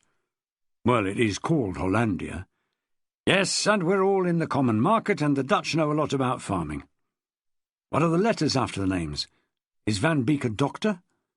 Managing Director. Ah, he grinned self-consciously. Abbreviations were his blind spot, and everyone knew it. Do we have their addresses? Just the company address, a Bristol P.O. number. P.O., short for post office, said Halliwell. The grin faded. Thank you, Keith. He turned to Julie. What's your opinion, then? She said, They're not locals, for sure. Can we check if they own other farms in this country? We already have. 2 in Somerset, 1 in Gloucestershire, said Halliwell. The company seems to be kosher. The two of them looked to Diamond for an indication where the inquiry was heading now. He stood silent for some time, hunched in contemplation, hands clasped behind his neck. Finally he said, as if speaking to himself, "There was just this chance that the neighbours were so set on acquiring the farm that they did away with Gladstone. We know he was made an offer more than once and refused, but that's no justification for blowing the old man's head off. It was a piddling piece of land. There had to be a stronger motive. The only one I can see is if they believe more Saxon treasure was buried there. The Tormarton sea axe was well known. There might have been other things buried, but Gladstone was an obstinate old cuss who wouldn't let anyone find out. That's the best motive we have so far." He paused and altered his posture, thrusting his hands in his pockets, but still self-absorbed. The idea of some faceless men, a company, greedy to grab the land and dig there, had some appeal. Now I'm less sure. "Somebody did some digging, quite a lot of it," Julie commented. He said sharply, "I'm talking about the company, this Hollandia outfit. We know who they are now, not faceless men. Keith gets the names from Company's House without any trouble at all. Mr. Van Beek and his chums, a bunch of Dutchmen with holdings in other farms as well. We can check them out. We will check them out. But I don't see them as killers. If they went to all the trouble of buying the farm next door, employing locals to work the land, if that's the planning, the commitment they made to acquire this treasure, would they be quite so stupid as this?" "It almost got by as a suicide," said Halliwell. "But it didn't. And we know their names. Check their credentials, Keith. Find out if the other farms they own are going concerns, how long they've been investing here. I think we'll discover these Dutchmen are more interested in turnips than treasure." "How? It's getting late to phone people." "Get on to it." Next it was Julie's turn to feel the heat. "You just brought up the digging. Have you really thought it through?" Experience of Diamond told her he wouldn't need a response. "I said, have you thought it through? Has it crossed your mind at any point that the digging could be one bloody great red herring? People all around Tormarton knew about the Saxon sword. It was common knowledge that old Gladstone wouldn't let anyone excavate his land. He was lying dead in that house for a week, and we're given to believe nobody knew. But what if some local person did find out, looked through the farmhouse window, saw the body, and thought, this is the chance everyone has waited 50 years for? Do you see? Your enterprising local lad comes along with a metal detector and spade and gets digging. If so, the murder and the digging are two separate incidents." "So are you suggesting we look for another motive?" said Julie, now that the discussion was becoming rational again. "Why else would anyone have wanted to kill the old man?" "What do we know about him, apart from the fact that he lived here all his life?" "And was unfriendly to archaeologists." He talked through her comment. "Who did we put on to researching the victim's life history?" "Jerry Hansen." "Sir?" The quiet man of the squad, Jerry, got up from his desk and came over. "Where are we on Gladstone?" "Piecing his story together, sir, from local knowledge and documentation. It's still patchy." "Let's have what you've got." Jerry launched smoothly into it. Nobody was better at ferreting for information. "The Gladstone family have been at Martin Farm for generations. He was born in 1923, the only child of Jacob and Esther, and went to school in Tormarton.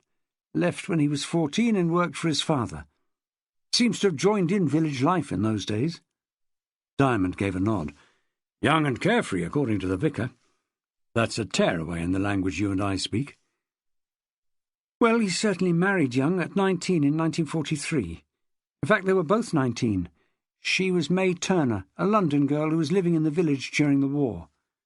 "It was her family Bible I found." "Yes, sir. That was helpful." "How about war service?" "He was exempt. Farming was a reserved occupation. They rented rooms in a house in Tormarton. But the marriage wasn't happy. He seems to have been difficult all his life." "Unfaithful?" "I don't know about that, but unbearable, it's fair to say," said Jerry. "This is gossip, but several elderly people in the village told us the same things. He was constantly picking on her, complaining of this and that, and he worked her hard." His mother died in 1944, so he and May moved into Martin Farm to care for the old father, who couldn't even boil an egg. May took on the job, but she didn't last long. She died 2 or 3 years after the marriage. We don't have the date yet. What cause? Bronchial pneumonia. The locals insist she was ill before they moved to the farm. The lodgings were never heated properly. He would only buy so much paraffin. The detail opened a small window into the short, tragic marriage. Any children? Not by the first wife. And after she died, father and son fended for themselves? Until 1953, when old Jacob passed on. Daniel managed the farm alone for some years. He married for the second time in 1967 to the local publican's daughter, Margaret Torrington, known as Meg. A daughter, came along in 1970. Christine. I saw her entry in the church register. Yes. Soon after that they separated. Life on the farm must have been hard. Life with the farmer, more like. Do we know what became of Meg and her child? We're piecing it together. Her parents have long since gone from the village to manage other pubs. No one knows where they ended up. You could try the brewers. We did. No joy. And none of the family kept in contact with anyone else in Tormarton. There was just the photo you found and the message in the Christmas card. Diamond repeated the forlorn words. I thought you would like this picture of your family. But it's not a total blank. Someone in the post office reckons they moved to London. London's a big place, Jerry. I was going to add Wood Green. Better? They also heard that Meg, the second wife, died of leukemia in January. We checked the registers and it seems to be true. A married woman called Margaret Gladstone died in St Anne's Hospital, Haringey. That's close enough to Wood Green, on January the 28th, aged 49. Is that all? Jerry's face clouded. Clearly he thought he'd done a reasonable job. Diamond said, Her age, Jerry. I mean, 49 is no age at all. Oh, I see what you mean. And he outlived her. Jerry said hesitantly, I found it rather a sad touch that on the death certificate she's still described as a barmaid. You're too sentimental for a young man, Diamond told him. She probably enjoyed working in bars. Do you know what I'm about to ask you? The daughter, Christine? Spot on. There is something to report. I contacted the hospital for Mrs. Gladstone's next of kin. They confirmed the name on their file as Christine Gladstone, daughter, and gave me an address in Fulham, Gowan Avenue. I asked the Met to check, and I'm waiting for a call. We'll all be waiting, said Diamond, rubbing his hands. God, yes. How old would this young woman be now? We have the date of her baptism as February 1970, so assuming she was baptized soon after birth, she's about 27? Near enough for me. No one else spoke. Each of them had made the connection. If it emerged that Christine Gladstone had been missing from home for the past 4 weeks, then it was a fair bet that she was the young woman known to them as Rose, and Diamond's insistence that Rose was the principal suspect suddenly looked reasonable. Chapter 27. Pete! Diamond drew back, shocked by the panic in his wife's voice. A steel kitchen knife was in his hand. Stephanie Diamond moved fast to the electric point and switched it off. You damn near electrocuted yourself, you great ninny! What were you thinking of? Thinking of using the knife to prise out the piece of toast stuck in the toaster and starting to smoke? Or not thinking? With her slim fingers, Steph picked out the charred remains and tossed them into the sink. Leave it to me. I'll cut you a fresh piece.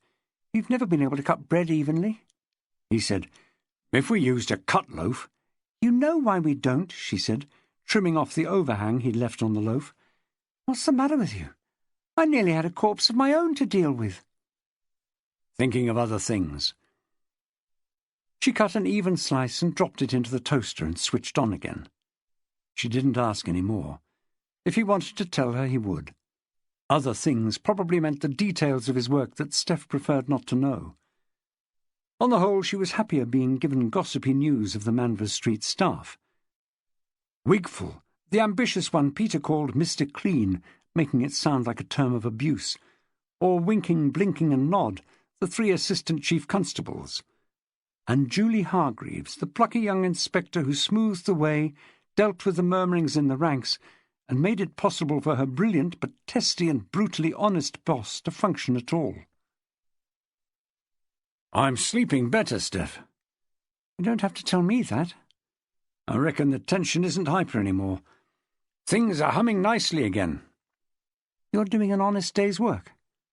Tell me this, if it doesn't ruin your breakfast.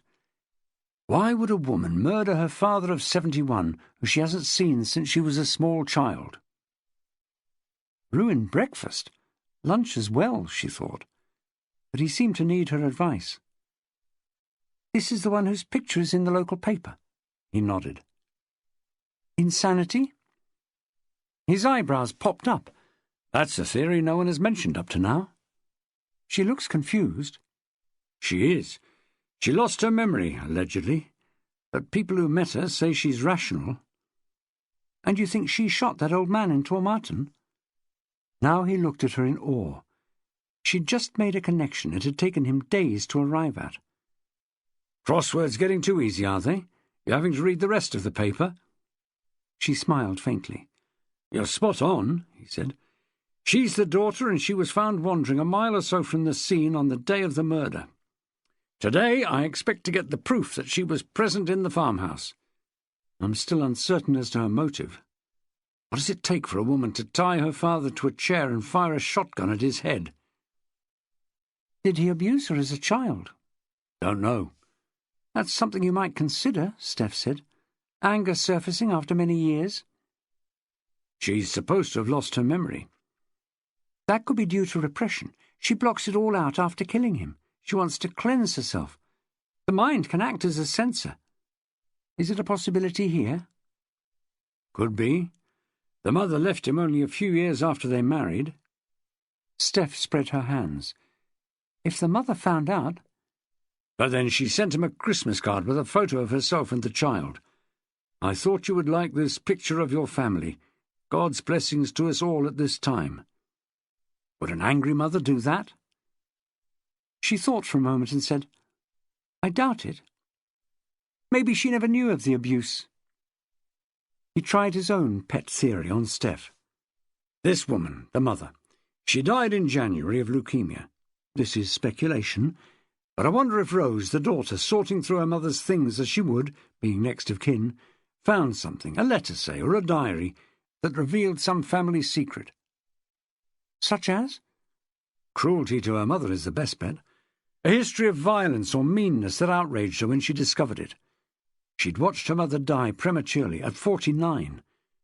Now she'd discovered things that made her angry enough to find the old man and kill him.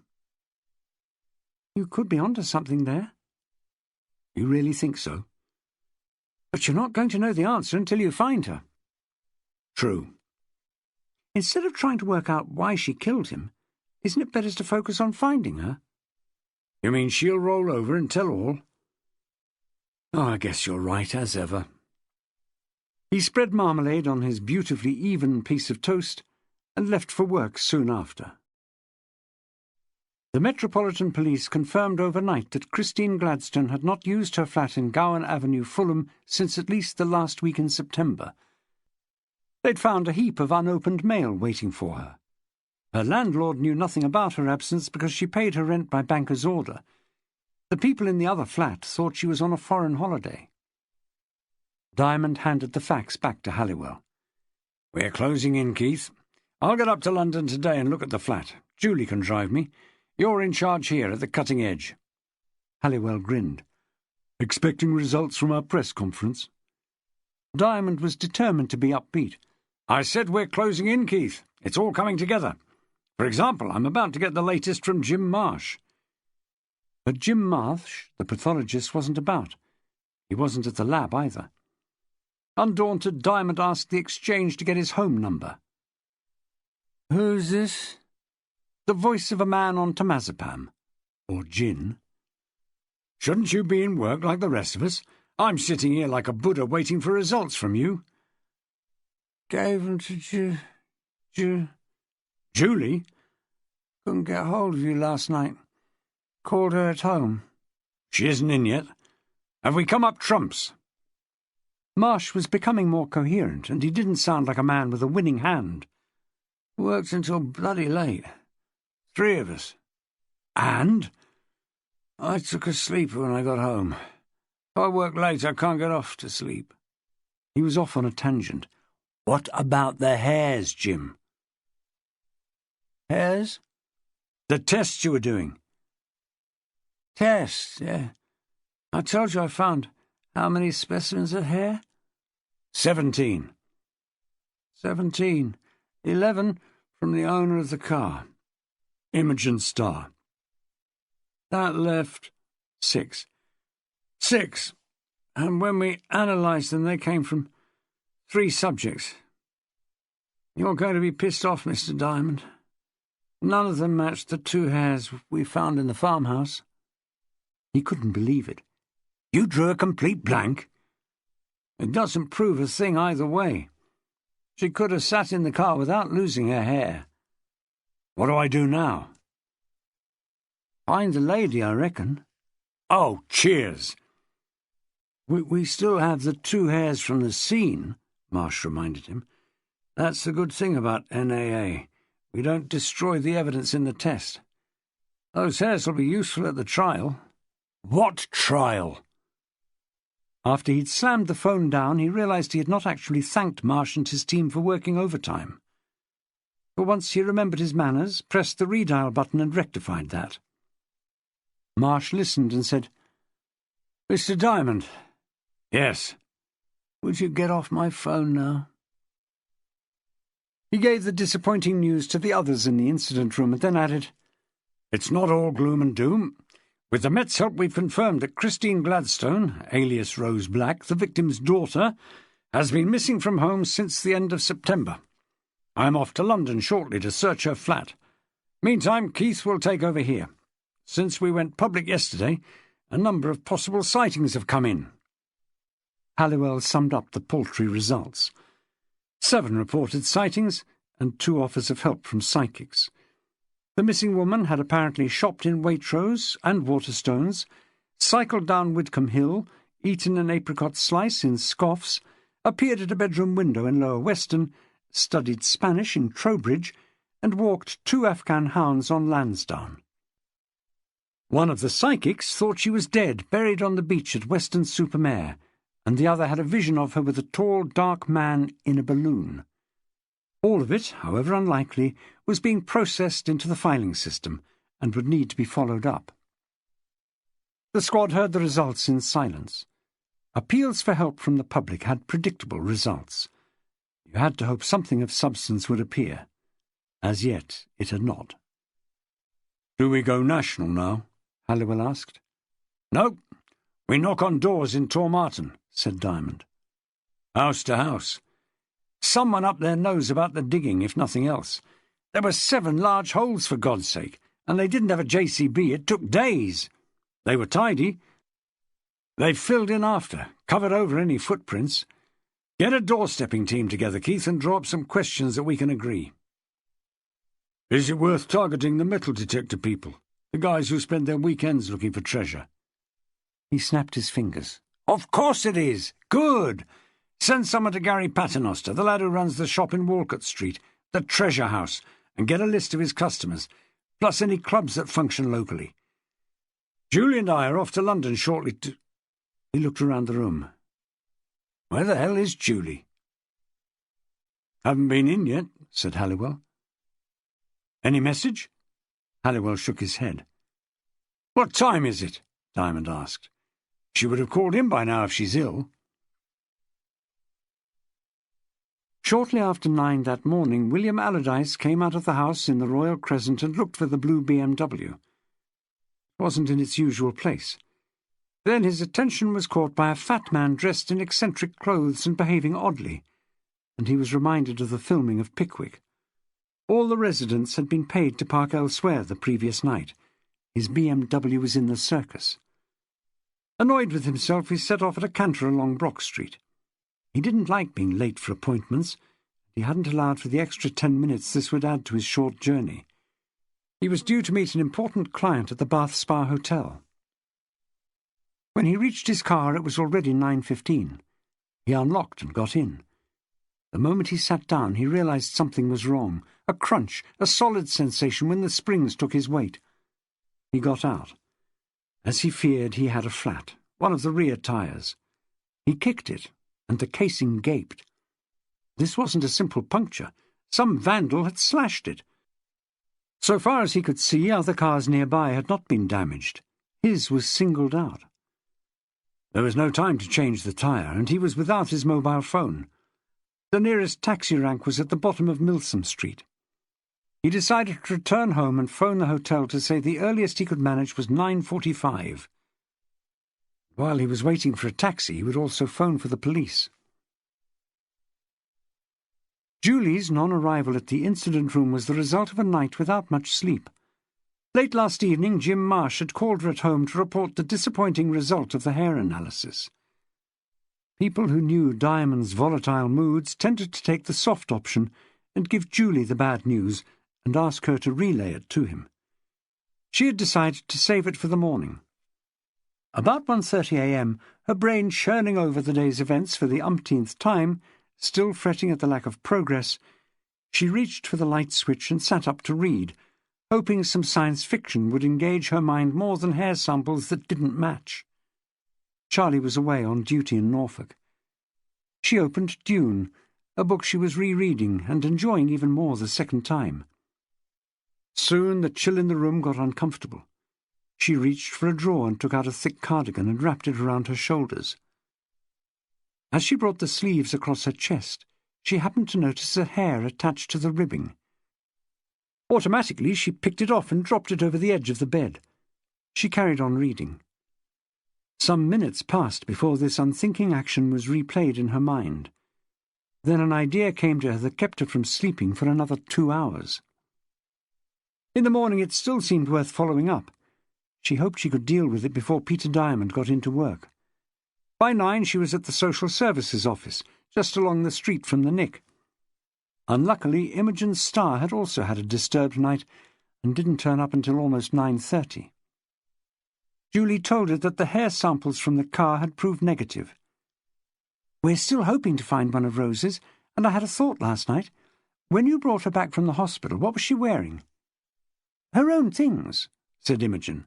"The clothes she was found in. They were stained and torn, but they were all she had." "So did you fit her out with fresh clothes?" "Yes." "Where from?" "From our stock. Here, we keep some basic clothes for emergency use. I brought her in before we went to Harmer House, and we found a shirt and some jeans. They weren't new, but they were clean and in better condition than the ones she had." Tensely, Julie asked, "And what happened to the old clothes?" "They were really no use to her." "Did she take them with her?" "No, she discarded them. There was nothing left in the pockets, if that's what you were thinking." "What happened to them?" Imogen lifted her shoulders in a dismissive way. "I suppose they were thrown out with the rubbish. Well, the shirt was, for sure. We may have kept the jeans. They were hanging open at the knee, but that's fashionable, isn't it? We don't like to throw anything out that might come in useful." "Where would they be if you kept them?" "The storeroom." "Can we check?" "I don't want to dash your hopes, if you're hoping to find a hair on them, but they've probably been washed by now." Julie felt a flutter of despair. "We wait for a reasonable load, and then someone takes them to the laundrette."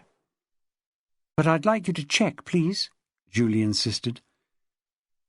In the storeroom, she helped Imogen rummage through black plastic sacks of musty-smelling clothes.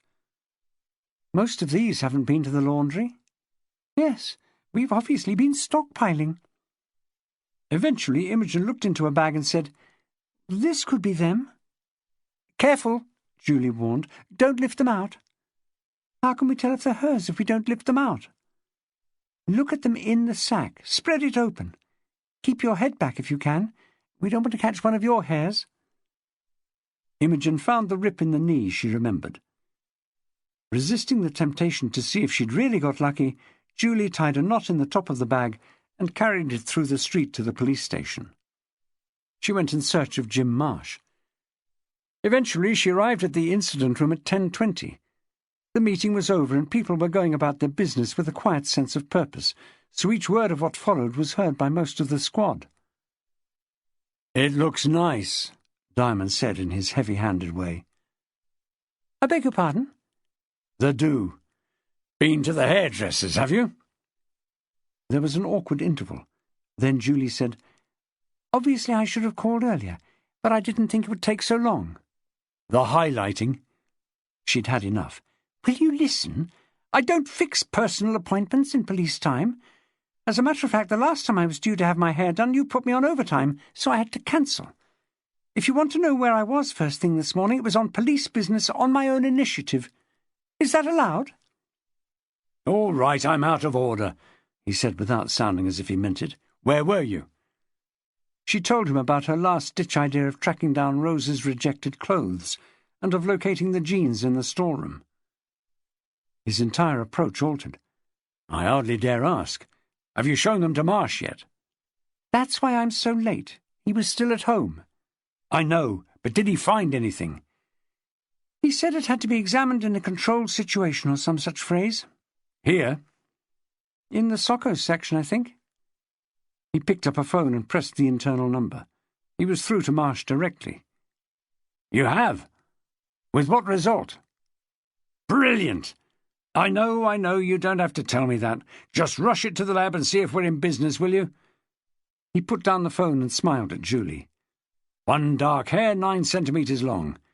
You may have cracked it this time, Julie." She didn't trust herself to say anything. Allardyce was surprised to be shown into Chief Inspector Wigfall's office. "I expected to speak to Superintendent Diamond. He's the one I saw previously." "Mr. Diamond is on another case," said Wigfall in a lofty tone. "I've taken over the handling of the incident at your house." "It's just that we haven't seen you there." "It's mainly paperwork at this stage. The on-site investigation is complete." "What conclusion did you reach? Or am I not supposed to ask?" "That will be up to the coroner. We simply present the evidence. You will be notified about the inquest in due course, sir. You will be called as a witness. As to this other matter, the damage to your car, we'll investigate, of course, but—" "The tyre was slashed. It had to be reported." "You're absolutely right, sir. But if it's any consolation, it may not have been personal," Wigfall said, confirming a melancholy truth. "Casual vandalism is quite common, even in Bath, I'm sorry to say. If we had more officers to patrol the streets—" "If it wasn't personal, why was my car picked out? None of the others were touched." He was genuinely puzzled and hurt. "You said it's new. Sometimes that can be a provocation." Allardyce gave a shrug and a smile. "What are we supposed to do? Never drive a new car?" Wigfall shifted in his chair. He was beginning to feel sympathy for this young man. "Why else should it have been picked out? You tell me, sir." "I've no idea." This justified leading the witness a little. "I suppose it comes suspiciously soon after the publicity about the young woman's death in your house?" "Are you serious?" "Any vandalism is taken seriously, sir." Allardyce ignored the empty phrase. "I mean, what does that poor woman's death have to do with this?" "I don't know. They decided you were responsible in some way." "Me?" "I'm trying to see it from their point of view." "What are you talking about?" "Some friend of the deceased?" Even as he spoke, an uncomfortable idea was stirring at the back of Wigfall's brain. "I don't follow your thinking." "But it's well known that you weren't to blame for what happened," Wigfall affirmed, not wanting to grapple with the dire thought now forming. "Your house was taken over by young people wanting a party. There was a tragic consequence. No fault of yours." "If that's the way you see it," said Allardyce, beginning to be swayed. "Besides," said Wigfall, "it wasn't as if your car was parked outside your house. Anyone wanting to get at you personally would have to know which car it was and where you parked it last night." "True." We'll follow this up and let you know if we have a result. My money's on some kid out of school who doesn't know your vehicle from anyone else's." He lied to bring this to a close. He got up from his chair and showed Allardyce to the door. "Your neighbour, Mr. Treadwell, does he have a car?" "No, wise man. He works in Bath and doesn't need to travel so much." Alone in his office again, Wigfall sat brooding like a Thomas Hardy hero on the malign sport of the fates.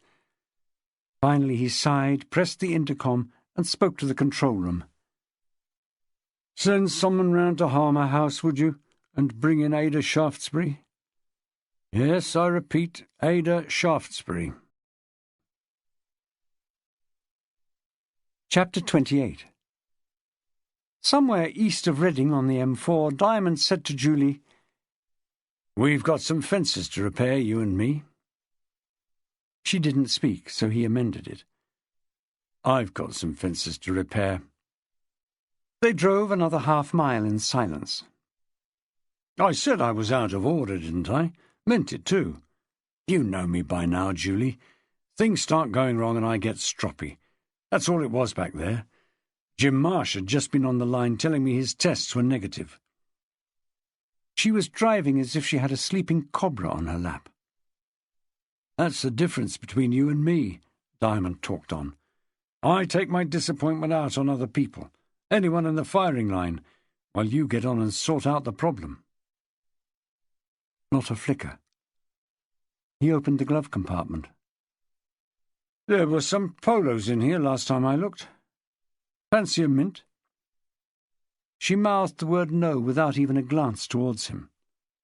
This was becoming intolerable. He said, "Well, if you want to cut me down to size, now's as good a time as any." "You mean in private?" She ended her silence. "Where the rest of the squad can't overhear us?" "I don't follow you." "What really got to me," Julie went on in a level tone that still managed to convey her anger, "is that you put me down in front of the rest of them. People I outrank. You do it time and again. I don't mind taking stick. I don't even care if it's unjustified. Well, not much. But I really mind that you don't respect me enough to save it for a private moment. That's what you demand for yourself. Here in the car, with no one listening, you invite me to cut you down to size. Big deal. I'd rather save my breath." She had blown him away, and she was talking of saving her breath. Like this, she was more devastating than Ada Shaftesbury turning the air blue with abuse. He had no adequate response. All he could think to say was, "Point taken." In the silence he dredged his brain to think of something even more conciliatory, but Julie seemed to sense what it would be. "Don't make promises you can't keep. You'll do the same thing again, and I'll get madder still with you next time. Yes, I will have a polo now." The traffic ahead was slowing. The motorway narrowed to 2 lanes as they approached Chiswick. Excuse enough to sink their differences for a while and consult over the route. Just before the Hammersmith flyover, they peeled off and joined Fulham Palace Road. Diamond opened the A to Z and read out the names of the streets on the left.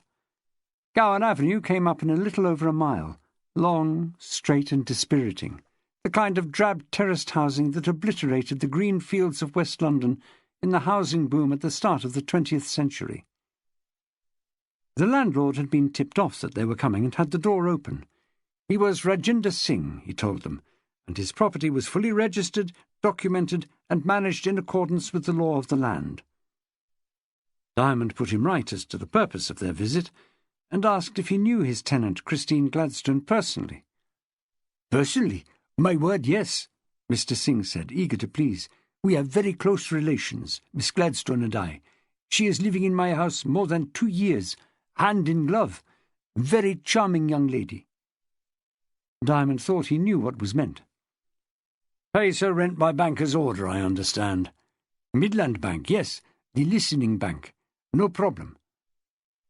"Does she work nearby?" "I am thinking she does, in shop." "You wouldn't know which one?" "No, sir." "Does she drive a car?" "Miss Gladstone? I do not think so." There was a pile of mail on a chair just inside the hallway, all addressed to Christine Gladstone.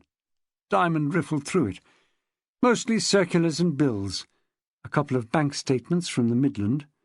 The earliest postmark was the 29th of September. When did you last speak to her? August, maybe. Some small problem with loose tile on roof. I am fixing such the same day. She lives upstairs, then. Shall we go up? When the door at the top of the stairs was unlocked for them, Diamond added, We'll be taking our time over this, sir. No need for you to stay. Mr. Singh brought his hands together in the traditional salute of his race, dipped his turbaned head and left. Don't know about you, Julie, Diamond said when he'd stepped inside, but I've lived in worse drums than this. They were in a small blue-carpeted living room with papered walls, central heating, television, a bookcase and a pair of brown leather armchairs. Large framed posters of Venice lined one wall. Julie picked a photograph off the bookcase. Her mother, I think. He studied it. The improbably blonde, gaunt woman must have been 20 years older than she had been in the picture he'd found in the Bible in the farmhouse. The eyes were more sunken, the lines either side of the mouth more deeply etched. The leukemia may already have taken a grip, yet the smile had not changed. No question. His attention was caught by some cardboard cartons stacked along the wall below the posters. The first he opened contained pieces of used china and glass wrapped in newspaper, presumably treasured pieces brought from Meg Gladstone's house after she died. Julie had gone through to the bedroom. "More photos in here," she called out. Any of the father? "No, Mummy again, and one of Rose arm in arm with a bloke." He looked into another box. Cookery books. The boxes weren't so interesting after all. Julie announced, "There's a folder by the bed with a photocopy of the will inside, and other things. Solicitor's letters, her mother's death certificate." He walked through to the bedroom and looked at the contents of the folder. It was a simple will leaving everything to my beloved daughter Christine. The Midland Bank were named as executors. No mention of the husband. "She seems to have travelled a lot," said Julie, running a fingertip along a bookshelf beside the bed. "France, Switzerland, Iceland, Italy, Kenya, Spain. Maps, too, that look as if they've been used more than once." She ought to have some personal papers. Income tax forms, passport, birth certificate. He started opening drawers. The clothes inside were folded and tidily stacked. Then he found a box file. Here we are, the dreaded tax return. Trade, profession or vocation. Any guesses? Courier? Not bad. Travel agent employed by Travel Ease, Fulham High Street. We'll call there, Julie, see if they know what her plans were. He returned the box to the drawer and took a more leisurely look at the bedroom, getting an impression of its user. It was without the frills and furry toys often favoured by single young women. A distinct absence of pastel pink and blue. The duvet had a strong abstract design of squares in primary colours. Against the window, the dressing table was long, white and clinical, with a wide rectangular mirror. A few pots of face cream, more functional than expensive, a brush and comb, and a small hand mirror suggested someone not over-concerned with her appearance. He picked up the photo of Rose. He couldn't get into his head that she was Christine, with the young man. More relaxed than in the police picture, her dark hair caught by a breeze, she looked alive, a personality, intelligent, aware, and enjoying herself. If we could find an address book, we might learn who the boyfriend is. He unclipped the photo from its frame, but nothing was written on the reverse. "She may use a personal organiser." Seeing the uncertainty in his eyes, Julie said, "You know what I mean? One of those electronic gadgets that tell you where you live and when you were born and when to take your anti-stress pills. John Wigfall has one." And he would, Diamond thought. "If so," she said, "it probably went with her. She'll have taken her basic makeup as well." I noticed you checked the dressing-table drawer. Did I? No lipstick, eyeliner, mascara? So you think she packed for some time away? I didn't say that. If you want my opinion, it's unlikely. She isn't a heavy buyer of clothes, and there's still quite a stack of underwear in the drawers. So? Women always pack more knickers than they need. The things you learn in this job. That's why I tag along, isn't it? She'd scored a nice point, and she allowed herself a smile, the first in hours. I could be totally wrong. She must possess some luggage, and I haven't come across any yet. It ought to be obvious. Unless it's stored somewhere else in the house. Should we check with Mr. Singh? He pondered the matter. But would you pack a suitcase if you were going to Tormarton to murder your father? She didn't attempt an answer. Diamond wrestled with his own question. Even if she did and took a travelling bag with her, what happened to it? She wasn't carrying one when she was found. She wasn't even carrying a handbag. He looked at her with approval. Good point. Why hasn't the handbag turned up? Julie shook her head. Almost without thinking, Diamond stepped into the bathroom and made a telling discovery. He came out holding up a toothbrush. I think she was planning to come back the same day. But Julie had already moved into the small kitchen. She called out, "I'm sure you're right. She left out a loaf and... Ugh!" What's up? A portion of uncooked chicken in the fridge. That's what's up. Well past its sell-by date. The smell travelled fast. He tugged open a sash window in the living room. Julie joined him there. The petrol fumes from the street were primrose sweet at that moment. That's put me off chicken for a week. Did you shut the fridge? Yes, but you wouldn't believe I did. When the air was clearer, they began a more thorough sweep of the shelves, cupboards and drawers in each room. Rose was unusually tidy and well organised, but things still came to light in unexpected places. 2 tickets, under a candlestick on the chest of drawers, for a symphony concert at the Barbican in mid-October. A chocolate box containing opera programmes from La Scala Milan and Rome. A copy of a typed letter to Mr. Singh complaining about a damp patch in the ceiling. A couple of gushing love letters from someone called James. They were tucked into one end of the bookcase. I wonder why James hasn't been round to see her in all this time. Take a look at the dates, said Julie. September and October 1993. He's history. Why didn't she bin them then? Women don't get love letters all that often. She may want to keep them. Or she forgot they were there. Cynic. He didn't challenge her. He was taking one more look at the manila folder containing the will and death certificate. Diligence was rewarded. Trapped inside, out of sight along the inner fold of the pocket, was an extra piece of paper. He pulled it out. An envelope, torn open. On it was written, "To Christine, to be opened after my death." Frustrating, he said. This is her mother's handwriting. It matches the writing on that photo. Isn't the letter in the folder? No. Then she must have it with her. Unless she destroyed it. The last letter she ever received from her mother, said Julie on a high note of disbelief. Besides, if she kept the envelope, she means to keep the letter. He conceded the sense of this with a nod. Julie added, "Do you think the letter could have a direct bearing on the case? If it was only to be read after Meg Gladstone's death, it may have revealed some information Rose wasn't aware of, a family secret, some reference to the old man's shabby treatment of them." I don't know about that, he commented after a moment's thought. It would be too negative. It's more likely to be a last request, some service the mother wanted Rose to perform for her. A bit of unfinished business, like visiting her father. Possibly. You see, she delayed several months before going to see him. No doubt she was busy sorting things out for some time after her mother's death in... when was it? January.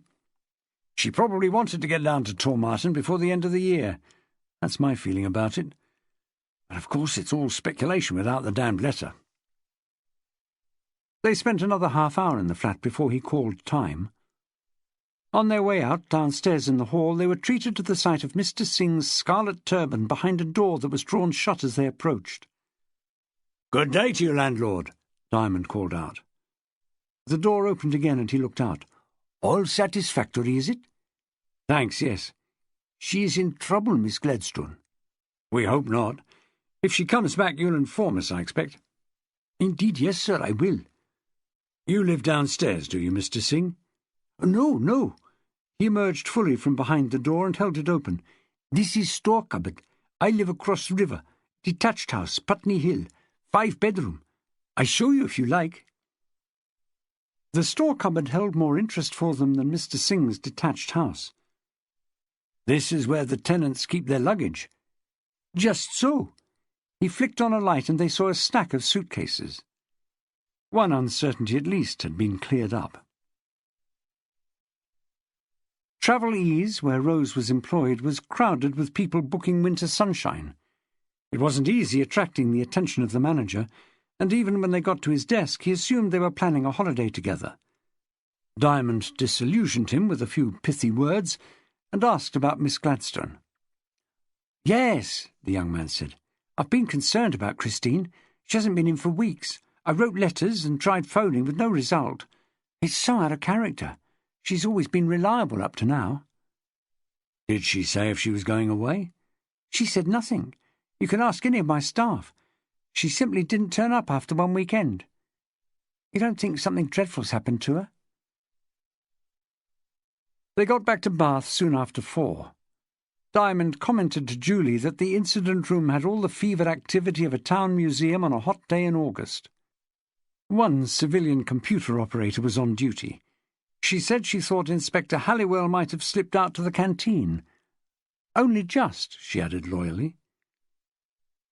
They spotted Halliwell taking a shot at the snooker table. Someone alerted him and he put down the cue and snatched up a cup and came to meet Diamond and Julie midway across the canteen floor. "I missed my lunch," he said in mitigation. "We've been overstretched. Most of them are out at Tormarton on the house-to-house. How did it go?" "Has anything new come in?" "A couple more sightings, but I wouldn't pin any hopes on them. Oh, and we've got a list of the treasure hunters. I had no idea this is such a popular thing. Getting on for 50 names, and clubs in Bath, Bristol and Chippenham. Do you think it pays?" He was trying manfully to appear untroubled at being caught out. "No word from Jim Marsh?" "About the hair Julie found? No." "Have you called him?" "Not yet." "You finish your break, then," said Diamond. After a pause of merciless duration, he added, "Your lunch break, I mean." On the way upstairs, they met Ada Shaftesbury, of all people. "What idiot let her in?" he muttered to Julie. Then to Ada, with an attempt at good humour, "You're out of bounds, you know. This is strictly for the old bill." Ada twitched her nose, a dangerous sign. She also took a deep breath before sounding off. "Do you think I'm here out of choice? Don't you know what's going on in your own festering nick? Well, obviously you don't. You're the bullshit artist who wouldn't listen when I came in about my friend Rose. She's all right, you said, talking down your nose at me. All done through social services, so there can't be nothing wrong. What do I see now? Rose's picture all over the papers. Missing woman. Grounds for concern, says Superintendent Peter Diamond. Pity you didn't show some bleeding concern when I told you she was in trouble." "Ada, this isn't helping her. What are you doing here, anyway?" "Like I said, you don't even talk to each other, you lot. I was brought in. You grab an innocent woman off the street and throw garbage at her for the fun of it. Just because I'm homeless, you think you can walk all over me. I'm going straight from here to see a lawyer. I'm going to get on television and tell my story." "What exactly is the trouble, Ada?" "False arrest is the trouble. Invasion of civil liberties. Getting me in an armlock and forcing me into the back of one of your poky little panda cars so I got bruises all over my body, and dragging me up here and strapping me about things I wouldn't do if I was paid." "What things?" "Only vandalising a car, like I'm some hopped-up kid, that's what." "What did you do, lean on it?" "Piss off! I didn't do nothing. Haven't been near the place, stupid Burke." "Who are you talking about now?" Him with the face fungus. Wigwam. Chief Inspector Wigful. I told you it's barmy letting him take over. He's got sod all interest in how my friend Hilda died. All he cares about is a friggin' flat tire. Bastard! Well, he's got egg all over his mean face now because I had a copper-bottom alibi, didn't I? I was doing my night job. You've got a job? She sniffed and drew herself up. 2 nights a week, 10 till 6. I sit in a shabby little office in Bilberry Lane answering the phone and talking to taxi drivers over the radio. So I've got 10 to 15 blokes who can vouch for me last night. They all know when I'm on duty. We have some good laughs over the shortwave, I can tell you. And Chief Inspector Wigful is investigating damaged cars now. Are you sure of this, Ada? Sure? Of course I'm bloody sure. I wasn't brought in here for me health. I'm his #1 suspect, or I was until I put him straight. This was difficult to believe. No officer of Wigful's rank looked into minor acts of vandalism unless there was an overriding reason. Do you happen to know whose car it was? Not a police vehicle, I hope. She told him. One of them people up the Crescent. Ali something, is it? Allardyce, I expect. Diamond was intrigued. That was it, and that's why Wigwam fingered me. He reckons I got a grudge against them because of my friend Hilda dying up there. It's not true, Mr. Diamond. I don't blame them for what happened to Hilda. I never even met them. Diamond turned to Julie. Would you see Ada safely to the door? Julie gave him a mutinous look. He explained, I want to get things straight with J.W. This is a development I hadn't expected. Ada said, Throw the book at him. He's out of order, victimising innocent women. Come on, love, said Julie. Don't waste our valuable time. And you're no better, Ada shouted at Diamond as she was led away. What about poor Rose, then? If you lot had the sense to listen to me, you'd solve your bleeding cases and have time to spare, was Ada's parting shot. He spent 20 minutes with Wigful going over the implications of the slashing of Allardyce's tyre. Now that Ada had been eliminated as the suspect, Wigful fell back on his original theory that it had been a random act by a teenager. Diamond was like a dog with a bone. Did you ask Allardyce if he could think of anyone holding a grudge against him? I did. And what did he answer? Negative. Was he being totally honest? What do you mean? Was he hiding anything? Bad feelings with someone else? Why should he? Wigful said reasonably enough. If he'd wanted to keep it quiet, he wouldn't have come to me in the first place. A slashed tyre is no big deal. He could have put on the spare and got on with his life. You see, if it was deliberate, the circle of suspects is fairly small. Not many people knew where he'd left his car last night. Not many people would know his car anyway. You said it was new. He's not the sort who makes enemies of his neighbours, said Wigful. There's nothing to dislike in him. The only person I could think of who might have taken against him was Ada. She's still upset about Hildegard Henkel's death at the party they had, and she's an unstable personality anyway. But she's got this alibi for last night. I really think we're wasting our time talking about it. Diamond carried on as if nothing had been said. Is the car still up there at the circus? Oh, I've no idea.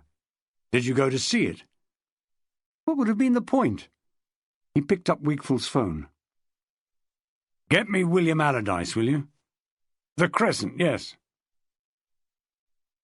Wigful tapped his fingers on the desk and looked out of the window at the early evening traffic jam, trying to appear nonchalant, while listening keenly to Diamond's end of the conversation. Who is this? Mrs. Allardyce, Peter Diamond here, from Bath Police. He isn't. Well, I have the pleasure of speaking to you instead. I was perturbed to hear about the damage to your husband's car this morning. After you'd left for work. You must start early. Of course you do. I forget the television runs right through the day. Personally, I prefer the radio in the morning. Do you have a car of your own? I agree. The train is much the best way to travel if you can. Yes, it's only just reached my attention. We're having a meeting about it right now. Tell me, has he had the tyre fixed yet? He has? No use me trotting up to the circus to look at the damage, then. I dare say the filming is finished in the Crescent, so he'll be able to park in his usual spot tonight. Oh, these things happen, sadly, but I think it's unlikely. Just in case, I'll ask our night patrol to keep a lookout. Oh, no trouble at all. Just tell him we're working on it, would you? Thank you, ma'am. Perturbed, are you? Said Wigful. Yes, John, I am. Let me know if you get any further with it, won't you? He returned to the incident room, now transformed into a bustling workplace. Halliwell had a message from Jim Marsh. Would Mr. Diamond call, if convenient? If convenient? He snatched up the phone and got through. Well, Jim? It's a match, Mr. Diamond. The hair from the clothing comes from the same individual as the 2 hairs found at the scene of the murder. So Rose was definitely in the farmhouse. Well, that's for you to say. I was looking at hairs. And now you're splitting them. I'm simply reporting our findings. Diamond turned and gave a triumphant thumbs-up to the entire incident room. Cheers, mate, he said into the phone. You can bill me for that beer next time we meet. Double Scotch. What? It was a double Scotch you offered before. Was it? Mad, impetuous fool. You're on, then. The news buoyed everyone up. Few had been willing to back Diamond when he picked on Rose as the main suspect. Now they had to admit he was justified. It wasn't quite the surge of exhilaration that comes when a case is buttoned up. They didn't shake him by the hand or pat him on the back, but they clustered around him, united in support. Then, in the passion of the moment, the computer operator who had called him a great oaf gave him a hug and retired immediately to the ladies. He took the whole thing equably, even the hug, which no one would forget, reminding everyone that the time to celebrate would be when they picked up Rose and she admitted everything. So there was no popping of corks, just a quiet coffee in Bloomsbury's, alone. This should have been a defining moment in the inquiry. It was, and yet. He found himself thinking increasingly not of Rose, but the people in the house in the Royal Crescent, the Allardyces and the Treadwells. The trivial incident of the ripped tyre would not bed down with the rest of the day's events. It niggled. It had brought the 2 couples back into the frame. His frame, anyway. Speaking on the phone to Sally Allardyce, the slim, softly spoken black woman working in television, he was reminded of the tensions he had noticed. Superficially, they were good neighbours and firm friends. Their ill-starred weekend had started with an evening in the pub. Together they'd coped with a party much larger than they anticipated. In the aftermath, they shared the inconvenience of policemen taking over their apartments. They'd got up a card game to pass the time when their Sunday was so disrupted. But under questioning, the men in particular had taken different stances over the party.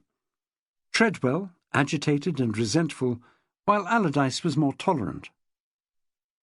If anyone had deliberately slashed Allardyce's tyre, the betting was strong that it was somebody from that house. Who else would have known where it was parked on that one night? Another neighbour, maybe. Less likely, though. Why was it done, then?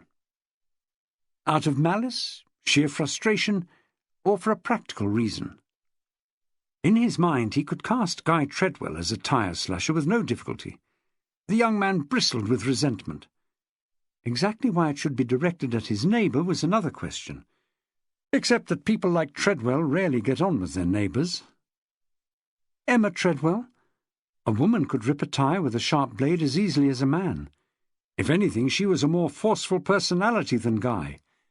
Infirm of purpose, give me the daggers! And what of Sally Allardyce? She had left early for work that morning. Her walk to the station would have taken her through the circus, very likely when it was still dark. If she had wanted for some reason to limit her husband's movements that day, she could have done the deed. The motive? In each case he could only guess. And he didn't do that. He would find out. Chapter 29. He crossed the street from Bloomsbury's and returned to the police station the quick way, by the public entrance. Before going home, he meant to have a few pointed words with Halliwell about manning the incident room at all times. But he got no further than the inquiry counter. The sergeant on duty had spotted him. "Mr. Diamond." "At your service?" "You're wanted upstairs, sir. A taxi driver came in 10 minutes ago. Reckons he knows where your missing lady is." Caught in freeze-frame, as it were, Diamond let the magic words sink in. In his experience, taxi drivers didn't volunteer information unless it was reliable. This had to be taken more seriously than the so-called sightings up to now. 2 old men and a dog were waiting by the inquiry window. As one, they turned to see who it was who needed to find a missing lady. And he was so elated by the news that he performed a slow pirouette for them, with surprising grace for a big man. "The incident room?" "Your office." "I'm on my way." Upstairs, Halliwell, caught off guard again, sprang up from Diamond's chair and introduced Mr. John Beevers from Astra Taxis. John Beevers did not spring up. He was in the one comfortable armchair in the room, basking in limelight and cigar smoke. He took a cellophane-wrapped Corona from an inside pocket and held it out to Diamond in a way that was faintly vulgar. "Non-smoker. What have you got to tell us?" Now the driver produced the Bath Chronicle from his car coat. "Last woman in the paper. You want to find her, my dear?" Diamond had worked in the West Country long enough to be used to being a stranger's dear or love, but it grated when coming from someone he disliked on sight. "That's the general idea." "Well, I got news for you. I have her in my cab, her and another woman." A vulgar quip would have been all too easy. "When was this?" 2.5 weeks back, I reckon. 'Twas her, no question." Diamond's hopes plummeted. "As long ago as that?" "If 'tis no use, my dear, I'll save my breath." It could still be useful. Go on. The driver exhaled copiously in Diamond's normally smoke-free office. "I can't tell you the date. 'Twere the afternoon, and it had been raining. The first woman, not her you're looking for, hailed me in Laura Place by the fountain. She wanted to hire my house, the women's hostel in Bathwick Street." So it was that far back in Rose's history. Diamond's elation was ebbing away. "I gave her a close look to see if she were a paying customer. You hear the word hostel, and you got to be careful if you understand me. She were quite respectable, actually. Mind, I weren't over-pleased with her job. It were no fair at all from Laura Place. No more'n 600 yards, I reckon. I told her, polite-like, she'd do better to walk it and save herself the fare. But she said she were picking someone up with luggage. She wanted me to bide a while, outside, and then we go up St. James's Square." "Tucked away behind the Royal Crescent?" "Right. That sounded more like a job of work to me. I warned her it would all be on the clock, and she weren't bothered. So that's what we did." "What was she like?" "The one who hired me. Now you're asking. This was some days back, you know." "Try." "Dark-haired, I believe. 30, maybe. Bit of a madam. She weren't having no lip from a common cabby." "The hair. Can you tell me anything about it?" "What do you mean, my dear? I said it were dark. I can't tell one style from another." "Curly?" "No, not curly. Straight and combed back, fixed behind her head. What do they call that?" Diamond knew, but he wasn't going to put words into the witness's mouth. Beaver was getting there by stages. "Horsetail, is that it?" Halliwell looked ready to supply the word, so Diamond cut in. "We've got to hear it from you to be of any use, Mr. Beaver." "Horsetail, I said." "No, that bain't right." "Ponytail. She had a ponytail. If you ask me, ponytails look nice on little girls and really scrawny women. Her'd had too many good dinners to get away with it." "And the face? Can you picture the face?" "You want a lot for nothing. 'Twere the other woman I came in about. Well, I don't know if this be any help, but she made me think of them women in boots." "Boots?" said Diamond. "The tardy ones on the make-up counters, heavy on the war paint." "Ah, Boots the chemist." "I was telling thee what happened. She made a great to-do about could she rely on me to wait. I told her if she were paying, I didn't mind how long it took. So that's what happened. We drove to Bathwick Street. I bided my time outside Hammer House, read him a paper for a good half-hour, maybe longer. Then she came out with this other woman, the one you're trying to find. She said something about luggage, but it were only a couple of carrier bags, so I didn't open the boot. Then I drove him up to St. James's Square. Was anything said? Could have been. I don't recall. When we got up to the square off Julian Road, behind the Royal Crescent, we established that. Be that as it may, my dear, 9 out of 10 people couldn't take you to it without a map. When we got up there, she pointed out the house. I can't tell you the number. They were on the south side with a red door. That's all I got to say, really. She settled the fare, something over 25 by that time, and I give her a receipt, and out they got. They went in with their bags, and I haven't seen hide nor hair of 'em since. Did she let them in with a key, or did someone come to the door? Couldn't tell you. I didn't look. Is your taxi in our car park? I bloody hope so. That's where I left her. Right, you can drive me to the house.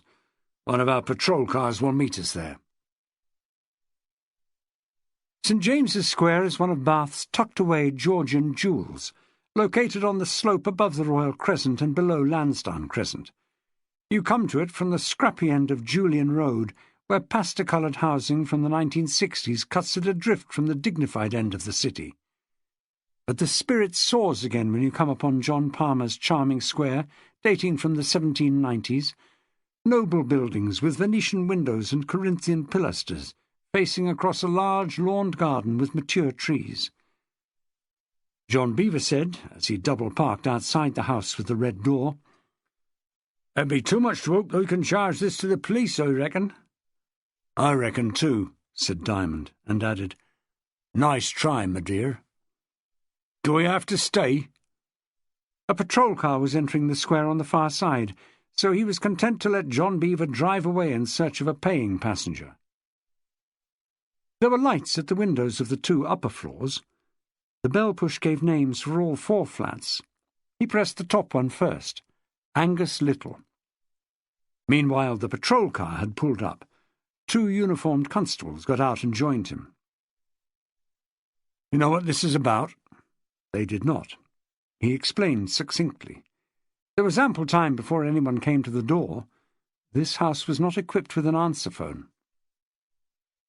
Angus Little from the top flat was silver-haired, 60-ish, and deeply shaken to have the police calling. Diamond showed his ID and the picture of Rose. Little took off his glasses and examined the picture, then shook his head. "Can I ask you something?" "Go ahead."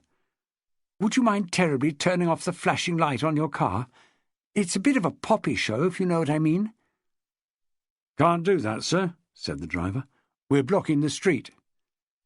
Diamond asked, "Do you live alone, Mr. Little?" He did. "Tell me about these other tenants." As if he had never previously noticed the names listed against the 4 bells, Mr. Little bent close to inspect them. His own was a printed visiting card. David Waller's had been produced on a printer, made to look like italic writing.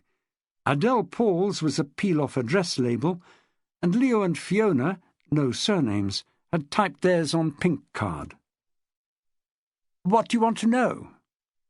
"Who are they? Young people, married couples with kids, pensioners?" "There's only Mr. Waller underneath me now. He's single, like me, and quite a bit younger. The other flats have been empty for months." "So Adele, Paul, and, who is it, Leo and Fiona aren't living here, although their names are showing?" "That's my understanding. Nobody's bothered to remove the cards, that's all. It may be deliberate for security, you see. You don't want people knowing that some of the flats are unoccupied. I expect the agent is having trouble finding anyone prepared to pay the rent. It's pretty exorbitant. I had the impression Miss Paul was a student at the university. Well-heeled parents, I expect. She must have left last June." "Have you noticed anyone using either of the empty flats recently?" "I can't say I have, but then I'm out so much. I'm in the antique business, buying and selling clocks and watches. You might do better asking Mr. Waller. He spends more time here. He's a computer expert, I believe, and he tells me he can do most of it from home. Lucky man." Mr. Waller could be saved for later, Diamond decided. He wanted to see inside the two allegedly empty flats.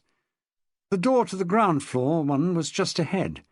He knocked, got no reply, and asked the more solid of the constables to force it. Mr. Little protested at that. "Shouldn't you contact the landlord first?" "Who is the landlord?" "I'm not entirely sure, but we pay our rent to an agency called Better Let. Do you know it? They have an office in Gay Street." "So we don't know the landlord, and the agency is closed by now. What are you waiting for, constable?" The door sprang inwards at the first contact of the constable's boot. The flat had the smell of many months of disuse. They didn't spend much time looking at the even spread of dust on the furniture. "We'll try the basement." Mr. Little was returning upstairs, probably to confer with Mr. Waller. No one had mentioned a search warrant yet, but the computer buff might. No answer came to Diamond's rapping on the basement door. "Get on with it, lad." This one was harder to crack. The door frame withstood a couple of kicks, and it took a kung fu special to splinter the wood. Diamond felt for the light switch. The result was encouraging. The mustiness upstairs was not present here, even though the apartment was shuttered and below ground. He stepped through the living room to the kitchen, confident that the fridge would yield the clue as it had in Rose's London flat. But it was switched off, empty, the door left ajar as recommended by the makers. He looked into the cupboards. There was a tin containing tea bags and a jar of instant coffee. The label had a best before date of December 1996, evidently bought some time ago. The bedroom, then. A small, cold room with a window placed too high to see out of. Twin divans, a wardrobe, dressing table, and 2 chests of drawers. Empty. No sign of recent occupation. Quite an anticlimax. As he returned to the living room, he heard people coming down the stairs. A youngish, cropped blonde man in a blue Guernsey and jeans appeared in the doorway. He had a silver earring. "Do you mind telling me what this is about?" "You are?" "David Waller, from upstairs." "The one who works from home. As you see, Mr. Waller, we are police officers. Do you happen to know if anyone has used this flat in the last 3 weeks?" Waller answered, "The tenants left ages ago." "That isn't what I'm asking.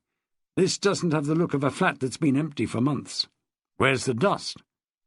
The young man gave a shrug. "Well, it's no concern of mine, is it?"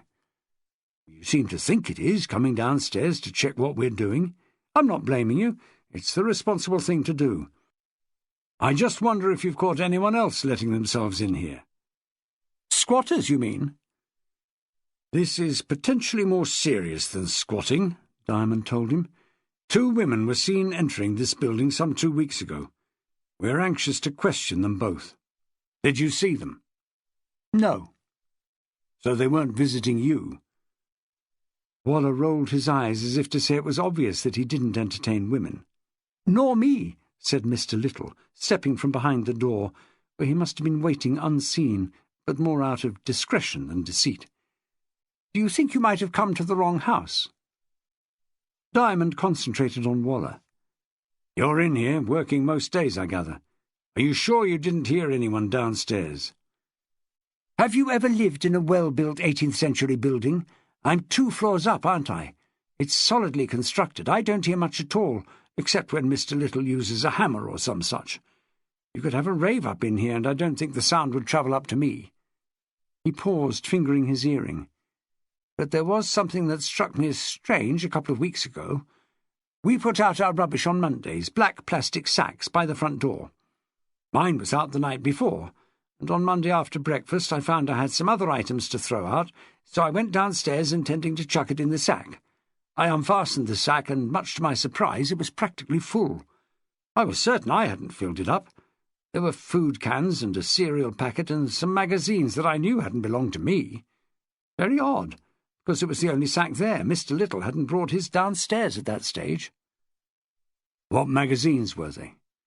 "That was what puzzled me," he said. "They were women's magazines. Cosmopolitan and She and Harper's and Queen. The current issues, too.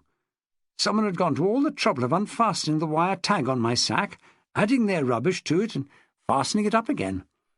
I didn't seriously think anyone else had moved in downstairs. I'm not sure what I thought, except it didn't seem too important. But now that you mention this, I wonder. So do I, said Diamond.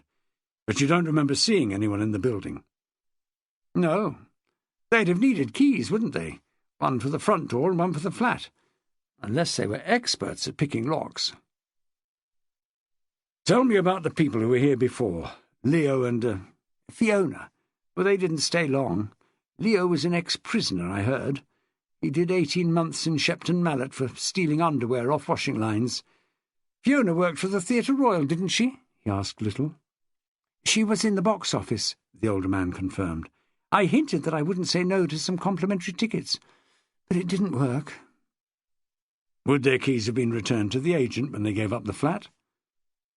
That's the drill, said Waller. Better let in Gay Street? Yes. You said they weren't here long. Who were the previous tenants?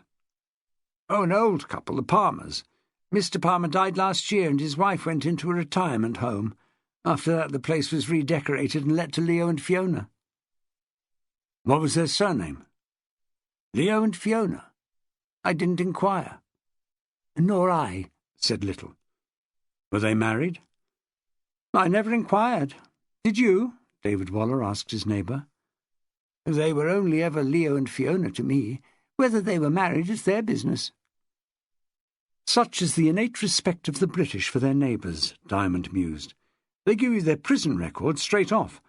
They won't be drawn on their marital status. Thanks, he said, and turned his back on them. He wanted another look at the bedroom. Waller started to follow until Diamond looked over his shoulder and said, Do you mind? This is police business. The flat had been used by Rose and Doreen, he felt sure. But why, and for how long? The magazines in the rubbish bag were about the only clue. If they suggested anything, it was that the women had spent time here and needed something to fend off boredom. He went into the bedroom and began looking behind cupboards for objects that might have been accidentally left behind. The longer the women had remained, the better chance there was of finding some trace of their stay. They'd gone to some trouble to leave the place as they'd found it, but things occasionally fall out of sight. Whilst he worked, pulling out pieces of furniture and feeling along the spaces behind, he pondered the reason why the woman who called herself Doreen Jenkins had gone to such trouble to annex Rose and bring her here. The cover story had been that they were going back for at least one night to Barford, where Doreen was staying with her partner Jerry. Patently this had been untrue. Doreen was not a visitor to Bath, here on a weekend break, as she had claimed. It was clear that she'd planned all along to bring Rose to this address. Very likely she'd brought in food and bedding in advance. To have set it all up, she must have obtained a set of keys. But who from? Mrs. Palmer, the old widow now in a retirement home? Leo, the ex-con? Fiona, former box-office person at the Theatre Royal? Or the agency, Better Let in Gay Street? His fingers came in contact with something small, hard, and lozenge-shaped behind the wardrobe. "Help me, will you?" he said. The more burly of the constables tugged the massive piece of furniture away from the wall. Diamond retrieved his find and held it in his palm. The lozenge-shaped object was a cough lozenge. He let the two constables go back on patrol, saying he would walk back. Alone, he searched for almost another hour before giving up. By then he'd been through all the rooms, and the finds amounted to the cough suite, 2 hairpins that could have belonged to anyone, a piece of screwed-up silver paper, and 3pence in coppers. Who said police work is rewarding? David Waller had lingered in the hallway and was waiting for Diamond when he came up the basement stairs. He asked what was going to happen about the doors that had been forced. Diamond said it would be up to Better Let. He would notify them. Outside the house he looked over the railings to see if there was a separate basement entrance. He hadn't noticed one from inside. If there had ever been one, it was bricked over. The only means of entry was inside. The windows had an iron grille over them. It was quiet on the streets in this upper part of the city. He supposed it would be around 9:30, maybe later. All the nightlife, there wasn't much in Bath, took place in the centre. Facing a 20-minute walk to the Nick, he stepped out briskly. One of Bath's advantages was that you had the choice of different and interesting routes wherever you were heading. This time he decided to take in Gay Street. This once grand street, built on a knee-straining slope, has a strong literary tradition, home at some point to Jane Austen, Tobias Smollett, and Mrs. Piozzi, the friend of Dr. Johnson. Diamond was on the trail of a less exalted connection. He had a recollection of some information that he scarcely dared hope to confirm, not literary, but commercial. First he had to find the premises of Better Let, the renting agency. It was on the right, almost opposite the George Street turn, a recently cleaned building. Some attempt had been made to display photos of flat interiors at the windows, but it was still essentially residential in appearance. All these houses were protected from the modernizers and developers. The only other clue to its business use was a plaque on the wall by the door, something about rented accommodation. Peter Diamond didn't bother to read it. His attention was wholly taken by the distinctly superior brass plaque above the Better Let notice. Guy Treadwell, ARIBA, Chartered Architect. Emma Treadwell, FRICS, Chartered Surveyor. His memory was accurate then. They did have an office in Gay Street, and as far as he was concerned, it couldn't have been at a more interesting address. Part 4. Upon a Dark Night. Chapter 30. Peter Diamond was not built for jogging, nor fast walking, but he covered the distance to Manvers Street in a sensational time by his standards. His brain was getting through some work too, putting together the case that buried Emma Treadwell up to her neck in guilt. The descriptions of Doreen Jenkins from Ada, Imogen Starr, and the taxi driver all matched Emma's solid appearance and svelte grooming. And now he had the damning fact that the Treadwells' office was in the same building as Better Let. How easy to help herself to the keys to vacant furnished flats. He called Julie at home. "Can you get here fast? I'm about to nick the Treadwells. I want you on board." She didn't take it in fully. "They're the link to Rose." He went on to explain why in a few crisp sentences. The dependable Julie said she would come directly. What a wimp of a young man, Diamond thought. It was almost 11 when Guy Treadwell, in silk dressing-gown and slippers, opened the door and saw the outsized detective, with Julie and 2 uniformed offers beside him. Treadwell's hand went to his goatee beard and gripped it like an insecure child reaching for its mother. "What is this?" "Shall we discuss it inside?" "If it's about the damage to the car, I think you want our neighbours, the Allardyces." "No, Mr. Treadwell, this concerns your wife. Is she at home?" He stared. "You'd better come in." Diamond gestured to the 2 officers to wait in the hall. He and Julie followed Treadwell into the living room. "Your wife," Diamond prompted him. "She isn't here. I'm expecting her soon. She went out. Some meeting or other." Diamond turned immediately to Julie. "Tell the lads to move the cars away, or she'll take fright and do a runner." Treadwell looked in danger of bursting blood vessels. "What on earth is going on?" "I have some questions for your wife, sir, and for you, too." "About what?" "You might like to get some clothes on. I intend to do this at the police station. You'll come voluntarily, won't you?" Horrified, Treadwell mouthed the words, "police station." "Are you seriously proposing to arrest us?" "Didn't you hear? This will be voluntary on your part." "We've done nothing unlawful." "No problem, then. Shall we go upstairs? If you don't mind, I'll stay with you while you put your clothes on." Speechless, shaking his head, Treadwell led Diamond to the bathroom on the first floor, where his day clothes were hanging behind the door. Diamond waited discreetly on the other side, holding it open with his foot. "I don't see the necessity for this," the voice in the bathroom started to protest more strongly. "Coming at night without warning? It's like living in a fascist state." Diamond chose not to tangle with him over that. In a few minutes the young man came out fully attired. Some of his bluster had returned now that his bow tie was back in place. "I can't imagine what this pantomime is about, but I tell you, officer, you're making a mistake you may regret. I need my glasses." With Diamond dogging him, he crossed the passage to the bedroom opposite, where a single bed and a single wardrobe made their own statement about the marriage. The half-glasses were on a chest of drawers. He looped the cord over his head and looked ready to play the professor in a college production of Pygmalion. On the way downstairs, Diamond asked him if his wife made a habit of coming in late. He said defiantly, "There's no law against it." "That wasn't what I asked." "We're grown-ups. I don't insist that she's home by 10. "Was she out last night? And the night before?" "There's plenty to do in Bath. Emma belongs to things. She has friends. She doesn't want to sit at home each evening watching television." "So the answer is yes." "Haven't I made that clear?" A direct answer seemed impossible to achieve. They joined Julie in the living room. While they waited for Emma, Diamond interested himself in the glass-fronted antique bookcase. 2 shelves were filled with bound volumes of the Bath Archaeological Society Journal. "You're seriously into all this, Mr. Treadwell?" "The books.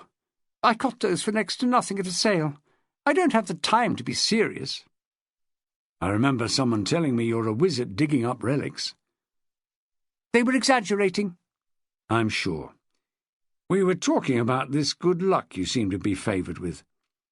If the truth were told, you have to know a bit about the site before you know where to dig. Isn't that so?" "It helps." "It's like the cards. They call you lucky, but you have to know how to play the hand as well." "Oh, that is certainly true." He was clearly reassured by Diamond's change of tone. Then they heard the front door being opened. Treadwell grasped the arms of his chair, but Diamond put out a restraining hand. Instead, he gestured to Julie, who stepped into the hall to explain to Emma Treadwell why there would be no need to take her coat off. Emma reacted more coolly than her husband had. "It's a little late in the evening for all this, isn't it?" She was still composed in the interview room at the police station. She had spent the evening, she claimed, with a woman friend. No, she could not possibly divulge the friend's name. The poor woman was going through a personal crisis. To pass on her name to the police would be like a betrayal, certain to undo any good she'd been able to achieve. Not bad, young Emma, Diamond thought. Not bad at all. And Julie was thinking that this was the most casual Emma had looked. The baggy sweater and jeans and the fine dark hair, looking as if it could do with a brushing, supported the story. You don't get dolled up to visit a distressed friend. Diamond asked, "Is your friend in trouble with the police?" "I didn't say that." "We only want her to vouch for you." She raked some wayward hair from her face, smiled, and said, "What am I supposed to have done? Pinched the crown jewels?" "You just wanted confirmed where you were." "At this moment, her situation matters more to me than my own." "You've spent a lot of time with her lately, haven't you?" Emma had no way of knowing how much her husband had already divulged. Guy Treadwell was seated in another room with a copy of the Bath Chronicle, some lukewarm coffee in a paper cup, and only a bored constable for company. "It's confidential," she insisted. "This woman, is she local?" "Look, I don't want to be obstructive, but haven't I already made clear why I can't tell you anything about her?"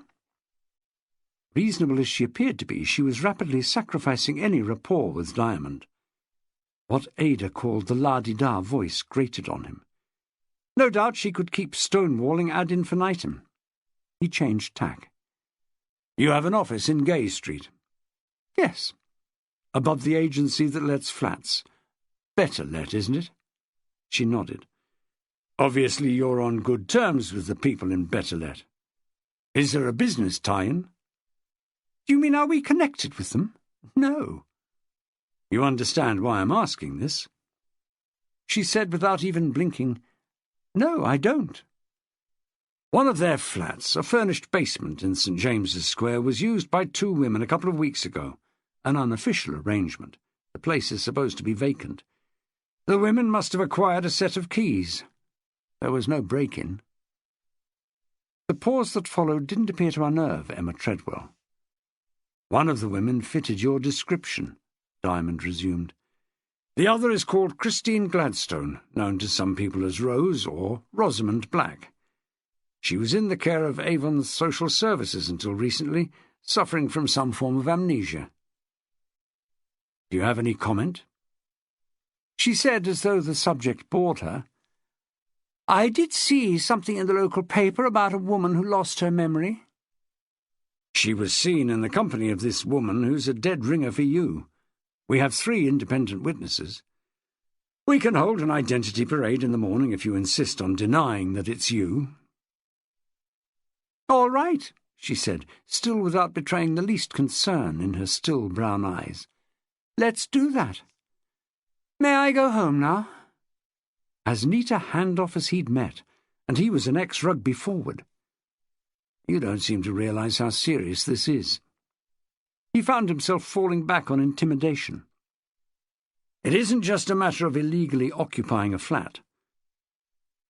Christine Gladstone is under suspicion of murder, the killing of an old man, her own father, at Tormarton a few weeks ago.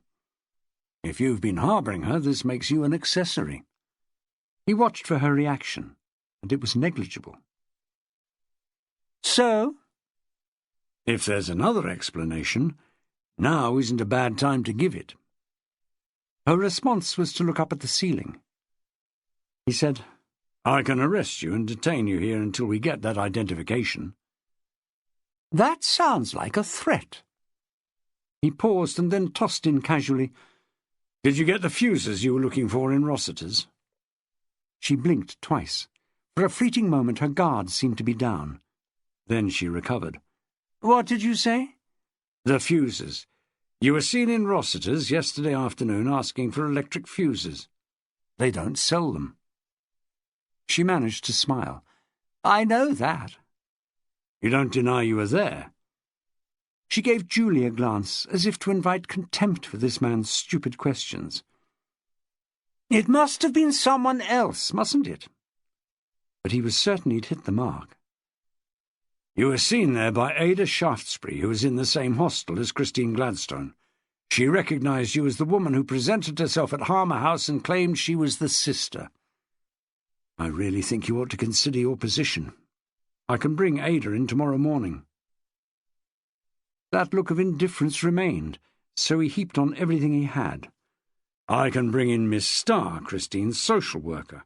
I can bring in the taxi driver you hired, the one who waited for you and then drove you both to St. James's Square, to the vacant flat that Betrayal had the keys for.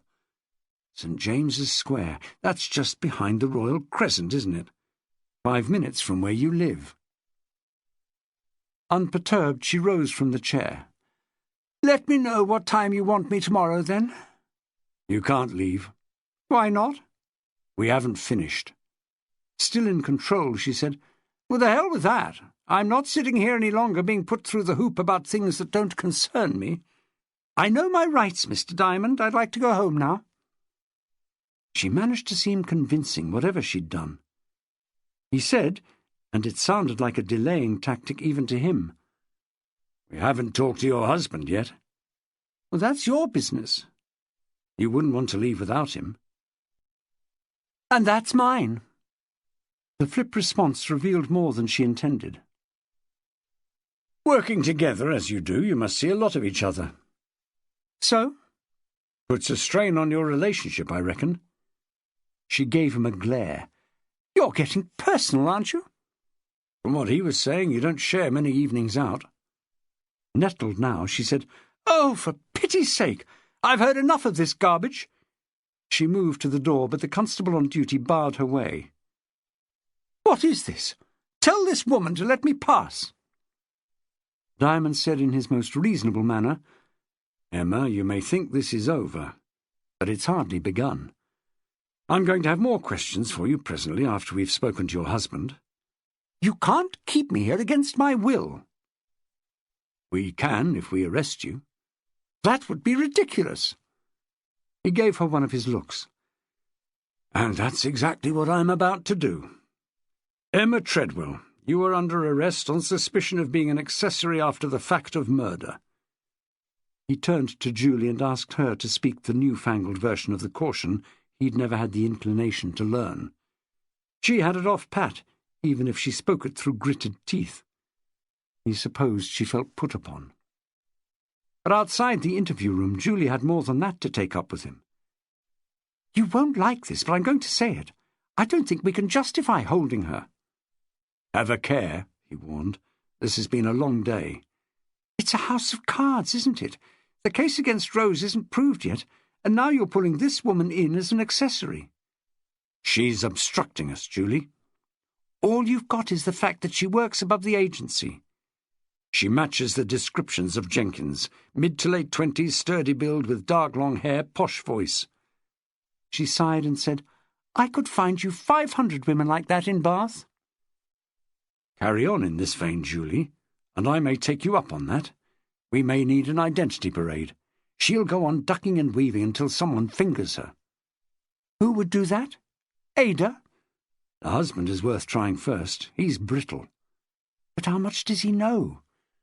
Let's see. In the second interview room, Guy Treadwell had discarded the newspaper and shredded the coffee cup into strips. He told Diamond as he entered, You've got a damned nerve keeping me here like this. Yes. You haven't even told me what it's about. I have some rights, I believe. Let's talk about your business as an architect, Diamond said. My practice, he amended it. You're in Gay Street, above Better Let. Yes? They're a renting agency, am I right? Treadwell's eyes widened. He said with a note of relief, Are they the problem? Is there independent access to your office, or do you go through their premises to get to yours? We share a staircase, that's all. I expect you know the people reasonably well. We're on friendly terms. Friendly enough to go into their office for a chat sometimes? Coffee and biscuits, catch up on the gossip or whatever? Very occasionally. If something of mutual interest crops up, I may go down and speak to the manager. So pompous. He was half Diamond's age, yet he made the big man feel like a kid out of school. Good. You can help me then. You know the layout. What do they do with their keys, the keys to the flats they have to let? They hang them up in a glass-fronted case attached to the end wall. Does it have a lock? I haven't the faintest idea. I suppose they wouldn't need to keep it locked while the office is occupied, Diamond mused. And your wife, is she on good terms with the better-let people? Reasonably good. Nips down for a chat with the girls in the office? No. No? Emma is a chartered surveyor. She doesn't fritter away her time with office girls. Diamond was forced to accept it, put like that. Trapped in his middle-aged perspective of the young, he'd lumped Mrs. Treadwell with the legion of women from 18 to 30, forgetting that they had a hierarchy of their own. Tell me something else. He started up again. I came past your office building tonight. I noticed you have a security alarm. Of course. Sensible. I imagine that's a shared facility. Yes. So how does it work? A control panel somewhere inside with a code number you enter if you want to override the system. Treadwell nodded. Where's the control panel housed? Not in the hall, I imagine. Inside the Better-let premises. I have a key to their office for access purposes. Exactly what I was about to ask. You keep the key where? On a ring, in my pocket. He took it out and showed Diamond. And does your wife have a key to Better-let for the same reason? Yes, in case one of us is away. Those alarms have a habit of going off at the most inconvenient times. I know, sir, said Diamond with a glance at Julie, cock-a-hoop that one of his theories had worked out. There you are, you or Emma, working late, And the darn thing goes off for no reason, disturbing the pigeons and all the old ladies within earshot. But happily you're safe in the knowledge that either one of you can deal with it. You can get into the Betrayal office at times when they aren't there." Guy Treadwell looked at him blankly. Diamond explained about the basement flat in St. James's Square and the suspicion that Emma had taken the missing woman, Christine Gladstone, there. "She can let herself into Betrayal whenever she wants. She could have picked up the keys to this empty flat and used it, you see." Treadwell shook his head. "Emma isn't stupid, you know. She wouldn't risk her career. She doesn't even know this woman. You're way off beam here." The force of the denial tested even Diamond's confidence. Surely Treadwell was implicated, if Emma was. What else had he thought she was doing on her evenings out? Highland dancing? "I'm keeping her here overnight for an identity parade tomorrow." "Do you mean she's under arrest?" Diamond gave a nod. "She'll be comfortable." "This is absurd." "We're not talking parking offences, Guy. Christine Gladstone is wanted on suspicion of murder. We think your wife knows where she is." Treadwell looked away and said bleakly, "Are you going to lock me up as well?" "You're free to go. We all need some sleep." Diamond leaned back in the chair and stretched his arms. "Talking of sleep, I notice you don't share a bed with your wife." He flushed crimson. "Bloody hell! What is this?" "Don't share a bedroom, even." "Our sleeping arrangements are nothing to do with the police." "They are if they provide your wife with an alibi. She's out most evenings, gets home late. If she isn't with Christine Gladstone, who is she with?" Treadwell stared back, his face drained of colour. "I'm still trying to understand her behaviour," Diamond continued in his reasonable tone. "Back at your house you told me she's got this social life that takes her out in the evenings. Forgive me, but you don't seem to be part of it. Who are these friends?" Treadwell leaned forward over the table, covered his face, and said in a broken voice, "Sod you! Sod you!" Diamond lifted an eyebrow at Julie, whose eyes were registering amazement. Then he dealt quite sensitively with Treadwell, before the self-pity turned more ugly. "It has to be faced, Guy. Not all marriages work. I'm no agony aunt. But maybe you both entered into it thinking you were an ideal team, the architect and the surveyor. Working out of the same office can be a joy when you're man and wife. But it can also be a strain." Without moving his hands from his face, Treadwell said in a low, measured voice, as if he were speaking into a tape recorder, "I knew Emma rejected me physically, but I never thought she was seeing a woman until you told me. I thought she was with men. And now I discover it's this Gladstone woman, and it's tied in with murder. I'm gutted." He looked up, his eyes red-lidded. He hooked a finger behind the bow tie and tugged the knot apart. "I don't know what else you want from me." "There is one thing. Did you stick the knife into your neighbour's car tyre?" His startled gaze flickered between Diamond and Julie. "God, no! What makes you think—" he started to say, then answered his own question. "You thought I suspected William and Emma were at it. Well, I did, to be honest. There were times when I noticed the pair of them looking at each other as if they knew things I didn't. He's more outgoing than I am, smiles a lot, so I couldn't be sure. Emma laughs at his remarks as if he's the wittiest man she ever met, and that irritates me. I was jealous, let's face it. I once saw them by chance coming out of the Hat and Feather in London Street.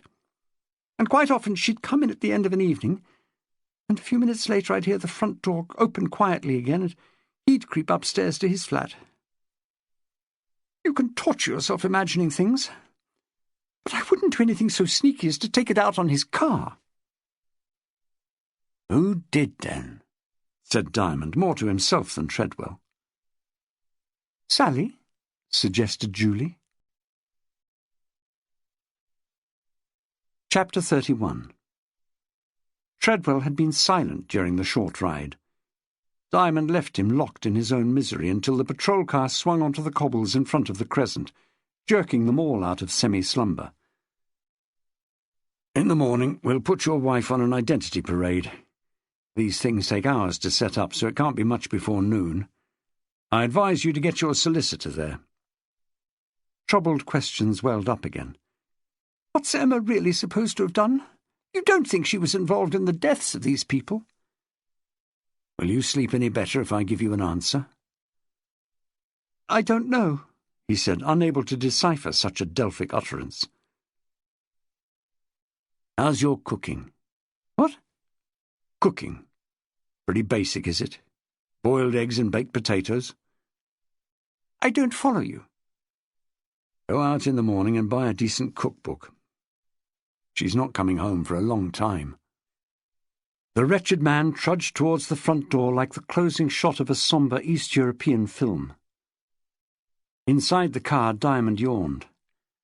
"My place next." Only it was not to be. Julie, seated in the back with a better view of the house, had spotted something she didn't understand. "Hold it." "What's up?" "The door's already open. Someone's there." She wound down the window for a better view. "I'm sure of it." Without another word she got out and crossed the pavement. Guy Treadwell heard her, turned and stopped. She ran straight past him. The figure she'd glimpsed for a moment in the doorway had retreated inside. Shouting, "Stop! Police!" she dashed in and across the hall. Diamond, still in the car, roused from his torpor, swung open his door and followed. Treadwell had halted uncertainly outside his house. Diamond asked him, "Who was that?" I didn't see." "Which way?" "Upstairs." Inside, the sounds of a struggle carried down from an upper floor. The place was in darkness. He fanned his hands across the wall for a light switch and couldn't find one, groped his way to the banister rail and took the stairs in twos. The gasps from above sounded female in origin. Blundered up 2 flights of stairs. Moonlight from a window on the second-floor landing revealed 2 figures wrestling. There was no need to pile in. Julie had her adversary in an arm-lock. A young woman. "You want help?" Diamond asked. "Cuffs?" "You don't have any cuffs," Julie reminded him. She eased her grip slightly, allowing the woman to turn her head. Sally Allardyce's eyes gleamed in the faint white light, the more dramatically against her black skin. She was wearing a blue dressing gown over a white nightdress. Her feet were bare. "Let her go, Julie." Released, Sally sat up and rubbed her left arm, moaning. "I called out," said Julie, "and you took off." "I was scared," Sally said. "I saw the police car." Diamond loyally did his best to justify Julie's conduct. "What were you doing, peeking round the front door?" "I thought it was my husband coming in." He hesitated, playing her answer over in his head. "He's still out. Where?" "God knows." Her voice faltered. She swallowed hard, pulling the dressing gown across her chest, getting command of herself. "I heard a car draw up outside. I wanted to catch them sneaking in together." "Catch who?" "William and Emma." Speaking the names caused a torrent of resentment to pour from her. "I'm sick of all the deceit. I've known about it for months, the way they look at each other, the secret meetings, the evenings out together, the restaurants on his credit card statements, pretending it's business when I know bloody well what it is. I want to catch them creeping in. Tonight I was sure. I waited up. I knew they were together." So it was cards on the table with a vengeance. "But he isn't with Emma," Julie told her. "Don't give me that. I know bloody well he is." "You're wrong, Sally. Emma came back a good 2 hours ago and we picked her up. She's in a cell at the police station." Sally stared at her. "What for?" "But I heard her go out at 7:15 or something, and he was looking out of the window waiting. He didn't know I was watching. It was like a signal to him, like she was some bitch on heat. He was off down those stairs without even telling me he was going out." She paused, letting Julie's statement sink in. "If he isn't with her, where is he then? If she's locked up, where the hell is William? What's he doing at this hour of the night?" The same question was troubling Peter Diamond. He thought of a possible answer that would be no comfort to anyone. Instead he asked, Someone slashed a tyre of your husband's car yesterday night. Was that you? Me? She looked bewildered. Why should I do that? You've just told us. You're an angry young woman with a two-timing husband, that's why. You walk to the station early on your way to work when it's still dark. You go through the circus where you know it's parked. You could easily— I didn't, she said in a tight, controlled voice. I wouldn't demean myself. Back in the car, he told the driver, "Change of plan, switch on the beacon and back to the nick, fast." Above the surge in acceleration, Julie said, "If this is to do with me—" "It isn't." "I know I was out of order to scrap with her." "Will you listen, for Christ's sake? Another killing may have taken place tonight." "William Allardyce?" Her voice rose high. "You think he's been murdered?" "No chance. I think he's the murderer." After a pause, to be sure that he was serious, she spoke her mind. "This is an about-turn, isn't it? You've been telling all and sundry that Rose is the killer." "Of the farmer, yes." "Is she, then?" The lack of contact between them had never been so apparent. "No, Rose is innocent." "After all that you've been saying?" Unwisely, he was still trying to claim some credit. "The way I prefer to put it, Julie, is that I confirmed my earlier theory. Allardyce was our main suspect from the day we met him. Remember the missing shoe? You can't have forgotten us watching his car for hours." She said, "We were investigating something else." "Right. I hadn't connected Hildegard's death with the farmer's. This new information that Emma has been hiding, Rose, stands the whole thing on its head. William's our man." "Both murders?" she said in disbelief. "William Allardyce?" "Don't tell me you like the man." "That's neither here nor there. But he was easier to deal with than the rest of them. He went out of his way to be pleasant." "His job," Diamond cynically dismissed it. "PR." He swayed against her as they swung left into George Street. "God, don't you hate being driven fast?" The car's speed didn't bother Julie. Being crushed against the armrest didn't either. But being crushed by force of personality was something else. She said nothing. She was waiting for him to make his case against Allardyce. Instead, he asked, "Did you believe what Sally just told us?" "About what? Her husband with Emma?" "The tyre, Julie, the slashed tyre." "Yes, I believed her." He sighed. "So did I." "What is it about the damned tyre?" she asked. "You won't let go." "I won't let go because it's crucial to the whole shooting match." Competing with the engine, he explained, "We have two angry spouses, Guy Treadwell and Sally Allardyce. Reason enough to sabotage the car. I put it to them both, and they denied it. And we believe them, right?" Julie nodded. "And there's no earthly reason, is there, why Allardyce would have done the slashing himself and then reported it?" "I can't think of one." "So who else knew where the car was parked last night?" She pondered the options. "Only Emma. But she's supposed to be his lover. She had no reason either." "Oh, but she had," he said. "She had a reason, Julie. A far better reason than anyone else." Emma wasn't sleeping. She was lying in the cell, wrapped in the blanket, but that was to keep warm. When the door was unbolted, she sat up and swung her legs over the edge of the bed. "Straight answers now," Diamond demanded. "Where did you take Rose?" Her mouth tightened. He told her, "William Allardyce isn't home yet. We just came from there. His wife says he followed you when you went out this evening soon after 7. She drew in a sharp breath and still said nothing. "Emma, you don't want another killing on your conscience. You've been protecting Rose. That's why you disabled his car last night, isn't that so?" She stared away at the blank wall, absorbing what he'd said. "You put his car out of action to stop him following you.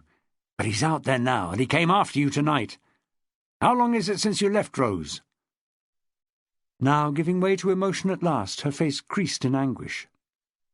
"You loved the man," Diamond went on, still taking the tolerant line with her. "You had an affair, and it went horribly wrong. He's a killer twice over, your lover. He shot the old farmer, didn't he? And he threw the woman off the roof of your house." You know he won't stop at 2. If Rose isn't dead already, she will be shortly. Where is she, Emma? Where are you keeping Rose?" He grasped her arms and practically shook her. She turned her terrified eyes on him. "Prior Park Buildings." "Where's that? You're coming with us." In the short drive across the Avon and out along Claverton Street, Diamond got some more things straight with Emma. "He was using you. You realise that? Putting you out front, getting the plans of Martin Farm through your official duties as a surveyor. No doubt you were excited by his stories of a fabulous hoard waiting to be dug up. But did you know he was willing to kill for it?" She was ready to talk now that she understood the danger Rose was in. "William was jealous of Guy. He was so reasonable in every other way," she said in a voice drained of all emotion. "Totally charming and civilized. Much more in control than my husband." "You say in every other way?" "He had this obsession, there's no other word for it, with beating Guy at his own game. Guy seems to lead a charmed life. You've heard us talk about his good luck, and it's true. Well, his hobby is archaeology." "William wanted to beat him at that." She nodded. "By making a sensational find. He read about an Anglo-Saxon sword dug up during the war." "The Tormarton sea axe." Diamond's status improved several notches. She said after a surprised interval, "That's right." "Go on." "Well, you seem to know about it. The family have never allowed anyone onto the land. Because of the war and the dog-in-the-manger attitude of the family, nothing actually happened after the sword was found. William researched the site. He sent me to the county planning office, which of course I'm familiar with, to copy maps of local burial sites. He read everything he could about the Anglo-Saxons and decided that there was a real chance that other objects were waiting to be dug up. He believed it was worth buying the farm to make a search." "Buying it? He was as confident as that?" "Massively confident." "And you encouraged him?" "He didn't need encouraging." She sighed and coloured a little. "It was the sure way of pleasing him." "So what happened? He offered to buy the land?" "At a fair price. But old Mr. Gladstone wouldn't sell." "One stubborn old farmer stood in his way. Wouldn't even let you run a metal detector over it." "That wasn't suggested. William was careful never to mention why he was interested in the farm. He said to me, and I think he was right, that any talk of possible fines would wreck the deal forever." "So when he couldn't acquire the land by lawful means, he shot the old man?" She was quick to close him down. "It wasn't so crude as that. William visited the farm and made a good offer that Mr. Gladstone turned down. He refused to leave the cottage. He'd been born there and he would die there, he said." "And he did?" She ignored that observation. "Then William went back with a better idea. He would buy the land and the cottage on the understanding that Mr. Gladstone would remain in the cottage as tenant, and for no rent, and William would pay for renovations as well. But it just seemed to inflame the old man." "When was this?" "The Friday evening before." "Before the body was found? And you were there?" To confirm this could easily make her an accessory to murder, but she answered without hesitation. "Yes. The old man became angry. He ordered us out. He grabbed his shotgun off the wall and started waving it about, really dangerously. I was terrified. William wrestled the gun away, holding it by the barrel. Mr. Gladstone came at him, and William swung the gun at him. The heavy part you hold, what do you call it?" "The stock." "Yes, the stock crashed against his head and he fell. I was appalled. It all happened so suddenly, and there he was lying on the floor. William was calm. He knelt beside him and tried to feel for a pulse to see if he was still alive. I was in a terrible state by then, and he sent me out to the car. I waited there a long time, praying and praying that he wasn't dead. Then, to my absolute horror, I heard a shot. Terrible. I ran back and looked through the window. It was the worst moment of my life. The sight of that old man, what was left of him, propped in the chair. Did you go in? I couldn't possibly. What did William tell you? That he'd made it look like a suicide. The only thing to do, he said, because the old man was dead from the blow to his head. He sat the body in the armchair and propped a gun under the chin and fired. It caused a massive injury to the head, so much that you wouldn't have known he'd been hit previously. He was right about that. Betrayal would have described the street as a superior terrace dating from the 1820s in a secluded location southeast of the city, set back from Prior Park Road by steeply banked gardens and the novel feature of a shallow canal. They left the car in Prior Park Road and approached the house by the path skirting the canal. Emma, handcuffed, remained in the car, guarded by the driver. She'd pointed out the house, and there was no reason to think she was bluffing. She wanted Rose to survive. Say what you like about Emma, in all her actions over the past days, Rose's safety had been paramount. 2 response cars had been ordered to the scene, bringing 6 uniformed officers. Not bad, Diamond reckoned, for the small hours of the morning. Bath wasn't geared up to night emergencies. 3 men went to the garden at the rear of the house to cover a possible escape through the alley. No lights were on in the house, Emma had named, but they were turned on next door and the curtains twitched. "The neighbourhood watch strikes again," muttered Diamond, rolling his eyes. The curtains had not been drawn in the ground-floor flat where Rose was supposedly in hiding. He shone a torch through the window. Nothing moved inside. Over the personal radio, the officers at the back reported that no one was visible in either of the 2 rooms at the rear. "We'll go in, then." They forced the front door and made a search. Signs of recent occupation encouraged them. A half-eaten chicken sandwich in the kitchen that was still soft and moist to the touch, and a faintly warm teapot. But no one was there. No signs of a scuffle, even. "Where's he taken her?" said Julie. "Anywhere from Pulteney Weir to Clifton Suspension Bridge. Fake suicides are his M.O. He returned to the car and contacted headquarters. They already had a call out on Allardyce's BMW. No one had sighted it. He got into the back seat beside Emma. "You know where he must have taken her, don't you?" She shook her head. "I think you do. We need your help, Emma, if we're going to save Rose's life." She cried out in anguish, "I tell you if I knew! I'm on her side. God, I've spent the last 2 weeks hiding her from him."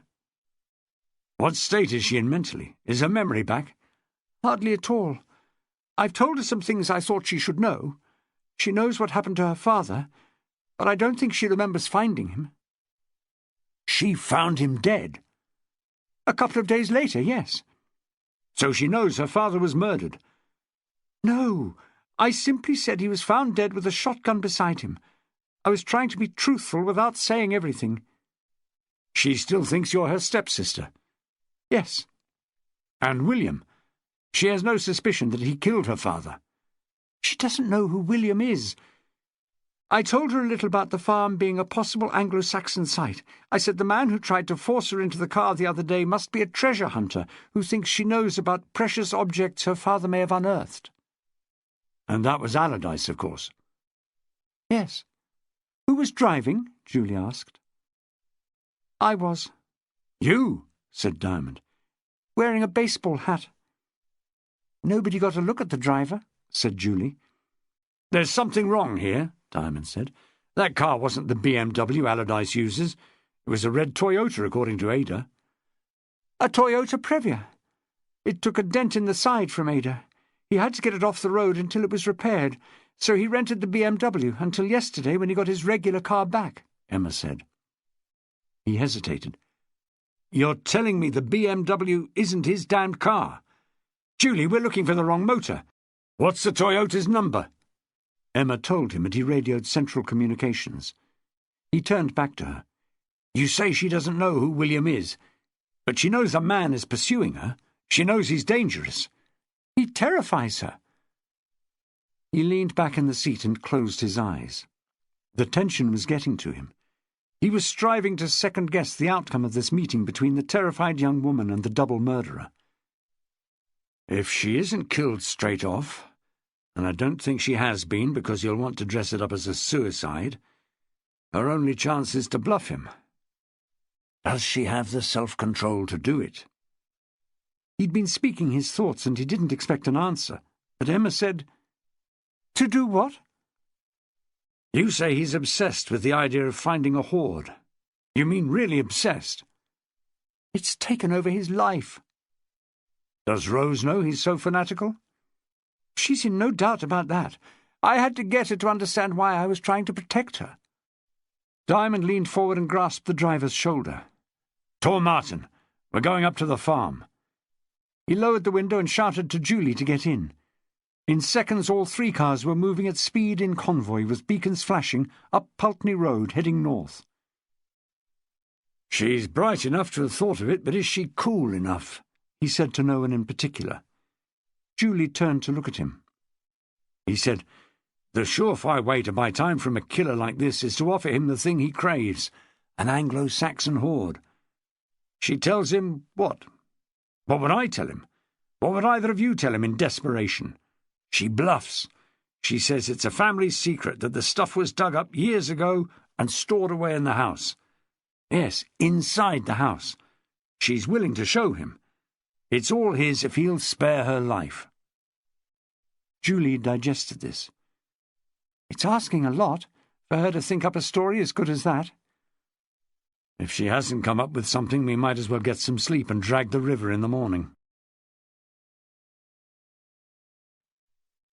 Chapter 32. With Emma, the softly approach seemed to be the right one. Diamond spoke with more steadiness than he felt whilst being driven through the cluttered streets of Bath at a speed appropriate to a 3-lane motorway. This help you're giving us won't be forgotten. She didn't respond. It was crucial to discover the likely behaviour of the killer they hoped to find at Tor Martin. Emma, we're trying to save Rose's life. We need to know more about his dealings with her. When did he first meet her? When she turned up at the farm on the Sunday afternoon. He paused, trying to follow the sequence of events. Let me get this straight. You told me old Mr. Gladstone was killed on the Friday evening.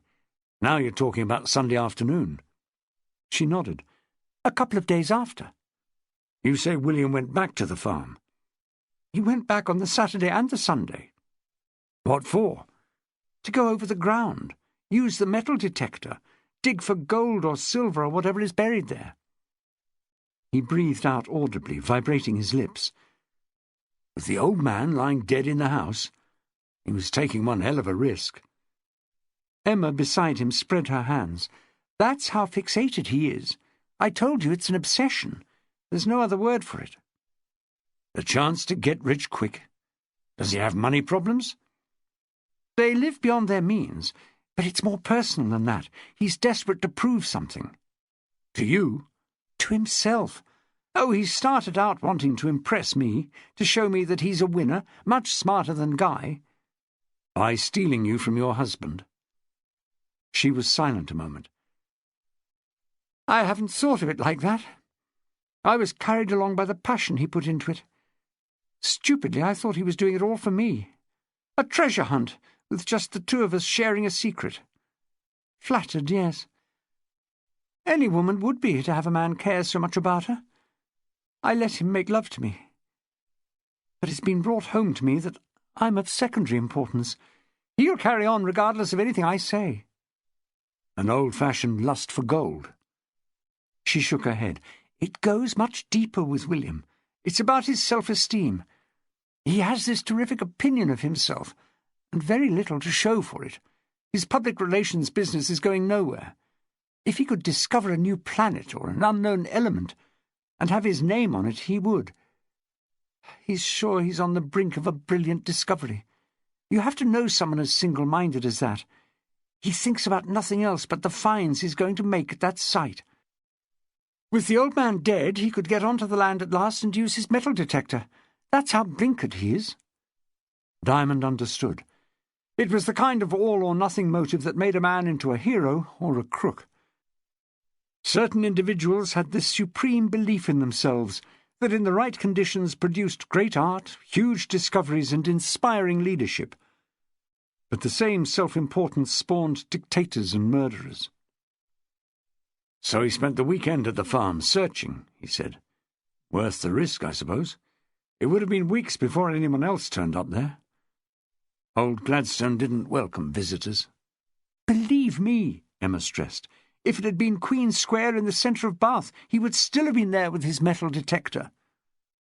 "So, any joy? We saw the places where he dug." "Only bits of scrap." "What a letdown." "He won't accept that nothing is there. He still believes in this hoard." "That's the hope we're hanging on to," said Diamond. "You were starting to tell me about that afternoon when Rose turned up at the farm." "I've only heard William's side of it. Rose doesn't remember." "Let's have it." "He told me time was getting on and he'd just about decided to stop for the day when he heard a car come up the lane. It was a taxi, and it stopped in the yard right beside William's parked car. William took cover behind the chicken house. He heard someone get out and the taxi driving off." "This was Rose?" "Yes. William saw this woman arrive, and he didn't know who she was or what to do. He stayed hidden while she walked up to the cottage and went in." "It was open?" Julie, in the front passenger seat, turned and reminded him. "It doesn't lock automatically when you close it. There's a key that works from both sides." "I get you," he said. "If it had been locked on the outside, then the suicide theory would have looked very dodgy indeed. So she went in," Julie put in, "which is why 2 of her hairs were found at the scene." He didn't like being reminded of his earlier theory. Ignoring that, he asked Emma, "What did Allardyce do?" "His first impulse was to run back to his car and drive off. But he had his metal detector lying on the ground where he'd left it, and he went to pick it up, and everything happened too quickly. She came rushing out in a state of hysteria. She saw William and ran towards him, for help, I suppose. She was gibbering, unable to speak. She must have had the most horrendous shock you can imagine, finding her own father like that. He'd been dead for 2 days. Enough—" "To blow her mind?" Emma returned Diamond's gaze. "That's what happened, isn't it?" "Something shut down in her brain, for sure." "William didn't know what to do with this frantic woman, but she calmed down quite quickly, and he tried talking to her, yet still couldn't get any sense out of her, couldn't even get eye contact. He asked who she was and where she came from, and she just stared ahead, like a zombie, he said. Obviously she was in deep shock at finding the body. That suited William. His best plan was to get her away from the farm while she was still confused, so he put her in the car and drove off." "And shoved her out a couple of miles down the road?" "Well, yes." "Letting her take her chance with the traffic on the A46. Charming. What happened next? You read in the paper that she survived and was the mystery woman who lost her memory, right?" "Yes. William saw her picture. He was really alarmed. The report said she'd recovered her power of speech. He didn't know if she remembered enough to give the police a description of him or lead them to the farm. People might lose their memory for a short time, but they usually get it back." "So he made the botched attempt to snatch her outside Harmer House, with you at the wheel?" "Yes." "Using his red Toyota. If Ada hadn't dented it, we would have made the connection sooner, wouldn't we, Julie?" Julie didn't look round or speak. He turned back to Emma. "You drove the car knowing what you'd got yourself into?" "No," she was adamant. "In my worst nightmare I didn't think Rose would come to any harm. I thought he wanted to talk to her, give her some story that would reassure her and keep her quiet. I was so upset about what had happened already that I didn't think it through. It was only after he was so violent trying to get her in the car that I knew what danger she was in." "You feared for her life?" "And I still do. I fear for it now." As if he were tuned in on the radio, the driver in the police car ahead switched on his siren. With blue lights flashing, the convoy of 3 slipped past the line of traffic at the junction of the London Road with the A46, jumped the traffic lights, and started the long climb up Nimlet Hill. Diamond had to wait for the siren to stop before he picked up the thread. You meant to stop him from harming her. You say you were too upset to think straight, but you must have got your thoughts in order. I had to. Your plan was more subtle than his, and it worked. You went to Avon Social Services and told them you were Rose's stepsister. They were taken in because you had those photos. Where did the pictures come from? Rose's handbag, I suppose. Emma nodded. The bag was in the car the evening he drove her away from the farm. That's how we've found out who she is. Her name, Christine Gladstone, was on a checkbook and the credit cards.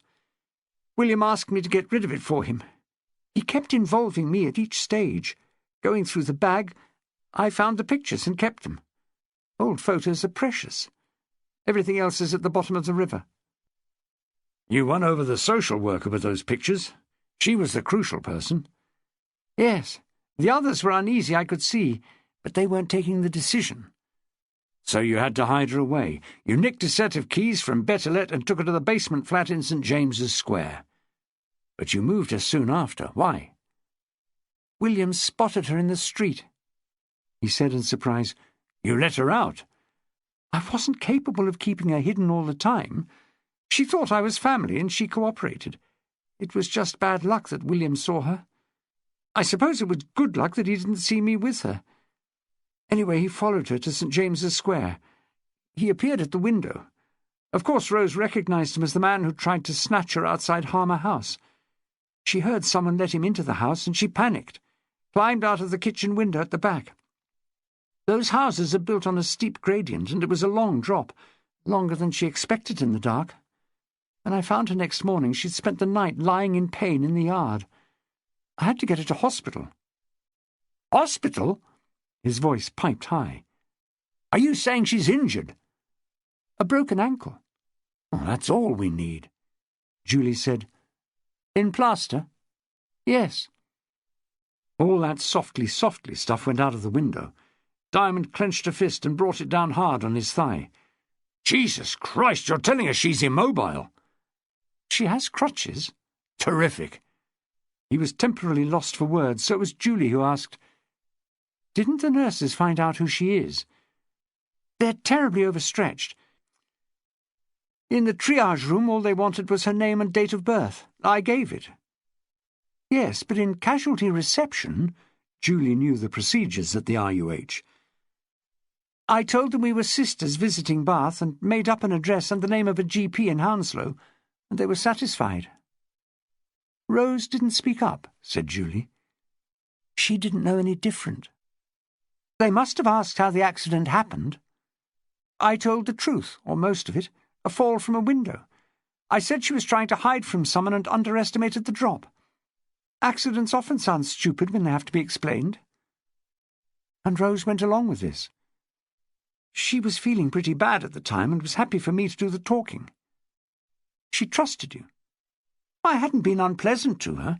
What she couldn't understand was why we didn't go back directly to West London, where I said we lived. I'd made up a story about being on holiday with my partner and wanting to spend a few more days in Bath for his sake. Diamond chipped in again, needing to press on urgently. Already they'd reached the approach to Durham. So after she'd had the foot plastered, you moved her to Prior Park Buildings, to another furnished flat. What about Allardyce? At which point did he start to suspect you were double-crossing him? I don't know, Emma told him. He heard from somewhere that her family had collected her and she didn't remember anything, and at first he was relieved. I think it must have been the evening of the party when he got suspicious. Suspicious? He killed the German girl. She swallowed hard. Yes. That party. Was it really got up that night as you told me, with no planning? It was just as we told you. Thanks to Guy's lucky streak, we won a small prize on the lottery, and our house was taken over. I was glad of the distraction, to tell you the truth. The tensions had been pretty bad in the house. She sighed. I can't tell you much about the poor girl who was killed, except that she was behaving strangely, very inquisitive, looking into store cupboards and trying to get into the basement at one point. And the attic, Diamond enlightened her. He had long since worked out what Hildegard had been up to that night. She was looking for Rose. She didn't speak much English, but she got about and she was sharp-eyed. She was a witness to the kidnapped attempt outside Harmer House. She tried to report it to us." Emma's eyes registered surprise. "We got a translation and filed the statement," he said. "Put it down as a scuffle in the street, unfortunately. We had the same story from Ada. They both lived in the hostel." "Oh." "Later, Hildegard thought she recognized you when you came to the hostel to collect Rose. Her suspicions were fueled, but she didn't have enough English to discuss it with Ada, who was the obvious person to talk to. Instead, she made the fatal mistake of doing some investigating of her own. She followed you that Saturday night when you met in the Grapes. She was a regular there, and she saw you and the others come in. She was positive she knew you this time because Allardyce was with you. She was right about so much, but wrong in one crucial matter. She suspected you were keeping Rose at the Royal Crescent, and the chance of getting into your house was too good to miss." With an insight that impressed even Julie, he was drawing together strands of the case she'd not thought about until now. At the party, she checked everywhere in the house she could imagine as a possible place where Rose was kept, and finally she was left with the attic room. Allardyce had noticed her prowling around. He was worried about this woman's strange behaviour. He noticed her looking at him suspiciously. He may have seen her previously, tracking his movements out on the streets of Bath. So when she went through the bedroom and up the stairs to the attic, he followed. Hildegard heard him and opened the window and climbed out onto the roof. Fatal. He saw his chance to be rid of her, pushed her off. There must have been a struggle because one of her shoes came off, something Allardyce didn't know until the body was found by the paperboy. The shoe was still up on the roof. Too late to place it beside the body, he disposed of it. Only he knows where. I don't suppose we'll find it. Julie explained, "He had to get rid of it after handling it. Forensic traces." Diamond asked Emma, "Did he tell you any of this?" She shook her head, visibly shaken at hearing her lover's callous conduct set out in full. Pitying her, he said, "Don't be in any doubt. Your efforts to hide Rose saved her life." But she shook her head. "He'll have killed her by now." They'd reached the Tormarton interchange. The convoy crossed above the motorway and took the right turn that would bring them north of the village and out another mile to the Gladstone farm. He spoke over the radio to the other cars. This was a covert operation, he informed them. They were to switch off the beacon lights immediately. They would park on the main road opposite the farm and cut their lights, and not under any circumstances drive up the track. All personnel would assemble at the near end of the track leading to the farmhouse and await instructions. "And now, pray to God our hunch is right," he told Julie. The first car drew up as instructed. Diamond ordered his own driver to stop in a position that sealed the lane. He had Emma move to one of the other vehicles at the roadside. An officer had to be spared to guard her. That left 7, including Julie and himself. In a subdued voice he issued orders. They would know at once, he said, if the suspect was present in the farmhouse, because his car, a red Toyota Previa, must be in the yard. If so, it was to be disabled as a precaution, and one of the officers was deputed to do this. The others would surround the house. The suspect, Diamond went on, was not known to possess a firearm, but extreme care was to be taken. This was a potential hostage situation, complicated because the hostage was a woman whose leg was in plaster. They started along the mud track. Diamond hadn't gone more than a few steps when he spread his arms to signal a halt. His heart pumped harder. The Toyota was standing, as he had predicted, in the yard in front of the farmhouse. What he had failed to predict was that the engine roared, the lights came on full beam, and the car raced towards them. Chapter 33. Ever since she fell from the kitchen window in the St. James's Square basement and broke her ankle, Rose had been shackled, physically and mentally. The plaster was an obvious constraint. So also was her flawed relationship with Doreen. She was not deceived. Yes, her memory had stalled, but not her logic. She knew for certain that the whole truth about her life was being denied to her. There were times when Doreen refused point-blank to answer questions.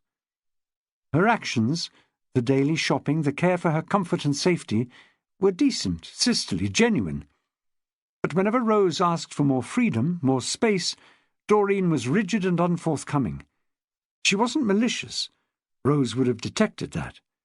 But the trust was absent. Until this evening.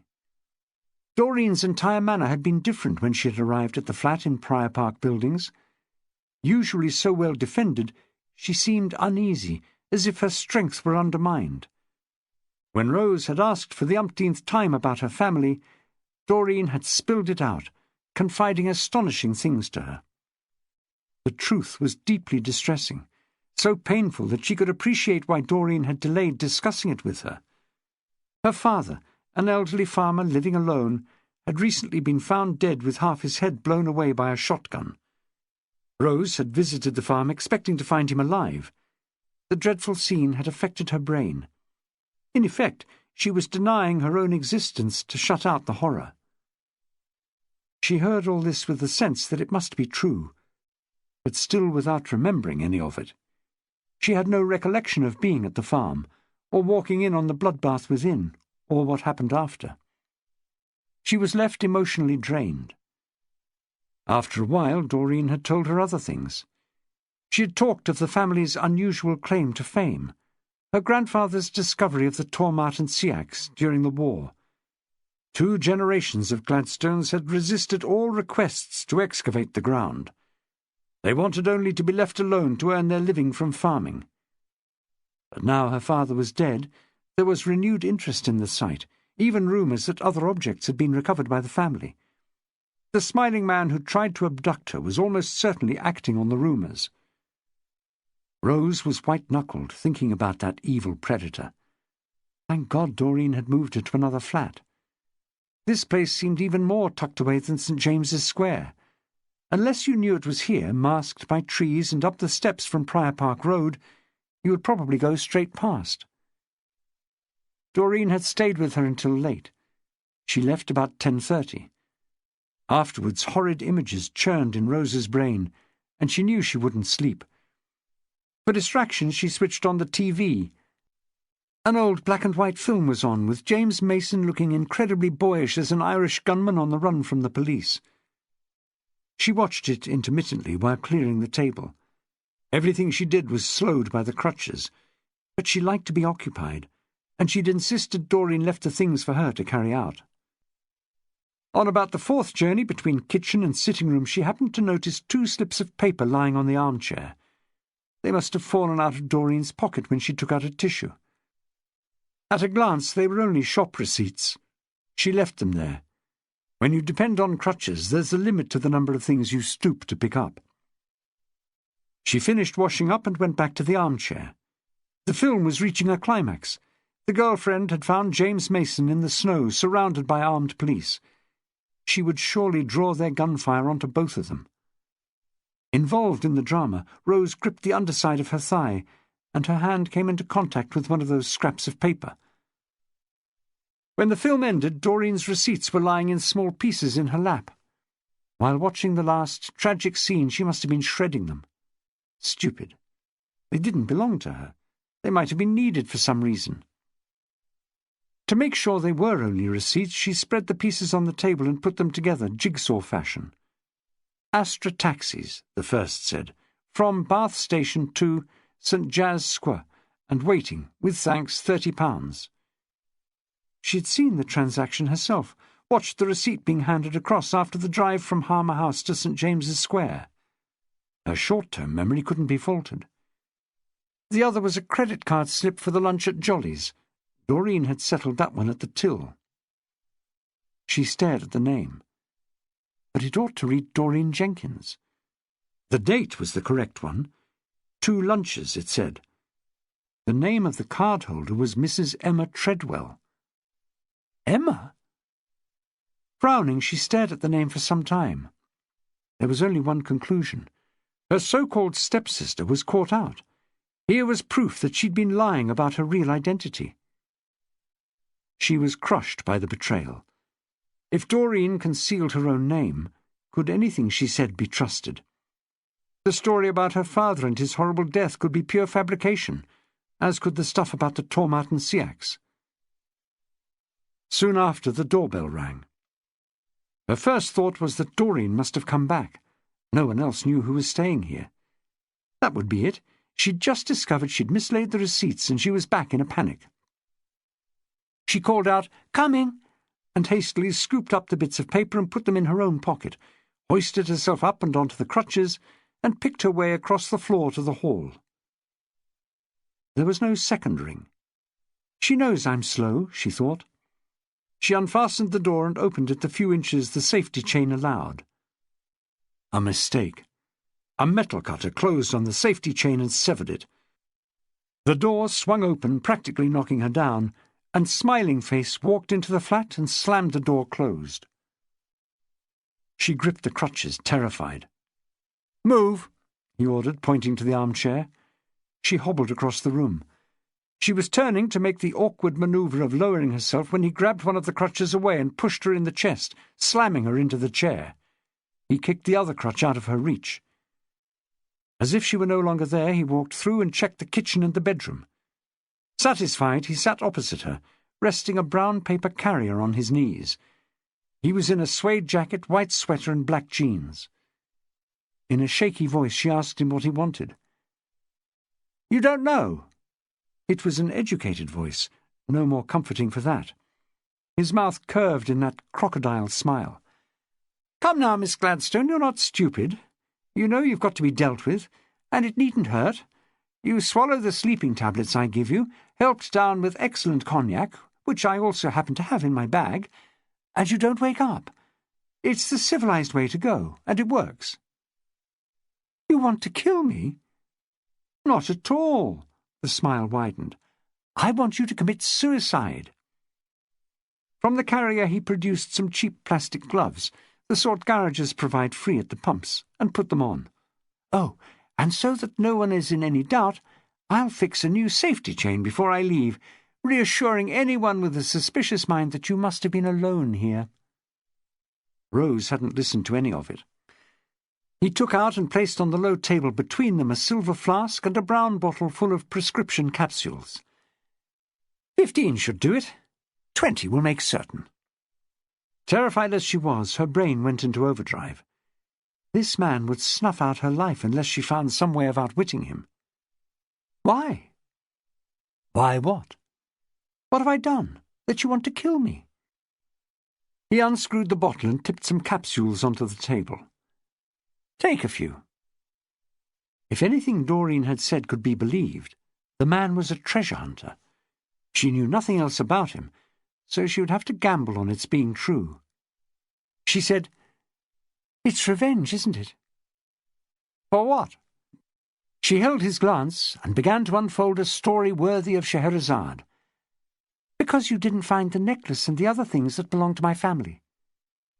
He gazed at her blankly, unconvinced. "Just what are you wittering on about?" "Certain objects my father dug up years ago." His brown eyes were giving away more than he intended. "You're bluffing. There's no record of anything being found there after 1943. He was a circling vulture. "There wouldn't be," Rose said, trying to sound calm, "because Dad didn't report it. He didn't want some coroner declaring them as treasure trove and belonging to the nation. My grandfather made that mistake with his find." "Nice try," he said, getting up. "I don't buy it. I'll fetch you a glass from the kitchen." Elaborating wildly, she called out, "I've tried on the necklace. Dad restrung the gold beads and the garnets himself. The original string rotted in the soil." Smiling Face was silent for some time. When he returned from the kitchen, he was holding a tumbler. "It isn't the right shape for a decent cognac, but it'll have to do. I don't believe a word you're saying. You don't remember a damned thing about your father, let alone any gold objects. So swallow these and give us both a break." He took the cap off the flask and poured some brandy. Her brain grappled with the complexities. In this poker game, her life was the stake, and the cards had been dealt to her by Doreen, an impostor. In spite of the denials, the man had appeared at first to be interested. She had no choice but to play on as if she held a winning hand. Don't you want to know why I came down here to visit my father?" Without giving him time to respond, she answered her own question. "Dad invited me to collect the hoard, as he called it. He wrote to say it would be safer with me. People had visited him wanting to excavate. If he agreed, he said, they'd find nothing, and there was a danger they'd turn nasty. He felt vulnerable, being elderly. He was afraid they would break into the house." While she was speaking, her eyes read every muscle movement across his face. She was encouraged to add, "He said the coins would bring me a steady income, sold in small amounts, and to different collectors." The mention of coins drew a better result than the necklace had.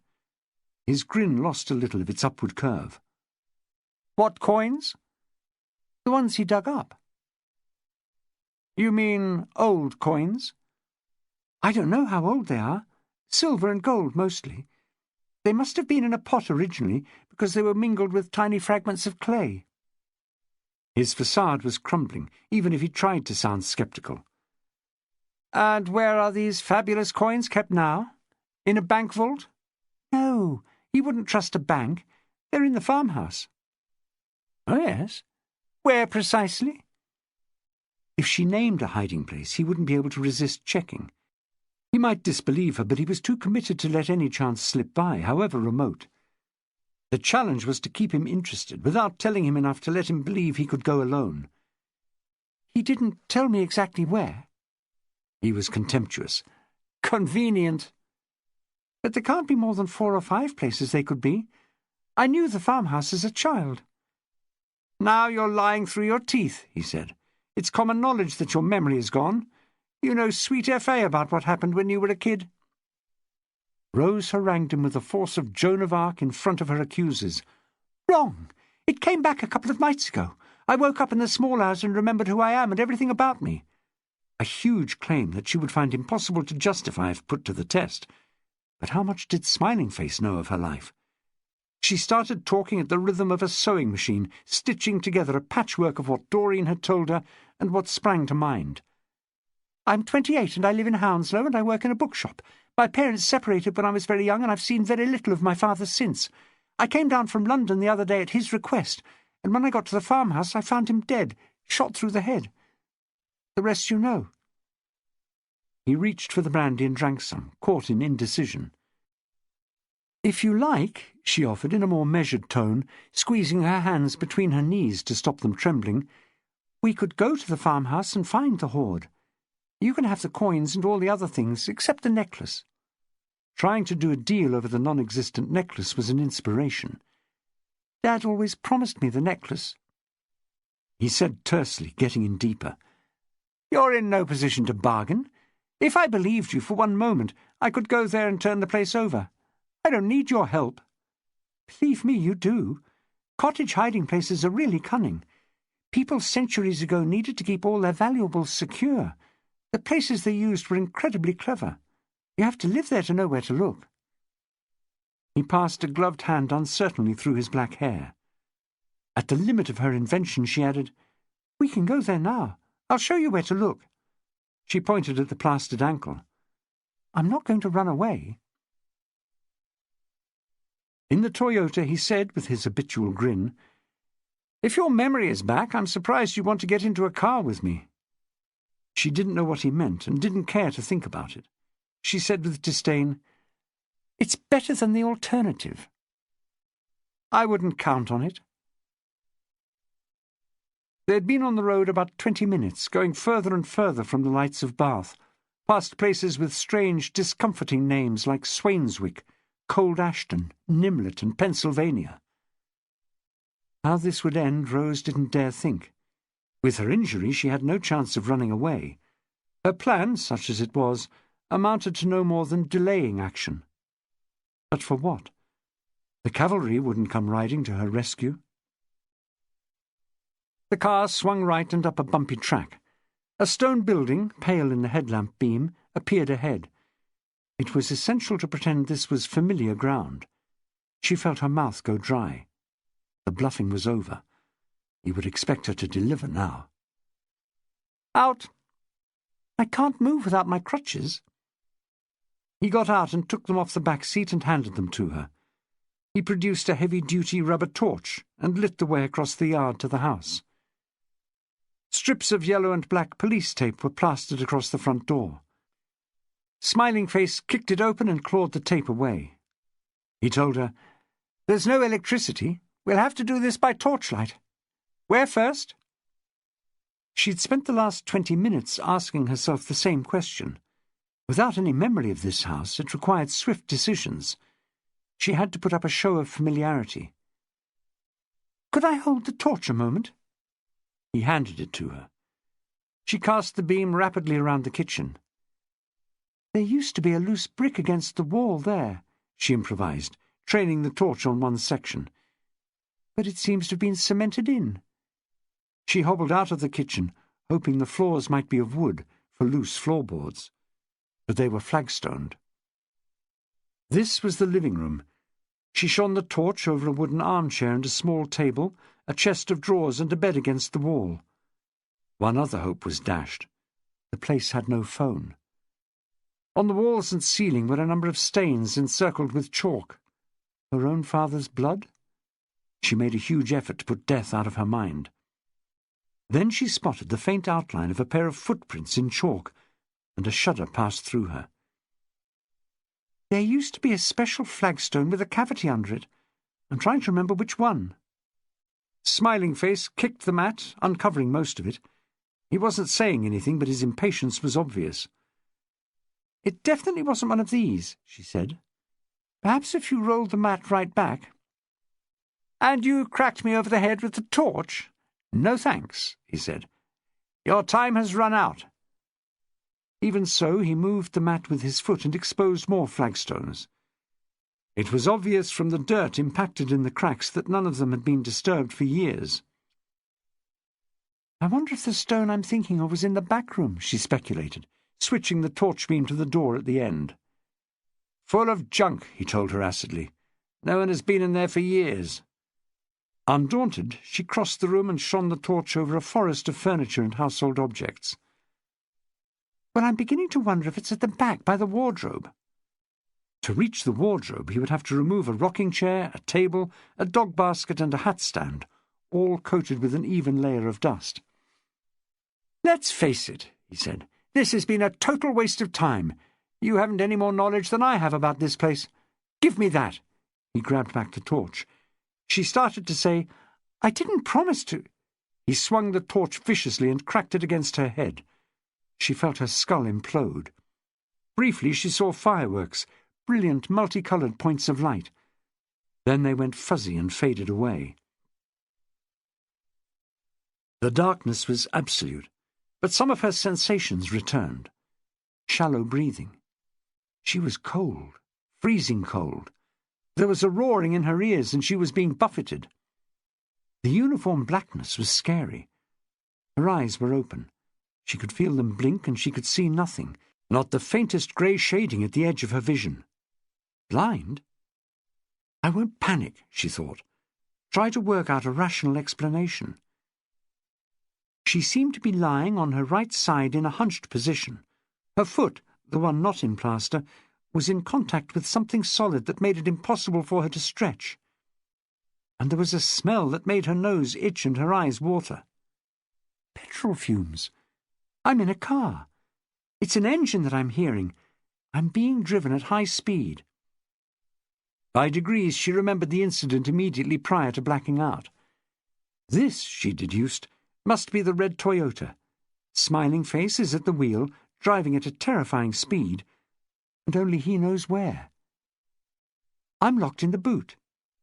He knocked me senseless with the torch and carried me to the boot, and now he's going to dispose of me somewhere.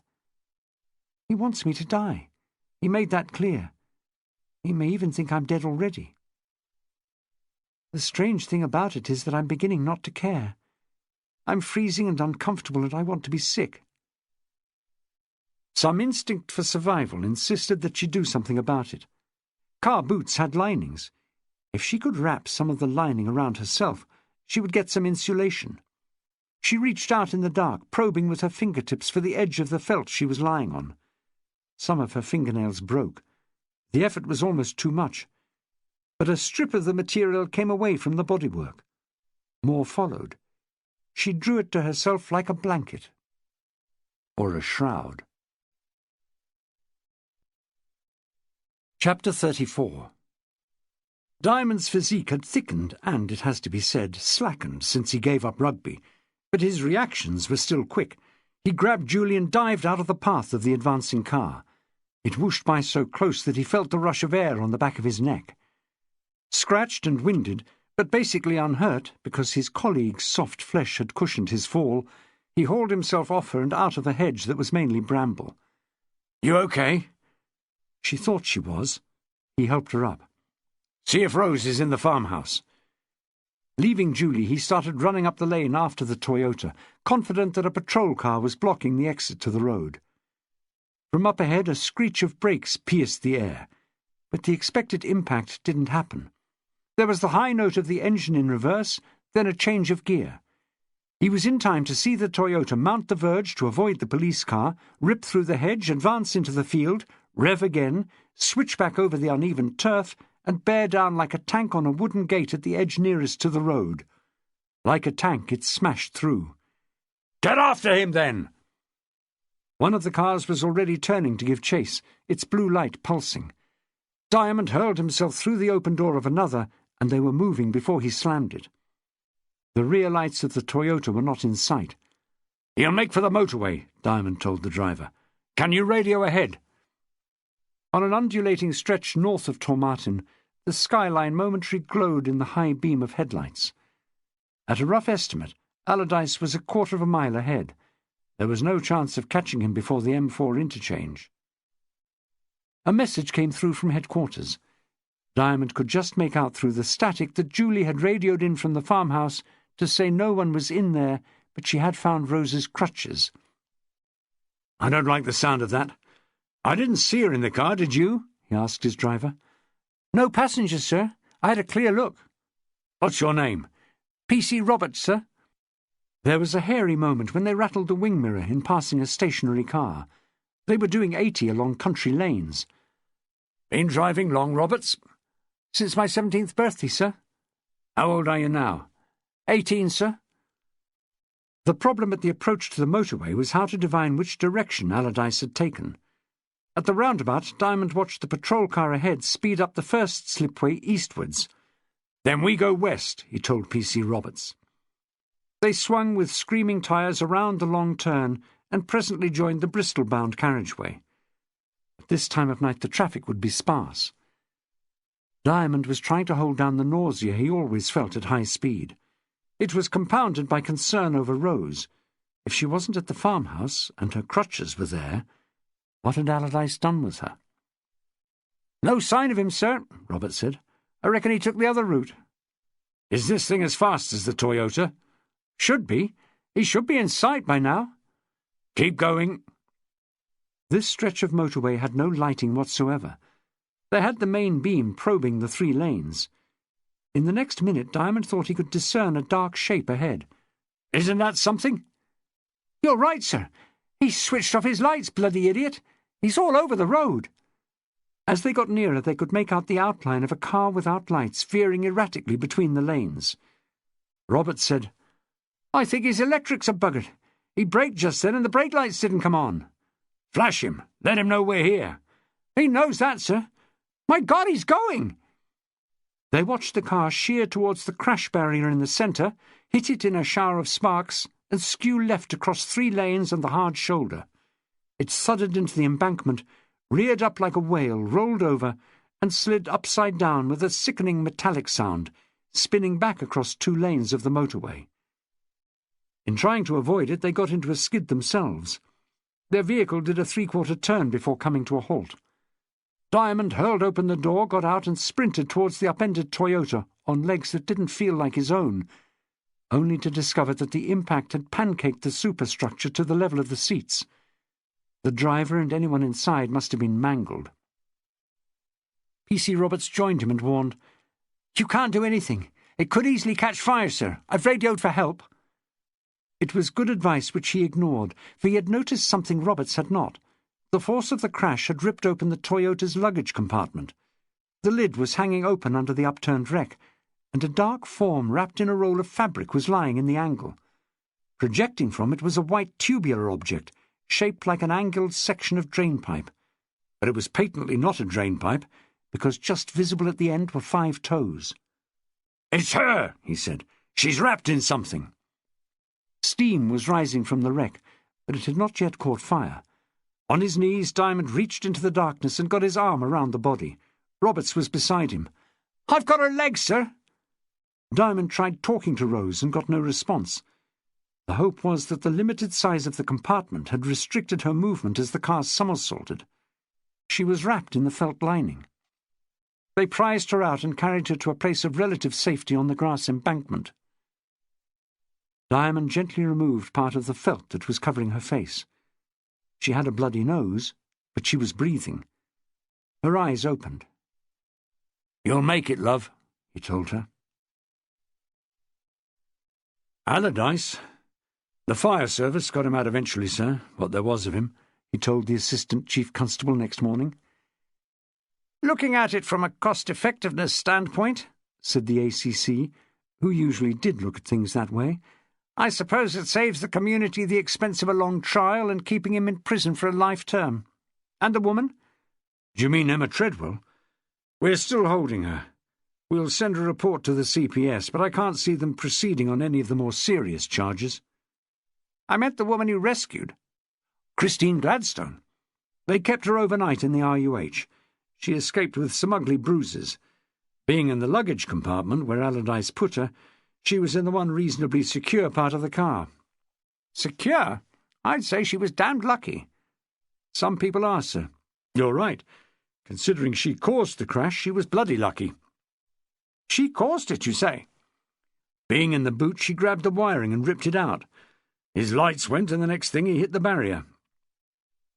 The ACC cleared his throat in an embarrassed way. "Good thing you were close behind. I think it's in order to congratulate you on your prompt action, Peter." "No need, sir. It was a team effort." "Yes, that's a fact. You and John Wigfall between you." "Oh, yes." Diamond half smiled, suspecting that this was humour. But it was not. The ACC was serious. "I think of you two as the Castor and Pollux of Bath CID." "The what?" "Castor and Pollux. It's a compliment, Peter. They were the twin sons of Jupiter, a formidable duo." "I see," said Diamond. "And which is which?" The ACC frowned. "I don't think it matters." "If it's all the same to you, sir, I'll take Castor and Pollux to John Wigfall." At home the next evening he was less buoyant. He ate one of his favourite meals of salmon en croûte almost in silence. Stephanie didn't need telling that he was badly shaken. She suggested an evening walk. "If you like." They hadn't gone far when he said, "Julie's leaving. She asked for a transfer, and they found her a job at Bristol. No warning. It's fixed." "I know," Stephanie admitted. "You do?" He stopped. "She came to see me, Pete." "To see you? When?" "A couple of days ago. She was pretty unhappy. She has a lot of respect for you, but she feels too much of her time is spent smoothing the way." "For me, you mean?" "Don't sound so surprised. You know you're hell to work with. She's young for an inspector, ambitious. She's entitled to move on." "We were a bloody good team." "Too good for your own good." "What does that mean?" "You told me yourself that you're underworked most of the time, and it's bad for your health. Julie, in her quiet way, has been batting for you all the time, making your life easier. I didn't tell her about the hypertension, of course, although it wouldn't surprise me if she's aware of it. But we agreed that a trouble-free life isn't necessarily what you want." "It's what I expect from my deputy." "She's too good at it. Let her go, Pete." He sniffed. "When she meets that lot at Bristol, she'll realise I'm not such an ogre." "She didn't say you were. She said some very complimentary things." They walked on for some distance before he spoke again. "Going to be tough without Julie. I'll keep an eye on what happens at Bristol." Stephanie said, No. When the path is slippery, it's safer to go 2 paces forward than 1 pace back. Who says that? The book you keep by the bed. Kai Lung? I don't subscribe to everything he says. Chapter 35. At the other end of winter, when millions of daffodils were brightening all the approaches to Bath, a visitor came to Harmer House and called on Ada Shaftesbury. "Bless your little cotton socks," said Ada with a bear hug, "if it isn't my mate Rose." "Christine, actually." "I know, Petal. I saw it in the papers. You're looking well, Rose. Did you get your memory back?" "In time for Christmas." She laughed, so much more relaxed now. "I was in Oxford Street looking at the lights, and suddenly I knew I'd been there years ago with my mother. It was amazing, just like the clouds parting. And now I know why I came to Bath. It was to see my father. After Mother's death I had a difficult time, but I felt closer to my dad than I ever had. I really wanted to see him. Then finding him dead like that, with the shotgun at his side, I blamed myself for neglecting him so long. I just blanked everything out. Anyway, I've picked up my life as it was, living in my flat in Fulham and working again." "What are you doing here, then?" "2 things. I've just been to see that policeman who pulled me out of the crash. I wanted to thank him." Old Gutso? "What did he suggest as a thank you? A jumbo burger and chips?" "Oh, Ada. Say it, Blossom. Next to me he's a sparrow. What's the other thing you came for?" "To sort out the farmhouse. It's officially my property now." "Are you selling the farm?" "Definitely. I'm having the house demolished first. The solicitor advised it after what happened there." "And all the furniture?" "I've arranged for one of those house clearance firms to take it all away. I'm meeting there this afternoon." Christine nervously touched her hair, twisting a length of it between her finger and thumb. Her new, confident look softened into something like the diffidence Ada remembered. "I'm a bit uncomfortable about going there alone. Would you have the time to come with me?" Invited to choose a present from the farmhouse, Ada picked an old milking stool, which she said she would rest her feet on while thinking of all the years of honest work it represented. "It isn't much. Don't you want anything else?" "You know me, love. I only ever take what I can carry away. I'd have the kitchen range if I could. I was born in a cottage, spent the first 10 years of my life in a place like this. You're welcome to take the range if you want. The clearance people won't have any use for it." "Can you see Imogen's face if I had it sent up to Harmer House?" They decided to light a last fire while waiting for the van. Soon the flames were giving an orange glow to the dark room. "Have I got it right?" Ada asked. "Allardyce brought you here to look for some old treasure your dad was supposed to have salted away." "That was only delaying tactics on my part. I made it up, telling him there were hiding places in old cottages." "There wasn't anything. Only the sea axe, and that was dug up half a century ago. 2 innocent people died for bugger all. I'm afraid that's true." They watched the flames for a while. Finally, Ada said, "All this was an open hearth once. In the old days they used to roast on a spit over an open fire. You can see where they bricked in the space they didn't need any more." She picked up her milking stool by one leg and tapped it firmly against the wall to the right of the range. "Hear it? Hollow. I'll tell you something for nothing, Blossom. It's a perfect place to hide anything. If I had some hot stuff I wanted to salt away, not that I ever do, mind, I'd chip out a couple of bricks and put it in there." They both looked at the wall. Each of them spotted the loose bricks at floor level on the left of the range. "Well, if you're not going to look, I am." Ada planted her stool by the bricks and lowered herself onto it. She withdrew the bricks with ease and put her hand into the space behind. "Wouldn't it take the cake if there really was?" Her voice trailed off and she stared at Rose with saucer eyes. She took out her hand and showed something that glinted gold in the fire's glow. This has been an Hachette Digital production, Upon a Dark Night, by Peter Lovesey, read by Peter